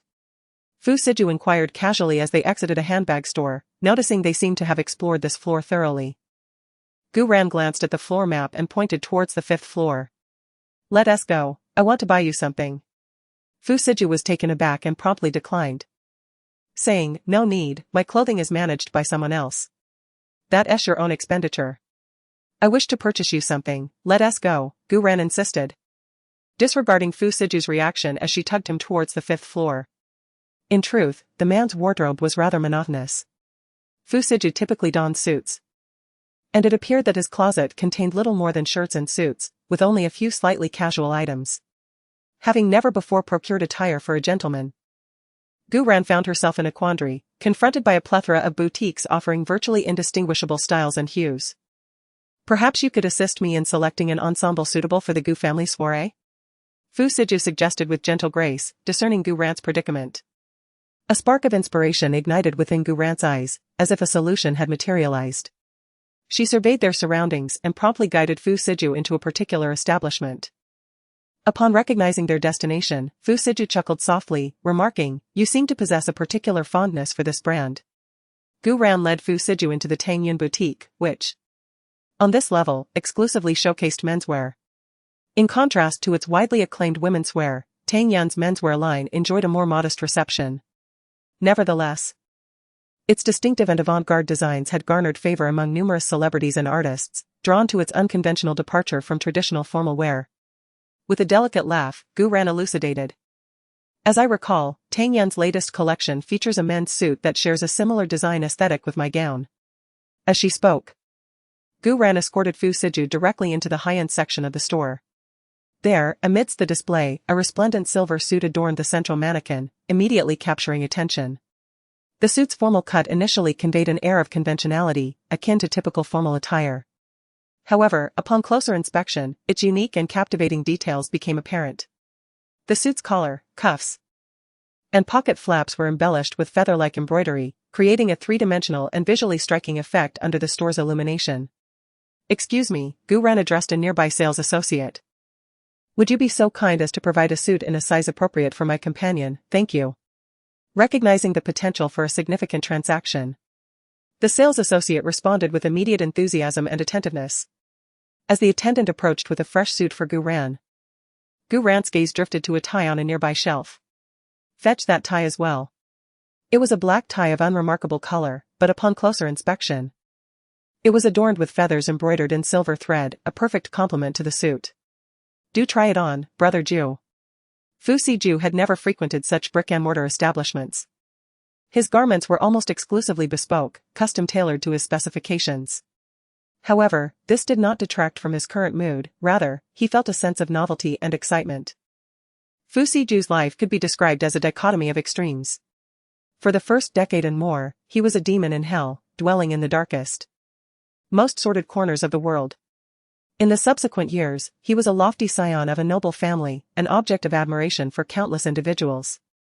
Fu Siju had never experienced the warmth of human connection. His life was filled with bloodshed, intrigue, and cutthroat competition, devoid of tenderness. However, in recent days, Fu Siju had felt an unprecedented sense of warmth, the kind that comes from building a small home with a beloved. At this moment, he and Gu Ran were like countless ordinary couples, relishing a romantic afternoon date, savoring the joy of having a loved one meticulously select gifts for him. His heart had never been so tranquil and content. Moments later, Fu Siju stood before the mirror, clad in the suit that Gu Ran had personally chosen for him, complete with the matching tie. Hold on, it seems something is missing. Gu Ran rested her chin in her hand, gazing at the coldly handsome man in the mirror. Despite exuding an aura that discouraged approach, a subtle affection flickered in her eyes. The man's gaze lingered on Gu Ran's silhouette, relishing the moment as she selected outfits for him. Do you have any cufflinks or tie clips with a distinctive design? Please wait a moment. I will fetch them for you. Shortly thereafter, several attendants approached, carrying velvet trays adorned with a variety of exquisitely designed cufflinks and, beside them, not only tie clips but also several uniquely styled collar clips. Gu Ran meticulously examined the selections and ultimately chose a pair of cufflinks inlaid with black onyx and a feather-shaped tie clip, personally assisting Fu Siju in putting them on. Fu Siju bore an expression of enjoyment, his eyes lowered with a smile playing at the corners of his mouth, never having anticipated that shopping could be so delightful. As he watched Gu Ran coordinate his attire, a multitude of vivid images filled his mind. Years later, this woman would become his wife, dressing him each morning. The thought brought an involuntary smile to Fu Siju's lips. I'll take this set, and please wrap the other two cufflinks I selected. Gu Ran felt a sense of satisfaction with Fu Siju's ensemble, as it was her first time choosing clothes for him. Just as she followed the attendant to the cash register, Fu Siju instinctively reached for his black card, but this time, Gu Ran firmly rejected it. This is a gift for me. Although Gu Ran was currently in need of money, she knew she could afford this small expense. As Mr. Fu was about to elaborate, Ms. Gu interjected, mentioning that Mr. Li had remitted funds for medicinal herbs, sufficient to cover the cost of the garment. Mr. Fu's brow arched, acknowledging Mr. Li's resourcefulness and promptness, as he had provided the funds to Ms. Gu even before acquiring the elixir. Mr. Li's haste stemmed from his apprehension that Ms. Gu might reconsider, given that he sought an elixir capable of fetching millions at auction. Its potency was such that it could be rightfully deemed a life-saving panacea. The saleswoman stated that the total was 920,000, inquiring whether Ms. Gu would prefer to pay via card or mobile. Ms. Gu retrieved Mr. Fu's bag and produced a black card identical to the one he had previously presented. Upon witnessing this, Mr. Fu's brow arched once more, affirming his belief that his companion was indeed extraordinary. Such a globally recognized black card was a symbol of prestige, unattainable through mere wealth. These exclusive cards were proactively issued to individuals whose status was recognized, with fewer than 1,000 clients worldwide possessing them. Despite the seemingly large number, the average per country was only 3 or 4, although due to its economic prosperity, Z country likely had around 10 such cardholders. Unfortunately, Ms. Gu remained oblivious to Mr. Fu's reaction, engrossed in her phone, where she was reading a message from Mr. Lon. He informed her that he had located the whereabouts of the snow heart grass. Upon receiving this information, Gu Ran's eyes sparkled with excitement as she promptly dialed Lan Nua's number, which was quickly answered. Little junior sister. Have you seen the message I sent you? Lan Nua inquired. Yes, is the item in the capital? Gu Ran directly asked. Indeed. Have you heard of the Fong family in the capital? They acquired a snow heart herb several years ago. Although Gu Ran was now aware of the herb's whereabouts, she felt little anticipation, as its rarity suggested that an ordinary individual would be reluctant to part with it. How can I obtain it? Gu Ran straightforwardly sought the answer she desired. Lan Nua, well aware of her direct nature, refrained from beating around the bush and explained the situation succinctly. You can strike a deal with the Fong family. The young master, who has the most potential to inherit the family headship, injured his leg in an accident a few years ago. Despite seeking renowned physicians over the years, there has been little progress. If you can find a way to help him stand again, I believe they would be willing to part with the snow heart herb. Hearing Lan Nua's words instilled a bit of confidence in Gu Ran. After all, she was a ghostly healer capable of mending flesh and bone. And she felt quite assured about 2 legs.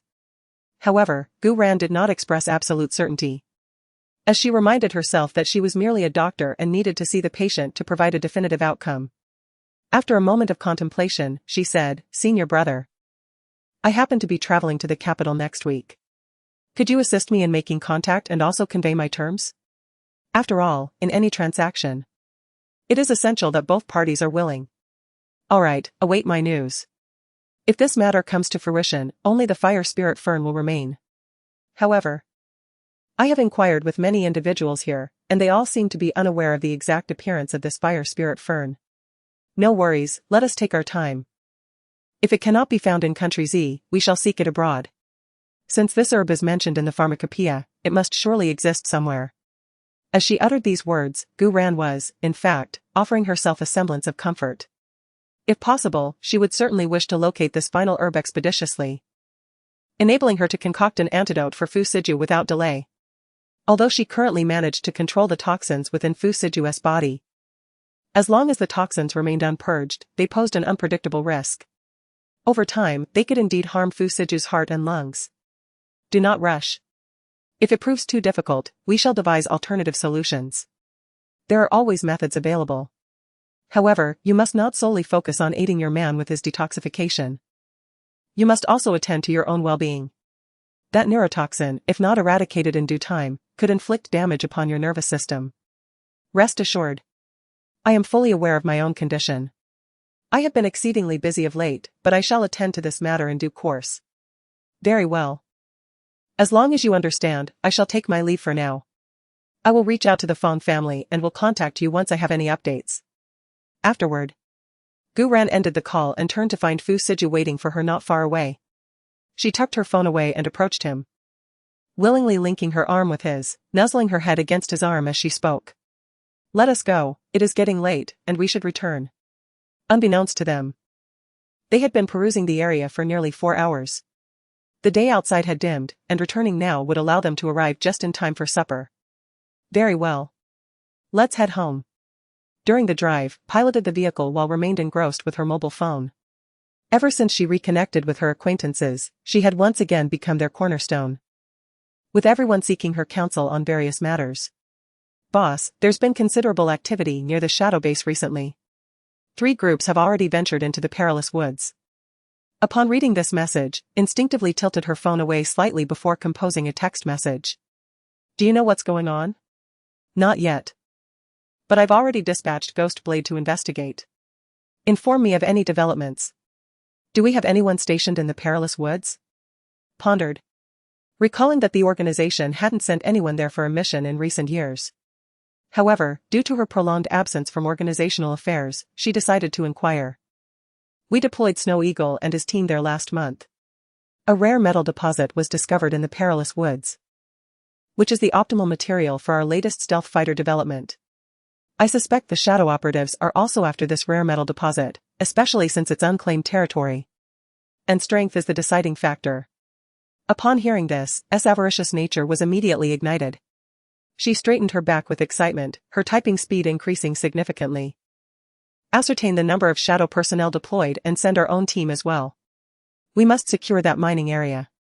Keep me updated on the situation there. The perilous woods aren't far from Z country. If feasible, I'll make a personal visit.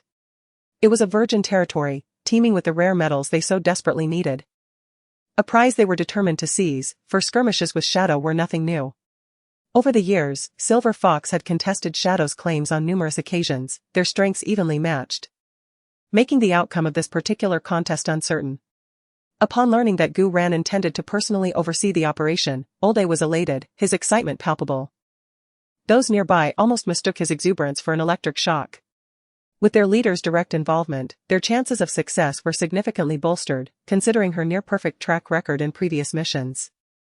Save for the incident 2 years prior when Shadow's leader detonated their entire warehouse, obliterating nearly 2 billion worth of state-of-the-art weaponry.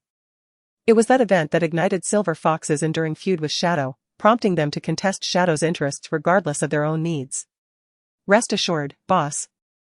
I'll have Ghost Blade and Snow Eagle keep a close watch on the mining area, ensuring Shadow doesn't succeed, Olde vowed with grim determination.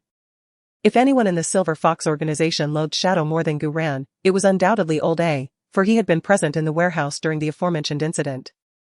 Had their leader not been vigilant, he would have likely met his demise.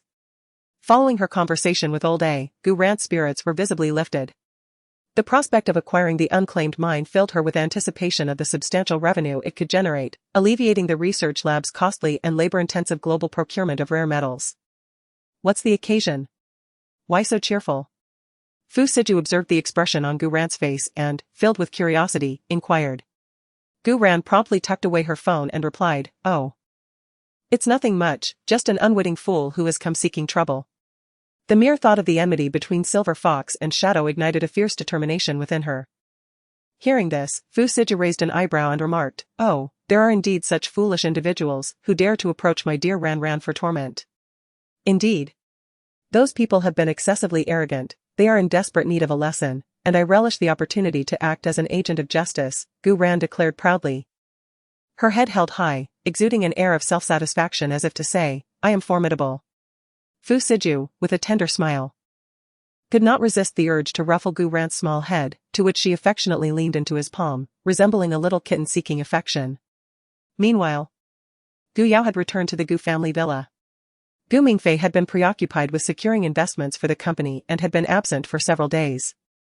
At that moment, the villa was occupied solely by Yu Mingjiao, who had just returned from her beauty treatment. Upon seeing her daughter storm in with fury, she immediately set aside her magazine. "Yao Yao, what has happened? Who has upset you?"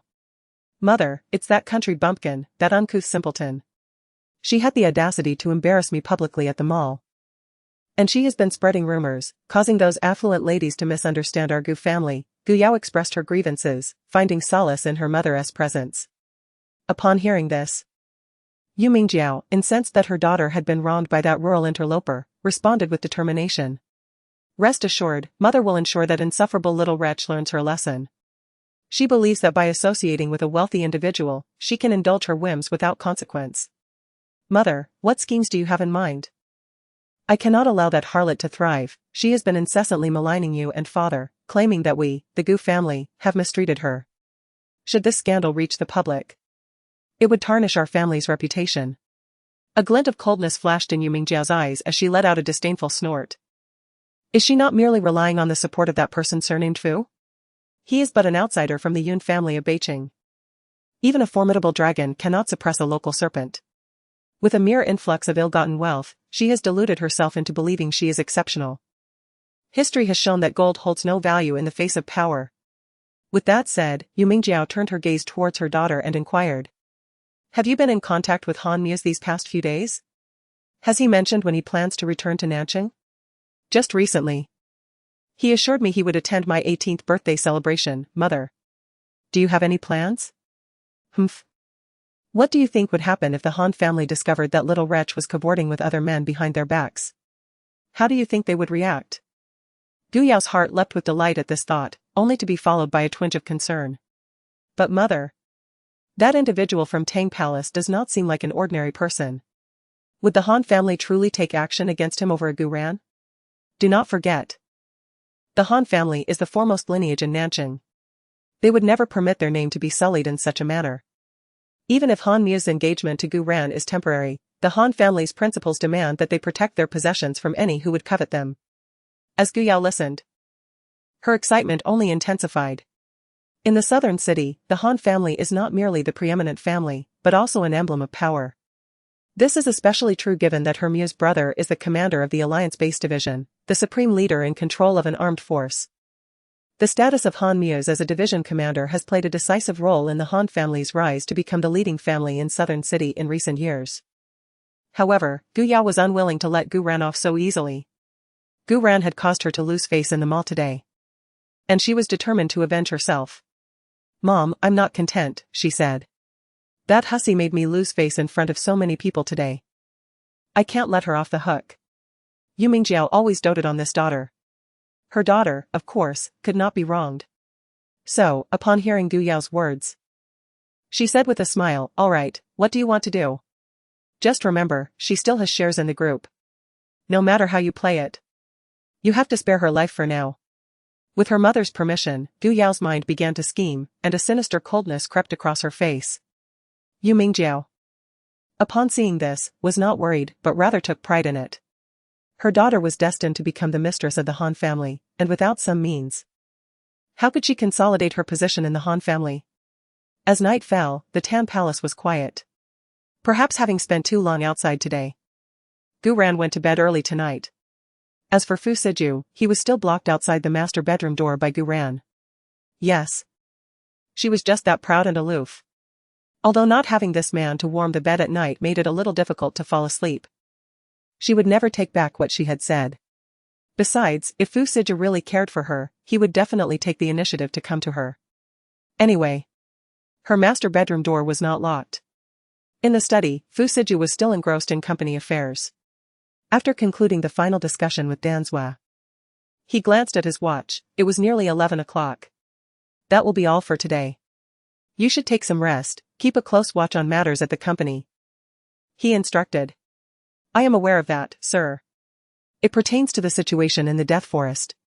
Qi Nan and his team have already arrived, but currently, everyone is stationed at the periphery of the Death Forest.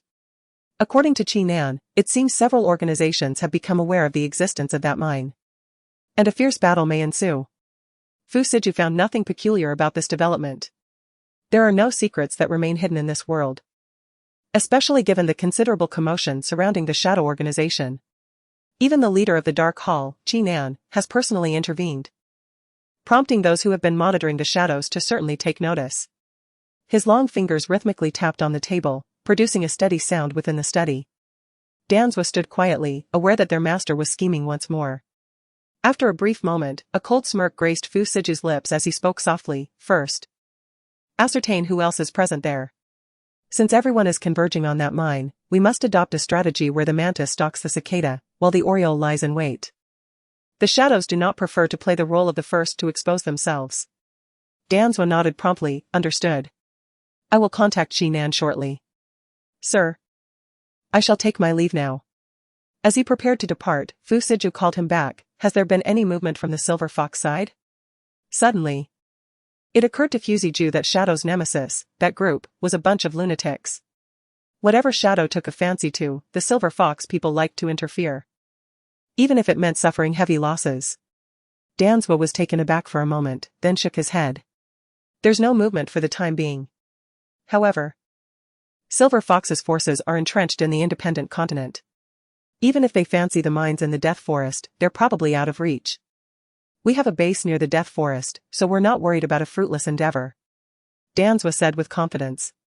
As the world's two largest private organizations, Shadow and Silver Fox initially maintained a distant relationship. It wasn't until an incident many years ago when Shadow and Silver Fox simultaneously set their sights on a batch of goods that the Silver Fox people suffered a loss. After that, the two organizations became bitter enemies, constantly sabotaging each other. Fu Siju was not as dismissive as Danzua and reminded him, still. Have someone keep an eye on them. The Silver Fox people are not to be trifled with. We haven't gained much advantage from Silver Fox in the past 2 years. Don't let them take advantage of us.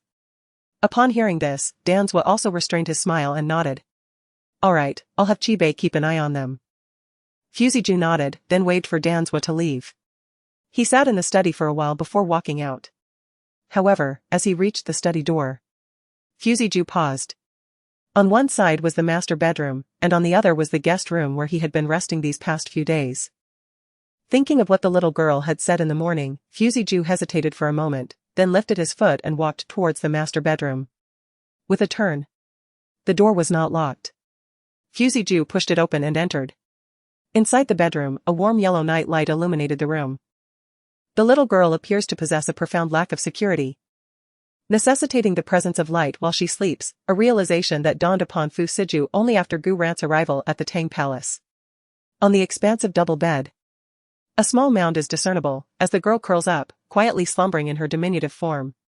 Fu Siju approaches the bedside with utmost caution, observing half of the girl's face concealed beneath the covers, revealing merely a fluffy little head. In that moment, his heart softens like a tranquil lake. He extends his hand, gently caressing the girl's face, each movement executed with the utmost care to avoid awakening her. For over a minute, he watches her in silence. Finally, He lifts the blanket with a delicate touch and lies down beside her, mindful not to disturb her slumber, positioning himself at the edge of the bed. However, the next instant, a cold hand rests upon his waist, and even through the fabric, the chill is palpable. Fusiju furrows his brow, initially suspecting that the girl's morning words had been mere jest, only to find them to be true. He then shifts closer to Gu-ran, enveloping her icy little hand within his warm grasp. It seems she has discovered the source of warmth, as she sleepily burrows into Fusiju's embrace, nuzzling her head against his chest before slipping back into a deep slumber. In that moment, Fusiju feels an overwhelming heat wash over him. It is as though her head is not merely resting against his chest, but rather dancing upon his heart, igniting a tumult of emotions within him. In the dimly lit, serene bedroom, a soft, exasperated sigh escapes Fusiju's lips, laced with affection. So be it, the little girl he has chosen to cherish shall be pampered endlessly, even through tears. Nestled in the arms of Fusiju, Gu-ran detected the man's restraint, a subtle curve gracing her lips. Humph, he's taken the bait, hasn't he? This obstinate man, I'll bring him to heel yet. Sooner or later, I shall devour him entirely. The night passed dreamlessly, and Gu-ran finally enjoyed a restful slumber. Before 7 the next morning, Fusiju's internal clock roused him punctually. He had intended to slip out of the bedroom while Gu-ran was still asleep.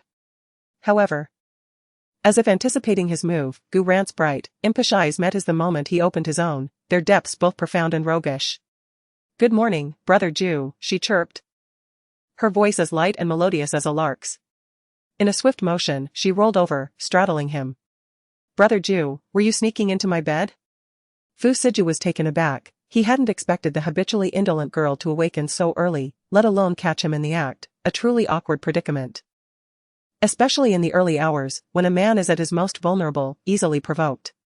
Unaware of the peril, Gu-ran's slender legs playfully brushed against him, igniting a blaze of desire within Fusiju. "Ran, get down. I have work later, I need to get up." "Brother Ju, you're afraid," Gu-ran disregarded his words, continuing her playful banter. As she spoke, her delicate hand slipped through the buttons of his pajamas, resting against his chest. Her touch was exquisitely soft, especially since their arrival at the Tan Palace, where Fusiju had lavished her with affection, treating her like royalty. Estheticians regularly visited to provide the young woman with comprehensive body care. The velvety, silken touch caused a palpable rigidity in Fusiju, his voice betraying a suppressed huskiness as he spoke. Ran, please refrain from such movements. "Brother Ju, your heart is racing rather dramatically. Are you feeling unwell?" "Allow me to take your pulse," Gu-ran responded. Thereupon, Gu-ran's hand descended languidly, her palm, whether by design or happenstance, grazing his lower abdomen. A shiver coursed through Fusiju. This imp is far too mischievous. Her fingertips alighted upon Fusiju's wrist, her lips parting slightly as she leaned in. Her voice, a delicate thread, weaving into his ear, accompanied by a sweet, tepid breath. Fusiju felt himself tormented by her nearness. The pulse is vigorous, albeit rapid, suggesting an excess of internal fire, a surplus of yang energy, necessitating prompt dissipation. Before Gu-ran could complete her diagnosis, a sudden, dizzying shift occurred. Their positions inverted in an instant. A scarlet desire blazed in Fusiju's eyes, his gaze upon Gu-ran intense, as though he would consume the woman beneath him. Ran, you are far too young," he rasped. His voice, parched and hoarse, resonated with fervent restraint. Afraid of causing the girl harm, he dared not meet her starry gaze, for she possessed eyes capable of bewitching the masses, eyes that could disarm him with a mere glance. Yet, Fusiju underestimated Gu-ran's allure. He felt a tightening around his neck, pulling him downwards as the girl's arms entwined around his shoulders. The enchanting and sweet voice of the girl lingered in his ears, her visage embodying innocence yet exuding an irresistible allure. "Brother Ju, I have come of age. And I am not afraid to be with you. Ran, I fear you may come to regret this." After all, an 8-year gap lay between them. And he worried that Gu-ran's current fervor was merely a fleeting whim. What if she were to change her mind one day? However, in response to Fusiju, Gu-ran initiated a passionate kiss. As her soft red lips pressed against his, her nimble tongue parted his teeth, and the unique fragrance of the girl enveloped him. Fusiju's grip tightened, and in the next moment, he turned the tables, surrendering completely to the moment. An hour later, Gu-ran lay in the blankets, her demeanor melancholic. while Fu Siju, filled with tenderness, held her delicate hand, meticulously wiping it with a wet tissue. Observing the little girl's sulky profile, Fu Siju could only smile helplessly. Once her hand was clean, he tucked it back beneath the covers and wrapped his arms around her from behind. Her fair back, exposed, bore the marks of their earlier fervor, bruises that were both enticing and heart-stirring. Ran, I simply wish to wait a little longer, please don't be angry, alright? Cocooned in the blankets, Gu Ran shifted uncomfortably. What reason did she have to be angry? Was it because this man cared for her too deeply? Or because he feared causing her pain? Just moments ago, she had thought everything would flow seamlessly, yet at the last moment, he had halted, opting for a different path that allowed them to experience an alternative joy. Yet, this outcome had left Gu Ran's hands weary and aching. You should leave. I need to catch up on my sleep. Though she had been the one to initiate the flirtation, it was now she who shied away from meeting his gaze. Recalling the audacious actions of the man just moments ago, she found herself unable to look him in the eye. He was simply too skilled at this game. Fu Siju, aware of the girl's bashfulness, felt a sense of delight wash over him.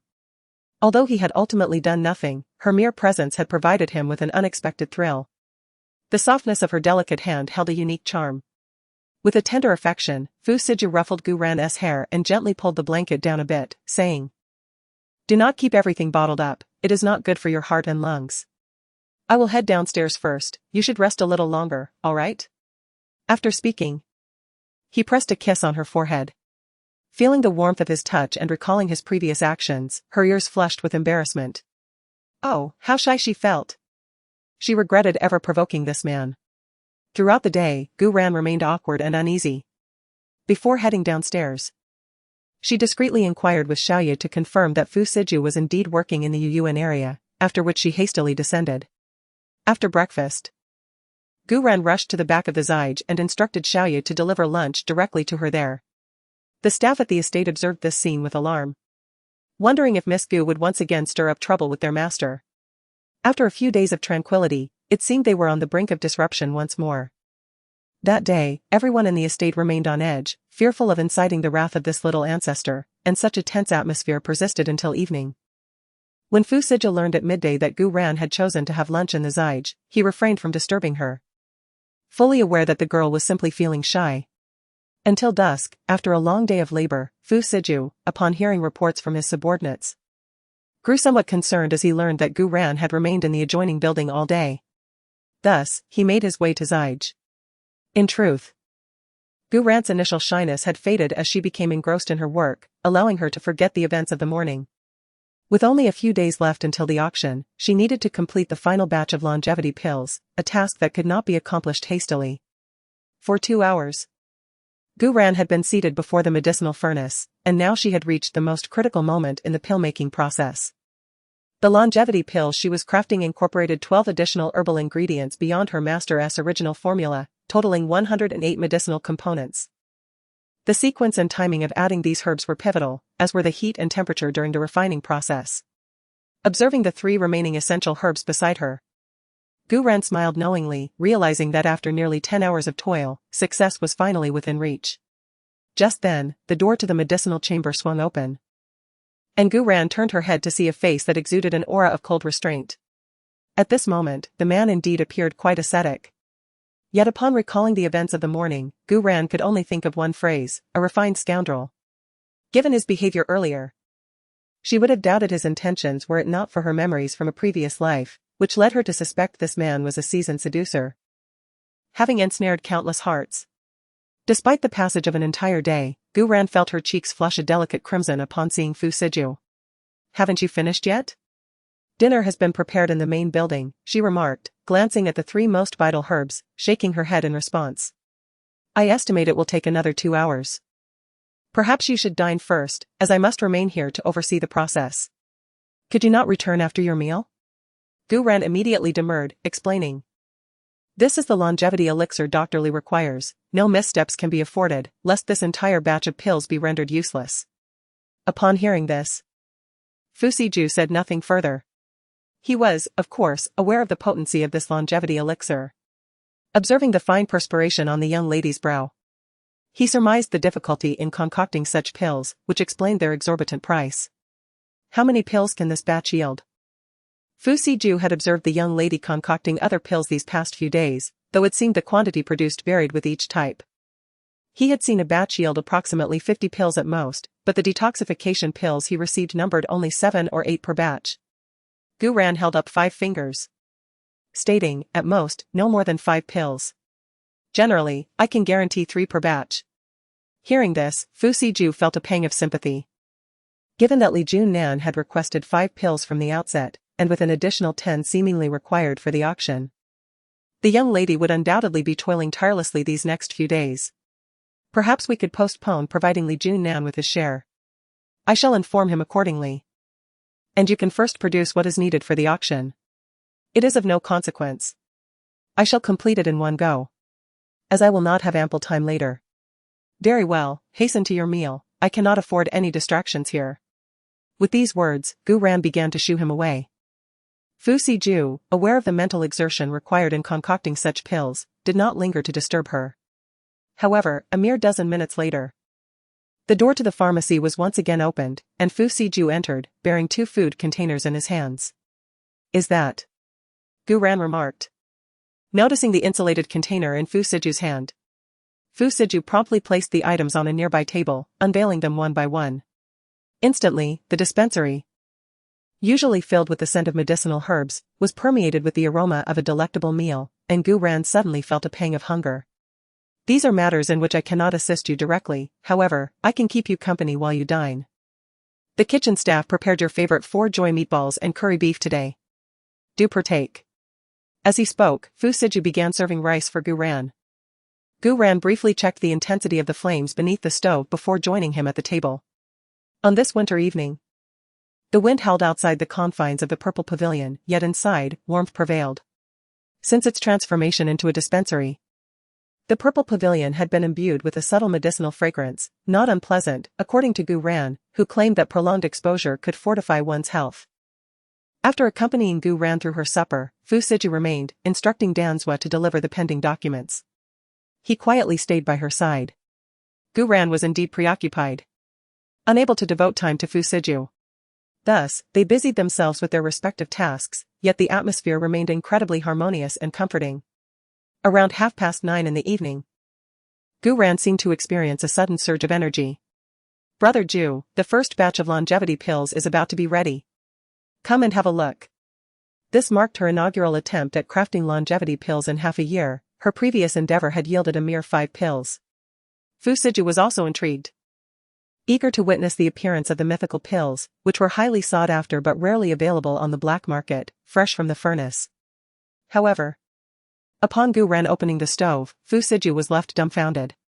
An eerie silence descended upon the dispensary. Within the apothecary's furnace, a Stygian darkness prevailed.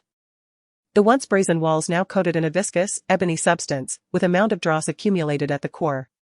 Yet, the instant the crucible was breached, an invigorating aroma effused forth, so potent that a mere inhalation seemed to dissipate the day's weariness from Fu Siju.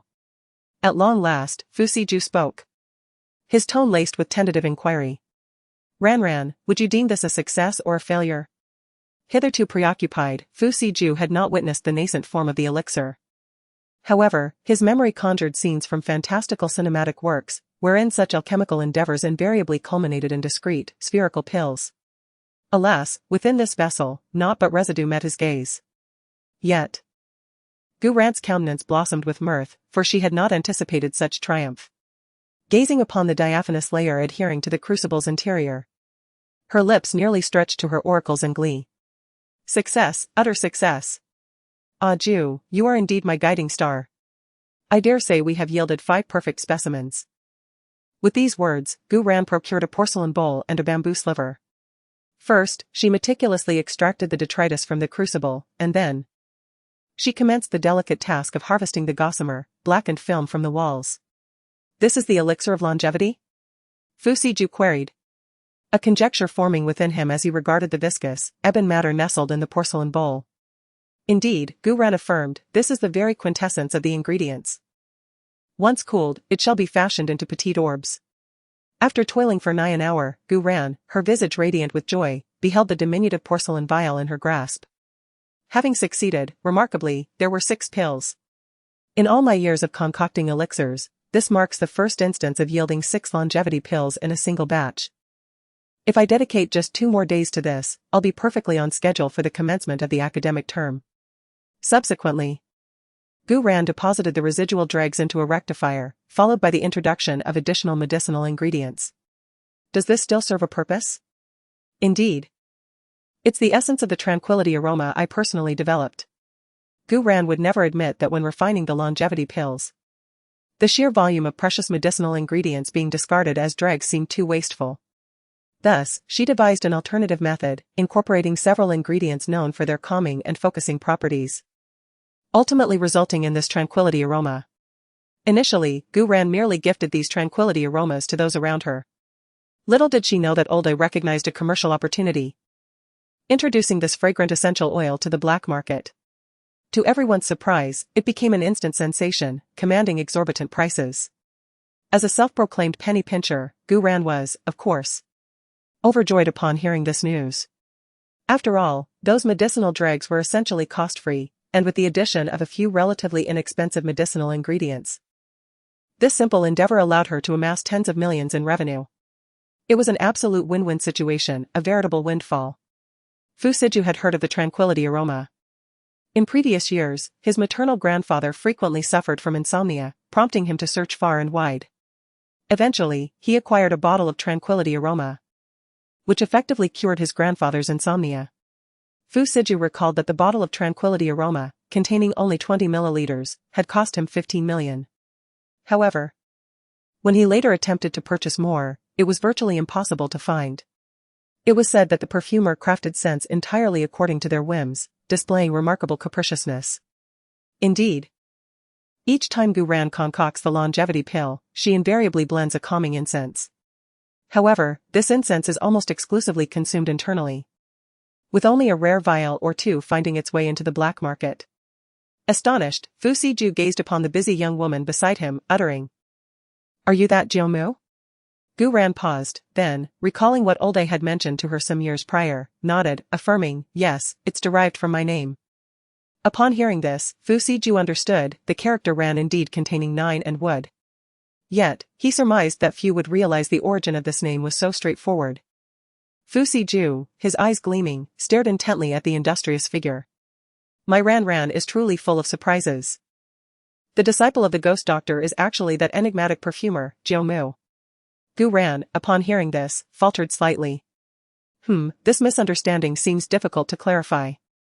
I wonder what his reaction will be when he discovers that I am the ghost doctor herself. Oh well, I'll explain it later.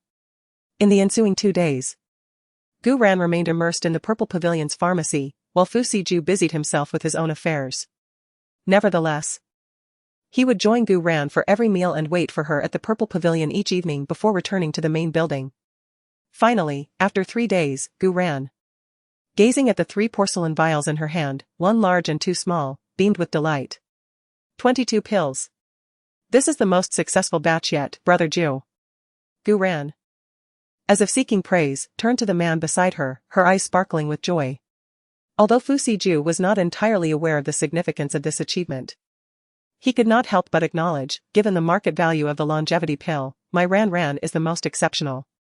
Indeed, that is certainly the case. By the way, could you take this bottle to Dr. Lee when you find the time? We shall keep this one. It contains 10 pills which we will send to the auction house later. Gu Ran organized everything meticulously and placed one of the bottles directly into a wall-mounted safe. Within it lies 7 longevity pills, conservatively estimated to be worth $1 billion. We cannot allow anyone to pilfer them stealthily. Subsequently, Gu Ran approached a nearby shelf housing a distillation system. Over the past few days, she had been refining both pills and incense simultaneously.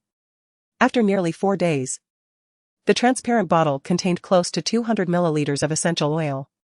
Gu Ran carefully distributed the oil into several 20-milliliter vials, which she then placed into the safe. At that moment, Fu Siju approached her and inquired, "Could you spare me a little of this?" Gu Ran promptly found a 50-milliliter bottle, filled it to the brim, and handed it over, asking, "Is this sufficient?"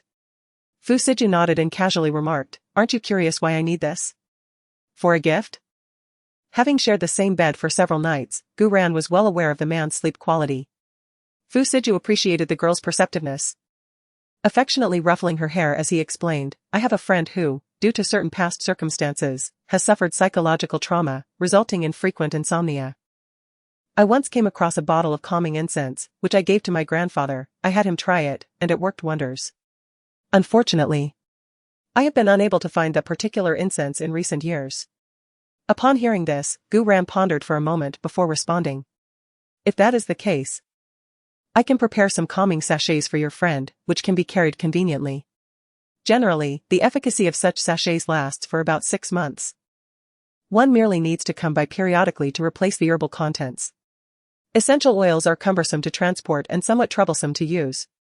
And 50 milliliters of oil does not last long at all. It is curious that such a solution is not commonly known in the market. I find it rather tedious to arrange.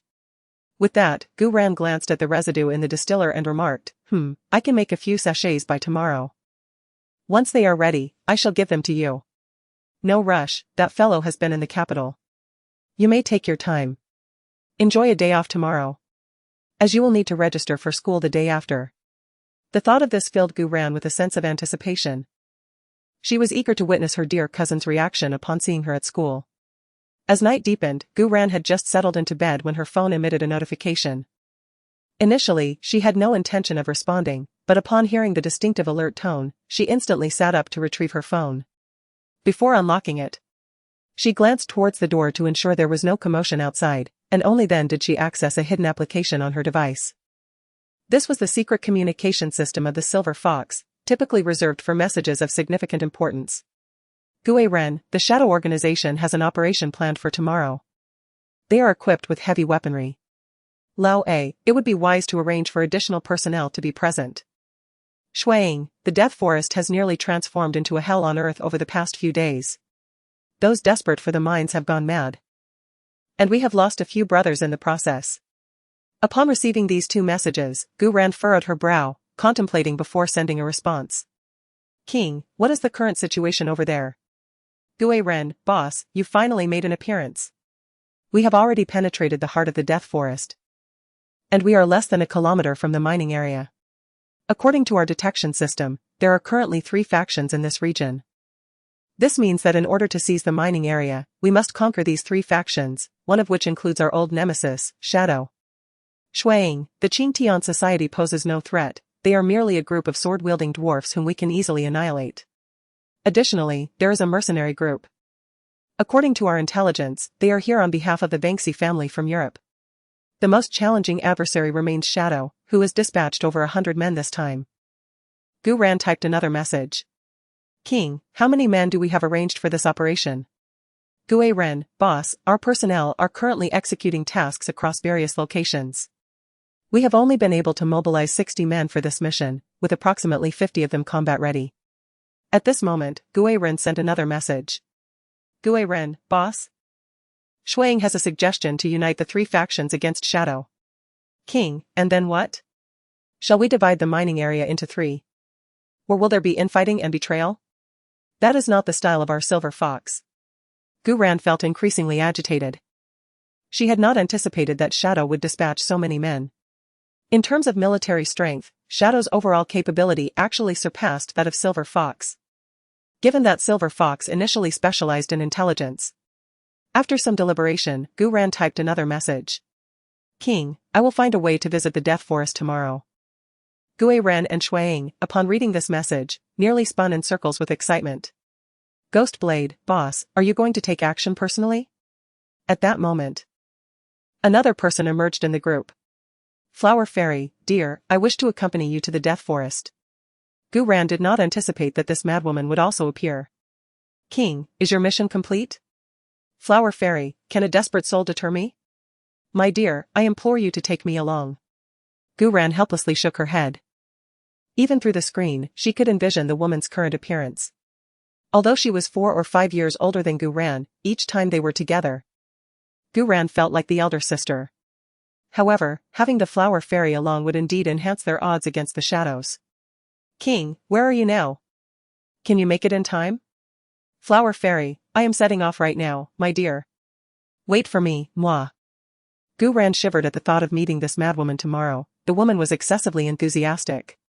Were it not for her ever-changing boyfriends, Gu Ran would almost question the flower fairy's sexual orientation. Meanwhile, in the study, Fu Siju was on a phone call. "Sir, the Silver Fox personnel are also involved. The situation is rather tricky." On the other end, a heavy male voice responded, sounding somewhat breathless. "Are you all right?" Fu Siju sensed something was amiss and inquired. The man on the other end laughed heartily. "I'm fine, just encountered a swamp and ran into a few crocodiles. The brothers are preparing to roast some crocodile meat." The perilous expanse of the Death Forest was fraught with ever-present danger. Earlier, members of the Shadow Squad, en route to the mining region, inadvertently wandered into a quagmire. Unbeknownst to them, the mire teemed with several crocodiles. Fortunately, their superior numbers and martial prowess ensured that none of their comrades who had the misfortune of falling into the swamp became a meal for the reptiles. Upon hearing this, Fu Siju breathed a sigh of relief and remarked, "It's a relief that everyone is unharmed. I shall venture there myself tomorrow." The individual on the other end of the line immediately voiced their opposition. "Sir, your health." "Fear not, I am well," Fu Siju interjected. "Has Danswa not informed you? I have located someone capable of alleviating my condition, and the toxins within my system are now under control." He did mention it. But the lad only stated that your health could be temporarily stabilized. "What does he know?" Fu Siju retorted. "Send me the coordinates forthwith, and I shall hasten my departure." Fu Siju's tone brooked no argument, leaving the other party with no choice but to acquiesce. After terminating the call, Fu Siju massaged his temples. Having remained within the confines of the Tan Palace for several days, he felt a pang of reluctance at the prospect of parting ways with the young lady, even for a brief interlude. Upon Fu Siju's return to the bedroom, Gu Ran had only just reclined. Anticipating that Fu Siju was also preparing to retire for the night, she was surprised when he entered and sat on the edge of the bed, as if he had something to impart. "Aju, what troubles you?" she inquired. Ran. I must journey abroad tomorrow on pressing matters. If all proceeds as planned, I shall endeavor to return by nightfall." Upon hearing this, a subtle glimmer of elation flickered across Gu Ran's countenance. She had been contemplating how to broach the subject of her impending departure from Nan City with Fu Siju. Now, with Fu Siju's absence, she was spared the need for such a disclosure. As long as she could return to the Tang Palace before Fu Siju's arrival tomorrow night, everything would remain shrouded in secrecy. As for the others in the Tang Palace, she could easily claim she had gone out for a stroll. With this thought in mind, Gu Ran inquired, "When do we depart? Do you need me to help pack some belongings?" She insisted on her own compliance, embodying the ideal of a devoted wife. Fu Siju, oblivious to Gu Ran's subtle unease, shook his head and replied, "We will set off at 3 in the morning, you can still get some rest. No need to prepare anything, Danswa will handle it." Gu Ran nodded, then patted the empty space beside her, saying, "Then let us hurry and rest. It's nearly 11, you can still sleep for 4 hours." Fu Siju gazed at the obedient and endearing Gu Ran, his heart utterly softened. He then lay down, and Gu Ran naturally nestled into his embrace. The two drifted into a dreamless slumber. Before the clock struck 3, Fu Siju awakened instantly. Gazing at the girl in his arms, deeply asleep, he tenderly placed a kiss on her forehead before gently withdrawing his hand and getting out of bed. After a quick wash, Fu Siju exited the room. The Tang Palace was unusually quiet at that hour, save for a distant helipad, where a group seemed to be awaiting their arrival, Danswa among them. Fu Siju left the main building and proceeded to the adjacent elegant courtyard. When he re-emerged, he was clad in a set of professional training attire, carrying a bulging black bag that appeared to contain numerous items. Meanwhile, in the main bedroom of the Tang Palace, illuminated only by a small nightlight, Gu Ran stood by the window, peering into the distance. Upon witnessing his figure vanish into the night, she hastily began her preparations. Logging into the internal system of Silver Fox. "King, within half an hour. Arrange for a helicopter to await me on the rooftop of Bayaju in the southern city." After sending the message, Gu Ran stepped into the cloakroom, her gaze sweeping over the designer garments hanging in the wardrobe, a frown creasing her brow. She suddenly felt compelled to prepare a selection of more practical attire. These exquisite pieces, though visually appealing, served little else. Ultimately, Gu Ran begrudgingly selected a pair of jeans from the assortment of clothing, pairing them with a windbreaker. She then gathered her hair into a bun and donned a baseball cap before exiting the room. To prevent anyone from the Tang Palace from locating her and contacting Fu Siju once dawn broke, she made a special trip to Xiaoya's room. Xiaoya. My mother is ill, I must go to the hospital. Xiaoya, still in a drowsy haze, was roused by Gu Ran's voice and merely nodded in a daze after she finished speaking. Observing this, Gu Ran turned and left the bedroom. It took Xiaoya a moment to process the situation. She immediately leaped out of bed, and upon reaching the window, she witnessed a red sports car darting away like an arrow from a bow, disappearing into the night from the distant garage. Entering the death forest, darkness enveloped the surroundings, with only the glow of headlights winding down the mountain. In the stillness of the night, the only sound was the roar of the car as it sped by. The journey was unimpeded, and in less than 20 minutes, Gu Ran arrived at Bayaju. At that moment, the place was silent, but as her vehicle came to a halt, the previously closed gate swung open, revealing the manager who had attended to Gu Ran earlier approaching from within. Miss Gu, the helicopter is ready on the rooftop. Gratitude. Let us keep tonight's events discreet. The manager, perceptive to the situation, nodded in agreement and summoned the elevator for Gu Ran. As she entered, he discreetly withdrew. The proprietor had contacted him, instructing him to refrain from inquiry and to defer to Miss Gu's judgment, a directive he, as a dutiful manager, was keen to observe. Ascending to the rooftop helipad, the clamorous whir of propellers and a forceful gust of wind greeted Gu Ran. She stooped low as she approached the helicopter. Adorned with a mask and a hat pulled low, only her eyes were visible. Upon boarding, she offered a tacit nod to the two pilots in the cockpit, then retreated to a corner to resume her slumber. The helicopter gracefully ascended, soon fading into the nocturnal obscurity, its clandestine departure unnoticed by almost all.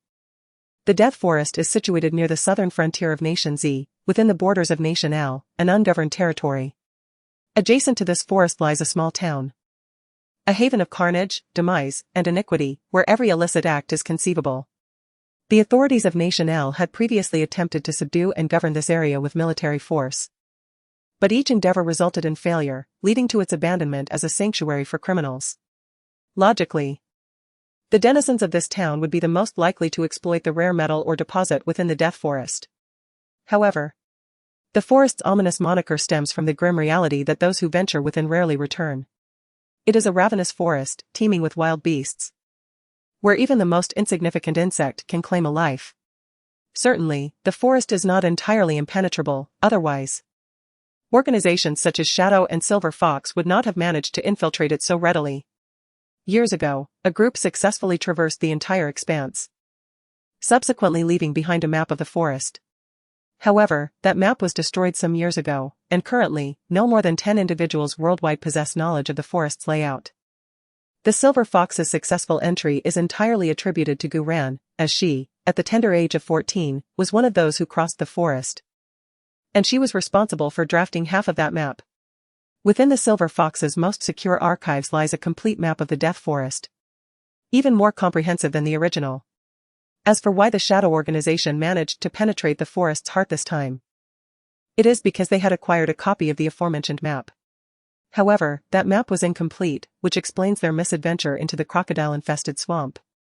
Around 6 o'clock, as the crimson sun pierced through the cloud cover, Gu Ran's helicopter touched down at a manor on the outskirts of the forest town. My darling, you've finally arrived. As the cabin door swung open, a striking figure in red rushed towards Gu Ran, who promptly felt her face assaulted by a pair of formidable assets. It was uncertain whether the woman's actions were deliberate, as she pressed Gu Ran's head against her chest and rubbed it back and forth. Gu Ran, exasperated, simply grasped the woman's wrist and gently squeezed, eliciting a groan of pain. Sweetheart, you're too brutal. Gu Ran finally inhaled a breath of fresh air, casting a disdainful glance at the alluring woman before her. I'm aware of your ample bosom, there's no need to suffocate me with it every time. The woman smiled enchantingly, swaying her slender waist, then puffed out her chest, revealing the alluring glimpse of her fair skin beneath a deep V neckline.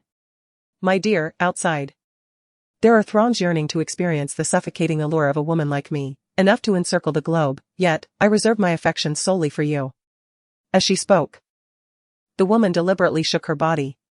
Gu Ran found it difficult to tear her gaze away. Had she been a man, she might well have succumbed to the temptations of this sireness figure. This captivating enchantress is known as Tao Yao, a woman of exceptional charm, and every man who has encountered her has been unable to resist her allure. Yet, who could fathom that such a bewitching beauty also held the notorious distinction of being the third-ranked assassin? Well then, is the car prepared? Let us hasten our departure. I must return to the academy to register. As the woman walked ahead, Gu Ran's words caused her to stumble slightly, nearly losing her balance. Wait. What do you mean? You're going back to school? Have you lost your mind? Tao Yao recalled meeting Gu Ran at the Alliance University years ago when the girl was merely 14, while she herself was already 19. Having just been admitted to the prestigious institution. After entering the university, she had heard whispers of a prodigious young talent, though this genius rarely attended classes, spending most of her time in the research building. Their fateful encounter was a serendipitous accident, leading to an unbreakable bond of friendship. In retrospect, Tao Yao regarded Gu Ran as a divine gift, the harbinger of her fortune. Without Gu Ran, perhaps one fateful summer, she would have met her end in a dark alleyway in Region M.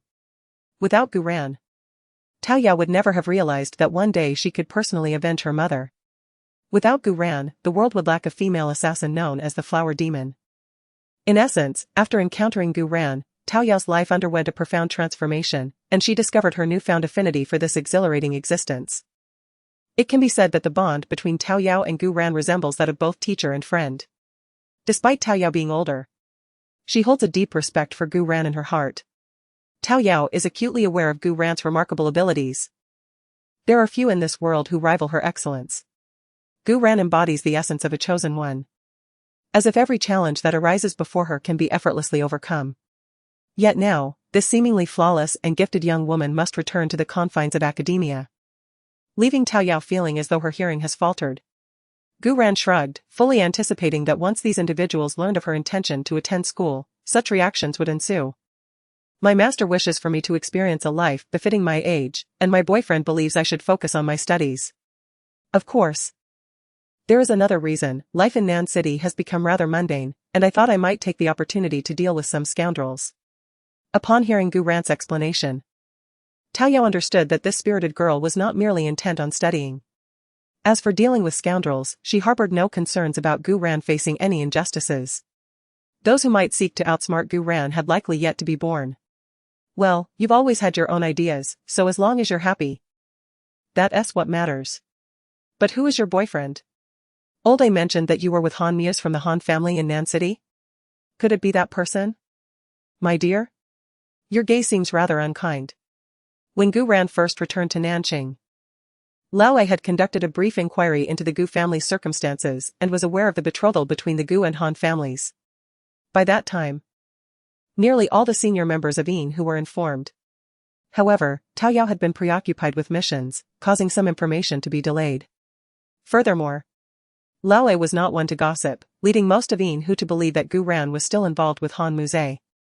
That scoundrel, do you think I would ever take a liking to him? It was merely a fleeting affair. As for my boyfriend, he is someone else entirely. I shall introduce you to him when the opportunity arises. Ah, our little girl has truly grown up, already feeling the stirrings of youthful affection, Tao Yao teased.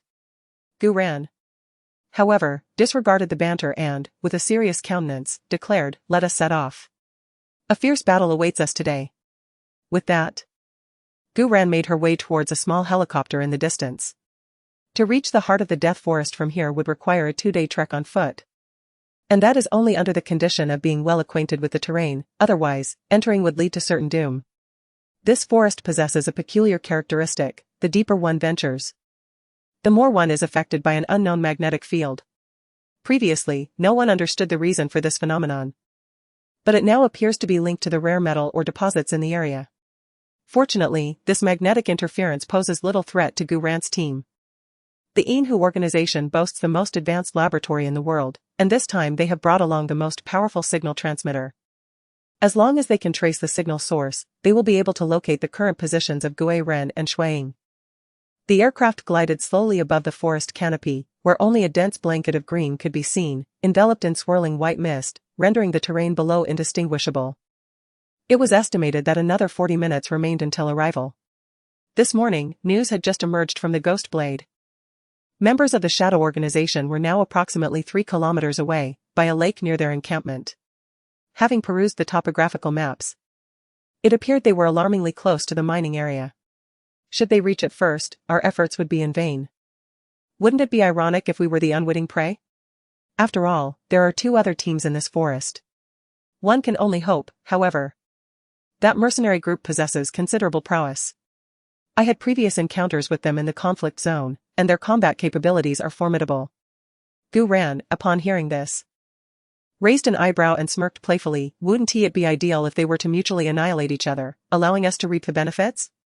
Yet, despite her jest, she harbored doubts that matters would conclude so simply. My dear, at the 10 o'clock position, approximately 300 meters ahead, is there not a presence? 50 meters into the confrontation, after the helicopter had traversed the jungle for nearly 20 minutes, Tao Yao pointed out a direction with her binoculars. Gu Ran immediately seized her own binoculars, observing intently before a smirk graced her lips. It seemed they had indeed encountered one another, however. It appeared to be the Qing Tian society that had crossed paths with that mercenary group, which boded ill for us. What shall we do now? Piqiao gazed at the distant battlefield within the thicket, where the Qing Tian society was being ruthlessly overwhelmed by a band of mercenaries, with some individuals already beginning to flee in all directions. Unable to restrain herself, she muttered, "Those diminutive individuals from the eastern islands truly cannot withstand a fight. I wonder what confidence they once possessed." As a citizen of Country Z, she inherently harbored animosity towards the people of the eastern islands, and Piqiao was no exception. At that moment, Gu Ran had already put away her binoculars and remarked, "Let us observe the situation unfold. Soon, we must relocate, our current position is too secure. Should we encounter this mercenary group first, it could prove detrimental to us." Her thoughts were profound, and she was grateful for her familiarity with the forest, otherwise she would not have allowed her comrades to venture into this perilous escapade. The mine was significant, but the lives of her brothers were of even greater importance. Meanwhile, at the mouth of a cave by the river within the forest, a group clad in camouflage, faces smeared with war paint, stood on high alert. Upon hearing the sound of a helicopter's rotor blades above the jungle, they promptly retreated into the cave. "Sir, there is movement in the sky. An unidentified helicopter is approximately 300 meters from our position. Should we engage it immediately?" Upon hearing the report, the man swiftly exited the cave, seizing the sniper rifle from a companion's hands. Peering through the scope, he spotted the helicopter. A cold smirk crossed his lips as his index finger gently tightened on the trigger, releasing a bullet that soared through the dense foliage towards the distant aircraft. At that precise moment, the helicopter carrying Gu Ran emitted an urgent alarm. "Danger! Danger! Immediate evasive action required! Immediate evasive action required!" Originally, Gu Ran was languidly resting with her eyes closed, but upon hearing the alarm aboard the aircraft, she immediately sat upright. At that moment, the two pilots also heightened their vigilance, their movements swift as one executed a rapid ascent, the helicopter climbing almost vertically. In the next instant, Gu Ran witnessed a streak of fire flash past beneath their helicopter in the darkness. It was a long-range sniper attack. Damn, to dare launch a sneak attack. Beside her, Tao Yao was instantly incensed. As a killer enchantress, she was accustomed to initiating attacks, not being the target of one. Her competitive spirit ignited immediately. "Chen Jia, is our aircraft equipped with an offensive system?" "Yes, it comes with 2 miniature missiles." "Shall we initiate an attack?" The lead pilot promptly nodded. As a member of the Silver Fox organization, they would never suffer an attack without retaliation. If someone struck them once, they would return the blow twofold. Even if it meant inflicting 1,000 wounds on the enemy while sustaining 800 themselves, a philosophy of immediate retribution. Tao Yao glanced at Gu Ran, and seeing her silence, knew that Gu Ran concurred with her idea. She then issued the command, "Lock onto the target." "Damn it, I'll let them taste the consequences of ambushing us." No sooner had her words left her lips than the helicopter executed an immediate about-face. Although they couldn't pinpoint the enemy's exact location, they could still ascertain its general vicinity. The blast radius of their 2 miniature missiles was 200 meters in diameter. 2 shots would either kill or severely wound them. "Chen Jia, counterattack immediately." Tao Yao issued the attack order without hesitation. At that moment, near the cave several hundred meters away, a man had just sheathed his weapon when he spotted a helicopter soaring towards their direction.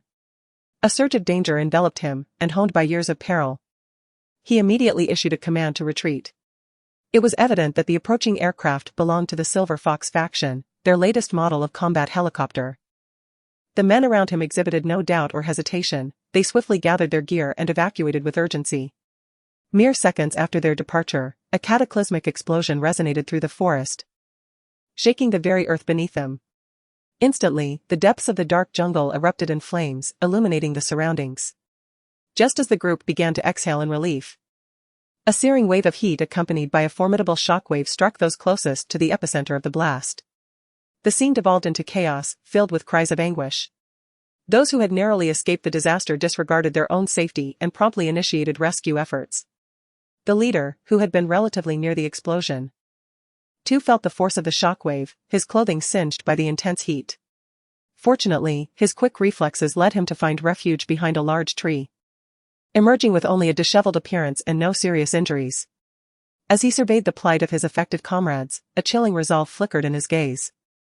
He turned to a nearby companion and commanded, "Quickly account for our numbers and ascertain the casualties." The fully armed man nodded and, along with several others, began the grim task of tallying their ranks.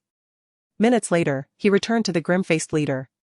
"Sir, we sustained no fatalities, although several comrades suffered extensive burns from the intense heat."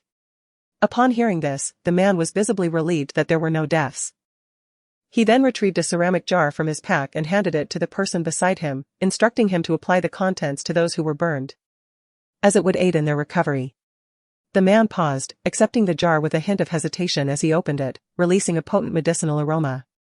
However, he was somewhat dubious of the dark, viscous substance within.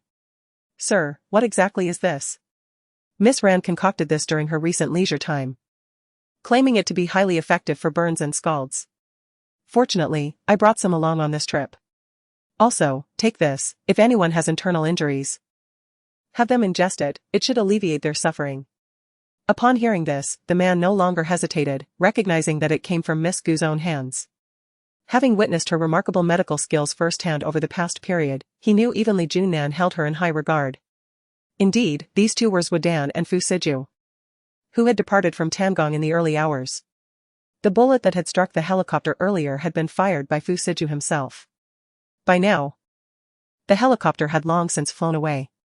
Having expended their 2 micromissiles, they did not linger and continued their flight toward the encampment of Ghost Blade and his team. Nevertheless, Gu Ran remained curious about the situation below. Of course, she was not naive enough to believe that 2 micromissiles could obliterate the opposition, after all. This was the Shadow Organization, and it could not have become Silver Fox's greatest rival if they were so easily defeated. Guren raised her night vision binoculars, peering towards the distant blaze, but the surrounding mist and engulfing flames obscured her view. After a thorough scan, she could only discern a few fully armed figures before reluctantly lowering the binoculars. A dozen minutes elapsed, and their helicopter hovered above a gorge, suspended approximately 50 meters above the ground. Subsequently, a flare ignited from the dense forest below, followed by the emergence of red signal lights in the darkness. Guren and Taoyao commenced inspecting their equipment. Guren was observed securing what appeared to be strips of cloth around her wrists and waist. Taoyao, amused, remarked, "You still favor these contraptions, even though your marksmanship surpasses all of us." Guren completed her equipment check, securing a dagger to her ankle. She then patted the pouch on her wrist, stating, "I'm a physician, after all. These tools are most natural for me." "Humph, physicians use silver needles to heal. Yet you employ them to kill," Taoyao retorted. Guren remained unfazed by Taoyao's remark, simply replying, "I only eliminate those who deserve to die." Taoyao pursed her lips, offering no further comment. Guren adhered to a strict principle when accepting assignments: the target must be irredeemably wicked, otherwise, no amount of money could sway her. Even with Silver Fox being sworn enemies, Guren had never truly taken the lives of anyone within the Shadow Organization. As evidenced earlier, despite deploying 2 miniature missiles, they deliberately avoided targeting the central area. Even Fu Siju remarked that their helicopter was the latest model from Silver Fox. How could it possibly lack thermal imaging? Gu Ran merely intended to issue a warning and respond to their provocation. This is also the reason why, despite the incessant conflicts between the 2 major organizations over the years, no genuine confrontation has ever occurred. It seems that the Shadows have never truly sought to harm Silver Fox members, even 2 years ago. The incident merely left Olde recuperating in the hospital for a month. At this moment, as the cabin door swung open, The cool breeze of the tropical night greeted them, prompting Gu Ran to instinctively zip up her tactical jacket. The rapid descent ropes were cast out of the helicopter, and both Tao Yao and Gu Ran descended simultaneously, their silhouettes swiftly vanishing into the dense foliage. 5 minutes later, the helicopter departed from the forested area. On the ground, Gu Ran and Tao Yao joined forces, surveying their surroundings until they heard the sound of footsteps approaching. "King, Flower Demon, have you arrived?" A low, resonant male voice emerged from the depths of the forest, and moments later, a tall figure stepped forth from the thicket. "Ghost Blade, where are the others?" 50 meters away. In a hollow where 3 sides are shielded, it is easily defensible yet difficult to attack. "Let us proceed." The trio exchanged no pleasantries, swiftly making their way toward the camp. "Did the explosion we heard from the northwest originate from you?" "Indeed, the shadows attempted to ambush us, and we felt it necessary to respond in kind. Unfortunately, the power of those 2 miniature missiles was rather insufficient. Had it not been for the deployment of their latest helicopters, perhaps Gu Ran and I would have perished in this dense forest," Tao Yao huffed indignantly. "Damn it. Those contemptible villains from Shadow, they revel in employing underhanded tactics. If you ask me, we should obliterate their base." Ghost Blade, incensed that their leader had nearly been placed in such a precarious situation, shared her sentiment. Then, Gu Ran nonchalantly interjected, "Do you even know the whereabouts of Shadow's base?" The question silenced both Ghost Blade and Tao Yao. Indeed, despite their years of antagonism with Shadow, they remained ignorant of the location of their headquarters, only knowing that their base was situated somewhere on the continent of M. However, given the vastness of M, pinpointing the exact location of a hidden base was an arduous task. Similarly, while it was common knowledge that the Silver Fox organization reigned supreme in the independent state, its precise location remained a mystery to outsiders. In fact, in the organization's nascent years, numerous entities had placed bounties on the dark web, with the highest reaching 50 billion. Yet over the years, no one had ever discovered the Silver Fox organization's specific whereabouts. Some speculated that the Silver Fox organization's headquarters was located on an island within the independent state, while others believed it was concealed underground. But none of these conjectures had ever been substantiated. "King, have you conceived a solution to deal with Shadow?" Ghostblade promptly diverted the conversation. "We'll reach the periphery of the mining area in an hour. Shall we engage in direct combat, or do you have an alternative strategy?" "We'll discuss it once we reach the outskirts of the mine," Gu Ran replied. Frankly, Gu Ran wasn't entirely confident in her ability to seize the mine, but she was determined to ensure her comrades didn't return empty-handed. Upon arriving at the encampment, she found the personnel already in the process of packing up. Snowhawk, upon spotting Gu Ran, immediately rushed over, disregarding Gu Ran's warnings, and enveloped her in a hearty bear hug. It seemed that the women of Silver Fox were invariably so demonstrative, each one greeting Gu Ran with an enthusiastic embrace. "Release me," Gu Ran said, recoiling slightly. "Are you not aware of how pungent you smell?" She wrinkled her nose in distaste. It would have been peculiar if they didn't reek after several days in this place. "King, how could you be so dismissive of me? And here I am, thinking of you every moment." Snowhawk feigned a wounded expression, her eyes filled with lament. But Gu Ran was no longer susceptible to such theatrics. The members of Silver Fox were all accomplished actors. Gu Ran turned to Ghost Blade, who stood nearby, and instructed. "Let's depart promptly. Arriving ahead of schedule will allow us to establish some defenses." Subsequently, at Ghost Blade's command, approximately 50 individuals set off in a formidable procession toward the periphery of the mine. Each of them was a trained expert, and their pace was exceptionally swift. Particularly Gu Ran, who consistently led the vanguard. Her familiarity with the jungle was extensive, without even consulting a map. She could navigate them safely around the hazardous areas by merely observing the surrounding terrain. In less than an hour, the mine came into view. "The magnetic field is quite strong here, it appears we've arrived," she remarked. "However, given the vastness of the area, how do we ascertain where Shadow and his men are approaching from?" Prior to their arrival, they had utilized the Silver Fox's own satellite system for reconnaissance. This mountain range spans approximately 500 meters in width and nearly 3 kilometers in length. Given the vast expanse of the terrain and their mere 50 individuals, it was indeed impossible for them to cover every inch. "We should find a suitable location to conceal ourselves. To the south of the mountain lies a sheer cliff that approaches 100 meters in height, while the east is bordered by a marshland. As for the north, If anyone could devise a means to traverse the miasmic forest, they could potentially gain entry. Gu Ran's statement effectively provided the solution to access this mountain range. One must approach from the west, which also happens to be the narrowest point of the range, measuring less than 300 meters in width. Consequently, everyone complied with the arrangement and sought out their hiding spots. To prevent any injuries to their comrades during the impending skirmish, Gu Ran, Ghost Blade, Flower Demon, and Snow Eagle each led a small team, concealing themselves at intervals of 70 to 80 meters apart. By this time, it was 8 in the morning. The sunlight was blinding above the jungle, yet the dense canopy provided a refreshing coolness. All members were equipped with internal communicators that remained unaffected by the mountain's magnetic field. At this moment, the jungle was enveloped in tranquility, punctuated only by the chirping of insects and the calls of birds. Sunlight filtered through the thick foliage, creating radiant beams of light. Suddenly, a flurry of startled birds took flight, shattering the serenity of the forest. Shortly thereafter, a series of thunderous sounds erupted from a distance, accompanied by hurried footsteps and various international languages. King, it appears that the shadows have encountered that mercenary group, came the slightly excited voice of Flower Demon in Gu Ran's ear. As everyone was utilizing an internal channel, the siren's voice resonated in the ears of all present. The specter's voice echoed in the headset. King, shall we assume the role of the mantis stalking its prey? A subtle excitement was discernible in his tone. Let's first assess the circumstances, came the reply. The Shade is by no means an incompetent group. Everyone, heighten your vigilance.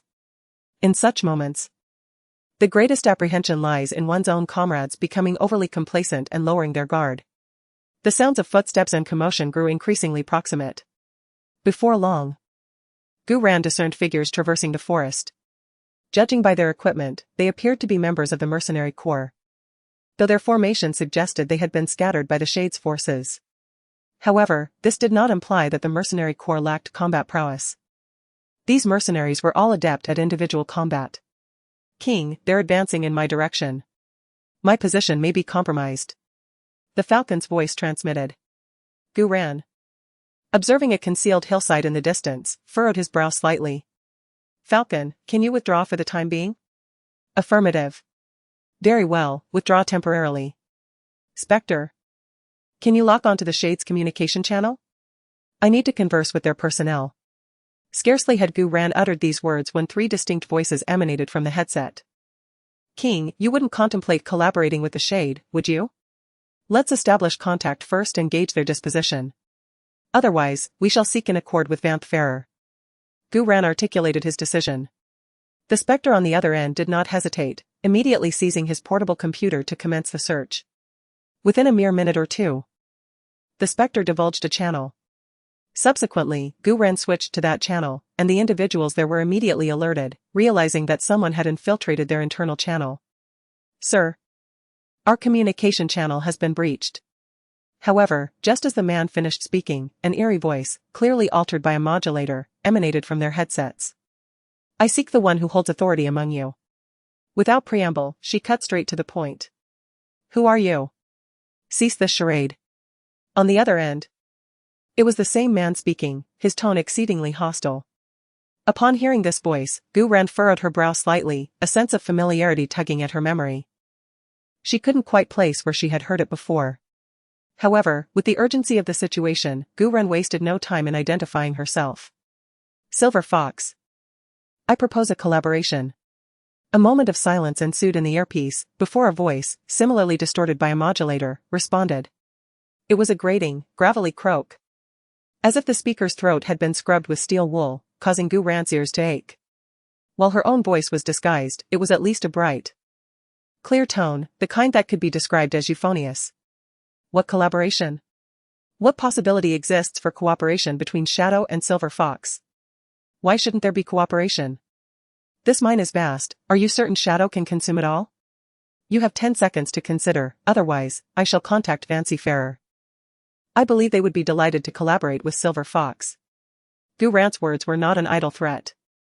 She had interacted with Vampfarer before and understood the man to be ambitious, yet possessed of a keen sense of self-awareness. A chilling laugh, akin to noise, emanated from the earpiece, nearly causing Gu Ran to rip it out.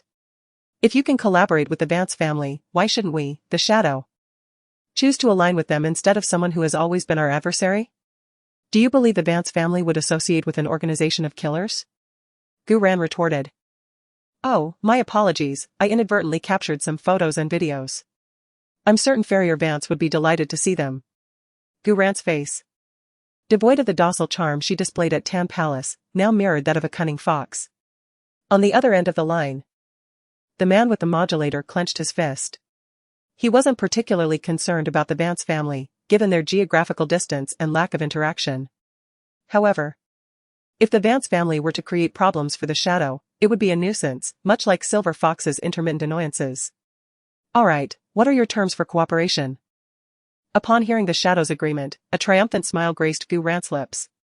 We will oversee the mining operations, while you will be responsible for establishing the transportation routes. Both parties will periodically assign personnel to ensure the mine's security. As for the profits, a 30-70 split, with you receiving 30 and a 70. Gu Ran was determined to secure a favorable deal, especially considering the unique geographical location.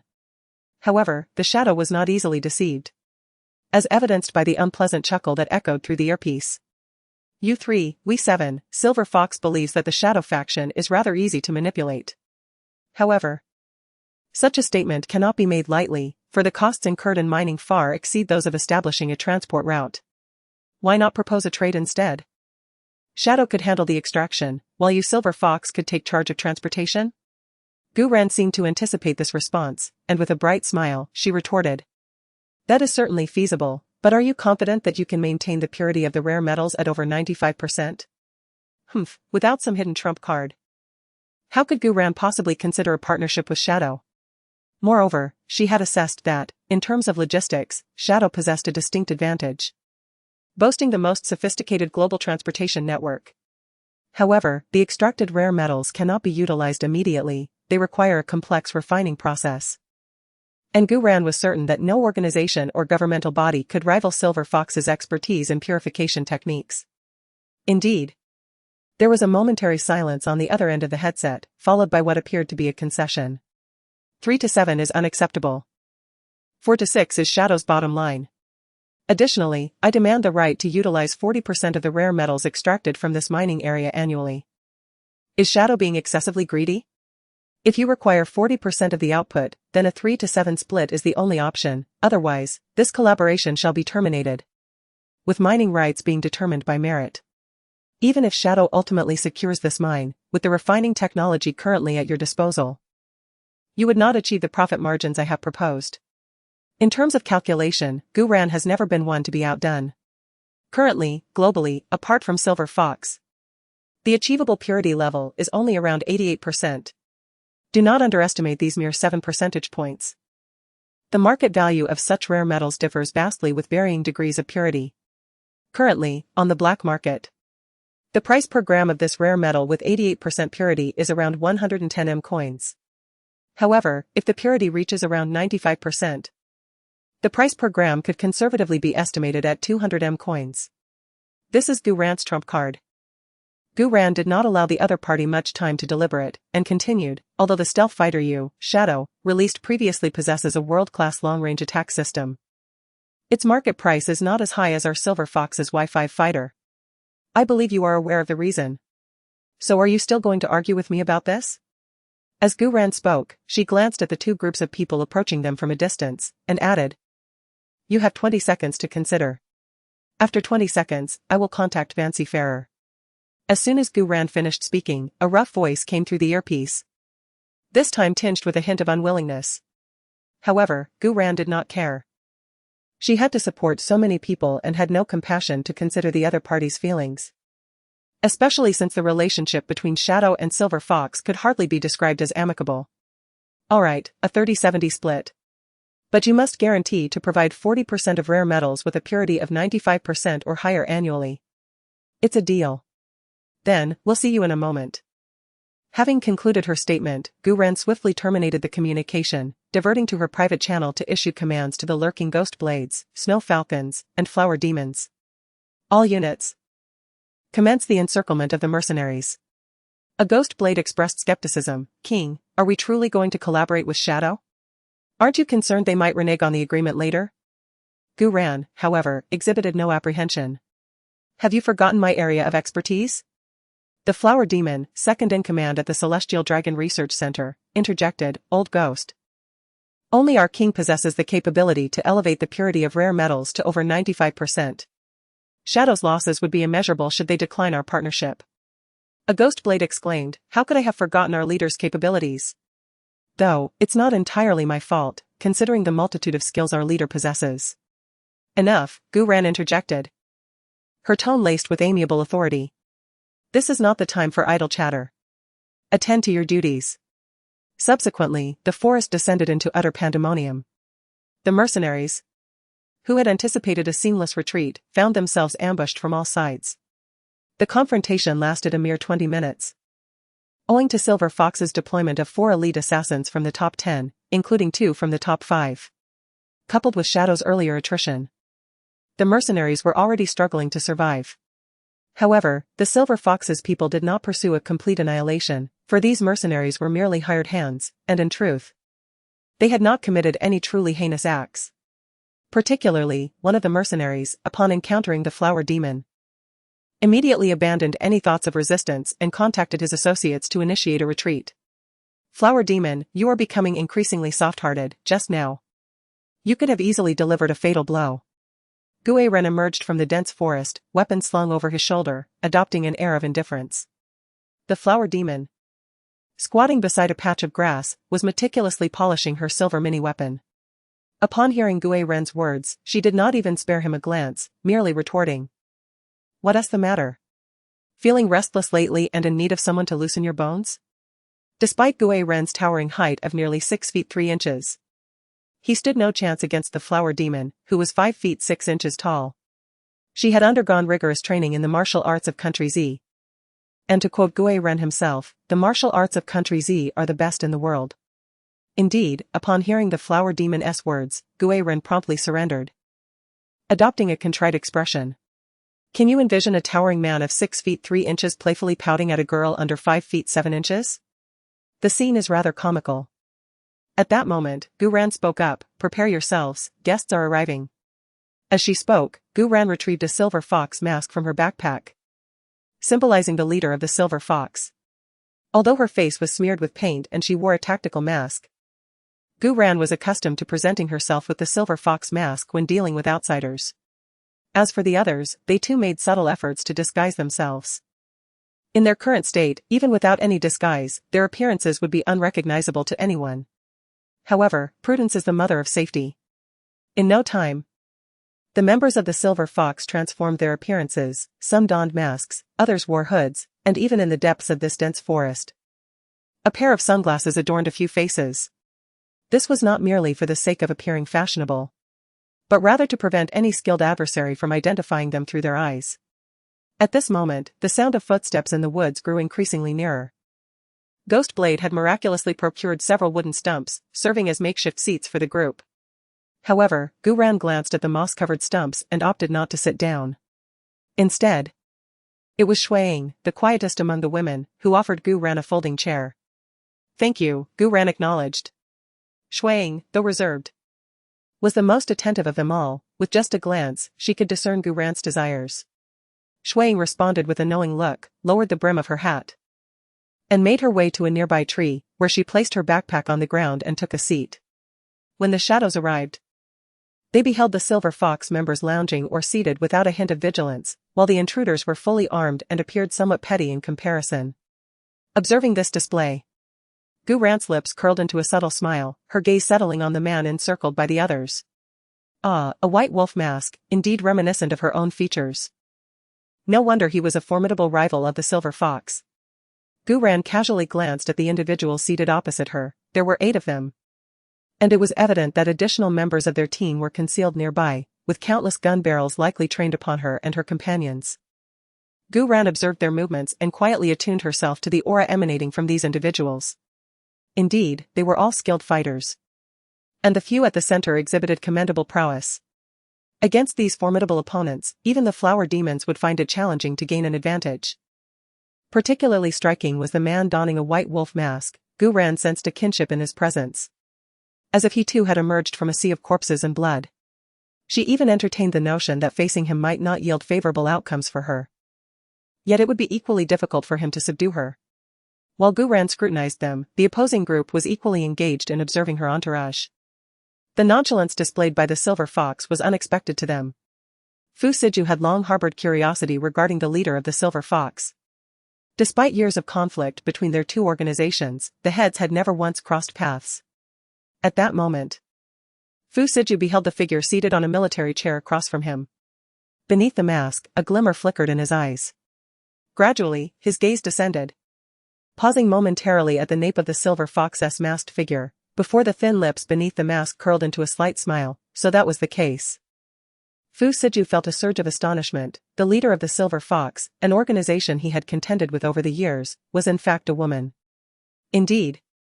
As he approached, he sensed something peculiar about the individual in the Silver Fox mask, though clad in loose combat attire. The distinction between male and female physiques was strikingly apparent. Despite the individual across from him remaining seated, precluding a precise estimation of their stature, the observer discerned the delicate, smooth contour of their neck and the slender breadth of their shoulders, thus ascertaining the person's feminine gender. Could it be that the leader of Silver Fox is, in fact, a woman? Mused Fu Siju, his voice resonating with the same modulated tone, which, at close proximity, seemed jarring and unnatural. Fu Siju's remark elicited considerable surprise among his entourage, prompting them to scrutinize Gu Ran with intense curiosity, as if endeavoring to penetrate her very essence. Yet, regardless of their scrutiny, they remained unable to discern her gender, leading them to question their leader's perception. Did he possess some form of clairvoyance, they wondered? Though this was far from a realm of fantasy?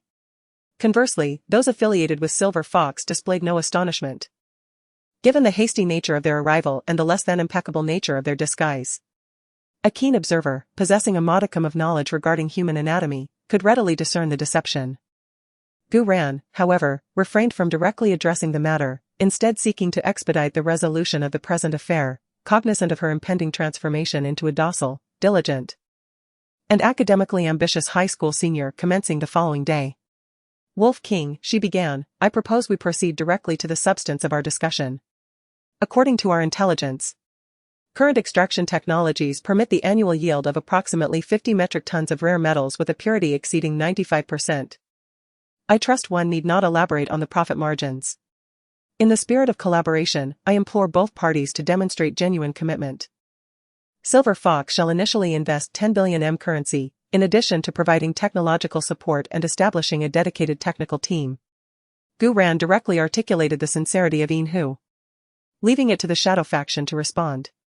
Should their sincerity prove insufficient, a return to conflict would be inevitable, after all. The guiding principle remained that Yin Hu would not engage in unprofitable ventures. The faint scent of medicinal herbs lingered as Fu Siju, upon hearing King's offer, expressed his surprise at the substantial sincerity presented.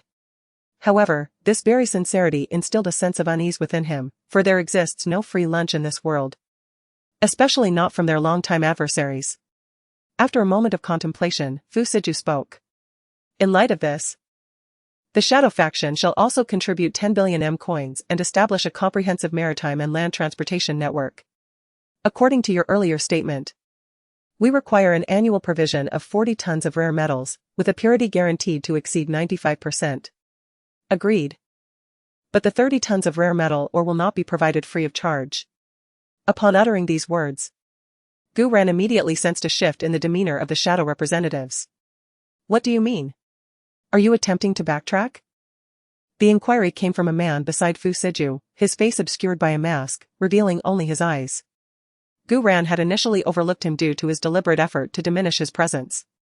Yet, upon his voice breaking the silence, she found it oddly familiar, as if she had heard it before. Gu Ran instinctively turned her gaze towards him, but alas, the brim of his hat was pulled low, coupled with the mask, rendering his features indiscernible. Sensing his wariness, Gu Ran averted her gaze and offered an explanation. It is not a change of heart, but rather a matter of differing costs incurred by Shadow and Silver Fox. While you merely mention the transportation expenses, we are responsible for the entire mining operation and the comprehensive refining technology. Surely, you can calculate the costs involved on your end. So, what do you propose? Fu Siju did not deliberate for long, since the individuals were already present, he decided to listen to the other party's thoughts. There are two options. The first entails shadow purchasing at market price each time and then distributing profits according to the cooperation contract. The second option suggests that the 30 tons per year from shadow would not participate in profit distribution, and you would only need to cover the price difference, with all earnings from this portion going to Silver Fox. Essentially, Silver Fox would be charging a fee for refining the metals on your behalf. Gu Ran articulated her thoughts, emphasizing that the current cost of this refining technology is exceedingly high. If not clarified in advance, Silver Fox would undoubtedly suffer losses. The counterpart, being quite astute, contemplated briefly before providing an answer. They favored the second option, but with an additional stipulation: Silver Fox's goods transported via Shadow's logistics would also incur fees, which would belong entirely to Shadow. Indeed, they were unwilling to concede any losses. However, when compared to their exorbitant refining costs, that transportation fee was negligible. Gu Ran did not hesitate and nodded in agreement. Very well, it is settled then. The specifics will be negotiated between Silver Fox's Ghost Blade and Old A with your team. I hope the contract can be finalized promptly. Additionally, this mining area requires personnel to be stationed swiftly. I am curious about Shadow's plans. Will it be alternating shifts or a joint dispatch? A joint dispatch would be preferable. Since we have reached an agreement, I hope that Shadow and Silver Fox can coexist harmoniously in the future. Fu Siju articulated his thoughts, reflecting on the years spent in a clandestine rivalry with Silver Fox, during which Shadow had not gained any substantial advantage. In the face of an uncertain domestic landscape, he found himself unable to dedicate ample time to manage the internal affairs of Shadow. Thus, peaceful coexistence seemed preferable to open conflict. Gu Ran was rather surprised by the foresight exhibited by Shadow's members. Had it not been for Shadow's initial appropriation of Silver Fox's assets years ago, Silver Fox would not have continued to oppose them. It seemed wiser now to extend a gesture of goodwill. However, peaceful coexistence did not imply the absence of competition, and Gu Ran made her stance clear. Naturally, given the overlapping domains of Shadow and Silver Fox, competition was inevitable. I hope for healthy competition. If that proves unfeasible, we can always pursue collaboration as we have done this time. Upon hearing this proposition, Gu Ran raised an eyebrow. Recognizing the merit in such an idea, a collaboration between the two most formidable organizations globally would indeed be formidable. Yet, she chose not to display excessive enthusiasm, merely nodding in acknowledgement. As the discussions neared conclusion, she found the outcome surpassing her expectations, as she had not anticipated such smooth progress. Subsequently, Gu Ran entrusted the matters at hand to Gue Ren and a few others, determining it was time for her to return to Tang Palace and resume her role as a charmingly innocent high school student. Wolf King, may our collaboration be fruitful. Gu Ran considered herself quite courteous. After all, Silver Fox had endured its share of losses against Shadow over the past 2 years, and she felt magnanimous enough to bury past grievances. She hoped that the members of Shadow would recognize this gesture of goodwill. Subsequently, Gu Ran had already extended her hand. Yet the other party displayed no inclination for a handshake. The man adorned with a white wolf mask merely nodded in acknowledgement, his hands remaining ensconced within his pockets. This created an awkward situation, as she, the formidable Silver Fox leader, the sovereign king of the independent state, and the enigmatic luminary atop the assassin leaderboard, was being slighted and disregarded in such a manner, an affront that was simply intolerable. Before Gu Ran's temper could fully ignite, the Flower Fairy and her companions, unable to bear the discourtesy, surged forward. This, they surmised, was the Shadow's approach to collaboration. The Flower Fairy deemed the opposing group utterly devoid of chivalry. Their exquisite beauty had offered a handshake, only to be met with indifference. Surely, they were a pack of womanless, solitary misanthropes. On the Shadow's side, the man flanking Fu Siju swiftly recognized the burgeoning ire of their counterparts and hastened to intercede. My sincerest apologies, he began. Our Wolf King, owing to certain circumstances, is unable to engage in physical contact with women. We implore your understanding. These words, however, piqued the curiosity of the Silver Fox's contingent and furrowed the brow of the Wolf King, Fu Siju himself. If you lack eloquence, then remain silent, he inwardly rebuked. No one considers you mute. He could sense the peculiar gazes of the opposing party, even through his sunglasses. Indeed, as Fu Siju had anticipated, the Silver Fox's side including Gu Ran, directed a gaze of gossipy curiosity toward the man concealed behind the white wolf mask. Certain circumstances? They mused. What could they be? Gynophobia? Or perhaps some form of psychological trauma that renders him incapable of physical contact with women? Ah, how unfortunate it is. Observing the man with a robust physique. Though his features remain obscured, one can surmise from his demeanor that he must possess a commendable appearance. Yet, he finds himself unable to engage with women. How then shall he alleviate his physiological needs? Is he not concerned about the potential consequences of such restraint?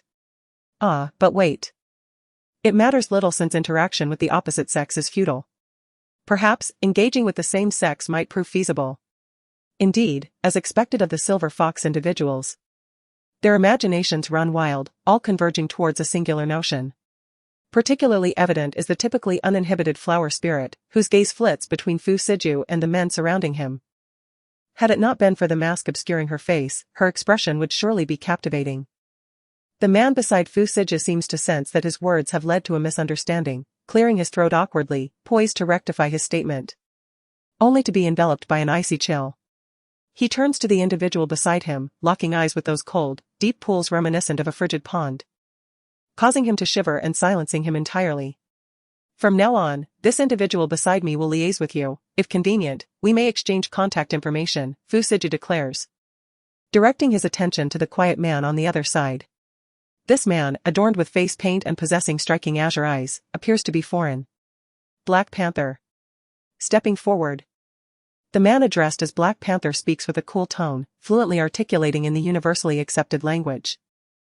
The few individuals with Gu Ran linger their gazes on this seemingly inconspicuous man upon hearing his name.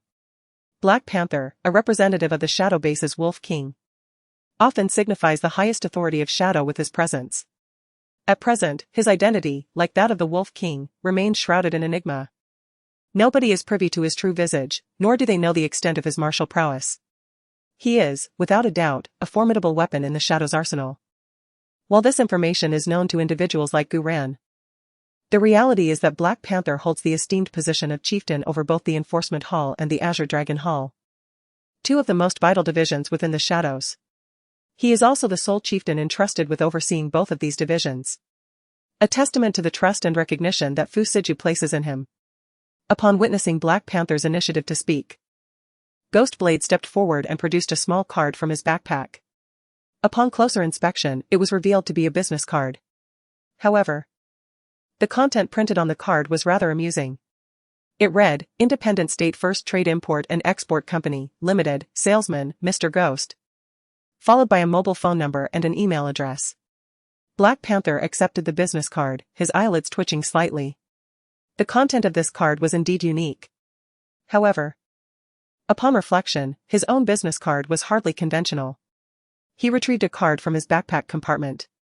Unlike Ghostblade's paper card, Black Panther's appeared to be of superior quality, with a laminated finish. It read, Azure Dragon Transportation, Driver, Beichi, followed by a mobile phone number, an email address, and a WeChat ID. Gu Ran cast a sidelong glance at the business card that Ghostblade had received, musing that the Shadows, being the wealthiest private organization in the world, could afford to be extravagant even with their business cards. At that moment, a voice that had struck Gu Ran as familiar from the beginning captured her attention. Sir, shall we return directly afterward? A familiar face flashed through Gu Ran's mind, and she immediately looked up at the man who had spoken. Concealed behind a mask, with only a pair of eyes visible, his build and stature were nonetheless imposing. Subsequently, Gu Ran's gaze settled upon the man adorned with the white wolf mask, seeking any distinguishing features. Alas, the individual was even more discreet than herself, revealing nothing beyond a general assessment of height and physique. However, an elusive medicinal fragrance permeated the dense forest. Earlier, Gu Ran had been preoccupied with the prospect of collaborating with Dark Shadow and paid scant attention to her surroundings. But now, attuned to the peculiarity of the two individuals before her, she recognized that the subtle herbal scent was an anomaly within the confines of the forest.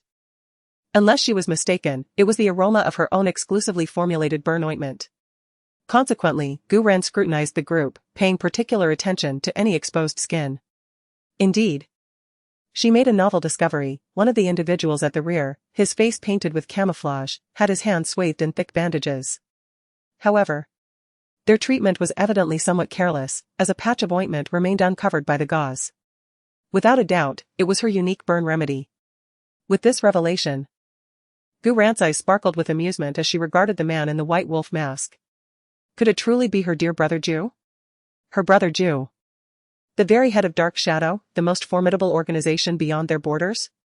Was she to rejoice, or perhaps, to rejoice even more?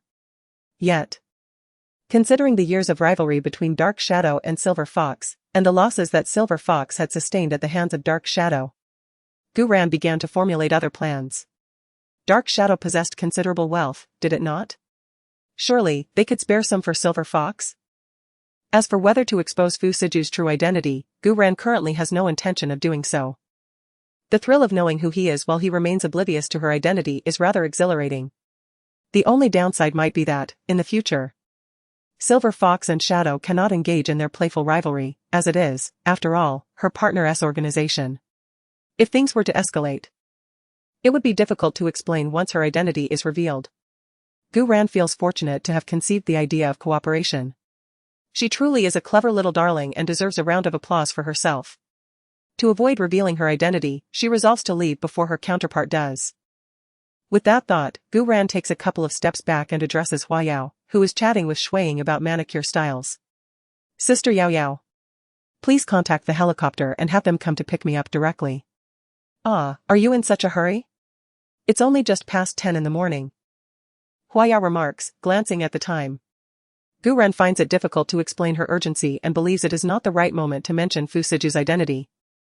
With a quick flick of her gaze, she replies, well, I suddenly remembered some matters that require my immediate attention, so I need to head back quickly. Please have them take me straight back to Z country without any stops. Alright, I'll contact them right away.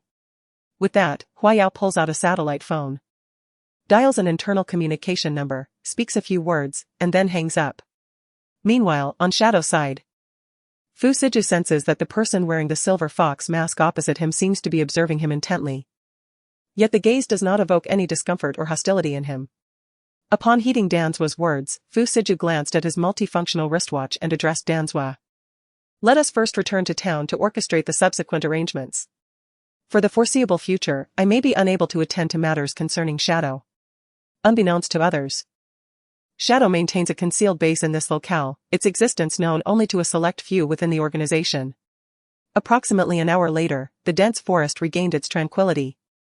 Save for a relatively well-appointed encampment nestled deep within, sparsely manned by nearly 80 individuals.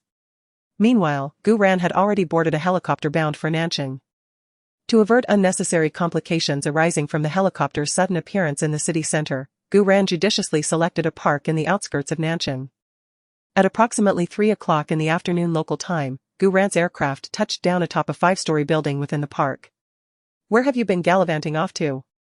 Looking so travel-worn? As the cabin door swung open, a man of about 28 or 29 greeted her. Gu Ran, clad in dark sportswear, with a low ponytail and a baseball cap, bore the guise of a high school student. The war paint on her face had long been removed, betraying no hint of her recent experiences. Brother Jingyu, shouldn't you be in Europe lately? What brings you back to Nanchang? Tu Jingyu, a native of Yangtian village, is the president of Tangyun, a high-end Chinese fashion brand. Although Tangyun Fashion has a branch in Nanchang, Tu Jingyu typically shuttles between the Beijing or European branches. The annual International Designer Awards this year is being held in Nanchang.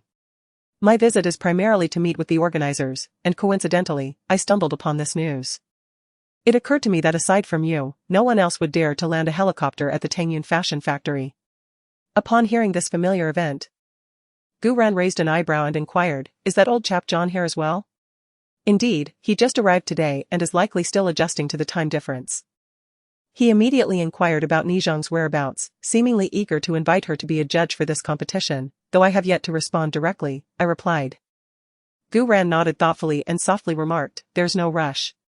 If that old man is sincere, he wouldn't need you to act as an intermediary.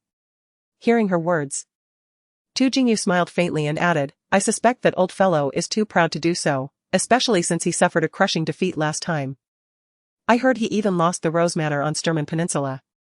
As Tu Jingyu spoke, he glanced at Gu Ran's expression, noticing her little change, and continued to probe.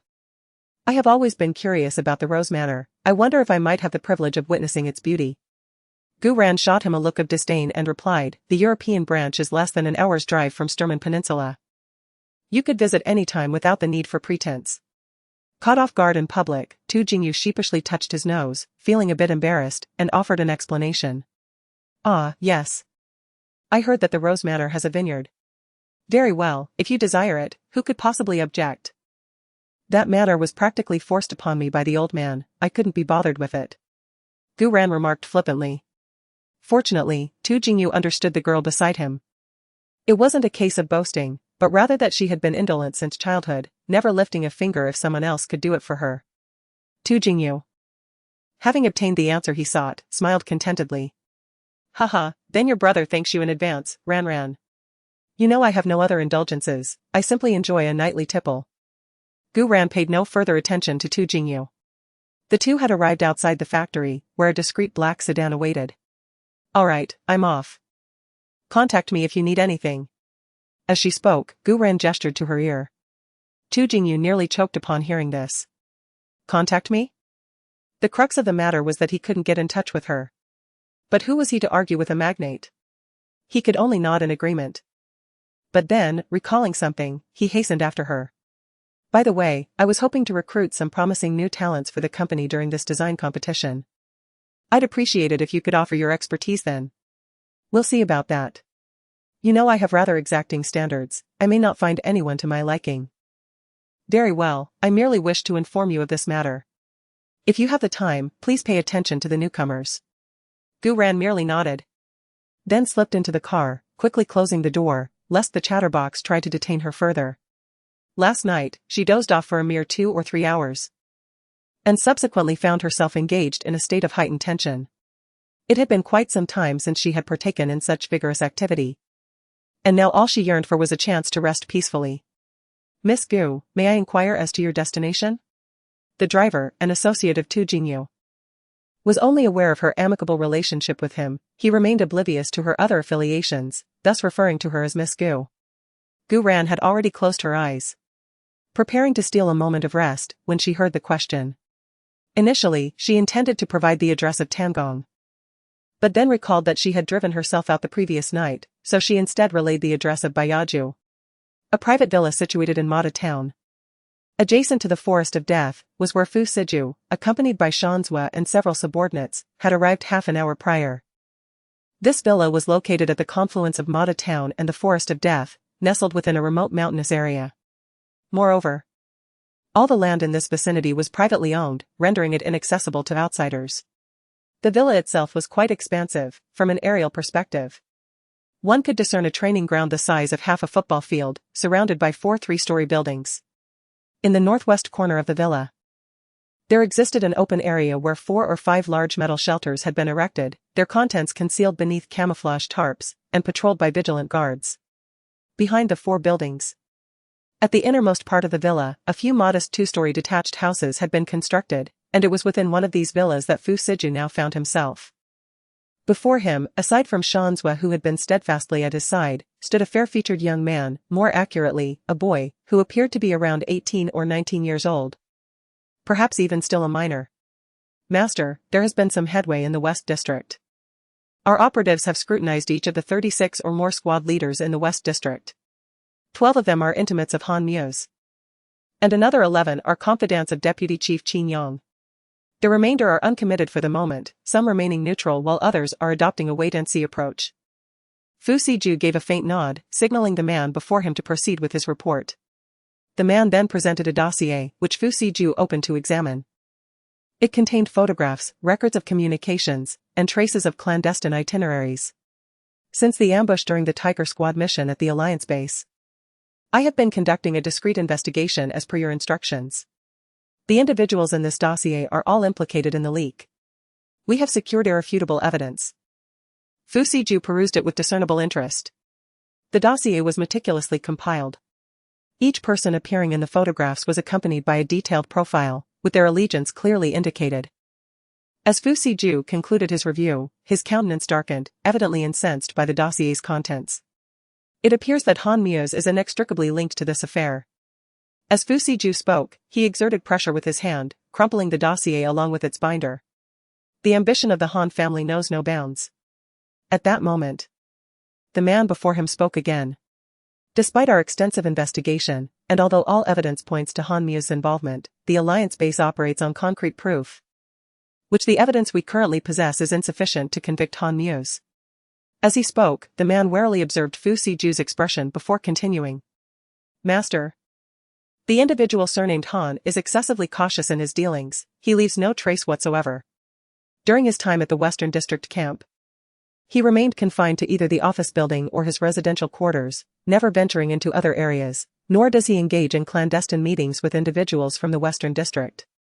I had someone infiltrate his mobile device, yet it revealed no suspicious communications, and the perimeter detectors surrounding his residence failed to register any dubious signals. It is inconceivable. If there is no contact whatsoever, how could he conspire with these individuals? Surely there must be aspects we have overlooked. At this juncture, Shanzue interjected. But the man who had been speaking grew agitated. Old Zwe, what do you mean by this? Are you questioning my investigative capabilities? I might as well sit beside Han and observe him day and night. Shanzue, chastised, felt a twinge of guilt and attempted to defuse the situation with an awkward chuckle. Haha, lazy, your temper resembles thunder, young man, do temper your anger. I merely worry that we might have overlooked something. If this Han dares to disregard the safety of the Tiger Squad, next time he might be bold enough to betray the entire League's base. Shanzue exaggerated the matter a tad, but unfortunately, Lazy was not easily swayed. He cast a disdainful glance at Shanzue and retorted quietly, do you truly believe I can be deceived like a child? This Han is merely vying for the position of commander of the League's base, is he not? Though the Tiger Squad is the operational unit of Headquarters District 1. Everyone within the League's base is aware that Headquarters District 1 is the stronghold of the commander's elite guards. TSK, it seems after a long absence. Our Lazy's intellect has sharpened. As he spoke, Danzwa even reached out to caress the boy's head, only to be met with an unceremonious dodge and a playful punch. Get lost, the boy retorted. Just because I have a youthful countenance doesn't mean I'm actually underage. I'm only 3 years younger than you, so stop acting like a patriarch. I might just hack your computer. Lazy, whose full name was Dan Lei, belonged to the same cohort as Danzwa, having served alongside Fu Siju for years. Within Shadow Syndicate, he possessed the most formidable hacking prowess, second only to Fu Siju himself. During the previous incursions by the Viper organization against Shadow Syndicate's systems, he had been instrumental in assisting Fu Siju at headquarters. Upon hearing Lazy's threat, Danzwa recalled an incident from half a year prior when he had inadvertently provoked the hacker, who retaliated by infiltrating his bank account and pilfering 50 million, his entire nest egg. Consequently, Danzwa relented, offering a sheepish grin and remaining silent. Fu Siju, standing nearby, refrained from intervening in their banter. Having known each other for over a decade, their squabbles were often fierce, yet they always reconciled with camaraderie and shared drinks. Continue to maintain surveillance over the West District, particularly on Han Mu's every move, Fu Siju instructed. I refuse to believe he is without flaw. Danley nodded in acknowledgement before adding, by the way, Han Muse is scheduled to depart from the West District today, apparently returning to Nan City. His relationship with the young lady from the Gu family seems rather intimate. Danley, having spent considerable time abroad, was unaware of the woman in Fu Siju's life. Currently, only those residing in the Tan Palace of Nan City were privy to Gu Rant's existence. Upon hearing Danley's words, Danzwa instinctively glanced at Fu Siju on the sofa, then winked at Danley, attempting to offer a subtle warning. However, Danley evidently missed Danzwa's intent and continued jestingly, Old Zwa, what's wrong with your eyes? Should I summon a physician to examine them? Danzwa nearly rolled his eyes skyward, resigning himself to his friend's obliviousness. Well, one cannot prevent another from courting disaster. Fu Siju interjected, Miss Gu? Which one? And what's the matter? Unaware of the chilling undertones in Fu Siju's voice, Danley retrieved his phone, located something, and presented it to Fu Siju. Sir. It's the woman in the picture, Gu Yao, the only daughter of the current president of the Gu Group.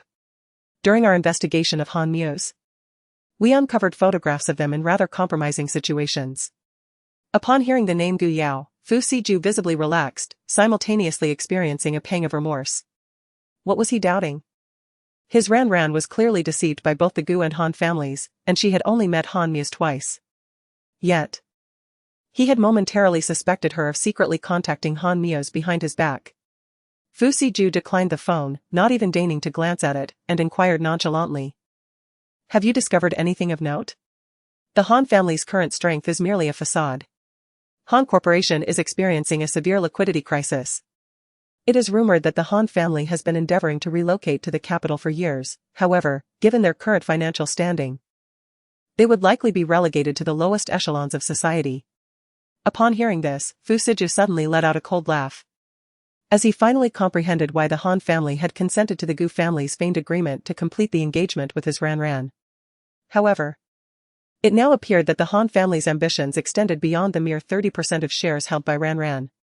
After all, to establish a firm foothold in the imperial capital, one must either possess immense financial resources or wield unassailable power, otherwise, they would merely become a subordinate of the prominent families.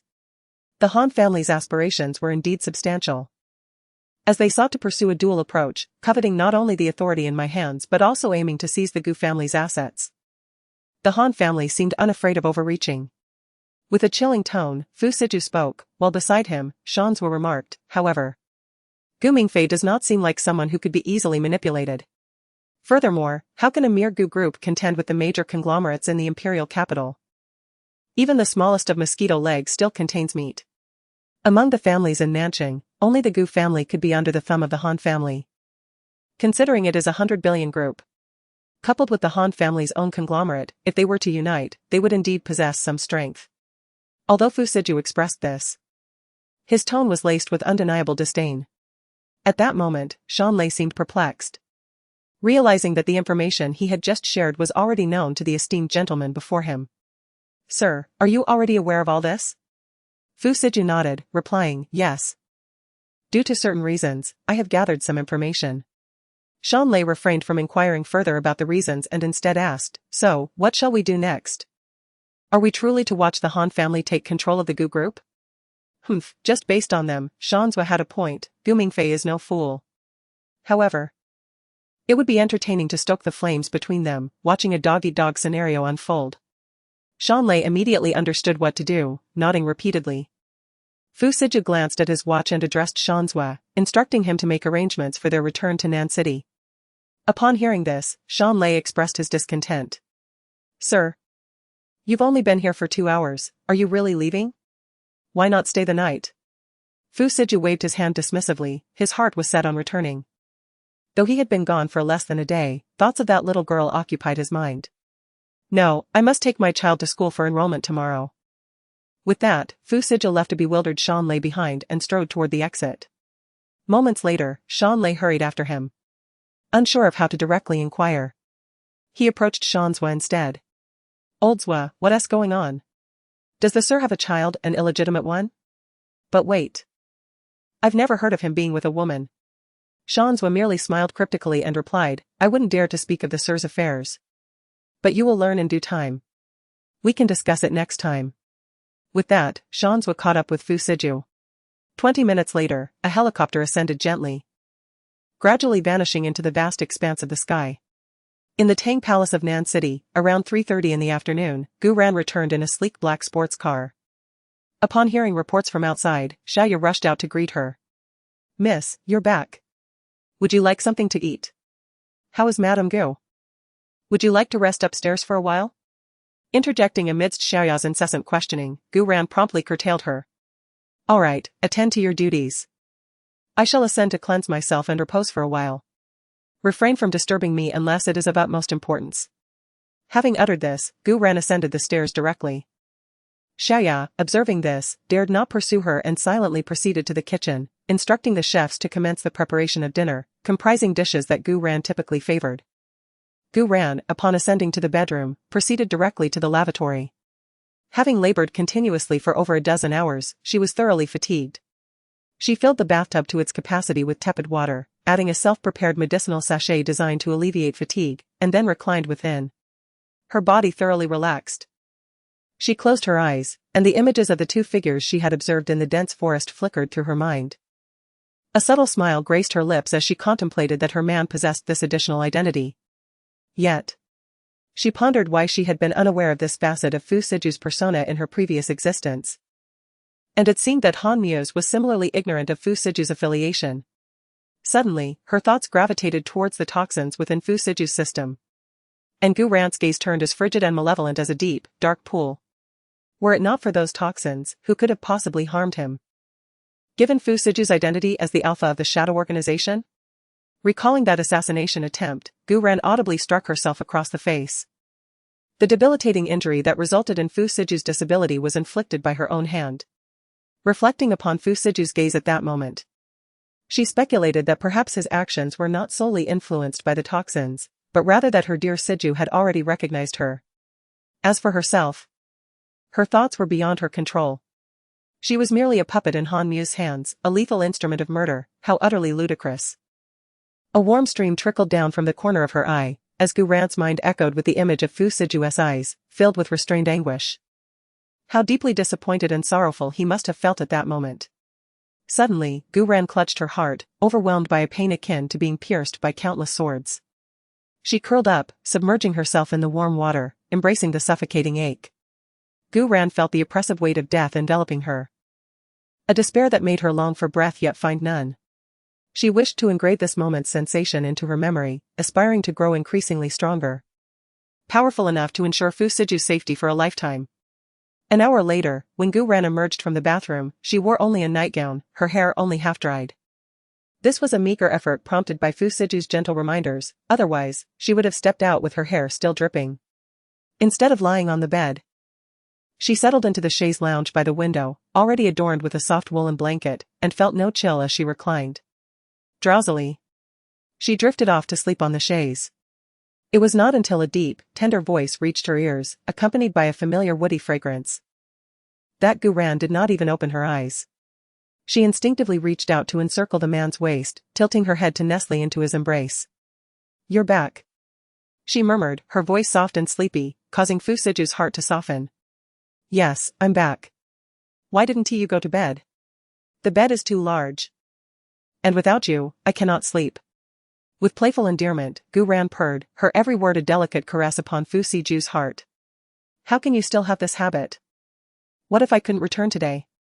Would you have remained sleepless?" "Indeed," she confessed, "without you near, slumber eludes me. Therefore, dear Siju, I wish for you to be by my side every night hence."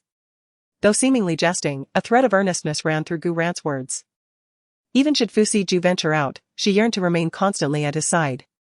Hearing this, Fu Siju sighed softly, yet resolved within himself to hasten his return whenever he traveled. This endearing girl was excessively clingy. "Shall we repose a while longer?" Fu Siju gently inquired, caressing the stray strands of hair upon Gu Ran's cheek. "What time is it?" she asked. "Nearly 7. Do you feel hunger? If you prefer not to descend, I shall have our repast brought to us." Gu Ran was surprised to find she had slumbered for nearly 2 hours. Though still languid, her stomach had begun to clamor. She shook her head, replying, "Let us dine downstairs." "Carry me, dear Siju." Ever yielding to Gu Ran's desires, especially such tender requests, Fu Siju readily obliged.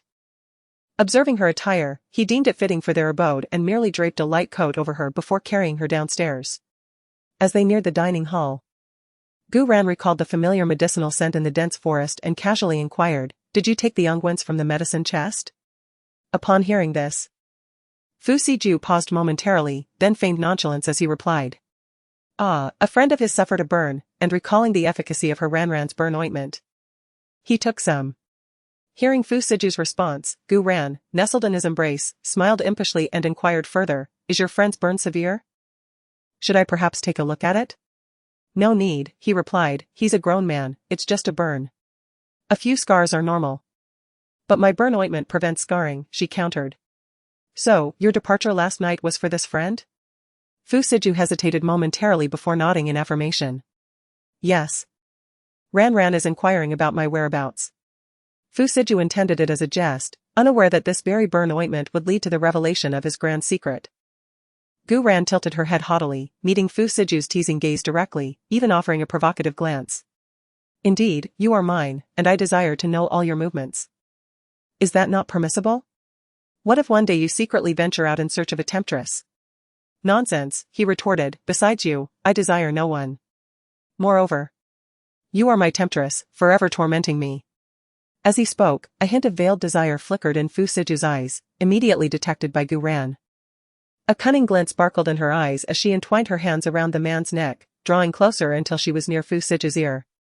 A warm breath enveloped him, creating a delicate, tingling sensation, and Fu Siju stiffened, instinctively inhaling deeply. Ah Ju, darling, you invite torment upon yourself, I did not impede you.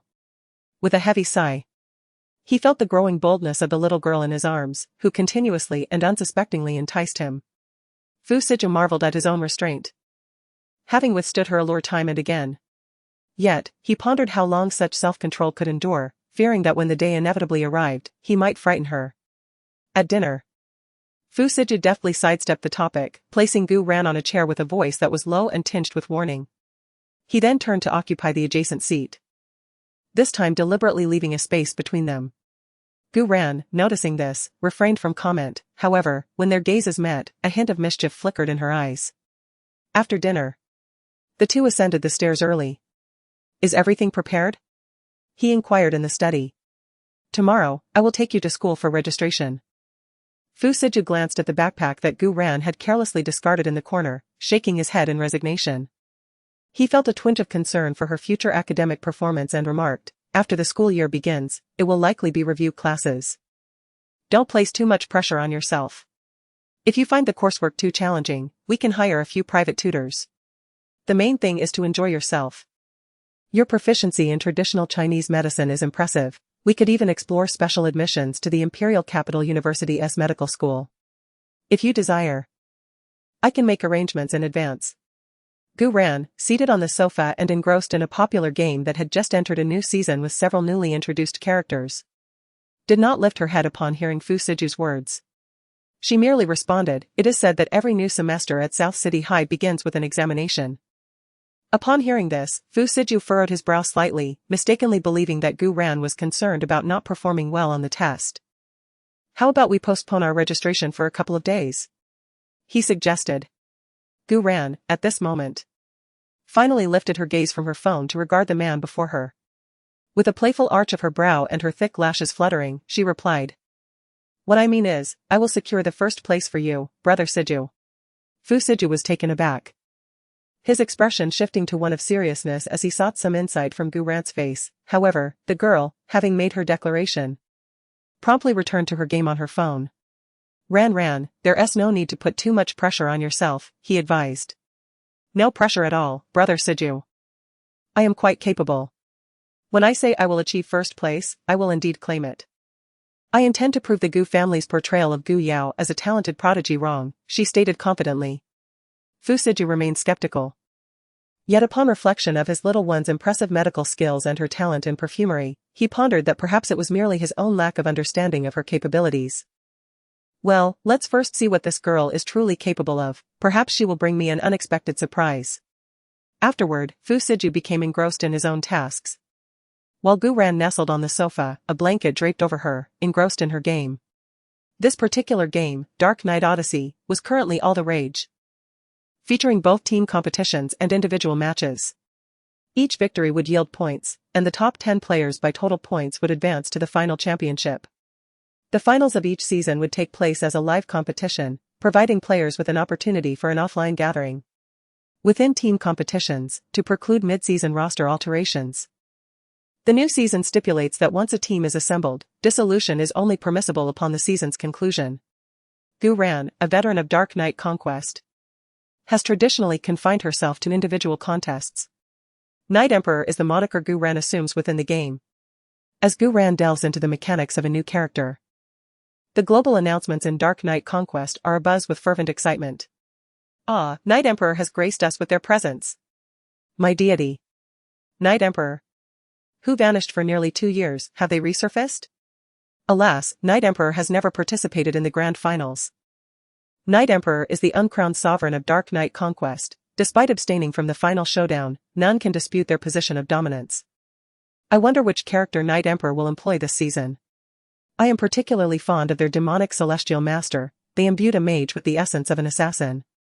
Regrettably, the demonic celestial master has been nerfed in the new season. The celestial cataclysm ultimate has lost its former grandeur. To the brother above, that holds true for ordinary players. With Knight Emperor's caliber of skill, they can still unleash the full potential of celestial cataclysm. Recall when the great Knight Emperor's celestial cataclysm reaped the lives of 3 assassins and left 2 tanks teetering on the brink of death. The entire gaming world has sought to emulate this miraculous feat, yet none have managed to replicate such a glorious achievement.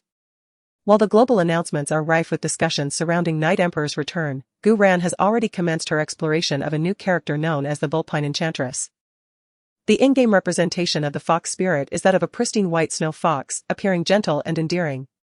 Contrary to its appearance, it is actually an assassin. And this character's ultimate ability is called Bewitching Massacre. As the name implies, upon activation, the opponent's character experiences several seconds of incapacitation, followed by a quintuple kill. It seems straightforward, but Gu Ran discovered through brief experimentation that the timing of this ability's execution is crucial. The ultimate ability can be easily missed if not timed precisely. Furthermore, after the opponent's character is stunned, the player must maintain focus and unleash the successive quintuple kill, or else the ultimate ability is essentially wasted. Having not pursued formal education extensively, Gu Ran quickly grasped the essence of this game character after practicing 2 or 3 times. Previously, Gu Ran primarily played as a mage, occasionally dabbling in support roles. This time, she wanted to experience the thrill of reaping lives as an assassin. Currently, the record for consecutive kills in the game's individual competition is only a quintuple kill. Gu Ran is curious to see if she can break the record while she's at it. In the individual competition of the Dark Knight Expedition game, 10 players can enter each game, fighting individually. The last one standing after a series of eliminations is the victor of the round. Of course, some players may choose to lie low in the early stages, but it is virtually impossible for such players to win the game. In each individual competition game, every player has 3 lives. Once all 3 lives are exhausted, the player is eliminated from the game. Moreover, each player's overall combat power increases after claiming an opponent's life. Therefore, to achieve ultimate victory, one must engage in battle from the very beginning, striving to acquire as many kills as possible to enhance one's combat power. The rules of team competitions closely resemble those of individual matches, however, the former involves players participating in groups. Each team competition consists of 10 groups of players, totaling 50 participants, akin to a grand battle royale, exhilarating and intensely thrilling. Just as Gu Ran was preparing to take her new character into the competitive arena, a new message popped up in her private message inbox. Ming Di, Knight Monarch, would you be interested in joining the new season's team competition? You are my top choice. Ming Di is considered a friend within the gaming realm, having met Gu Ran 4 years prior, though their relationship remains confined to the virtual world. Ming Di has consistently invited Knight Monarch to team up, but without exception, Knight Monarch has declined each time.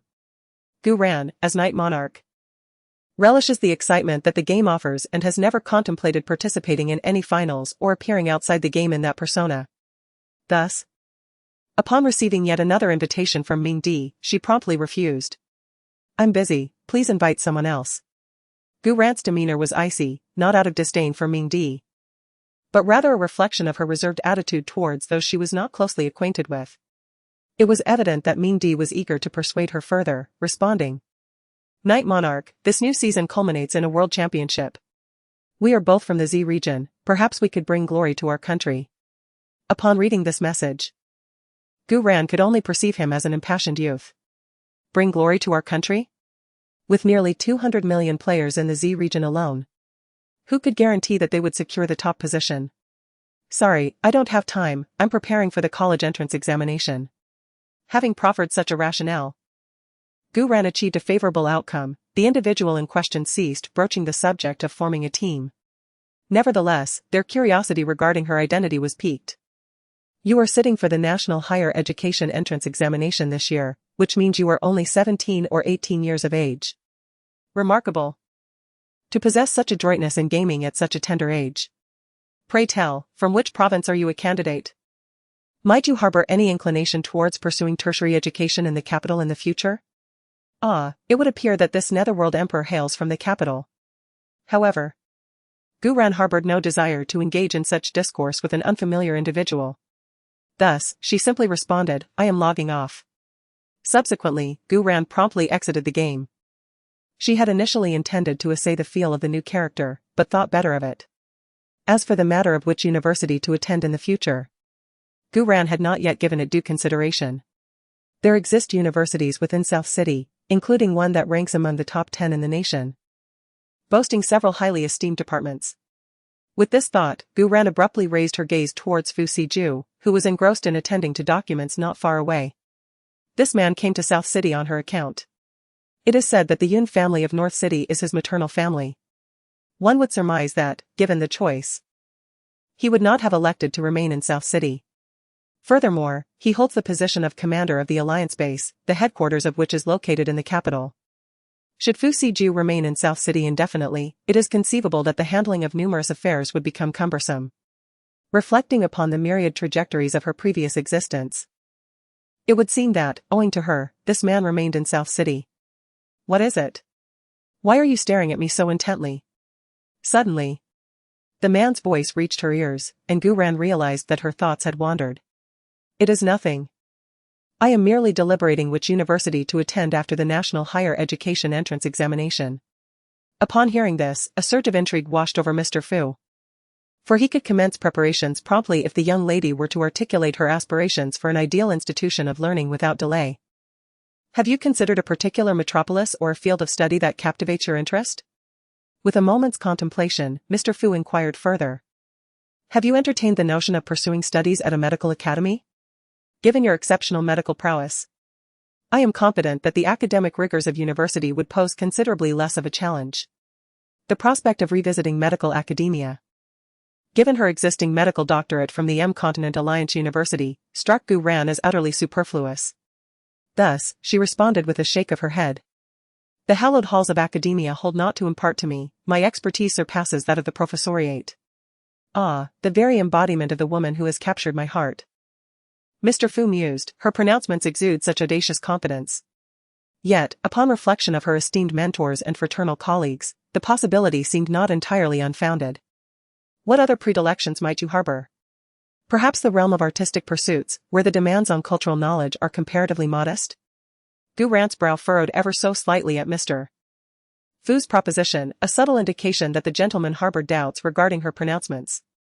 "The entrance examination at the commencement of the academic year shall serve to enlighten this gentleman," she resolved inwardly. "But for now, we shall defer further discourse on this matter. Nevertheless, the selection of a city may proceed forthwith. I harbor a desire to explore the imperial capital. It is oft proclaimed to be the most opulent metropolis in the Middle Kingdom, and I yearn to partake of its splendor." Upon hearing Gu Ran's aspiration to venture to the imperial capital, Mr. Fu's brow arched in a gesture of anticipation. This inclination did not strike him as particularly unforeseen, given that it served as the nation's capital and the locus of the Middle Kingdom's most venerable institutions of higher learning. "It appears incumbent upon me to revisit the imperial capital," he mused, "for my protracted absence may have caused many to suffer lapses in their recollections of my personage." Was indifferent to whether others remembered him, his concern lay with his little darling and whether she would be bullied by unscrupulous individuals upon her arrival in the capital. Those prestigious institutions were teeming with descendants from various influential families, and with exceptional talent and beauty, he feared she would become the target of unwanted attention. Considering the impending National College entrance examination in less than 4 months, he realized he needed to expedite certain arrangements. Coincidentally, his return would also provide an opportunity to purge the parasitic elements within the Alliance base. The following morning, around 7:30, appeared noticeably different from her usual self. She donned a light blue turtleneck sweater paired with form-fitting jeans and athletic shoes, complemented by a lightweight down jacket. A black canvas backpack completed her ensemble, presenting a quintessential student image.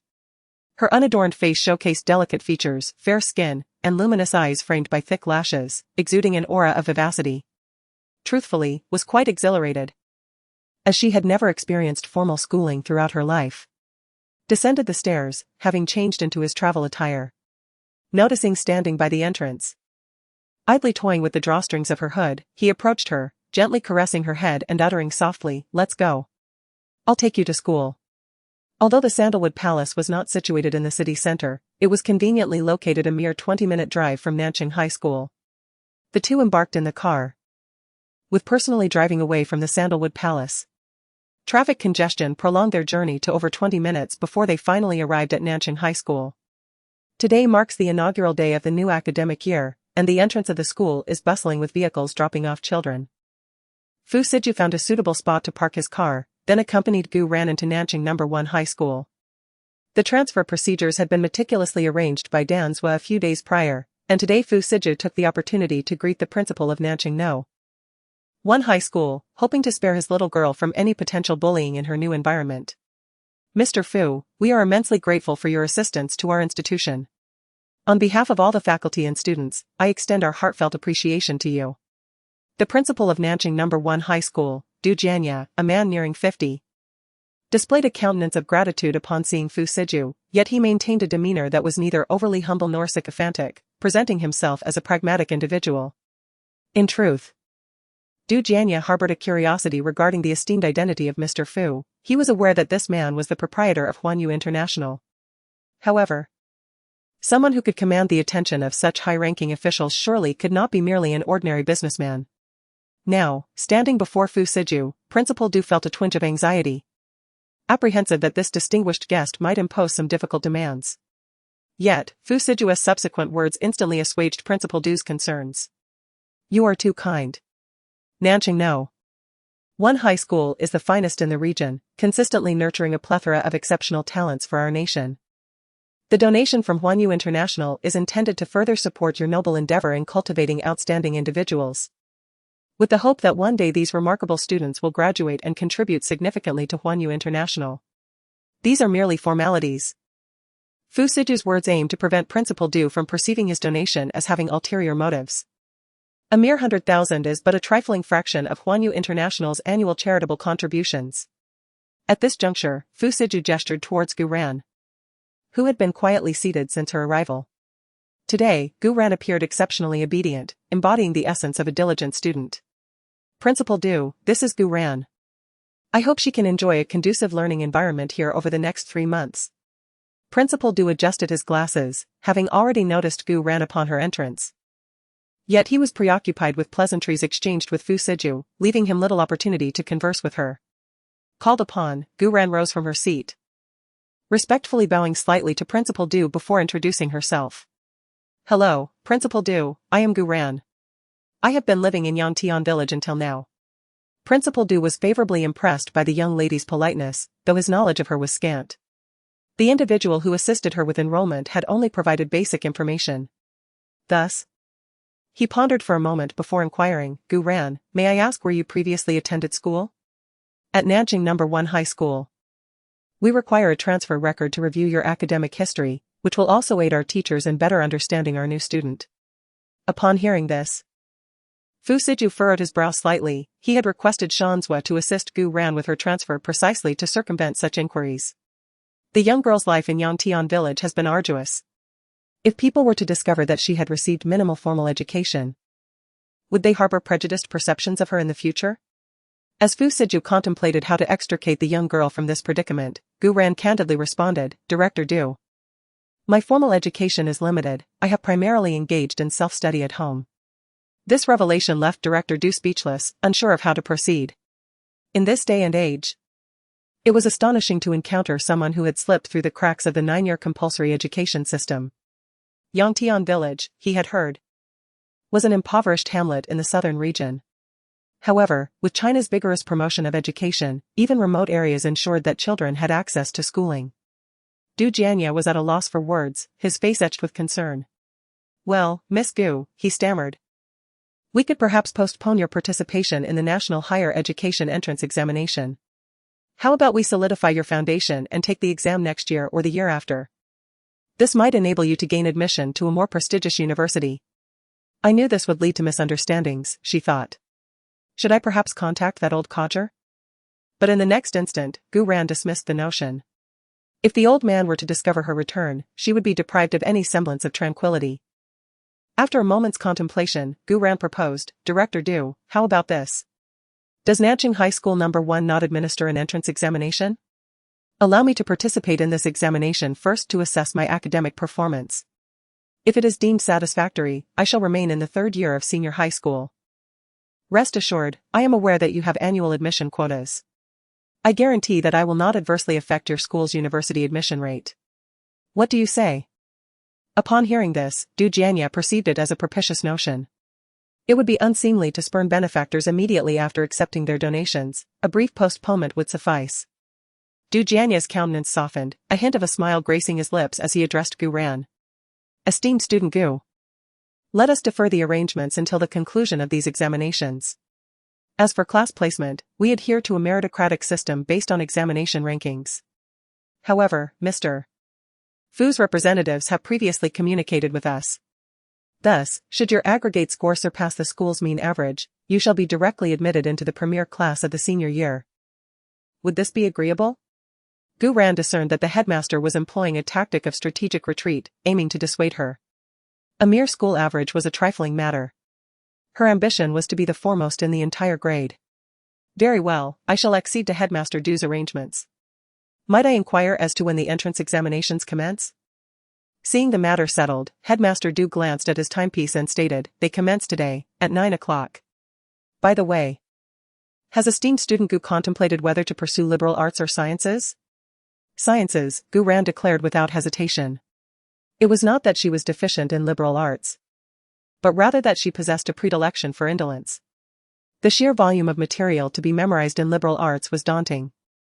Even now, she shuddered at the memory of her master compelling her to memorize those medical treatises and names of Chinese medicinal herbs.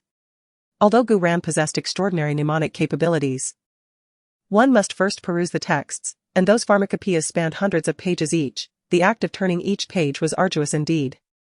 Sciences, on the other hand, were more convenient to study. With a grasp of a few formulae, all could be resolved. Upon learning of Gu Ran's choice to pursue science, Du Jianye harbored reservations. Deeming the decision imprudent for someone with a sporadic academic record, he questioned her capacity to comprehend physics and chemistry, subjects that demanded more than rote memorization, unlike the humanities. Nevertheless, mindful of the $1 million educational endowment she had facilitated, he resolved to defer judgment until after the examinations. Subsequently, Du Jianye made a phone call, and shortly thereafter, a woman in her 30s entered the principal's office. You wished to see me, Principal Du? She inquired. Ms. Liu, Du Jianye responded, allow me to introduce Gu Ran, a new transfer student. Kindly make arrangements for her to participate in the upcoming entrance examination. Ms. Liu, whose full name was Lu Qin, served as the homeroom teacher for Class 1 in the senior year and also taught physics. Upon hearing Principal Du's words, she glanced at Gu Ran before addressing the principal. The examination venues have already been designated. How shall we accommodate Gu Ran? She asked. Given that these school-wide standardized tests were typically administered based on prior academic performance, Lu Qin's inquiry subtly probed the transfer student's academic background. After all, South City High School admitted only the most exceptional students in the entire city. However, before Du Jianye could respond, Gu Ran interjected. Please assign me to the last venue. It would be inappropriate to cut in line at this juncture. Regardless of the location.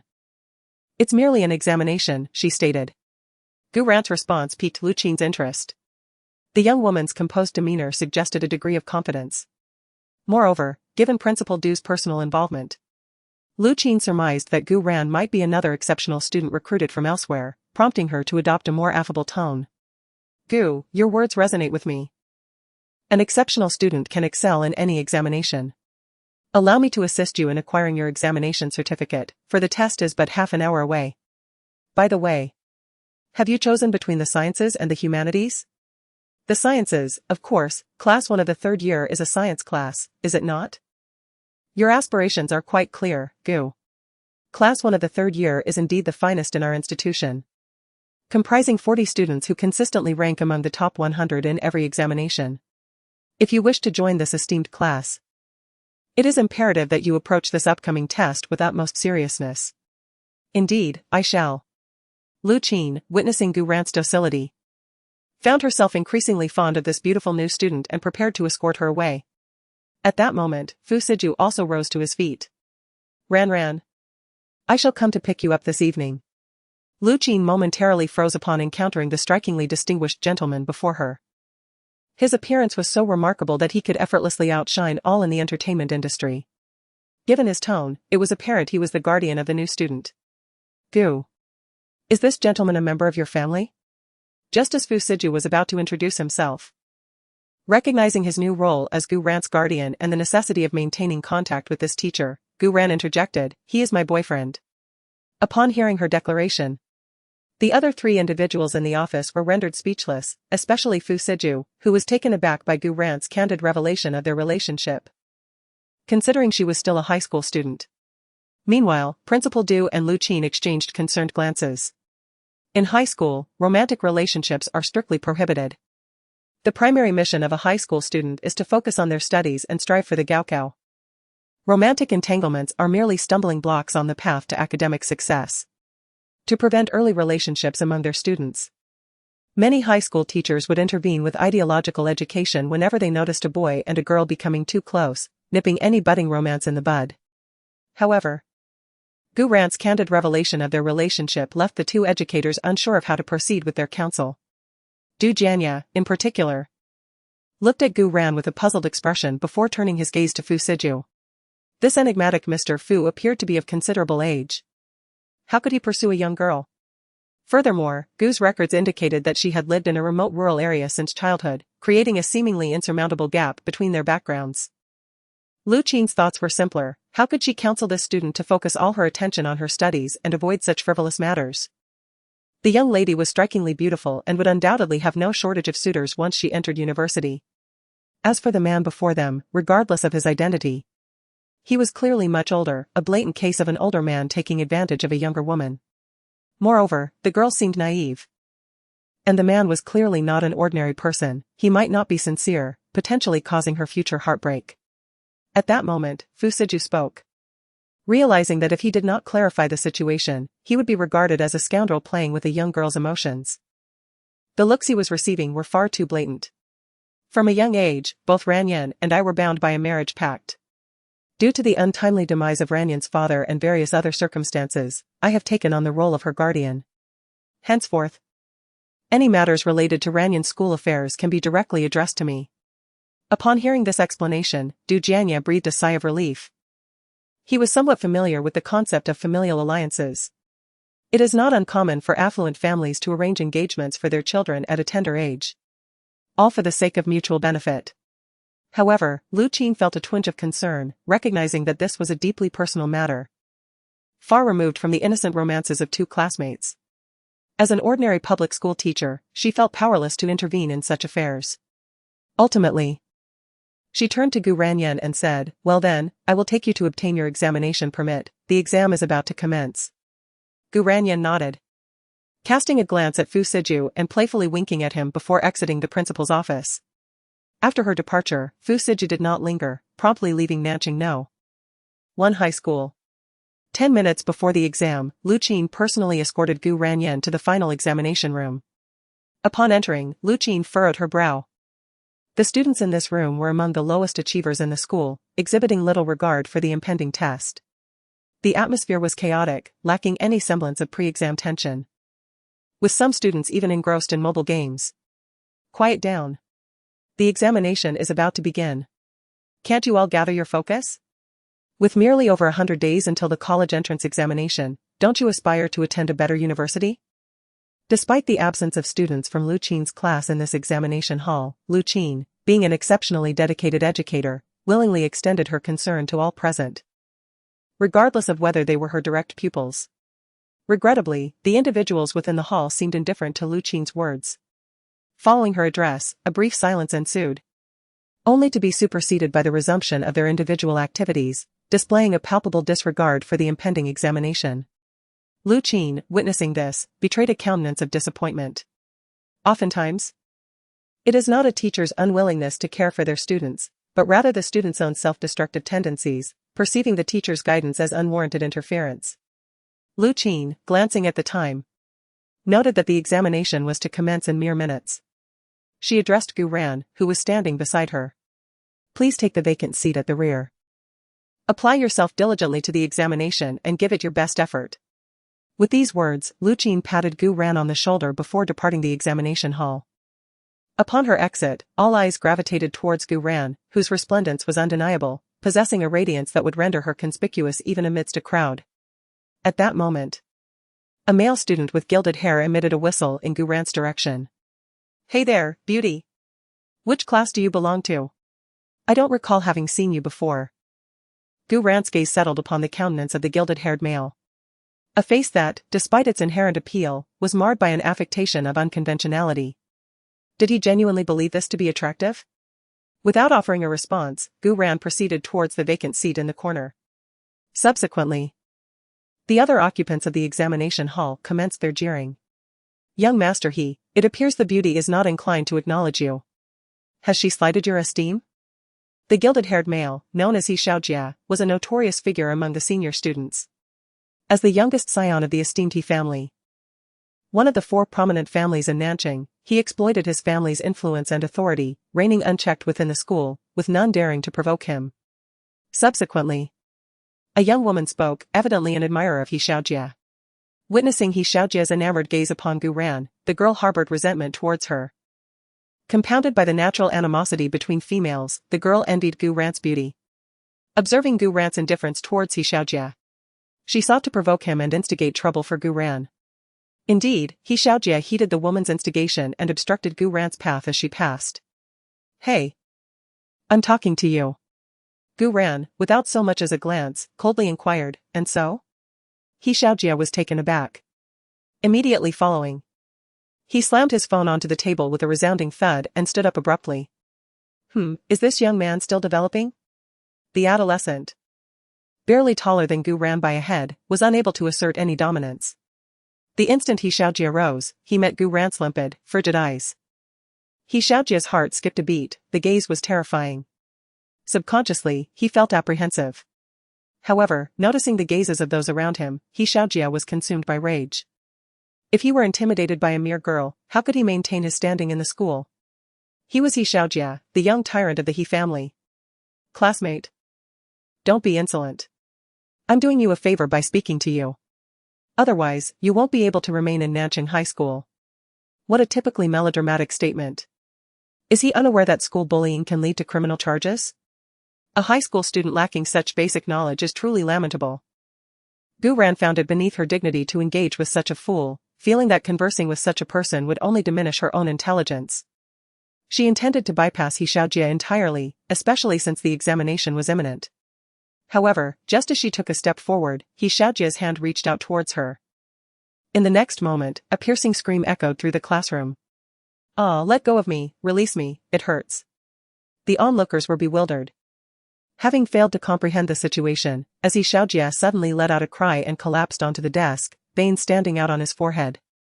"You! How dare you strike He Xiao, stop!" The girl who had spoken earlier, positioned closest to them, rushed forward upon witnessing He Xiaojia being brought to his knees by that woman.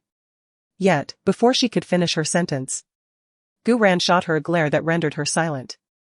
At this moment, the examination bell rang, and Gu Ran was reluctant to escalate the matter further, as it could jeopardize her performance.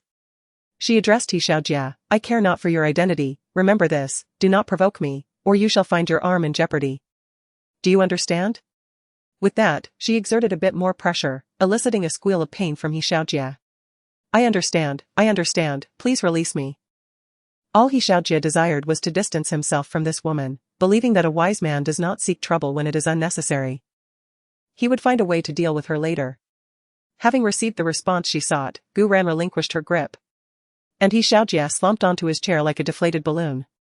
Gu Ran proceeded to the last row, seated herself, and began meticulously wiping her hands with wet wipes taken from her backpack. At that moment, the invigilators entered the room. 2 teachers, their expressions suggesting they were well prepared for what lay ahead.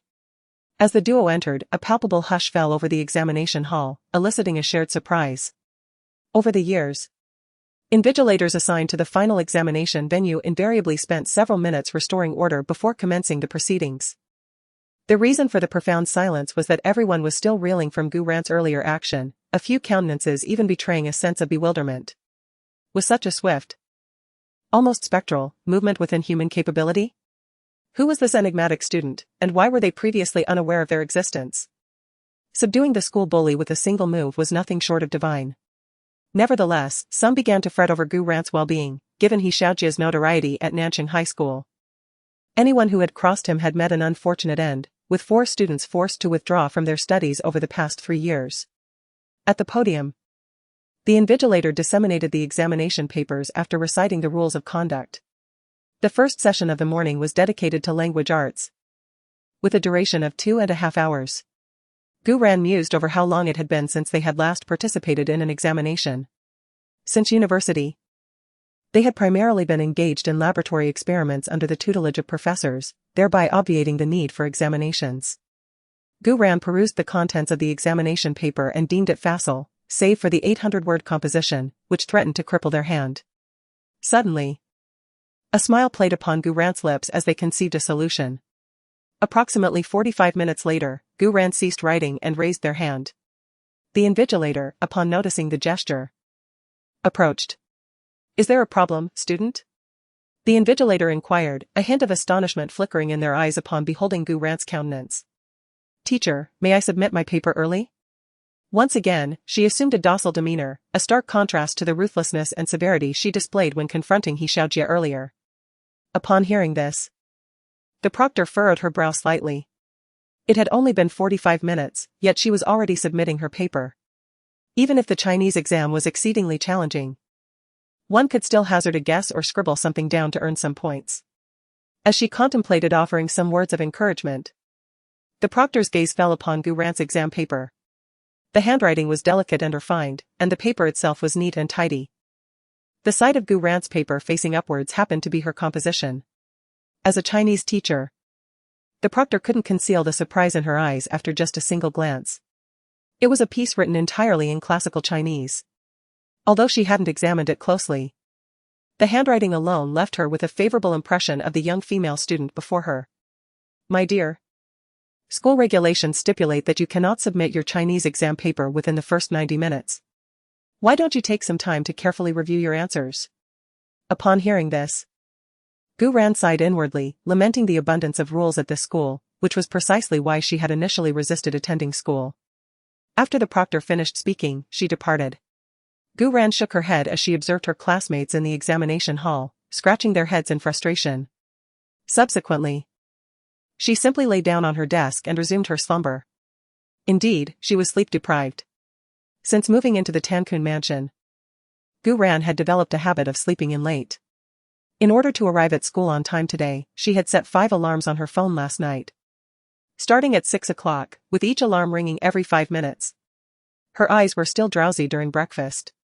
The proctor returned to the podium, intending to discuss Gu Ran's composition with the other proctor. However, upon turning around, she noticed Gu Ran asleep on her desk. All the words of praise she had silently offered earlier were swallowed back down. Upon the resounding chime of the bell at 11:30, signaling the examination's conclusion, Gu Ran roused instantly. Without delay, she gathered her belongings and promptly departed. Emerging from the classroom, she unlocked her mobile, whereupon a text message materialized. "Ran, I shall treat you to luncheon upon your exit from the examination hall." Gu Ran had been contemplating her midday repast, considering an exploration of the university's cafeteria. However, with Fu Siju's arrival, her inclination naturally gravitated towards sharing a meal with him. Upon exiting the campus gates, she espied a sable SUV across the thoroughfare. Swiftly, Gu Ran traversed and entered the vehicle. "What brings you here? I thought you were to collect me in the afternoon? Your university's dining hall necessitates a meal card. And I feared you might suffer hunger pangs at midday." As he spoke, Fu Siju gently steered the vehicle away from the campus entrance. 60, has something befallen a Jew? Within a few minutes, Gu Ran observed Fu Siju guiding the car into a residential enclave. She surveyed her surroundings, confirming it was a residential district, devoid of any visible dining establishments. "Where are we?" "All shall be revealed presently." As Fu Siju navigated the vehicle into the subterranean garage, and shortly after the car came to a halt, Gu Ran alighted, shadowing Fu Siju until they entered the elevator. It was then that Fu Siju elucidated. "I possess an apartment here, situated in close proximity to your university, merely a 10-minute stroll. I have ascertained that you are granted a 2-hour recess at midday. Henceforth, you may partake of luncheon here, as Zhang Sa shall attend daily to prepare the midday meal, affording you the opportunity to repose in the apartment thereafter. As the elevator doors parted, revealing the apartment had described, he led out. The residence, a sprawling single-floor unit of nearly 300 square meters, was accessible directly via the elevator. Upon entering, they found several workers, dispatched from, diligently tidying up. I was rather uninformed about domestic high school customs, explained. It was only after inquiring with principal, subsequent to our separation, that I learned you could leave campus at midday. That prompted me to consider this apartment. The master suite is prepared, you can rest there after our meal. Refraining from exploring the premises, was guided by to the dining area. The table was set with a modest yet considerate selection of 4 dishes and a soup, all of which were amongst favorites. Aren't you expected at the company? She inquired. This query had been on her mind since her rebirth. Save for their brief separation during the incident in the Death Forest, had seemingly remained at. Knew from her previous life that was the enigmatic owner of International. His position as the commander of the Alliance base alone could not account for his possession of the entire estate. Now aware of his additional role as the head of the organization, the identity of the International owner seemed almost insignificant in comparison to the wealth of. Yet, this did not justify his constant presence by her side, seemingly without any other obligations. She recalled that he had not been so clingy before her rebirth. International is under capable management, he replied. I am currently on leave, though certain matters require my attention. Upon hearing Fu Siju's words, Gu Ran refrained from further inquiries. Instead, Fu Siju casually inquired about her impressions of the morning examination. It was fine, I wrote down everything I knew, she replied. His heart sank slightly at her response, hinting that there were indeed many topics she struggled with.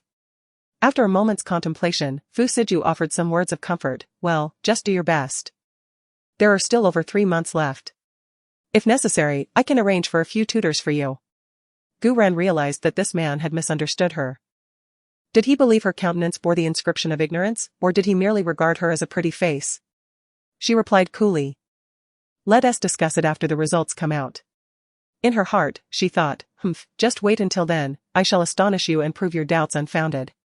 Yet, her indifferent demeanor only reinforced Fu Siju's suspicions. The girl was fiercely proud and likely feeling disheartened. He decided it would be best not to broach the subject of academics for now. Regardless, he resolved that he could support her in the future. Since the school had not assigned her a class that morning, Gu Ran took her time after lunch and arrived at the examination hall just in time. The previously boisterous room fell into silence the moment she entered. Unfazed, Gu Ran strode directly to her seat. However, as she passed by He Xiaojia, she caught his low, menacing warning, you just wait. A cold scoff rose within her. She dismissed He Xiaojia's provocation entirely. What are you waiting for? She mused. Are you hoping for a fool to come forth to seek their own punishment? Forget it, I shall strive to be a diligent student. The sweet and obedient girl in Brother Aju's eyes. As for the violence and chaos, it is best to avoid them altogether. Gu Ran engaged in self-hypnosis. Fearing that if she were to lose control, her impulsive nature might escalate matters, revealing to Brother Aju that she is not as demure as she appears. Fortunately, the bell for the examination rang, and upon the entrance of the invigilator, the expression on their face mirrored that of the 2 invigilators from the morning, utter astonishment. It seems the order of this examination hall must have been quite dismal. For Gu Ran, a prodigy capable of achieving full marks in university-level mathematics, the high school mathematics exam was as simple as 1 + 1 = 2. Multiple-choice questions and fill-in-the-blanks were resolved with mental calculations, and the complex problems were swiftly tackled with ease. Checking the time, less than half an hour had passed. Well then, she might as well catch up on some sleep, allowing for more time later to cuddle with Brother Aju. The 2 invigilators merely glanced at Gu Ran, who had dozed off after only half an hour of the exam. Not particularly concerned, as she was not the only one napping in the hall. A quick survey revealed that in a room of 30, nearly half were resting their heads on their desks, with soft snores permeating the air. The next day, with English in the morning and comprehensive science in the afternoon, the examinations concluded, and as Gu Ran stepped out of the school, she spotted Fu Siju's car waiting at the gate. Approaching, she was momentarily taken aback upon seeing the driver, just as Danzwa exited the vehicle and promptly opened the rear door for her. Where's your master? Gu Ran pondered, recalling how Fu Siju had spent lunch with her at the apartment. His absence now suggested something must have transpired. Singleswa had long received instructions from Fu Siju and thus did not conceal anything from Guran. The Yun family from Beijing has sent someone. And the master has gone to the airport. He will return to Tang Palace in the evening. The Yun family of Beijing is Fu Siju's maternal family, though Guran is not well acquainted with them. However, the fact that Fu Siju personally went to the airport to welcome someone indicates a cordial relationship with the Yun family.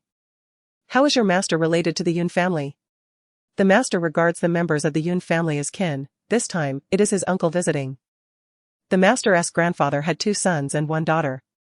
The elder, Mr. Yun Weigua, should be familiar to Miss Gu if she frequently follows the news. The younger, Mr. Yun Weiman, is currently the chairman of the Yun Group, and the youngest daughter is the master's mother. Unfortunately, the lady passed away in a tragic car accident when the master was very young, as the car plunged directly into the sea. Guran listened quietly. But her heart tightened upon hearing about Fu Siju's mother's tragic fate. She then inquired, I heard that a Jew only recognized the Yun family 5 years ago. What about before that? Did the Yun family not know of a Jew's existence? Indeed, the lady had concealed her relationship with the master's father from the Yun family, even severing ties with them for Mr. Fu. After the lady's accident, the master was sent abroad by the main family and only returned home after amassing sufficient capital. It was then that he recognized the Yun family. Upon hearing this, Guran suddenly felt a wave of compassion for Fu Siju. He had previously mentioned that his mother had passed away when he was 8, which meant he had been sent abroad at that young age. Considering Fu Siju's identity as the leader of the shadow and the enigmatic mastermind behind Huanyu International, her heart ached for him. It seems that Shadow has been established for a decade, implying that Mr. Fu had not yet reached adulthood when he founded it. I wonder how he managed to achieve all that he has today, alone and in a foreign land. As Danswa drove, he noticed Ms. Gu's quiet demeanor in the back seat. Catching a glimpse of the tenderness in her eyes through the rearview mirror, he felt a sense of gratification. As if his master's sacrifices were finally being acknowledged. Contemplating further, Danswa decided to stoke the flames a bit more. I encountered Master Fu overseas. Back then, he was merely a 15-year-old, rescuing me from the clutches of human traffickers. Ever since, I have remained by his side. Over the years, he has endured immense pressure, both from those seeking to usurp his influence abroad and those who coveted at home. Master Fu's path has been fraught with peril. Upon uttering these words, Danswa pondered whether he might have alarmed Ms. Gu. After a moment's reflection, he clarified, rest assured, Ms. Gu, Nanqing is secure. And Master Fu has taken great care to shield you from harm. He would never allow you to be exposed to danger. I am confident in that. I know he will safeguard me.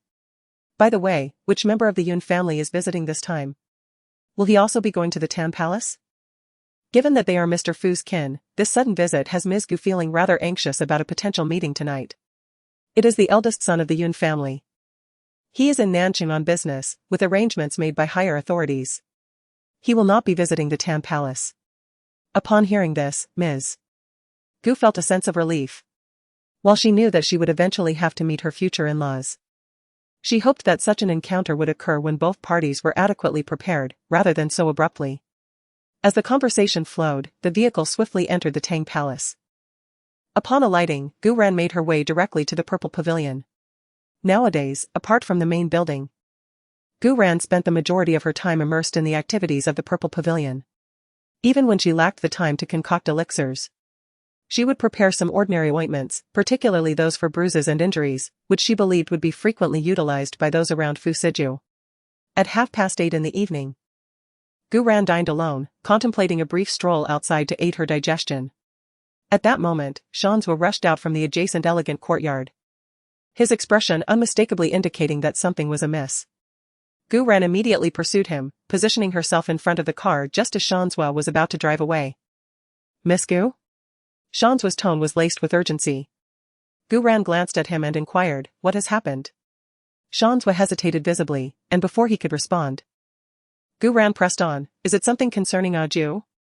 No, he is unharmed. It is Master Yun. He has been attacked and is currently at the medical center. Master wishes for me to arrange a team to bolster his protection.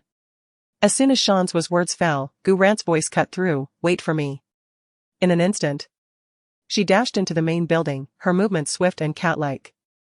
Rest assured, with me around, your uncle will be safe. In just a couple of minutes.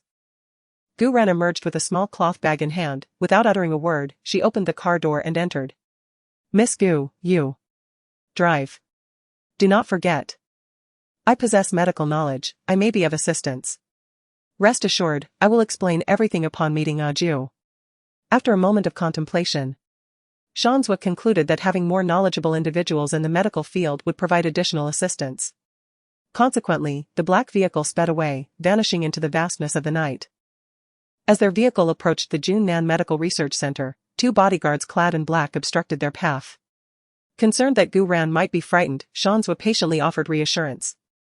Miss Gu, do not be afraid, these are all people associated with the esteemed doctor. The area appears to be under strict surveillance. As he spoke, he lowered the car window and identified himself. The 2 bodyguards then utilized an electronic detector to thoroughly inspect the vehicle before granting them passage. Typically, one would expect the research center to be relatively tranquil at night, however, the building was ablaze with light. Moreover, Gu Ran discerned that there were no fewer than 20 concealed sentinels in the courtyard outside, suggesting that any potential adversaries would swiftly be overwhelmed. Once the vehicle came to a halt, Gu Ran promptly exited, following Shanswa into the elevator, which ascended to the 4th floor of the research center. Upon exiting the elevator, they were immediately confronted once more, prompting another round of explanations from Shanswa. At that moment, a tall figure emerged from the shadows, backlit by the distant light. As Gu Ran looked up, her gaze met the man's profound eyes. Upon recognizing her presence, a flicker of surprise crossed his expression, and he quickly closed the distance between them. Just as a nearby bodyguard prepared to conduct a search on Gu Ran, Fu Siju intervened. She is with us. No need for inspection. The guard hesitated momentarily but ultimately took a step back. Are you injured? Despite's attire of a dark suit discerned the pungent odor of blood emanating from him upon drawing near. As she began to inquire, reached out to divest of his coat. Instinctively, recoiled, asserting repeatedly, I am unharmed. Had offered a direct response, might have entertained the possibility of his veracity. However, his evasive maneuver only served to deepen her suspicion. Her countenance darkened, and her tone acquired a frigid edge. Silence, disrobe. Her voice resounded with such volume that it permeated the entirety of the corridor. A stretch of approximately 100 meters flanked by rows of black-clad bodyguards. Upon hearing's command, nearly every bodyguard turned their gaze in their direction. At that moment, several individuals, their garments stained with blood and their countenances bearing the marks of disarray, approached from the corridor's end. Upon noticing they cast curious glances in their direction. These individuals were evidently acquainted with, and vociferous reprimand had not escaped their notice. Their eyes betrayed a mixture of astonishment and surprise. Who is this lady who dares to address the Ice King with such vehemence? Does she possess a surplus of lives to expend? Contrary to expectation, no fury materialized. Not even a cursory glance of indifference. Instead, displayed an expression of appeasement and guilt. I assure you, I am unharmed. Merely superficial wounds. There is no cause for concern. Without acknowledging, issued another icy query. Where is the injury located? The onlookers beheld a man, seemingly formidable and unyielding in the eyes of outsiders, dutifully removing his coat to reveal the wound upon his arm.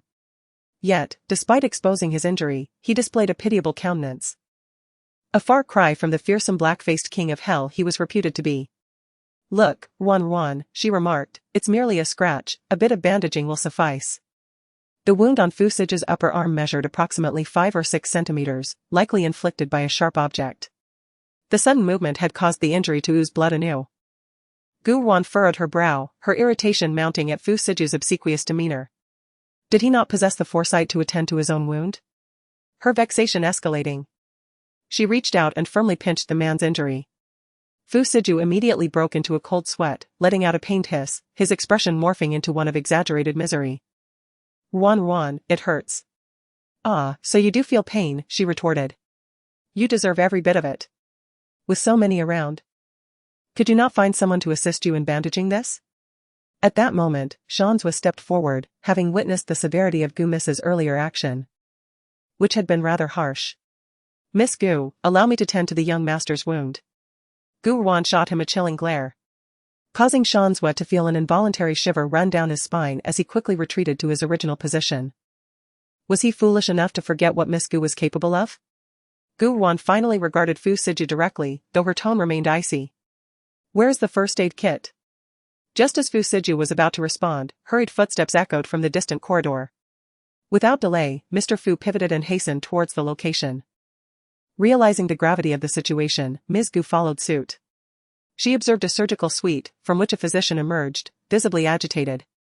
"Your Grace," the doctor began, "Mr. Yun's condition is critical. The projectile was laced with venom, and regrettably, our expertise lies solely in surgical matters, not toxicology." Upon hearing this, Mr. Fu's brow furrowed deeply. Several men nearby immediately pressed the doctor for answers. "Are there no specialists in this city? Mr. Yun must not perish, his demise would sow chaos." The speaker, pallid and seemingly wounded himself, appeared more concerned with the patient's well-being. The revelation of the poisoning shattered his composure. Mr. Fu, suppressing his own anxieties, instructed his aide. "Contact the premier hospital, I recall a pharmacology expert on staff. Dispatch a retrieval team immediately." As Mr. Fu issued the command, a reassuring voice cut through the tension. "Where is the patient?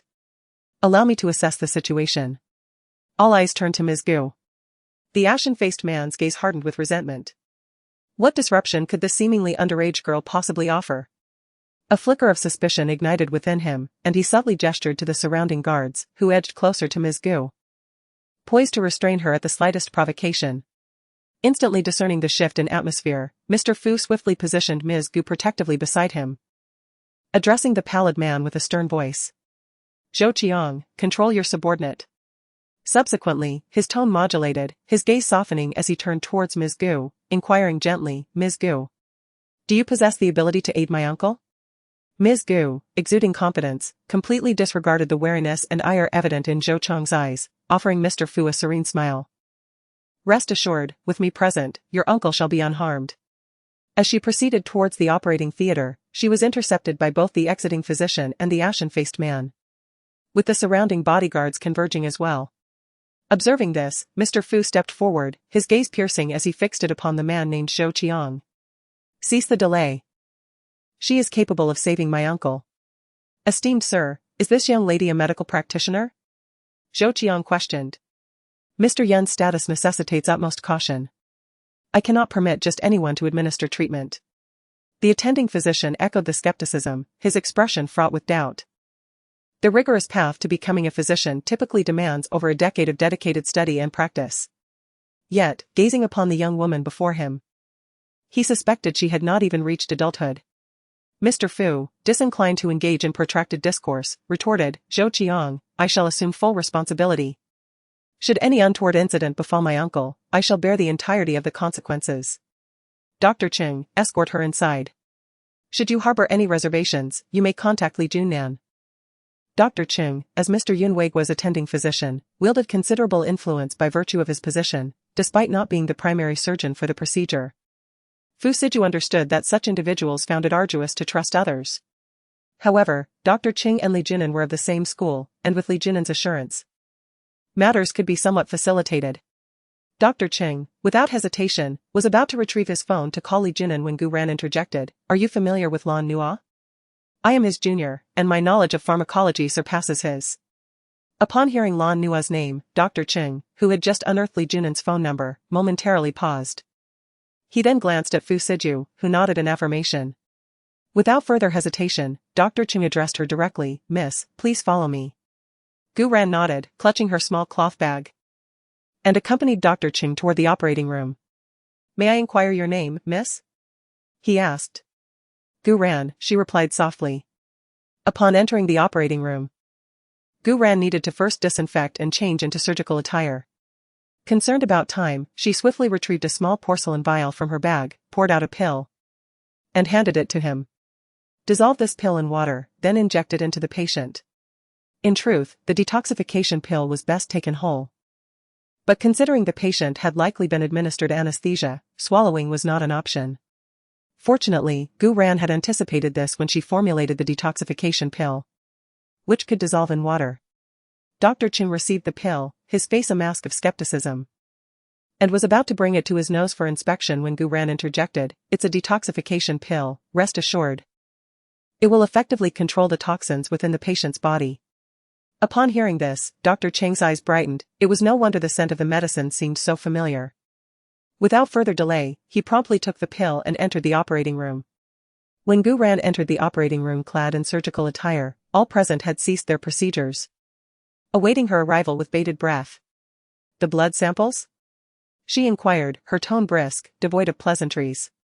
Upon hearing her words, Dr. Ching promptly handed over a test tube filled with blood. Fortunately, the operating room was equipped with testing apparatus, and Gu Ran immediately commenced her analysis, meticulously examining and comparing the samples. A profound silence enveloped the room, broken only by the rhythmic beeping of the vital signs monitor.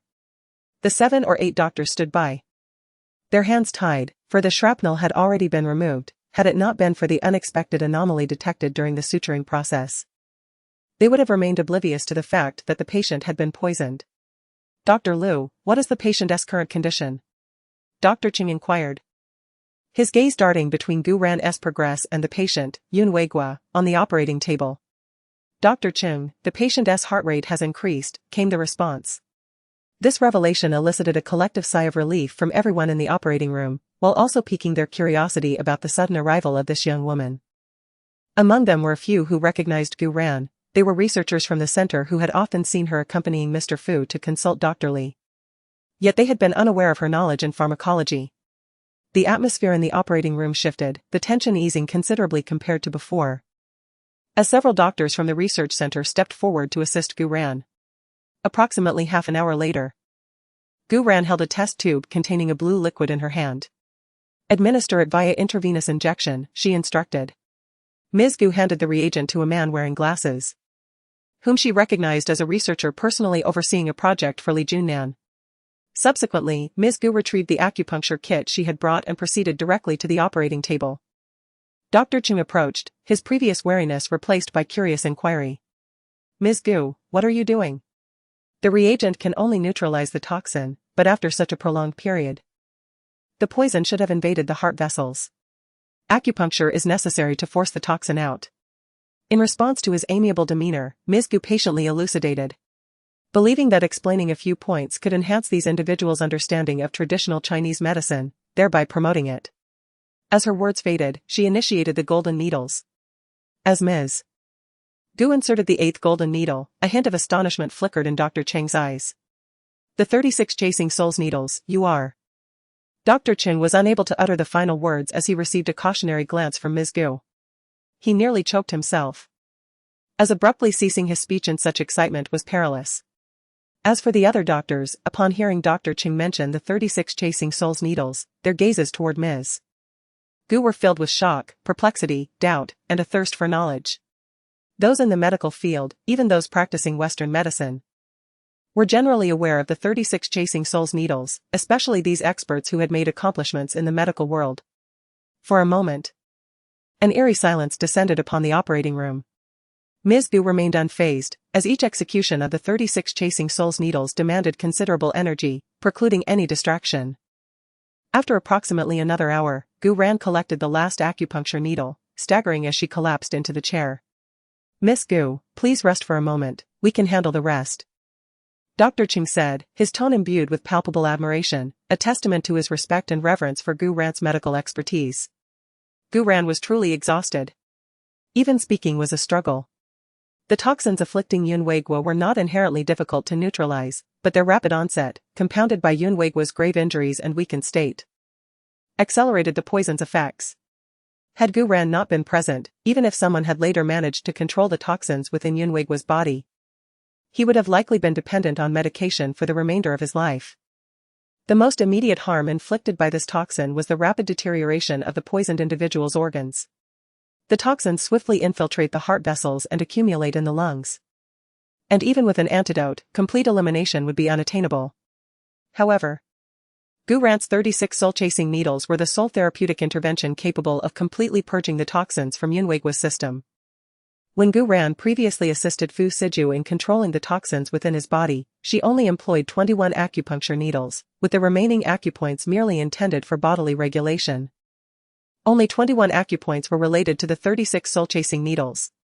However, this time, Gu Ran directly inserted 36 needles, utilizing all of her gold needles, underscoring the perilous nature of the poison afflicting Yun Weigua. Gu Ran's gaze settled upon the basin beside the operating table, which contained the toxins expelled from Yun Weigua's body, a viscous, black fluid with a putrid, fetid odor. At that moment, Gu Ran spoke. Dr. Chung. Incinerate that basin of toxins with alcohol, and personally ensure its complete destruction. While standard protocols dictate specialized disposal for such medical waste, Dr. Chung, trusting judgment, nodded. His curiosity piqued.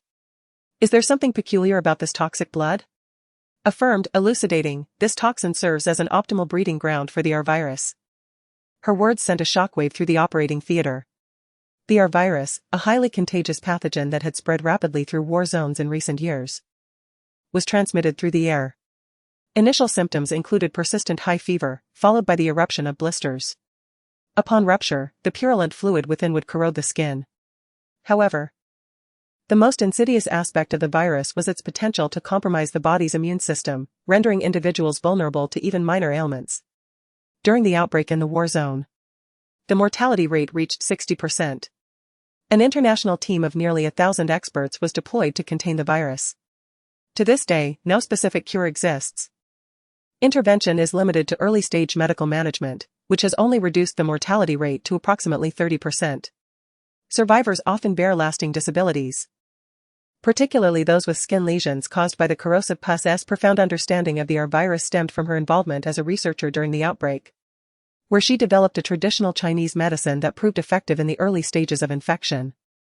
Currently, a medical research center under Gu Ran's name is still developing a vaccine for this virus, but after more than 3 years, there has only been a modicum of progress. Upon hearing Gu Ran's words, everyone in the operating room instinctively distanced themselves from the basin. Ultimately, Dr. Chung personally, along with another doctor, took the items to a nearby sterile room for public incineration. Miss Gu, will Mr. Yun be all right now? Once the observation period had elapsed, Dr. Chung returned to the operating room and, with concern, inquired about Yun Weigua, who still showed no signs of regaining consciousness. Gu Ran nodded, stating, the toxins in his body have been completely eliminated. All that remains is for these wounds to heal.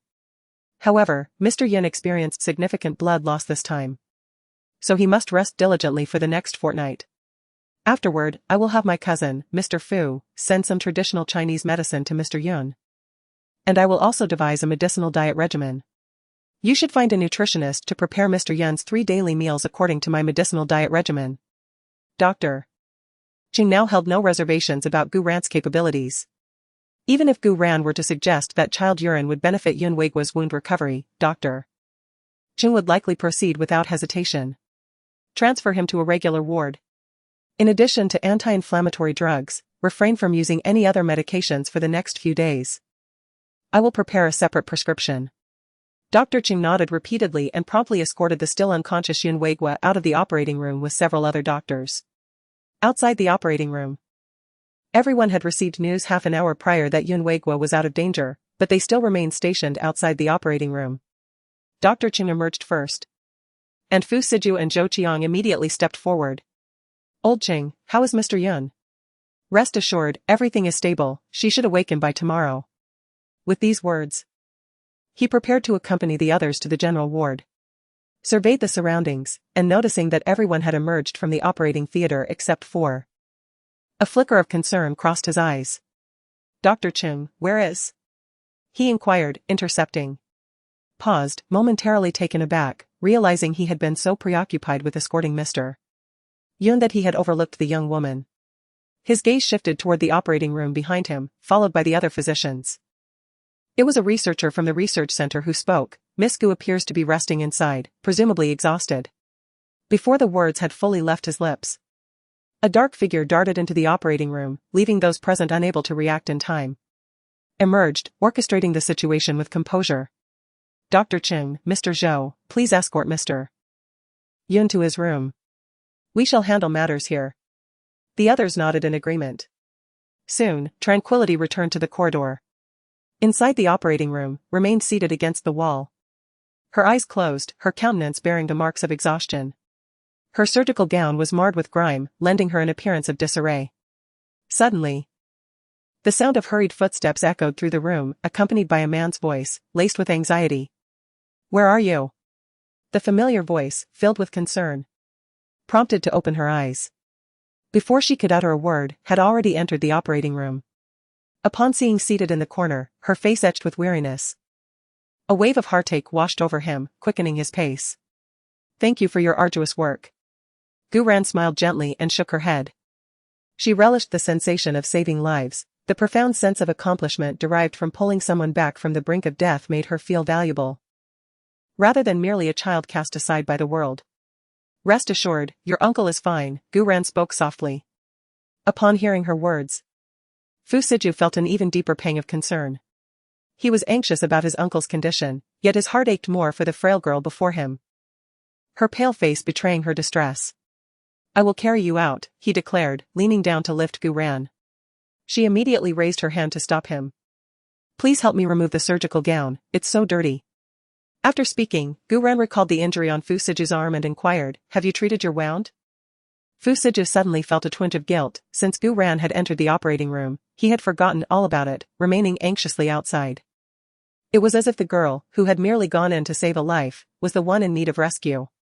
Noticing Fu Siju's evasive expression, Guran understood that he had not heeded her words, and a flicker of irritation surged within her. Just as she was about to voice her displeasure, the man quickly pleaded for mercy. "All right, I will take care of it shortly." As he spoke, he helped Guran remove the surgical gown, and before she could react, he had lifted her into his arms. Guran, seeing this, immediately began to struggle. "Put me down. Don't you realize you have an injury? If you keep moving like this, your wound will reopen." Upon hearing Mr. Fu's words, Ms. Gu immediately became docile, casting a resentful glare at him. Mr. Fu, however, responded with a contented smile before striding out of the operating theater. Seeing Mr. Fu carrying Ms. Gu, Mr. Shan promptly approached. "Sir, I have arranged a private room for Ms. Gu to recuperate." "Lead the way," Mr. Fu replied. Subsequently, Mr. Shan led them toward a nearby ward. Upon entering the room, Mr. Shan prepared to depart, but Ms. Gu called out to him, "Please fetch the necessary medical supplies for bandaging wounds." Mr. Shan nodded and quickly left. Mr. Fu had already placed Ms. Gu on the bed. Inevitably, Mr. Fu's untreated wound had reopened, staining his white shirt crimson. "Are you under the impression that you possess an overabundance of blood within your veins?" she inquired. Mr. Fu merely glanced down at the wound before gently caressing Ms. Gu's head, uttering, "Behave, rest for a short while. Once your wound is tended to, we shall return home." At that moment, Mr. Shan delivered the gauze and medication. Initially intending to leave after delivering the items, he noticed Ms. Gu reclining on the bed and inquired, "Sir, shall I assist you with bandaging your wound?" "That won't be necessary. You may leave," Mr. Fu replied. Ms. Gu had already risen to a sitting position, her gaze fixed upon Mr. Fu with a coldness. And with a hint of vexation, she stated, "Come, sit down." At this juncture, Mr. Fu deemed it prudent to remain silent, aware of the young woman's formidable temper. However, witnessing her displeasure inexplicably brought him a sense of amusement. "Remove your garments," she instructed. Ms. Gu was concerned that he might have other injuries concealed beneath his attire. And besides, it would be difficult to treat the wound while he was still wearing a shirt. With remarkable alacrity, Mr. Fu divested himself of his upper garments and sat before Ms. Gu, his bronzed skin gleaming, the sculpted contours of his musculature accentuated by the ambient light. Ms. Gu swallowed involuntarily, captivated by his physique, which surpassed even the most celebrated male models. Were the circumstances more amenable, she would have succumbed to the urge to ravish him. During the cleansing of the wound, whether by design or accident, she seemed to probe its depths, eliciting sharp intakes of breath from Mr. Fu. Yet, meeting her earnest gaze, he bore it in silence, surmising that she was indeed displeased. In a quarter of an hour, the wound was bandaged. Though minor, its depth necessitated 2 sutures, and Ms. Gu adorned the final dressing with a bow. "Keep it dry for the next few days," she instructed. Mr. Fu, acquiescent, nodded in response. "I shall have Mr. Sean arranged transportation back. You have classes tomorrow, do you not? Ms. Gu inquired, her brow furrowing slightly. Never mind, she amended. We shall proceed directly to the school from here. I shall have a change of clothes delivered from the Tan Palace. She was concerned for Mr. Fu, knowing that his uncle lay ailing nearby. Though he feigned composure, she sensed the worry that gnawed at his heart. Mr. Fu glanced at the clock, it was past midnight. Returning home would indeed squander precious rest. Very well, he conceded, I shall have Mr. Sean make the arrangements. You should retire. And you, will you not rest? She asked. Are you oblivious to the fact that you yourself are injured? Gu Ran exclaimed, halting Fu Siju as he proceeded towards the door. I'm going to check on my uncle. I'll be back momentarily. Upon hearing this, Gu Ran did not object, but instead tossed the shirt to Fu Siju, remarking, put this on. It's late at night. Who are you trying to seduce? It was then that Fu Siju realized his state of undress. However, upon seeing the blood-stained shirt, he ultimately retrieved his phone and contacted Danzwa. Shortly thereafter, Danzwa reappeared, though with a somewhat troubled expression. Sir, there are only 2 jackets available in the car. Perhaps you could make do with one for the time being. I've already arranged for attire to be sent from for both you and Miss Gu. Fu Siju remained silent, accepting the garment and draping it over himself.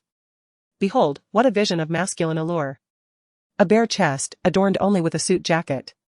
The contours of his pectoral muscles barely concealed. Fu Siju arrived at Yunweigua's ward. Outside, 4 bodyguards stood sentinel, while within, Zhou Qiang and another bodyguard personally safeguarded Yunweigua. Dr. Qing remained at his side, diligently monitoring Yunweigua's vital signs. Upon Fu Siju's entrance, the men rose in unison. Esteemed sir. Fu Siju nodded in acknowledgement, granting them leave to relax, before approaching Yunweigua's bedside. After a moment of observation, he inquired. Who has been notified on the Yun family's side? Sir, we contacted the eldest son, who is en route from the capital. He is expected to arrive in approximately 2 to 3 hours. As for Beiqing, I have refrained from making contact. The patriarch's health has been precarious in recent years. And the first madam underwent heart surgery some years ago. Both are susceptible to undue stress. Upon learning that the Yun family had not yet received the news, which alleviated Fu Siju's concerns, he expressed his gratitude to Zhou Qiang, acknowledging his hard work over the past few days. He assured him that he would also investigate the matter, though he cautioned that the inquiry might be time-consuming, as the Grand Master's itinerary had been widely known. Zhou Qiang expressed his gratitude to the Duke, adding that his men would also conduct their own investigation. He emphasized the Duke's invaluable presence, without which the Grand Master would have been in grave danger.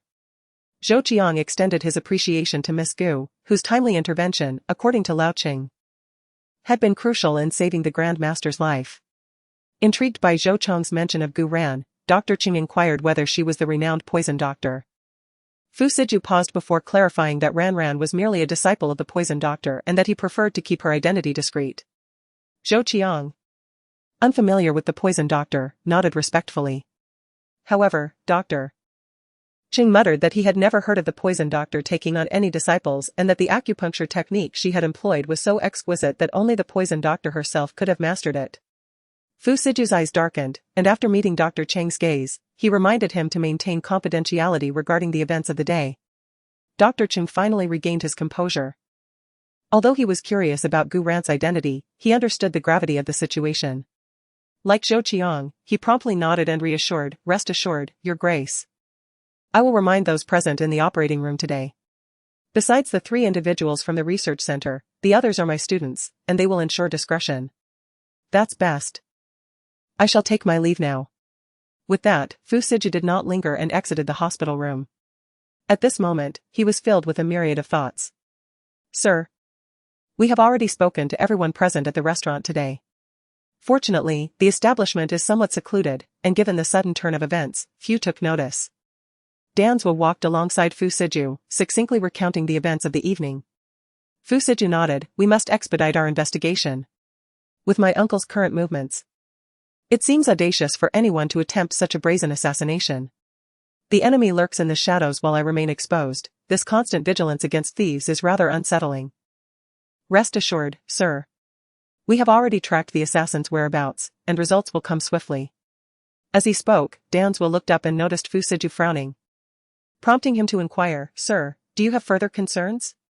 "Danswa, do you think Gu Ran could be the poison master herself? I fear that may shock you."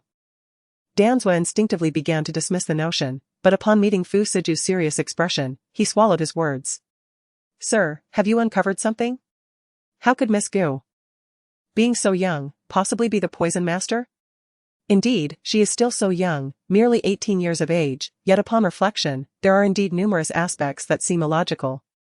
Fu Siju pondered the various incidents surrounding the young girl over the past few weeks. Had he been a tad more observant, he surely would have sensed something amiss. The poison doctor emerged 4 years ago, did they not? If she were to be Xiren's master, then why has she only gained notoriety in such a brief span?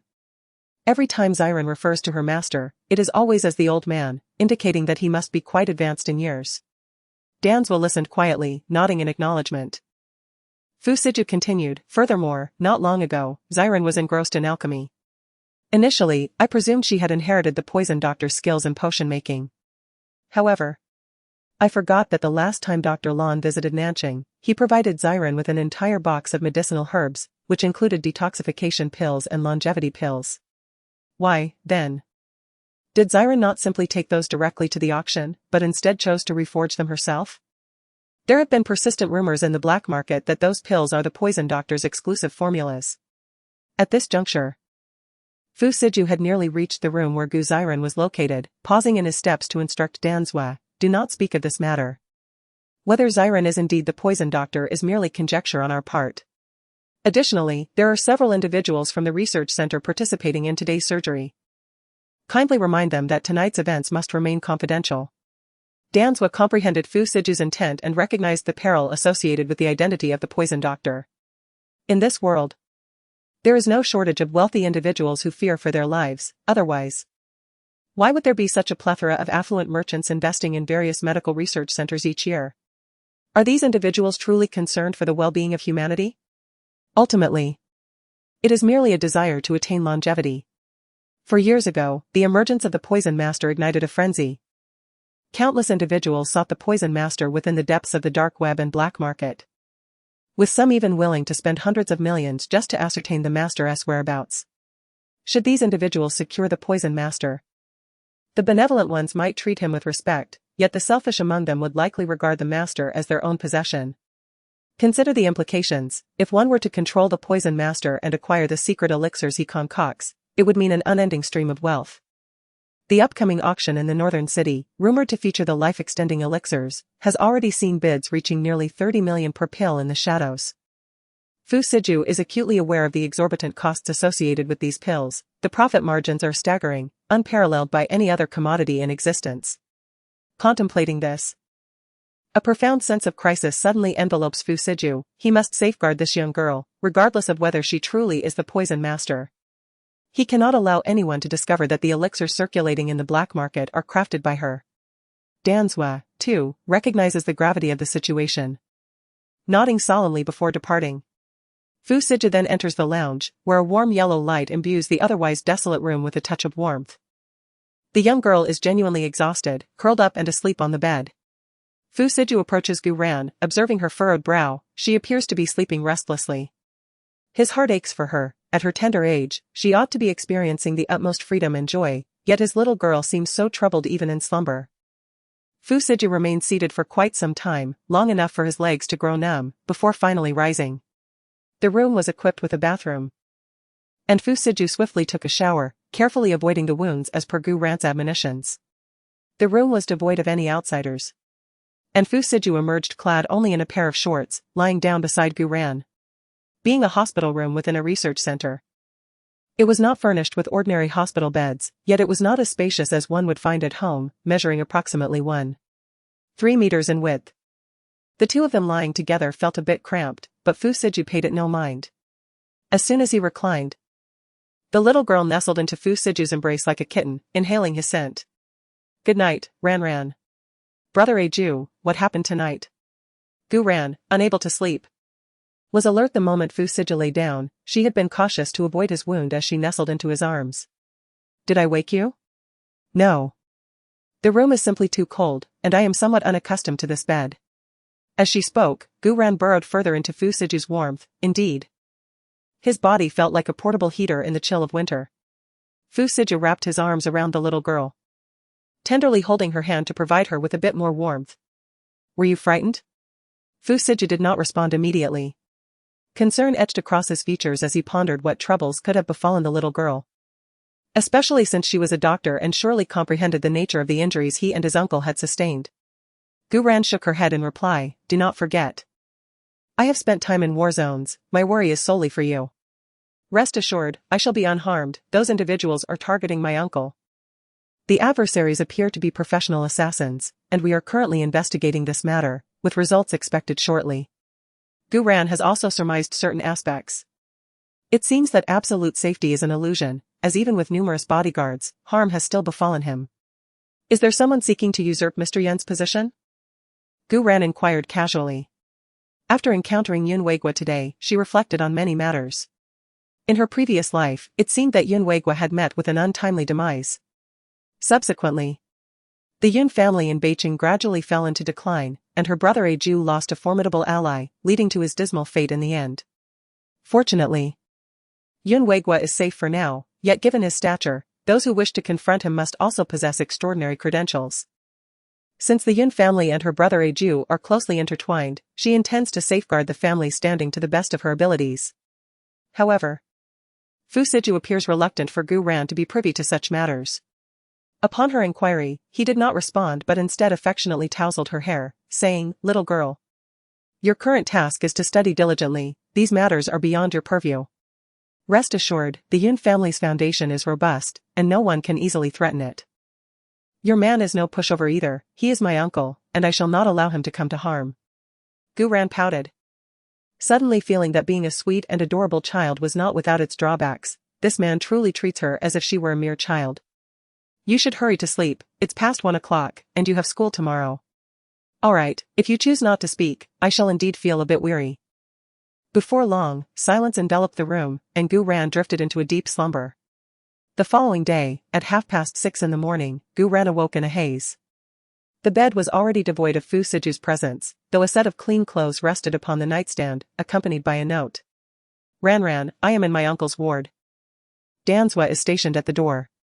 Should you require anything, seek him directly. Gu-ran carefully stowed the note and proceeded to the bathroom with the garments. Inside, she discovered an array of brand new toiletries, all of which were the same brand she used at the Tan Palace.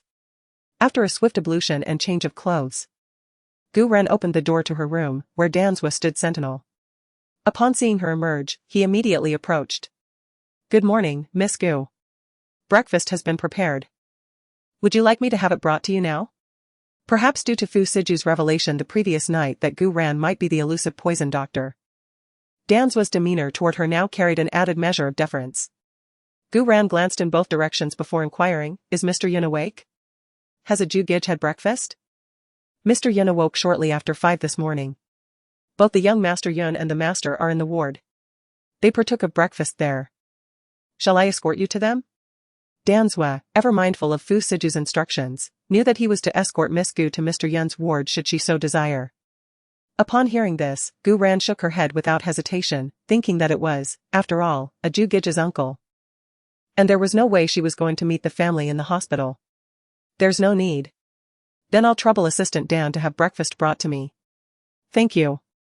With that, Gu-ran turned and retreated into her room, closing the door with a swift and fluid motion, as if fearing that a moment's delay would result in Danzwa escorting her directly to the ward. After approximately 4 to 5 minutes, the door swung open once more. Gu-ran initially assumed it was Shanzwa delivering breakfast, but upon raising her gaze, she was greeted by the sight of Fu Siju entering with a thermal box in hand. In a little while, I shall take you to school. Breakfast has been sent over from the Tan Palace, featuring all the items you usually enjoy. Inside the 2 thermal boxes lay 5 or 6 breakfast dishes. Indeed all of her favorites, however, the quantity seemed excessive, as if she were being fed like a pig. It's too much, she thought. It's fine, you should eat. If you cannot finish, simply save the remainder, he reassured her. As they spoke, a bowl of chicken porridge was placed before Gu-ran.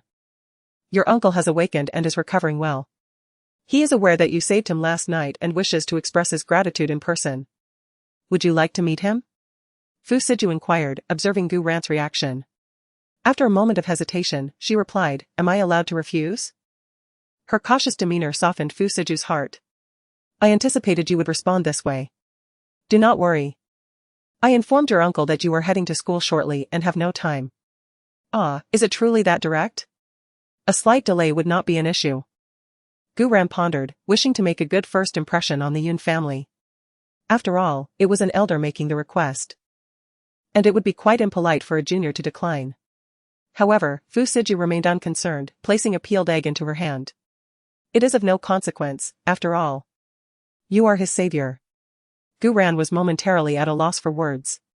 Sensing her lingering apprehension, Fu Siju gently ruffled her hair and reassured her, "Do not fret. Your uncle and the others will not mind such things. There will be ample opportunities to meet in the future." Having stated that, Gu Ran ceased to dwell on it and was finally able to enjoy a carefree meal, as she had been utterly exhausted the previous night and was now ravenous. After dining, at precisely 10 minutes past 7, considering the considerable distance between here and Nanchang High School, it was imperative to depart ahead of schedule. Noticing that Fu Siju was still occupied with a phone call, Gu Ran deliberated for a moment, then gestured to him and exited the premises. However, scarcely had Gu Ran stepped outside when Fu Siju hastened after her. "Allow me to escort you. There's no need to trouble yourself, you're undoubtedly swamped today. Just have Assistant Dan drive me to school. Little one, the school hasn't yet arranged a classroom for you. I'm apprehensive about you going alone." "Oh, right." Having spent 2 days in examinations, Gu Ran had completely forgotten about this matter. "In that case, perhaps I shouldn't go today, the results probably won't be released until later. The scores have already been tabulated.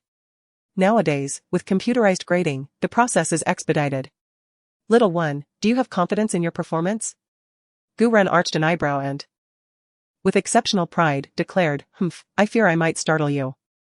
Upon hearing these words, Fu Siju grew apprehensive. What did this remark imply? Would her score be so low as to shock him? Very well, all would be revealed upon arriving at the school. If the situation warranted, he would devise alternative strategies. It would be exceedingly simple to fulfill his little one's desire to attend a university in the imperial capital. En route, the morning traffic proved somewhat congested, causing Gu Ran to drift in and out of sleep in the car. She had retired exceedingly late the previous night, and for one who cherished her sleep, early rising was undoubtedly one of life's 3 great tortures. At this juncture, within the faculty office of the senior year division at South City High School, the educators had already perused the results of the commencement examination. A senior teacher initiated the discourse, despite not being a homeroom advisor for the graduating class. However, he instructed mathematics to the seniors, and he was responsible for formulating the 3 culminating, complex problems on the recent mathematics assessment. A female instructor, who served as the homeroom advisor for Class 4 of the senior year and the English instructor for both Class 4 and Class 1, then expressed her astonishment. A middle-aged woman in her 40s, clutching Gu Ran's language arts examination, added her observations. Upon closer inspection, she was none other than the proctor from the day before. You all are unaware, but that Gu student completed her Chinese examination in under an hour that day. Initially, when she mentioned submitting her paper early, I presumed she was struggling with the questions. However, upon reviewing her composition, it became evident that she was exceptionally gifted. Observe the presentation of the examination paper, the penmanship. This child possesses a promising future. This composition alone could secure her admission to the Chinese department at Imperial Capital University. This teacher appears to be a benevolent educator, genuinely concerned for her students, radiating affection as if speaking of her own protege. At that moment, the English teacher who had spoken earlier turned to face Lu Qin. "Teacher Lu, if I recall correctly, on the day of the entrance examination, didn't you receive a new student from Principal Du? Could it be this Gu Ran? Did Principal Du assign her to your Class 1? Lu Qin had remained silent, primarily because she had not yet recovered from the shock of Gu Ran's remarkable total score. In her hand was a science comprehensive examination paper. As a physics teacher, she had participated in the creation of this examination, and she was acutely aware of its difficulty. Yes, she should be in our Class 1. Alas, I was previously short-sighted. I surmise that Principal Du recognizes this child's potential and intends to treat her with utmost reverence. Lu Qin recalled her reaction upon hearing Gu Ran mention in the principal's office that she had not attended school much. Fortunately, she had refrained from making any disparaging remarks. If this new student were to join their class 1, the top science student in Nanjing's college entrance examination this year would undoubtedly be secured. With such scores, who could surpass her? On an examination paper with a total score of 750, this new student achieved an astonishing 747 points. The crux of the matter lies in the single mark deducted in Chinese language arts, a consequence of Nan City High School's peculiar regulations. Furthermore, the 2 marks in integrated sciences were due to the GU students' oversight in omitting units in a major problem and skipping a step. Upon hearing Lu Qin's words, the other homeroom teachers in the office immediately discerned the underlying implication. Hold on, Teacher Lu, what do you mean by should? Your statement lacks precision, remarked the Chinese language arts teacher, who also served as the homeroom teacher for Class 2. Her class was the only one that could rival Class 1 in the annual college entrance examination. If she could secure this new student for Class 2, her chances of success would significantly increase. Lu Qin finally regained her senses and immediately sensed the covetous gazes of the other homeroom teachers, triggering an immediate alarm. No. That is a strong candidate for this year's top scorer in the college entrance examination. I cannot let her go. Moreover, Principal Du's intention that day was that the GU students' parents wanted to arrange for her to be in my class. Alright, I know what you're all thinking. But Principal Du initially intended to place the GU student in my class, although there was a slight hiccup in the middle. As for the nature of the hiccup, Lu Qin refrained from elaborating, as the student's performance spoke for itself, and previous incidents could be overlooked. However, Lu Qin's words clearly failed to dissuade the teachers. The Chinese language arts teacher spoke up again. Teacher Lu, you can't say that. Nan City High School hasn't encountered such a remarkable student in years. We should, of course, respect the GU student's wishes. Perhaps she has other preferences regarding the class. What was she contemplating? Class 1 was, after all, the most distinguished class in the entire grade. If she didn't join Class 1, where else would she go? Lu Qin's words stirred up resentment among her colleagues. While her statement was grating, it held a kernel of truth. Nanjing High School's Class 1 in the 3rd grade was renowned throughout Nanjing as the premier class. Each year, its students invariably gained admission to undergraduate programs, with half of them securing places in top-tier prestigious universities. The homeroom teachers hesitated for a moment, but eventually, the Chinese language teacher spoke up. Regardless, I believe we should respect Gu's decision. With her academic prowess, she would undoubtedly enhance any class she joins. The quality of the class would hardly affect her trajectory. Teacher Wang, why do you always oppose me?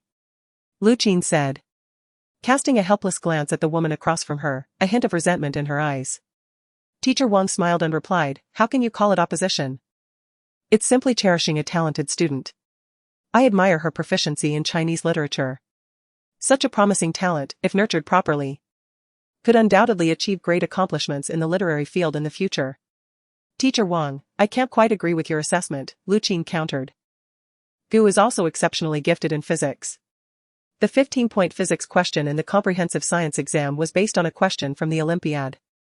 From what I saw, among the 600 or so students in the 3rd grade, she was the only one who scored full marks. Even Jiang Zian from our class lost 4 points. In terms of future prospects, physics-related majors offer far greater career opportunities. It wasn't that Lu Qin looked down on Chinese literature as a major. But in terms of future employment rates, physics-related professions undoubtedly offered better job prospects. She is well aware that this student, Gu Ran, hails from a humble rural background in a remote mountainous area. As educators, it is our duty to thoughtfully consider the future of such children who have endured hardship from birth. Thus, it can be asserted that Gu's aptitude in mathematics should not be underestimated. In fact, she employed the most efficient method to solve the final complex problem in this mathematics examination, a style typically observed only in Olympiad competitions.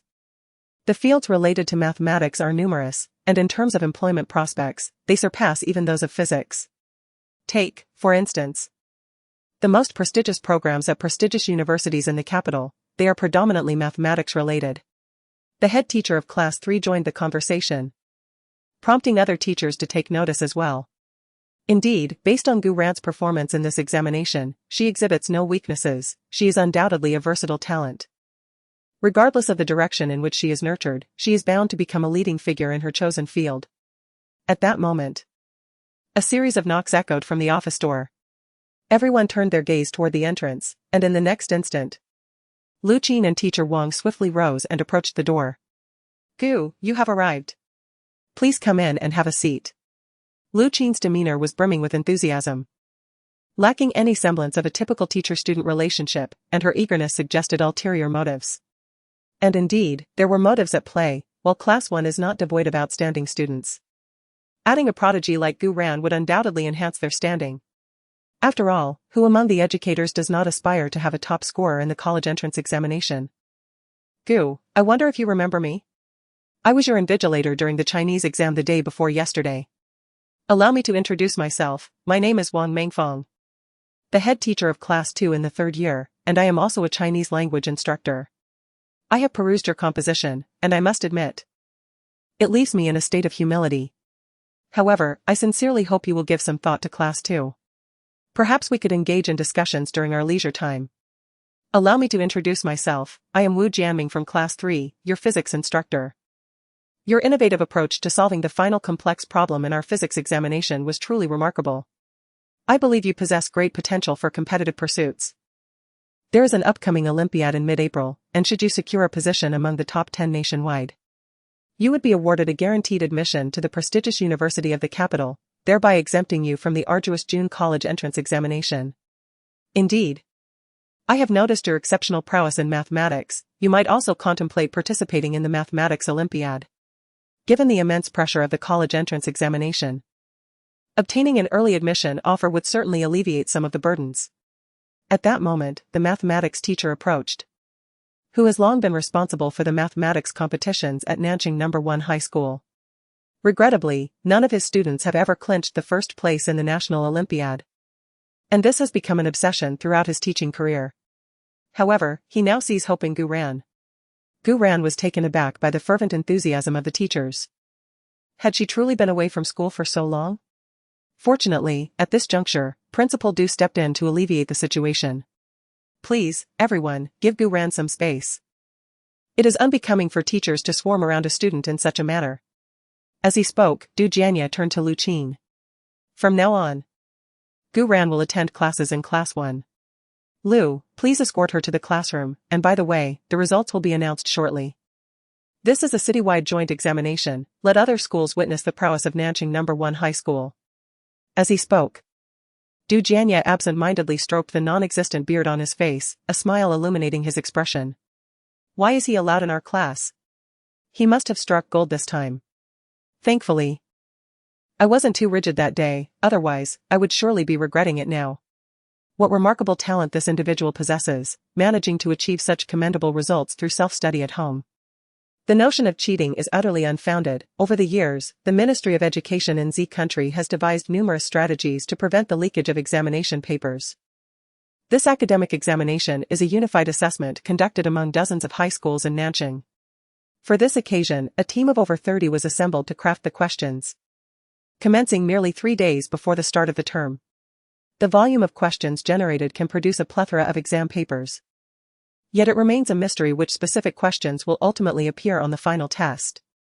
A mere 20 minutes prior to each examination, the Nanjing question-setting team dispatches an automatically generated set of papers to the various schools, which then print them independently. Naturally, some might argue that this 20-minute window offers ample opportunity for manipulation. However, the Ministry of Education has certainly taken this into account. Thus, each set of generated papers is provided in 3 versions, A, B, and C. Should anyone wish to ascertain the content of the exam papers within that brief span, they would need to memorize all the answers for these 3 sets. One must ponder. Is it feasible for anyone to commit to memory the answers to 3 sets of papers in such a limited time frame? Only an extraordinary genius could achieve such a feat. Yet this individual is already a prodigy. Would they truly require the aid of cheating? As for those who might need to resort to dishonest means, even if they were handed the answers to these papers, I doubt they could memorize them within 20 minutes. Therefore, with Gu Ran's results unveiled this time, no one would question the authenticity of her achievement. In the office. Scarcely had Principal Du concluded his statement than the other homeroom teachers lamented as if they had lost a precious jewel. Each sighing in disappointment while simultaneously harboring envy for Lucine. It seemed the valedictorian of the upcoming National College Entrance Examination in Science had already been secured. Lucine was inwardly jubilant, and had she not needed to uphold the composed demeanor of a teacher, the corners of her mouth would have been reaching for the heavens. Gu Ran, welcome to Class 1 of the 3rd year. Henceforth, should you encounter any difficulties, be they academic or personal, feel free to seek me out. This was truly a treasure beyond compare, a once-in-a-lifetime find. The thought of the bonus for producing a top scholar in the National College Entrance Examination was certainly uplifting. Of course, as an educator, her primary duty was to nurture and guide students. Her enthusiasm wasn't solely motivated by financial gain. After all, who could ever have too much money? Otherwise, the school wouldn't use monetary incentives to encourage the third-year teachers to strive for higher college entrance rates. Gu Ran was also quite fond of this homeroom teacher, who, at the very least, wasn't the sort of snob who only favored high-achieving students.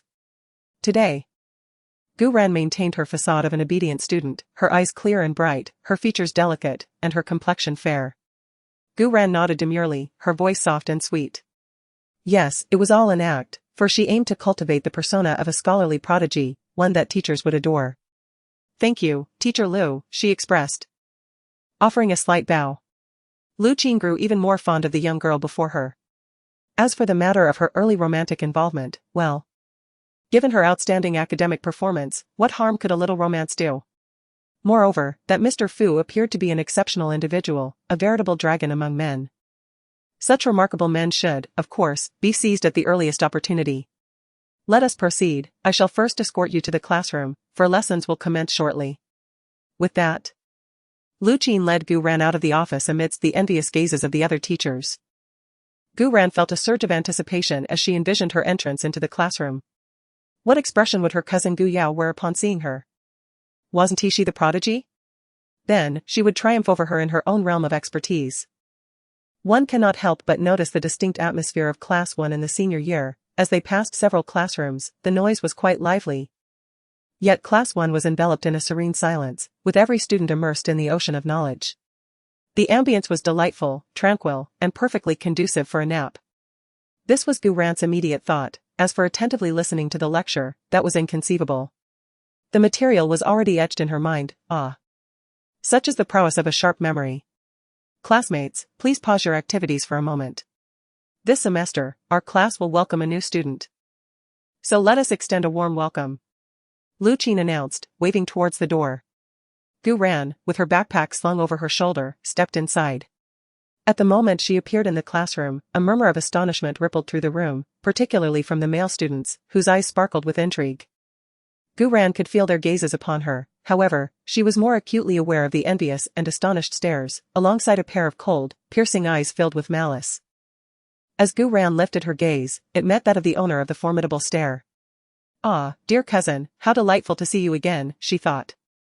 A subtle smile gracing her lips, which, to Gu Yao, appeared glaringly ostentatious.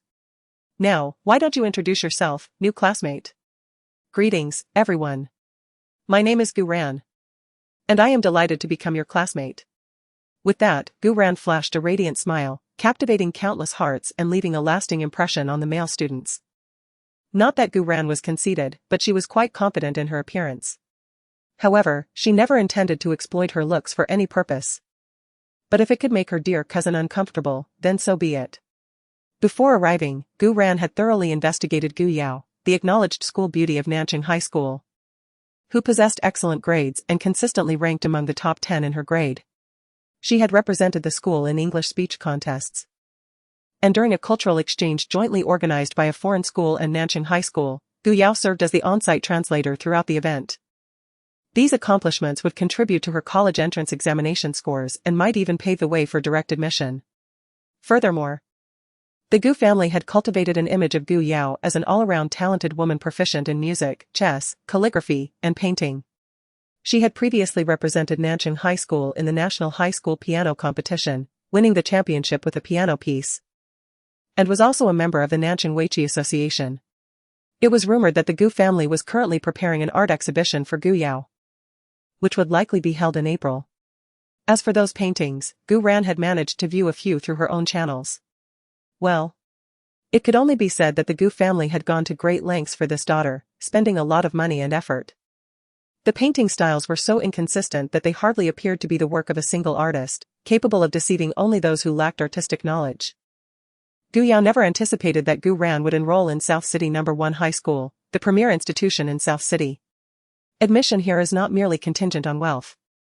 Academic prowess is imperative, especially in a class filled with prodigies. One might say that Gu Yao is rather shameless for considering herself among the elite. Is she truly unaware of her own capabilities?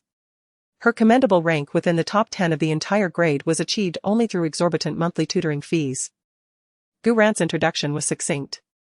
After it concluded, Lu Qin gestured toward an empty seat, stating, "Classmate Gu Ran, you may sit over there." Gu Ran obediently nodded and proceeded to the vacant spot by the window, which, coincidentally, was situated diagonally behind Gu Yao. Just as Gu Ran was about to descend from the podium, a girl in the class stood up. "Teacher Lu. On what grounds does this classmate Gu merit a place in our class? We are the finest class in the school. And every exam requires scores within the top 100 of the grade. Is her academic performance commendable? Surely she hasn't gained admission through connections." To Gu Ran's surprise, she had expected Gu Yao to confront her, but it was someone else entirely. Upon glancing up, she recognized the speaker, Su Lu, a familiar face, who, if memory served correctly, was a follower of her dear cousin. Gu Ran did not regard Su Lu as a significant threat, after all. The latter stole glances at Gu Yao while speaking. Gu Ran chose to ignore Su Lu, dismissing her as an insignificant fool who bullied the weak and feared the strong. Lu Qin, upon hearing Su Lu's remarks, wore a displeased expression. Su Lu's academic performance was among the lowest in their class. And she had barely managed to remain within the top 100 in the recent examination. Poor academic performance is inconsequential, for this class is undeniably the most competitive. The crux of the matter lies in Su Lu, who has a penchant for stirring trouble. Were it not for her status as an athletic prodigy, having represented her school multiple times to achieve commendable results, it is likely that the institution would have long since found her intolerable. Lu Qin cast a cold, piercing gaze towards Su Lu and spoke emphatically, "What gives her the right to be in our class?" In this recent entrance examination, Gu Ran secured first place in the entire school with an impressive score of 747, nearly 30 points ahead of the second place. Do you think she lacks the qualifications to be in our esteemed class? Upon these words, the classroom fell into a hushed silence, astonishment etched upon every face, disbelief coursing through the air. At the back of the room, a boy who had been resting his head on the desk lifted it, revealing a handsome visage. Perhaps due to just awakening, his eyes still held a hint of drowsiness, giving him the appearance of an endearing puppy. His name was Jiang Zian, the second highest scorer in the examination with a total of 721.67. Throughout his high school years, Jiang Zian had consistently held the top position in his grade, embodying a sense of solitary ambition. Yet now, a peer had emerged, surpassing him with an astonishingly high score, instantly dispelling his lingering fatigue. As for the other students, they had yet to recover from Lu's proclamation when Su Lu shattered the eerie silence. How could this be? She is merely a country girl, how could she possibly achieve such high marks? Perhaps she employed some underhanded tactics or had advanced knowledge of the examination content. Silence. Su Lu. Instead of casting aspersions on your classmates, perhaps you should introspect on your own academic performance. When did the students of our esteemed class become so susceptible to envy? Su Lu, your recent examination placed you at the 100th rank in the entire school. As you are undoubtedly aware of the regulations of our esteemed institution, should you fall below this threshold, you will be relegated to another class. I implore you to dedicate your energies to your studies. Su Lu's face flushed crimson with mortification. She had anticipated maintaining a position within the top 80. Never imagining she would nearly fall outside the top 100.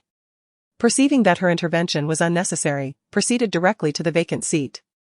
She felt a warmth in her heart due to Lu Qin's defense. This head teacher is a good person, but that Su Lu is an eyesore. It seems that I have to find a chance to deal with it. As soon as Gu Ran sat down, something poked her in the back. Turned around and saw a sunny handsome face. Greetings, Jiang Zian. New classmate, did you truly achieve a score of 747? How did you manage that feat? I pondered the final physics question in the comprehensive science section for an extended period, Yet I could not derive a solution to the last problem. Upon hearing this name, raised an eyebrow. So this is the former top student in the school. I thought there would be a situation where kings don't see kings. But seeing Jiang Ziyan's clear eyes, felt that she was thinking too much. Greetings. It was merely a fortuitous coincidence that I happened to possess some knowledge of those particular questions. This response, is it an ostentatious display of humility? Or merely an ostentatious display of humility? Suddenly, Jiang Ziyan found his new classmate quite intriguing, sparking an immediate interest. Rather than feeling envious of her higher score, he felt a sense of elation, as if he had encountered a kindred spirit. Gu Ran, it's a pleasure to meet you. I hope we can explore our studies together in the future. Gu Ran, seeing his enthusiasm, felt obliged to reciprocate and gave a slight nod before turning away. As soon as she turned, Gu Ran sensed a hostile gaze. Looking up, she saw none other than her dear cousin. Gu Ran's eyebrows arched slightly, and she flashed a smile at Gu Yao, her eyes full of provocation. Gu Yao clenched her fists so tightly that her nails dug into her skin. She never imagined that Gu Ran would come to Nanqing High School, let alone join her class. First in the grade, that was Jiang Ziyan's position. But this woman had taken it upon arrival. Furthermore, why was Jiang Ziyan chatting and laughing with Gu Ran? She had been classmates with Jiang Ziyan for 3 years. And he had always been indifferent to her. What made this country bumpkin so special that she could receive Jiang Ziyan's friendliness upon arrival? Gu Yao had no interest in Jiang Ziyan himself, it was purely psychological. Why was the academic genius, who was usually indifferent to everyone, so amiable to Gu Ran? Gu Ran was unaware of Gu Yao's thoughts. She tidied up her desk, placed a book on it, and then promptly lay down to sleep. She was too tired. Last night's surgery had been too taxing, and she hadn't slept much afterward. All she wanted now was to catch up on her sleep. It seemed she needed to detoxify the neurotoxin in her body as soon as possible, otherwise, she would become increasingly lethargic. Observing the new student succumbing to slumber upon arrival, Jiang Ziyan, seated in the back, arched an eyebrow with an amused smile, recognizing an intriguing classmate. Subsequently, he too reclined, resuming his much-needed rest, lamenting the consequences of late-night gaming. During the mid-morning recess, the school finally posted the examination results, prompting a mass exodus of students eager to view their scores, including Gu Yao and her companions. This examination was exceedingly challenging. I only managed to attain a score of 603, placing me at 127th in the school, one student lamented. Your performance is commendable, I didn't even reach 600, landing me at 193rd. I must perform better next time or my parents will undoubtedly resort to corporal punishment, another responded. Let me observe the results of the male deity this time, allowing me to pay homage, one exclaimed. Astonishing. The male deity has descended to second place. What transpired?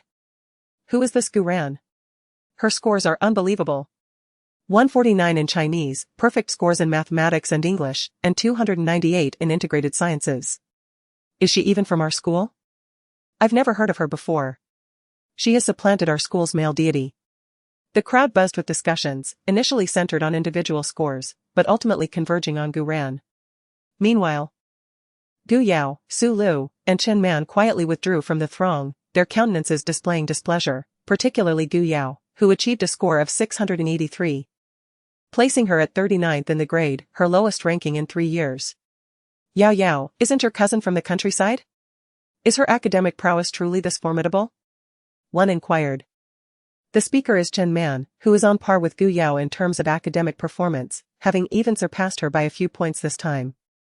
She is not my cousin but rather a pitiable outcast rejected by the Gu family. Who can fathom how she achieved such absurd scores? Even the reincarnation of the star of literature would find it difficult to attain such heights. Gu Yao exclaimed with indignation, her heart brimming with jealousy. This is the prestigious No. 1 high school in South City, a territory belonging to Gu Yao. She could not allow Gu Ran to eclipse her brilliance. Upon hearing this, both Chen Man and Su Lu were momentarily taken aback. Deep down, they understood the stringent nature of the examination, where instances of leaked questions or cheating were virtually non-existent. Yet, witnessing Gu Yao's resolute expression, Chen Man still ventured to inquire, Yao Yao, perhaps Gu Ran is genuinely remarkable. After all, this was a citywide examination, making it exceedingly difficult to cheat. Gu Yao retorted, that woman is quite enigmatic, she might possess some underhanded means. When my father brought her back from the countryside, he had thoroughly checked, and she hadn't even graduated from elementary school. Do you really think someone like her could achieve such commendable results? Is it possible that there are still individuals who haven't graduated from elementary school? Isn't they're in 9-year compulsory education now? Chen Man replied. That woman lived in a rather disordered environment in the countryside. The person sent to fetch her reported that various men frequently visited her residence, regardless of age. With a face reminiscent of a seductress, she initially ensnared Brother Muse upon her return, and later, she engaged in debauchery with other men, even cohabitating with one. At such a tender age, her personal life is already so chaotic. Gu Yao was filled with disdain for Gu Ran, wishing to expose her as utterly worthless and promiscuous. However, she understood that certain words should not escape her lips, and the two individuals beside her were merely the finest pawns in her game. With this thought in mind, Gu Yao looked earnestly at Chen Man and said, Man, you must exercise caution. Did you notice Jiang Xian's demeanor towards that rustic girl this morning? That wretched woman is nothing less than a seductress, adept at ensnaring men. You are so enamored with Jiang Xian, do not allow that shameless creature to entice him away. For by then, you will have no place to weep. Yao, Jiang Xian and I are merely ordinary friends, Chen Man replied. Though a flush of crimson graced her cheeks. Gu Yao scoffed inwardly at such foolishness. Chen Man was almost advertising her affections. Very well. You are ordinary friends, yet you have known Jiang Xian since childhood. Have you ever witnessed him display such warmth towards any other classmate? I have observed that today. As soon as class ends, he will undoubtedly seek an opportunity to converse with that woman. In 3 years of camaraderie, the words exchanged between us pale in comparison to what he will share with her today. As Gu Yao spoke, she discreetly monitored the expressions flitting across Chen Man's face. Noticing a flicker of jealousy in her gaze, she continued, Jiang Xian is the scion of the Jiang family, the sole heir. If that despicable Gu Ran were to discover Jiang Xian's true identity, she might very well pursue him with intent. A naive individual like Jiang Xian could hardly stand as a match for a savage born of such impoverished origins. Surely not, Yao. Does Gu Ran not have a boyfriend? I believe that man appears quite affluent, Chen Man interjected. Considering the man encountered at the mall, Sulu mused that anyone who could afford to spend at the Shishang Plaza was undoubtedly affluent. Gu Yao scoffed in response. What does wealth matter? Did the Jiang family lack funds?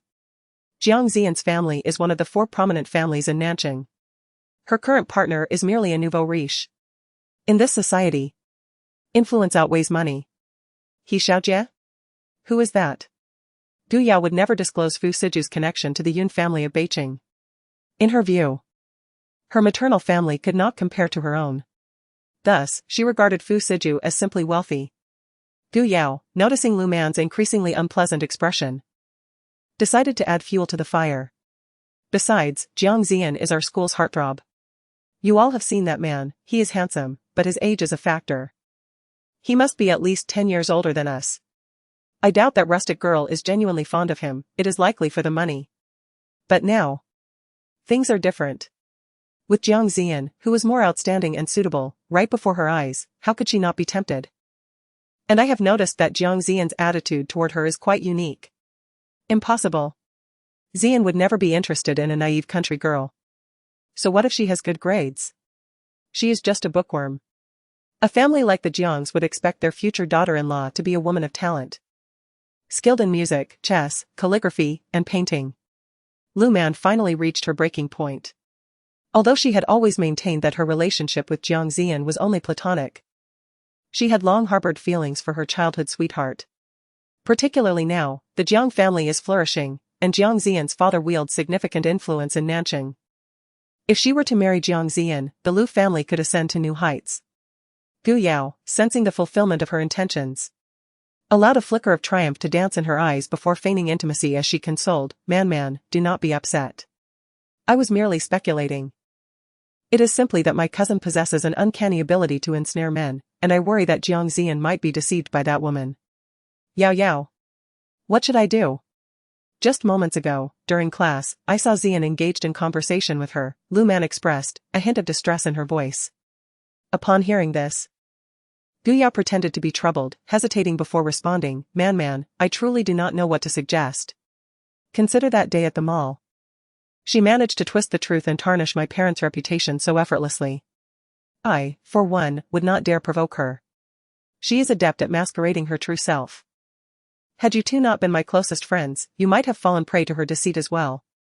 Alas, she is exceedingly cunning. And revealing her true nature to others is a formidable challenge. Just like that man the other day, my parents and I were entirely unaware of her cohabitation with him, believing she lived alone. Listening to Gu Yao's words, Lu Man initially furrowed her brow in concern, but suddenly an idea sparked within her.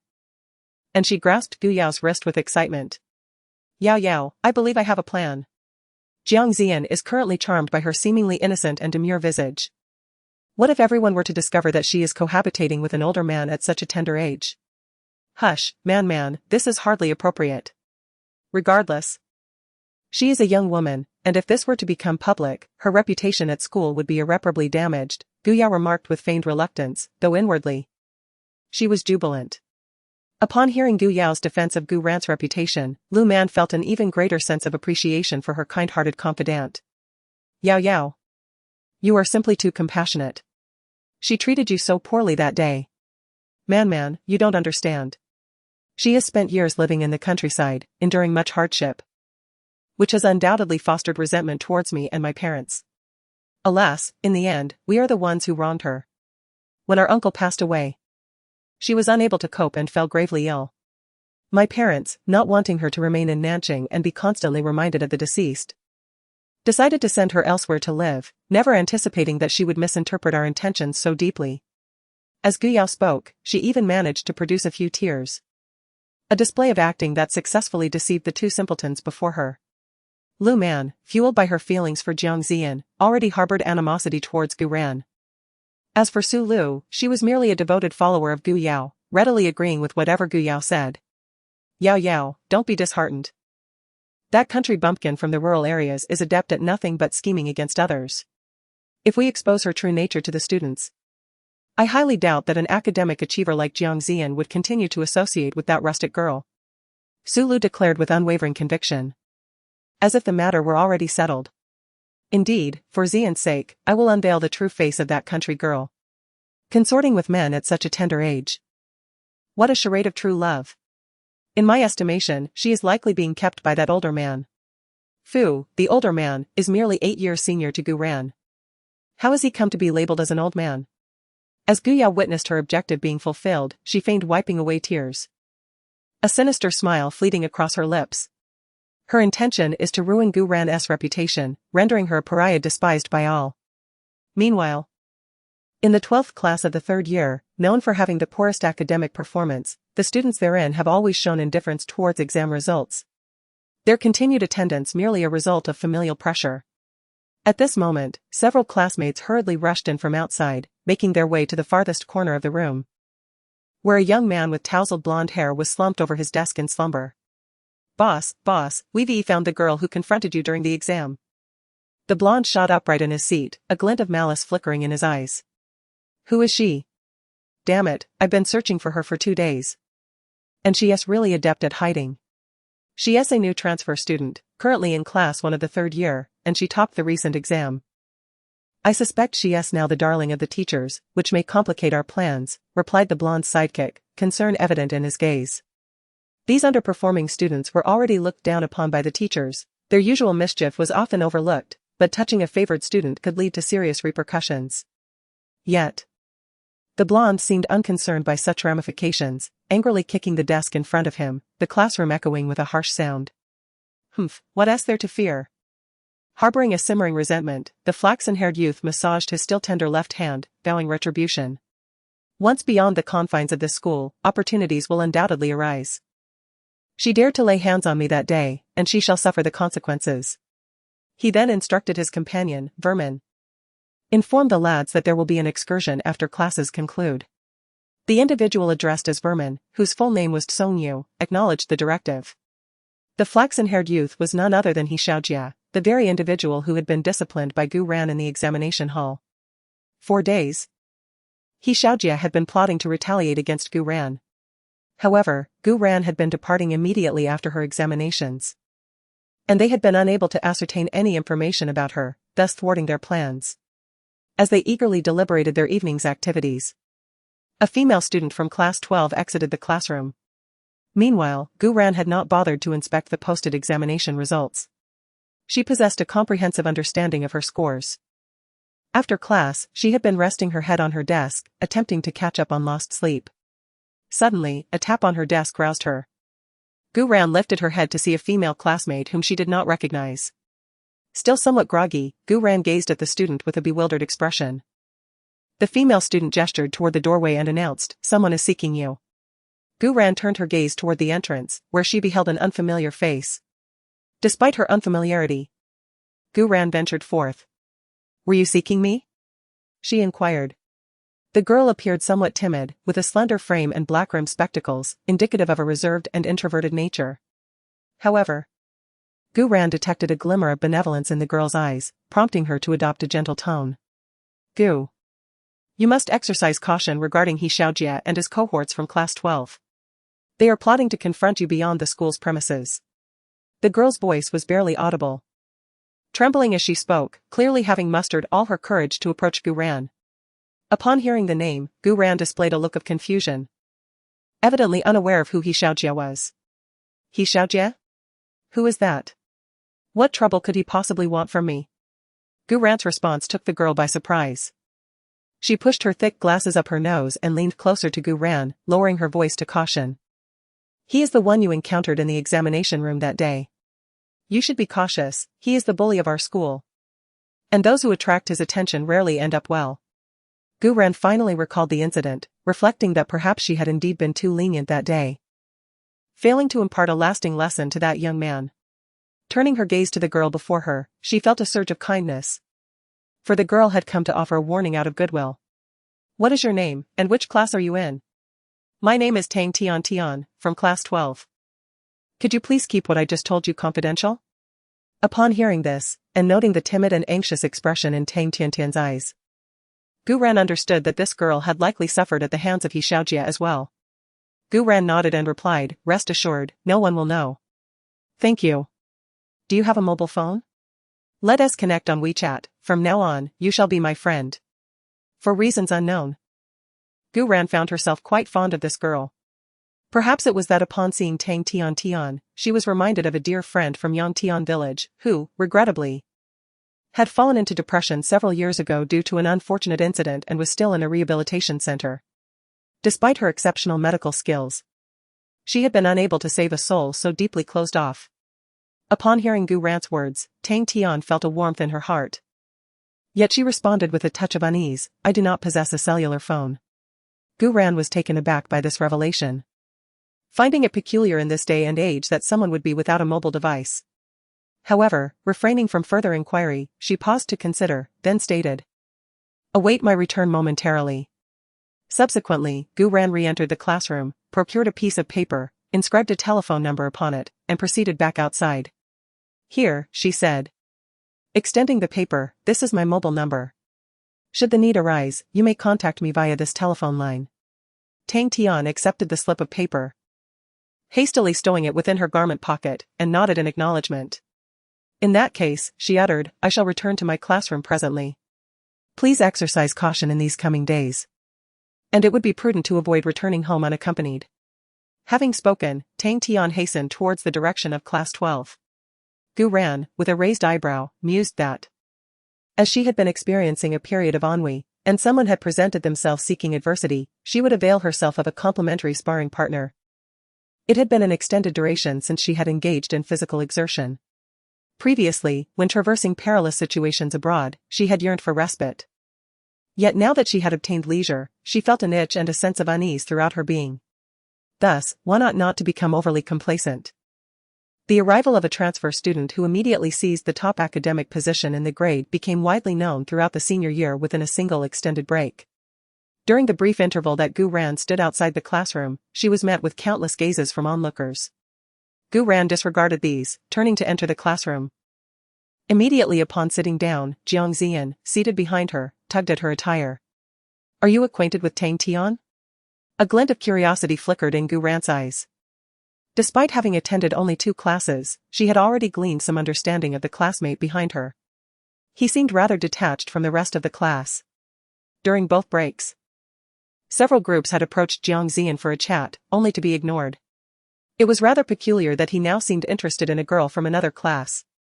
Gu Ran turned around, her eyes gleaming with a touch of mischief, and retorted, "Is that of any concern to you?" Something seemed to stir within Jiang Ziyan's thoughts, and a fleeting shadow of melancholy crossed his usually clear and pure eyes. Though it vanished in an instant, Gu Ran's keen senses caught it. "If you'd rather not say." "It's fine. I didn't know her before she came looking for me." This piqued Jiang Ziyan's curiosity.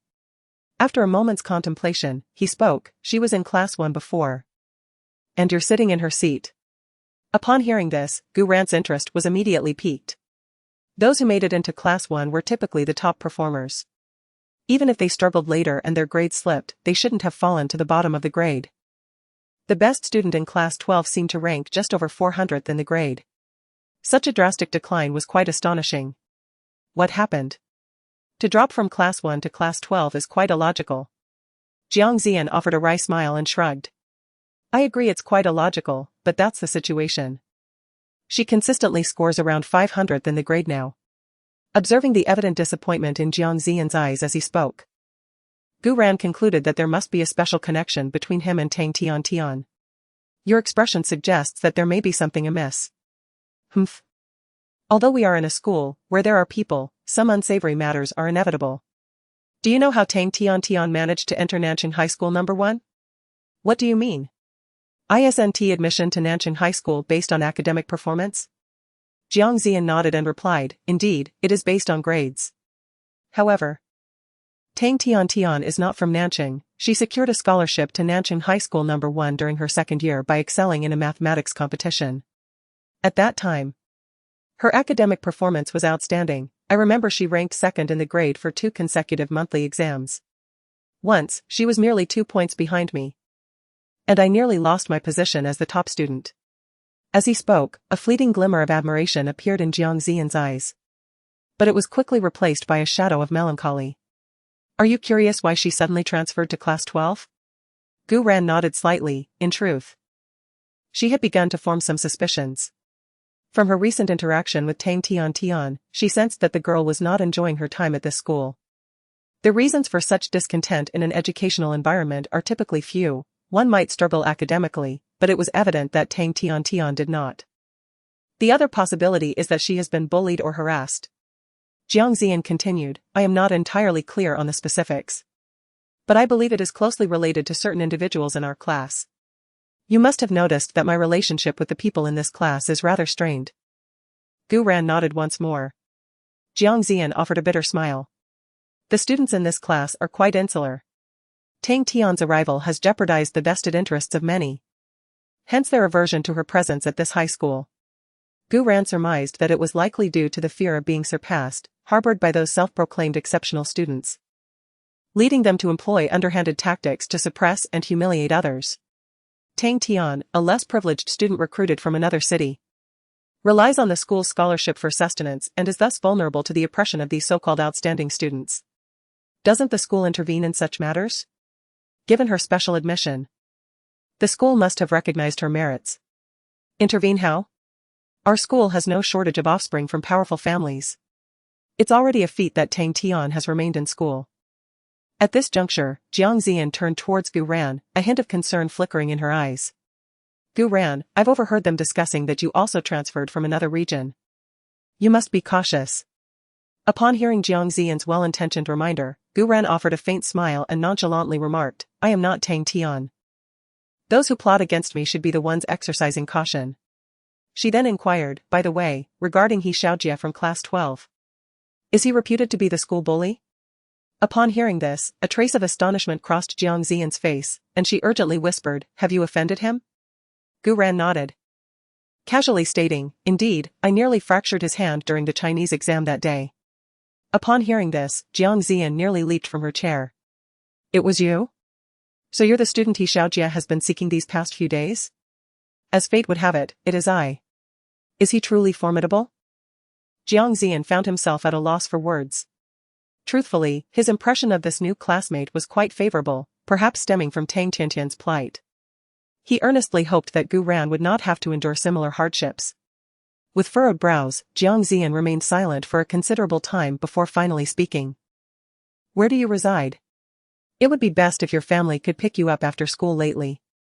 That he Xiaojie is quite the handful. There's no need. I'm rather intrigued to know what he's planning. You're insane. Do you have any idea who he is?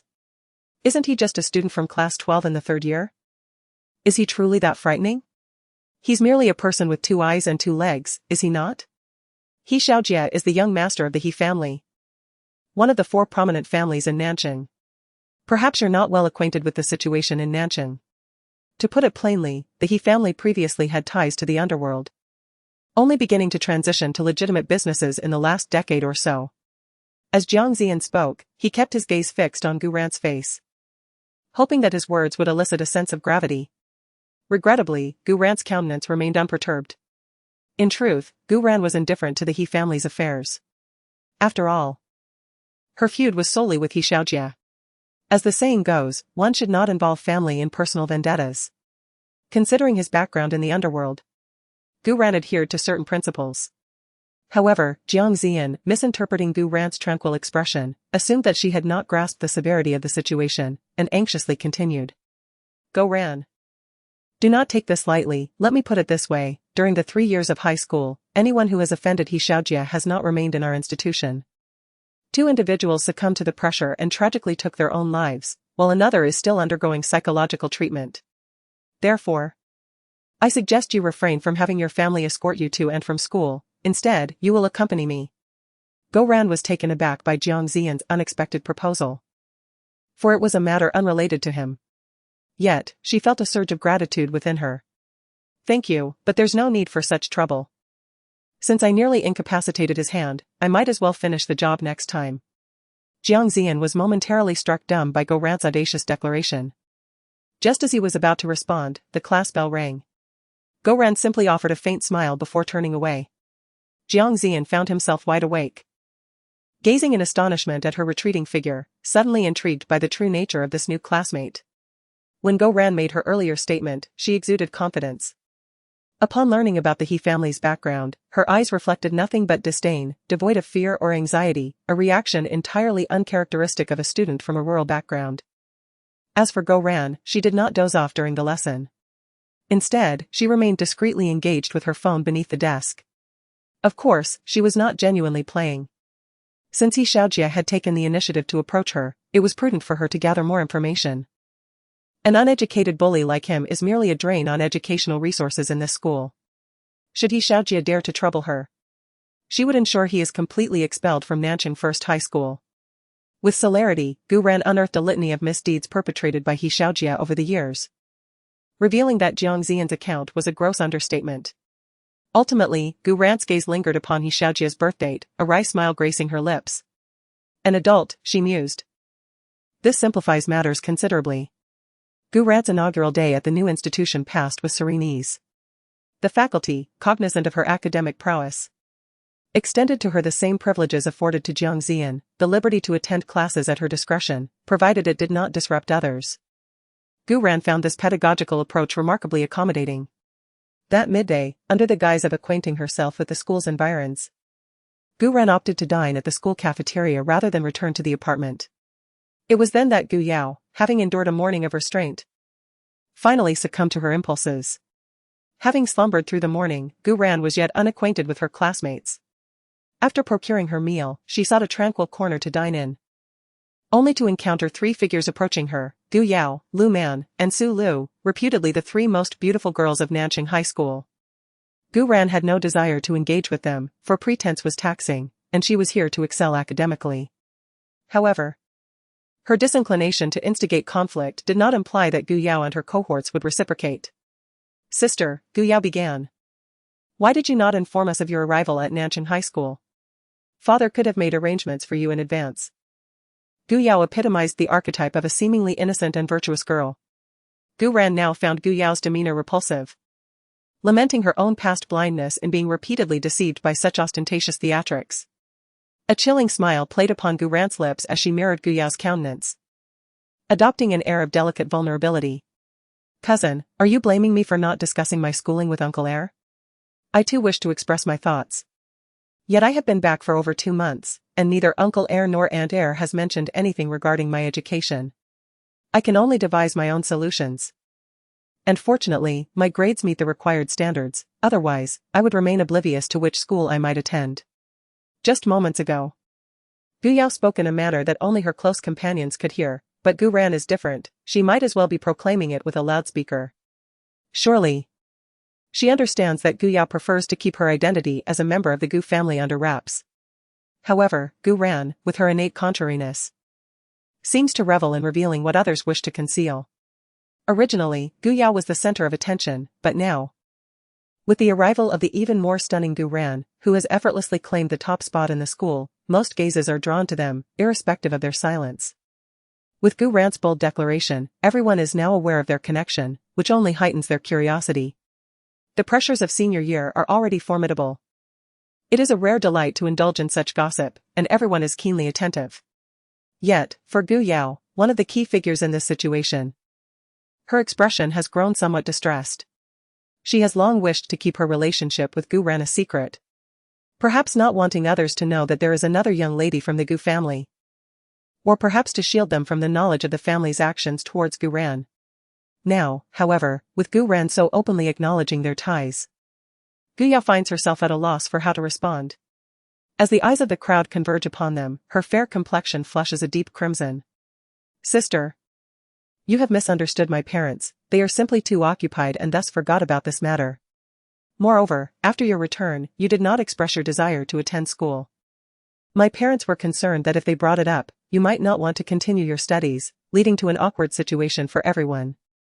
Is that not true? Perhaps I have misjudged uncle and aunt, I assumed they brought me back solely for the sake of the shares I hold.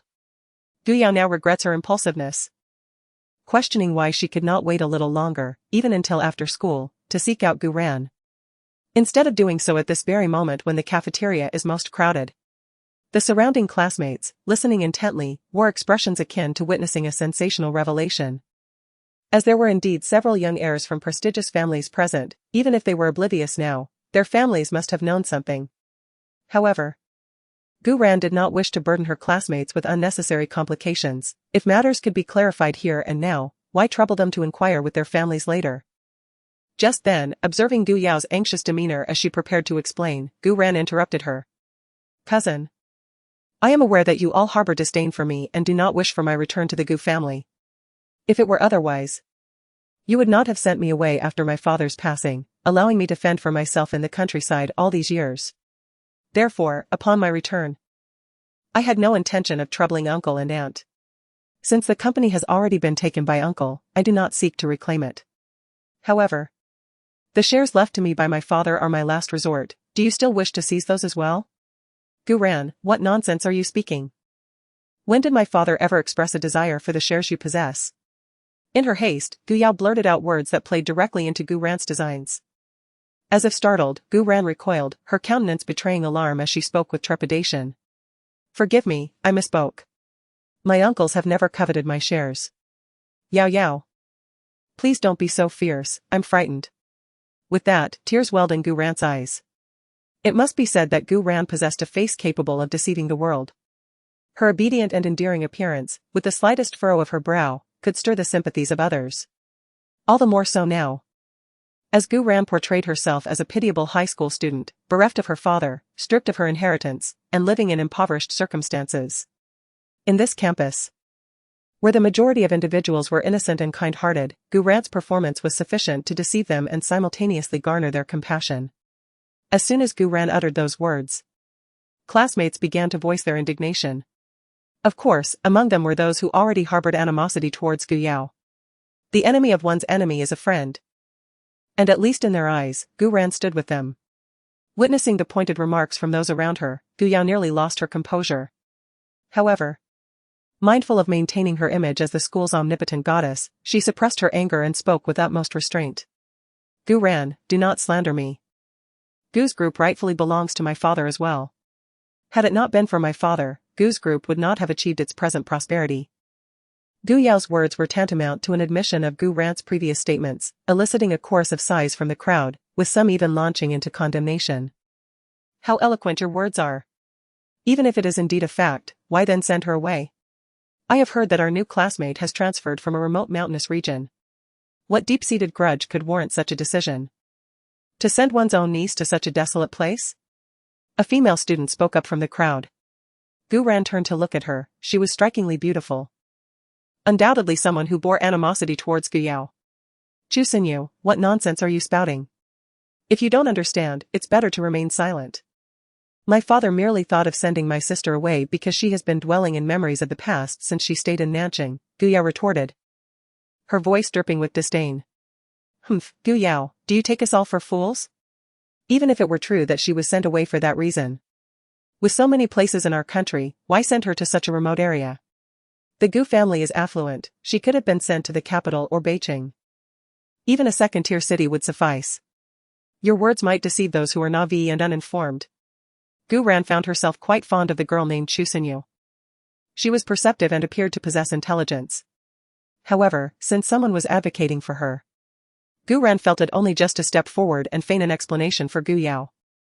Thank you for your support, dear classmate. Regardless of the circumstances, I have returned to Nanching, to the place where my father and I once lived. That is enough for me. As for the future, I believe life will only improve. And with the substantial shares I possess, I am confident I will be able to sustain myself. People are invariably inclined to empathize with the vulnerable. Gu Ran felt she possessed an acute understanding of manipulating the human psyche. However, it appeared that Chu Xinyu had no intention of relenting. Perhaps because she had finally seized an opportunity to deride Gu Yao and was unwilling to let it pass. No sooner had Gu Ran spoken than Chu Xinyu wore an expression of utter bewilderment. Gu Ran. Are you implying that Gu Yao's family hasn't given you stock dividends all these years? Gu Ran inwardly rejoiced, recognizing Chu Xinyu's perspicacity in immediately grasping the crux of the matter. Gu Ran feigned a puzzled expression, retorting, stock dividends? What do you mean? This response elicited a chorus of sighs from the surrounding crowd, their gazes toward Gu Yao now tinged with aversion. You can't be serious. The Gu Corporation's market value is over 100 billion, and they're still withholding someone else's stock dividends? Gu Yao, your family is truly ruthless, seizing someone else's company, sending away their child, and even confiscating the annual company dividends. No matter what, Gu Ran is still a relative, yet you have no conscience whatsoever. As someone took the lead, more individuals stepped forward, all in their prime years of adolescence, brimming with a sense of justice. In an instant, Gu Yao became the target of universal condemnation, as the Gu family's actions were deemed utterly inhumane. Furthermore, Gu Ran had already positioned herself as the disadvantaged party, leaving no one willing to stand by Gu Yao's side. Sister, you've disappointed me greatly. Having uttered these words, Gu Yao hastily fled the cafeteria, realizing that remaining would only exacerbate her humiliation. Upon witnessing this, Gu Ran let out a cold snort, dismissing it entirely. After all, everyone present was aware of the grievances she had endured at the hands of the Gu family over the years, that alone sufficed. With preconceived notions firmly established, even if Gu Yao were to concoct further schemes, their impact would be negligible. At that moment, Gu Ran lifted her gaze towards Lu Man and Su Lu, who remained frozen in place, and with a light laugh inquired, "Do you have something to discuss?" Lu Man, displaying a modicum of intelligence, fell silent after Gu Ran spoke. But Su Lu, in her naivety, blurted out, "Gu Ran, as a country bumpkin, what right do you have to compare yourself to Yao Yao?" Gu Ran responded with a cold smile, countering, "Indeed, I hail from the countryside, but who is responsible for that? I was once a pampered young lady of a prestigious family, only to have everything snatched away by greedy and callous individuals. Now, how absurd it is that the thieves dare to bully the victim. You see, Yao Yao was right, those from the countryside are indeed sharp-tongued." Humph. I shall take that as a compliment from you, you foolish one, used as a pawn without even realizing it. With that, Gu Ran grasped her tray and departed, unwilling to squander time arguing with a simpleton. She preferred to relish the culinary delights of Nanching No. 1 High School, rumored to rival the dishes of five-star hotel chefs. As Su Lu contemplated pursuing Gu Ran for a quarrel, Lu Man swiftly restrained her, saying, Man, why are you pulling me? Enough already. Can't you see the crowd around us? This matter concerns Yao Yao and her alone, we should refrain from meddling. Lu Man possesses a modicum of intelligence. In the matter concerning the Gu family, Gu Yao's family is clearly in the wrong. However, as she is friends with Gu Yao, she certainly will not defend Gu Ran. Sulu furrowed her brow slightly but chose not to voice any further objections, allowing Lu Man to lead her away from the cafeteria. Man, what's the matter? Yao Yao is our friend, are we just going to stand by and watch her being bullied by that country bumpkin? Yet, the current situation renders us powerless. Gu Ran is exceedingly cunning, laying the Gu family's affairs bare for all to see. We are utterly helpless. Humph, she's merely a country girl. I refuse to believe we cannot deal with her. By the way, what about that man? Sulu exclaimed, gripping Lu Man's hand with excitement. Lu Man discreetly freed herself from Sulu's grasp, rubbing the area that had been pinched, and replied, for now, we can only approach the matter through that man. However, as students, we are limited in our actions. Lu Man's words carried a hint of implication, and Sulu, without a moment's hesitation, patted her chest and declared. What's the problem? We can just find a few people to keep watch. Leave this to me, I happen to know a few characters from outside. Upon hearing this, Lu Man felt a surge of delight. Initially, she had intended to take matters into her own hands. But the thought of potential exposure and the consequent damage to her image in Jiang Xian's eyes dissuaded her. It must be said, like attracts like. Gu Yao sought to exploit Lu Man, and now Lu Man was using Sulu. One could not help but feel a twinge of sympathy for the fool Sulu, who remained blissfully unaware of her own manipulation, akin to being sold while still aiding the seller in counting the profits. Having secured a window-side seat in the dining hall, Gu Ran opted for the most lavish meal option, a 20 yuan spread featuring a trio of meat dishes, an equal number of vegetable sides, accompanied by a piece of fruit and yogurt for dessert, ensuring a balanced nutritional intake. She sampled the sweet and sour pork ribs first, their tangy sweetness a delight. The ribs, having been deep-fried before being tossed in the sweet and sour sauce, were exquisitely crispy on the outside and tender within, a culinary perfection. As Gu Ran was about to savor the salted egg yolk chicken wings, a figure appeared before her. May I sit here? Gu Ran, with a mouthful of the aforementioned pork ribs, looked up to see Jiang Xian holding a tray. Gu Ran nodded, her response muffled. Please, be my guest. Subsequently, Jiang Xian seated himself across from Gu Ran. I didn't realize you were affiliated with the Gu family? Jiang Xian initiated the conversation as soon as he settled in. Gu Ran offered a faint smile, never intending to conceal her identity, especially considering her unwavering resolve to reclaim the Gu Corporation. Are you surprised? Indeed. So, over the years, the Gu family has genuinely been indifferent to you? Jiang Xian inquired with curiosity. Gu Ran raised an eyebrow. Responding with a question of her own, are you prone to gossip? Jiang Xian gave an awkward smile, replying, apologies, was that too presumptuous? It's just that the Gu family is currently in discussions with my family regarding a collaboration, so I was hoping to gain some insight. Jiang Xian's explanation piqued Gu Ran's curiosity. If I recall correctly, your family, the Jiangs, is involved in politics, is it not? A flicker of surprise crossed Jiang Xian's eyes, realizing he had underestimated his new classmate's capabilities. It was evident she possessed some familiarity with the upper echelons of power in Nan City, hardly befitting a student transferring from a rural area. Observing Jiang Xian's expression, Gu Ran shrugged, remarking, having been in Nan City for 3 months, I've gleaned some knowledge of the prominent family structures. So, the Jiangs are also involved in commerce? Jiang Xian discerned that Gu Ran was not being entirely candid. But sensing no potential threat to the Jiang family from this new classmate, he decided to be forthcoming. Xintai Industrial is my maternal grandfather's enterprise, although my mother holds the largest share. Recently, the Gu Group has been in discussions with Xintai Industrial regarding the development of a commercial district, with a projected total investment of approximately 12 billion. Upon hearing the name Xintai Industrial, Gu Ran was momentarily taken aback.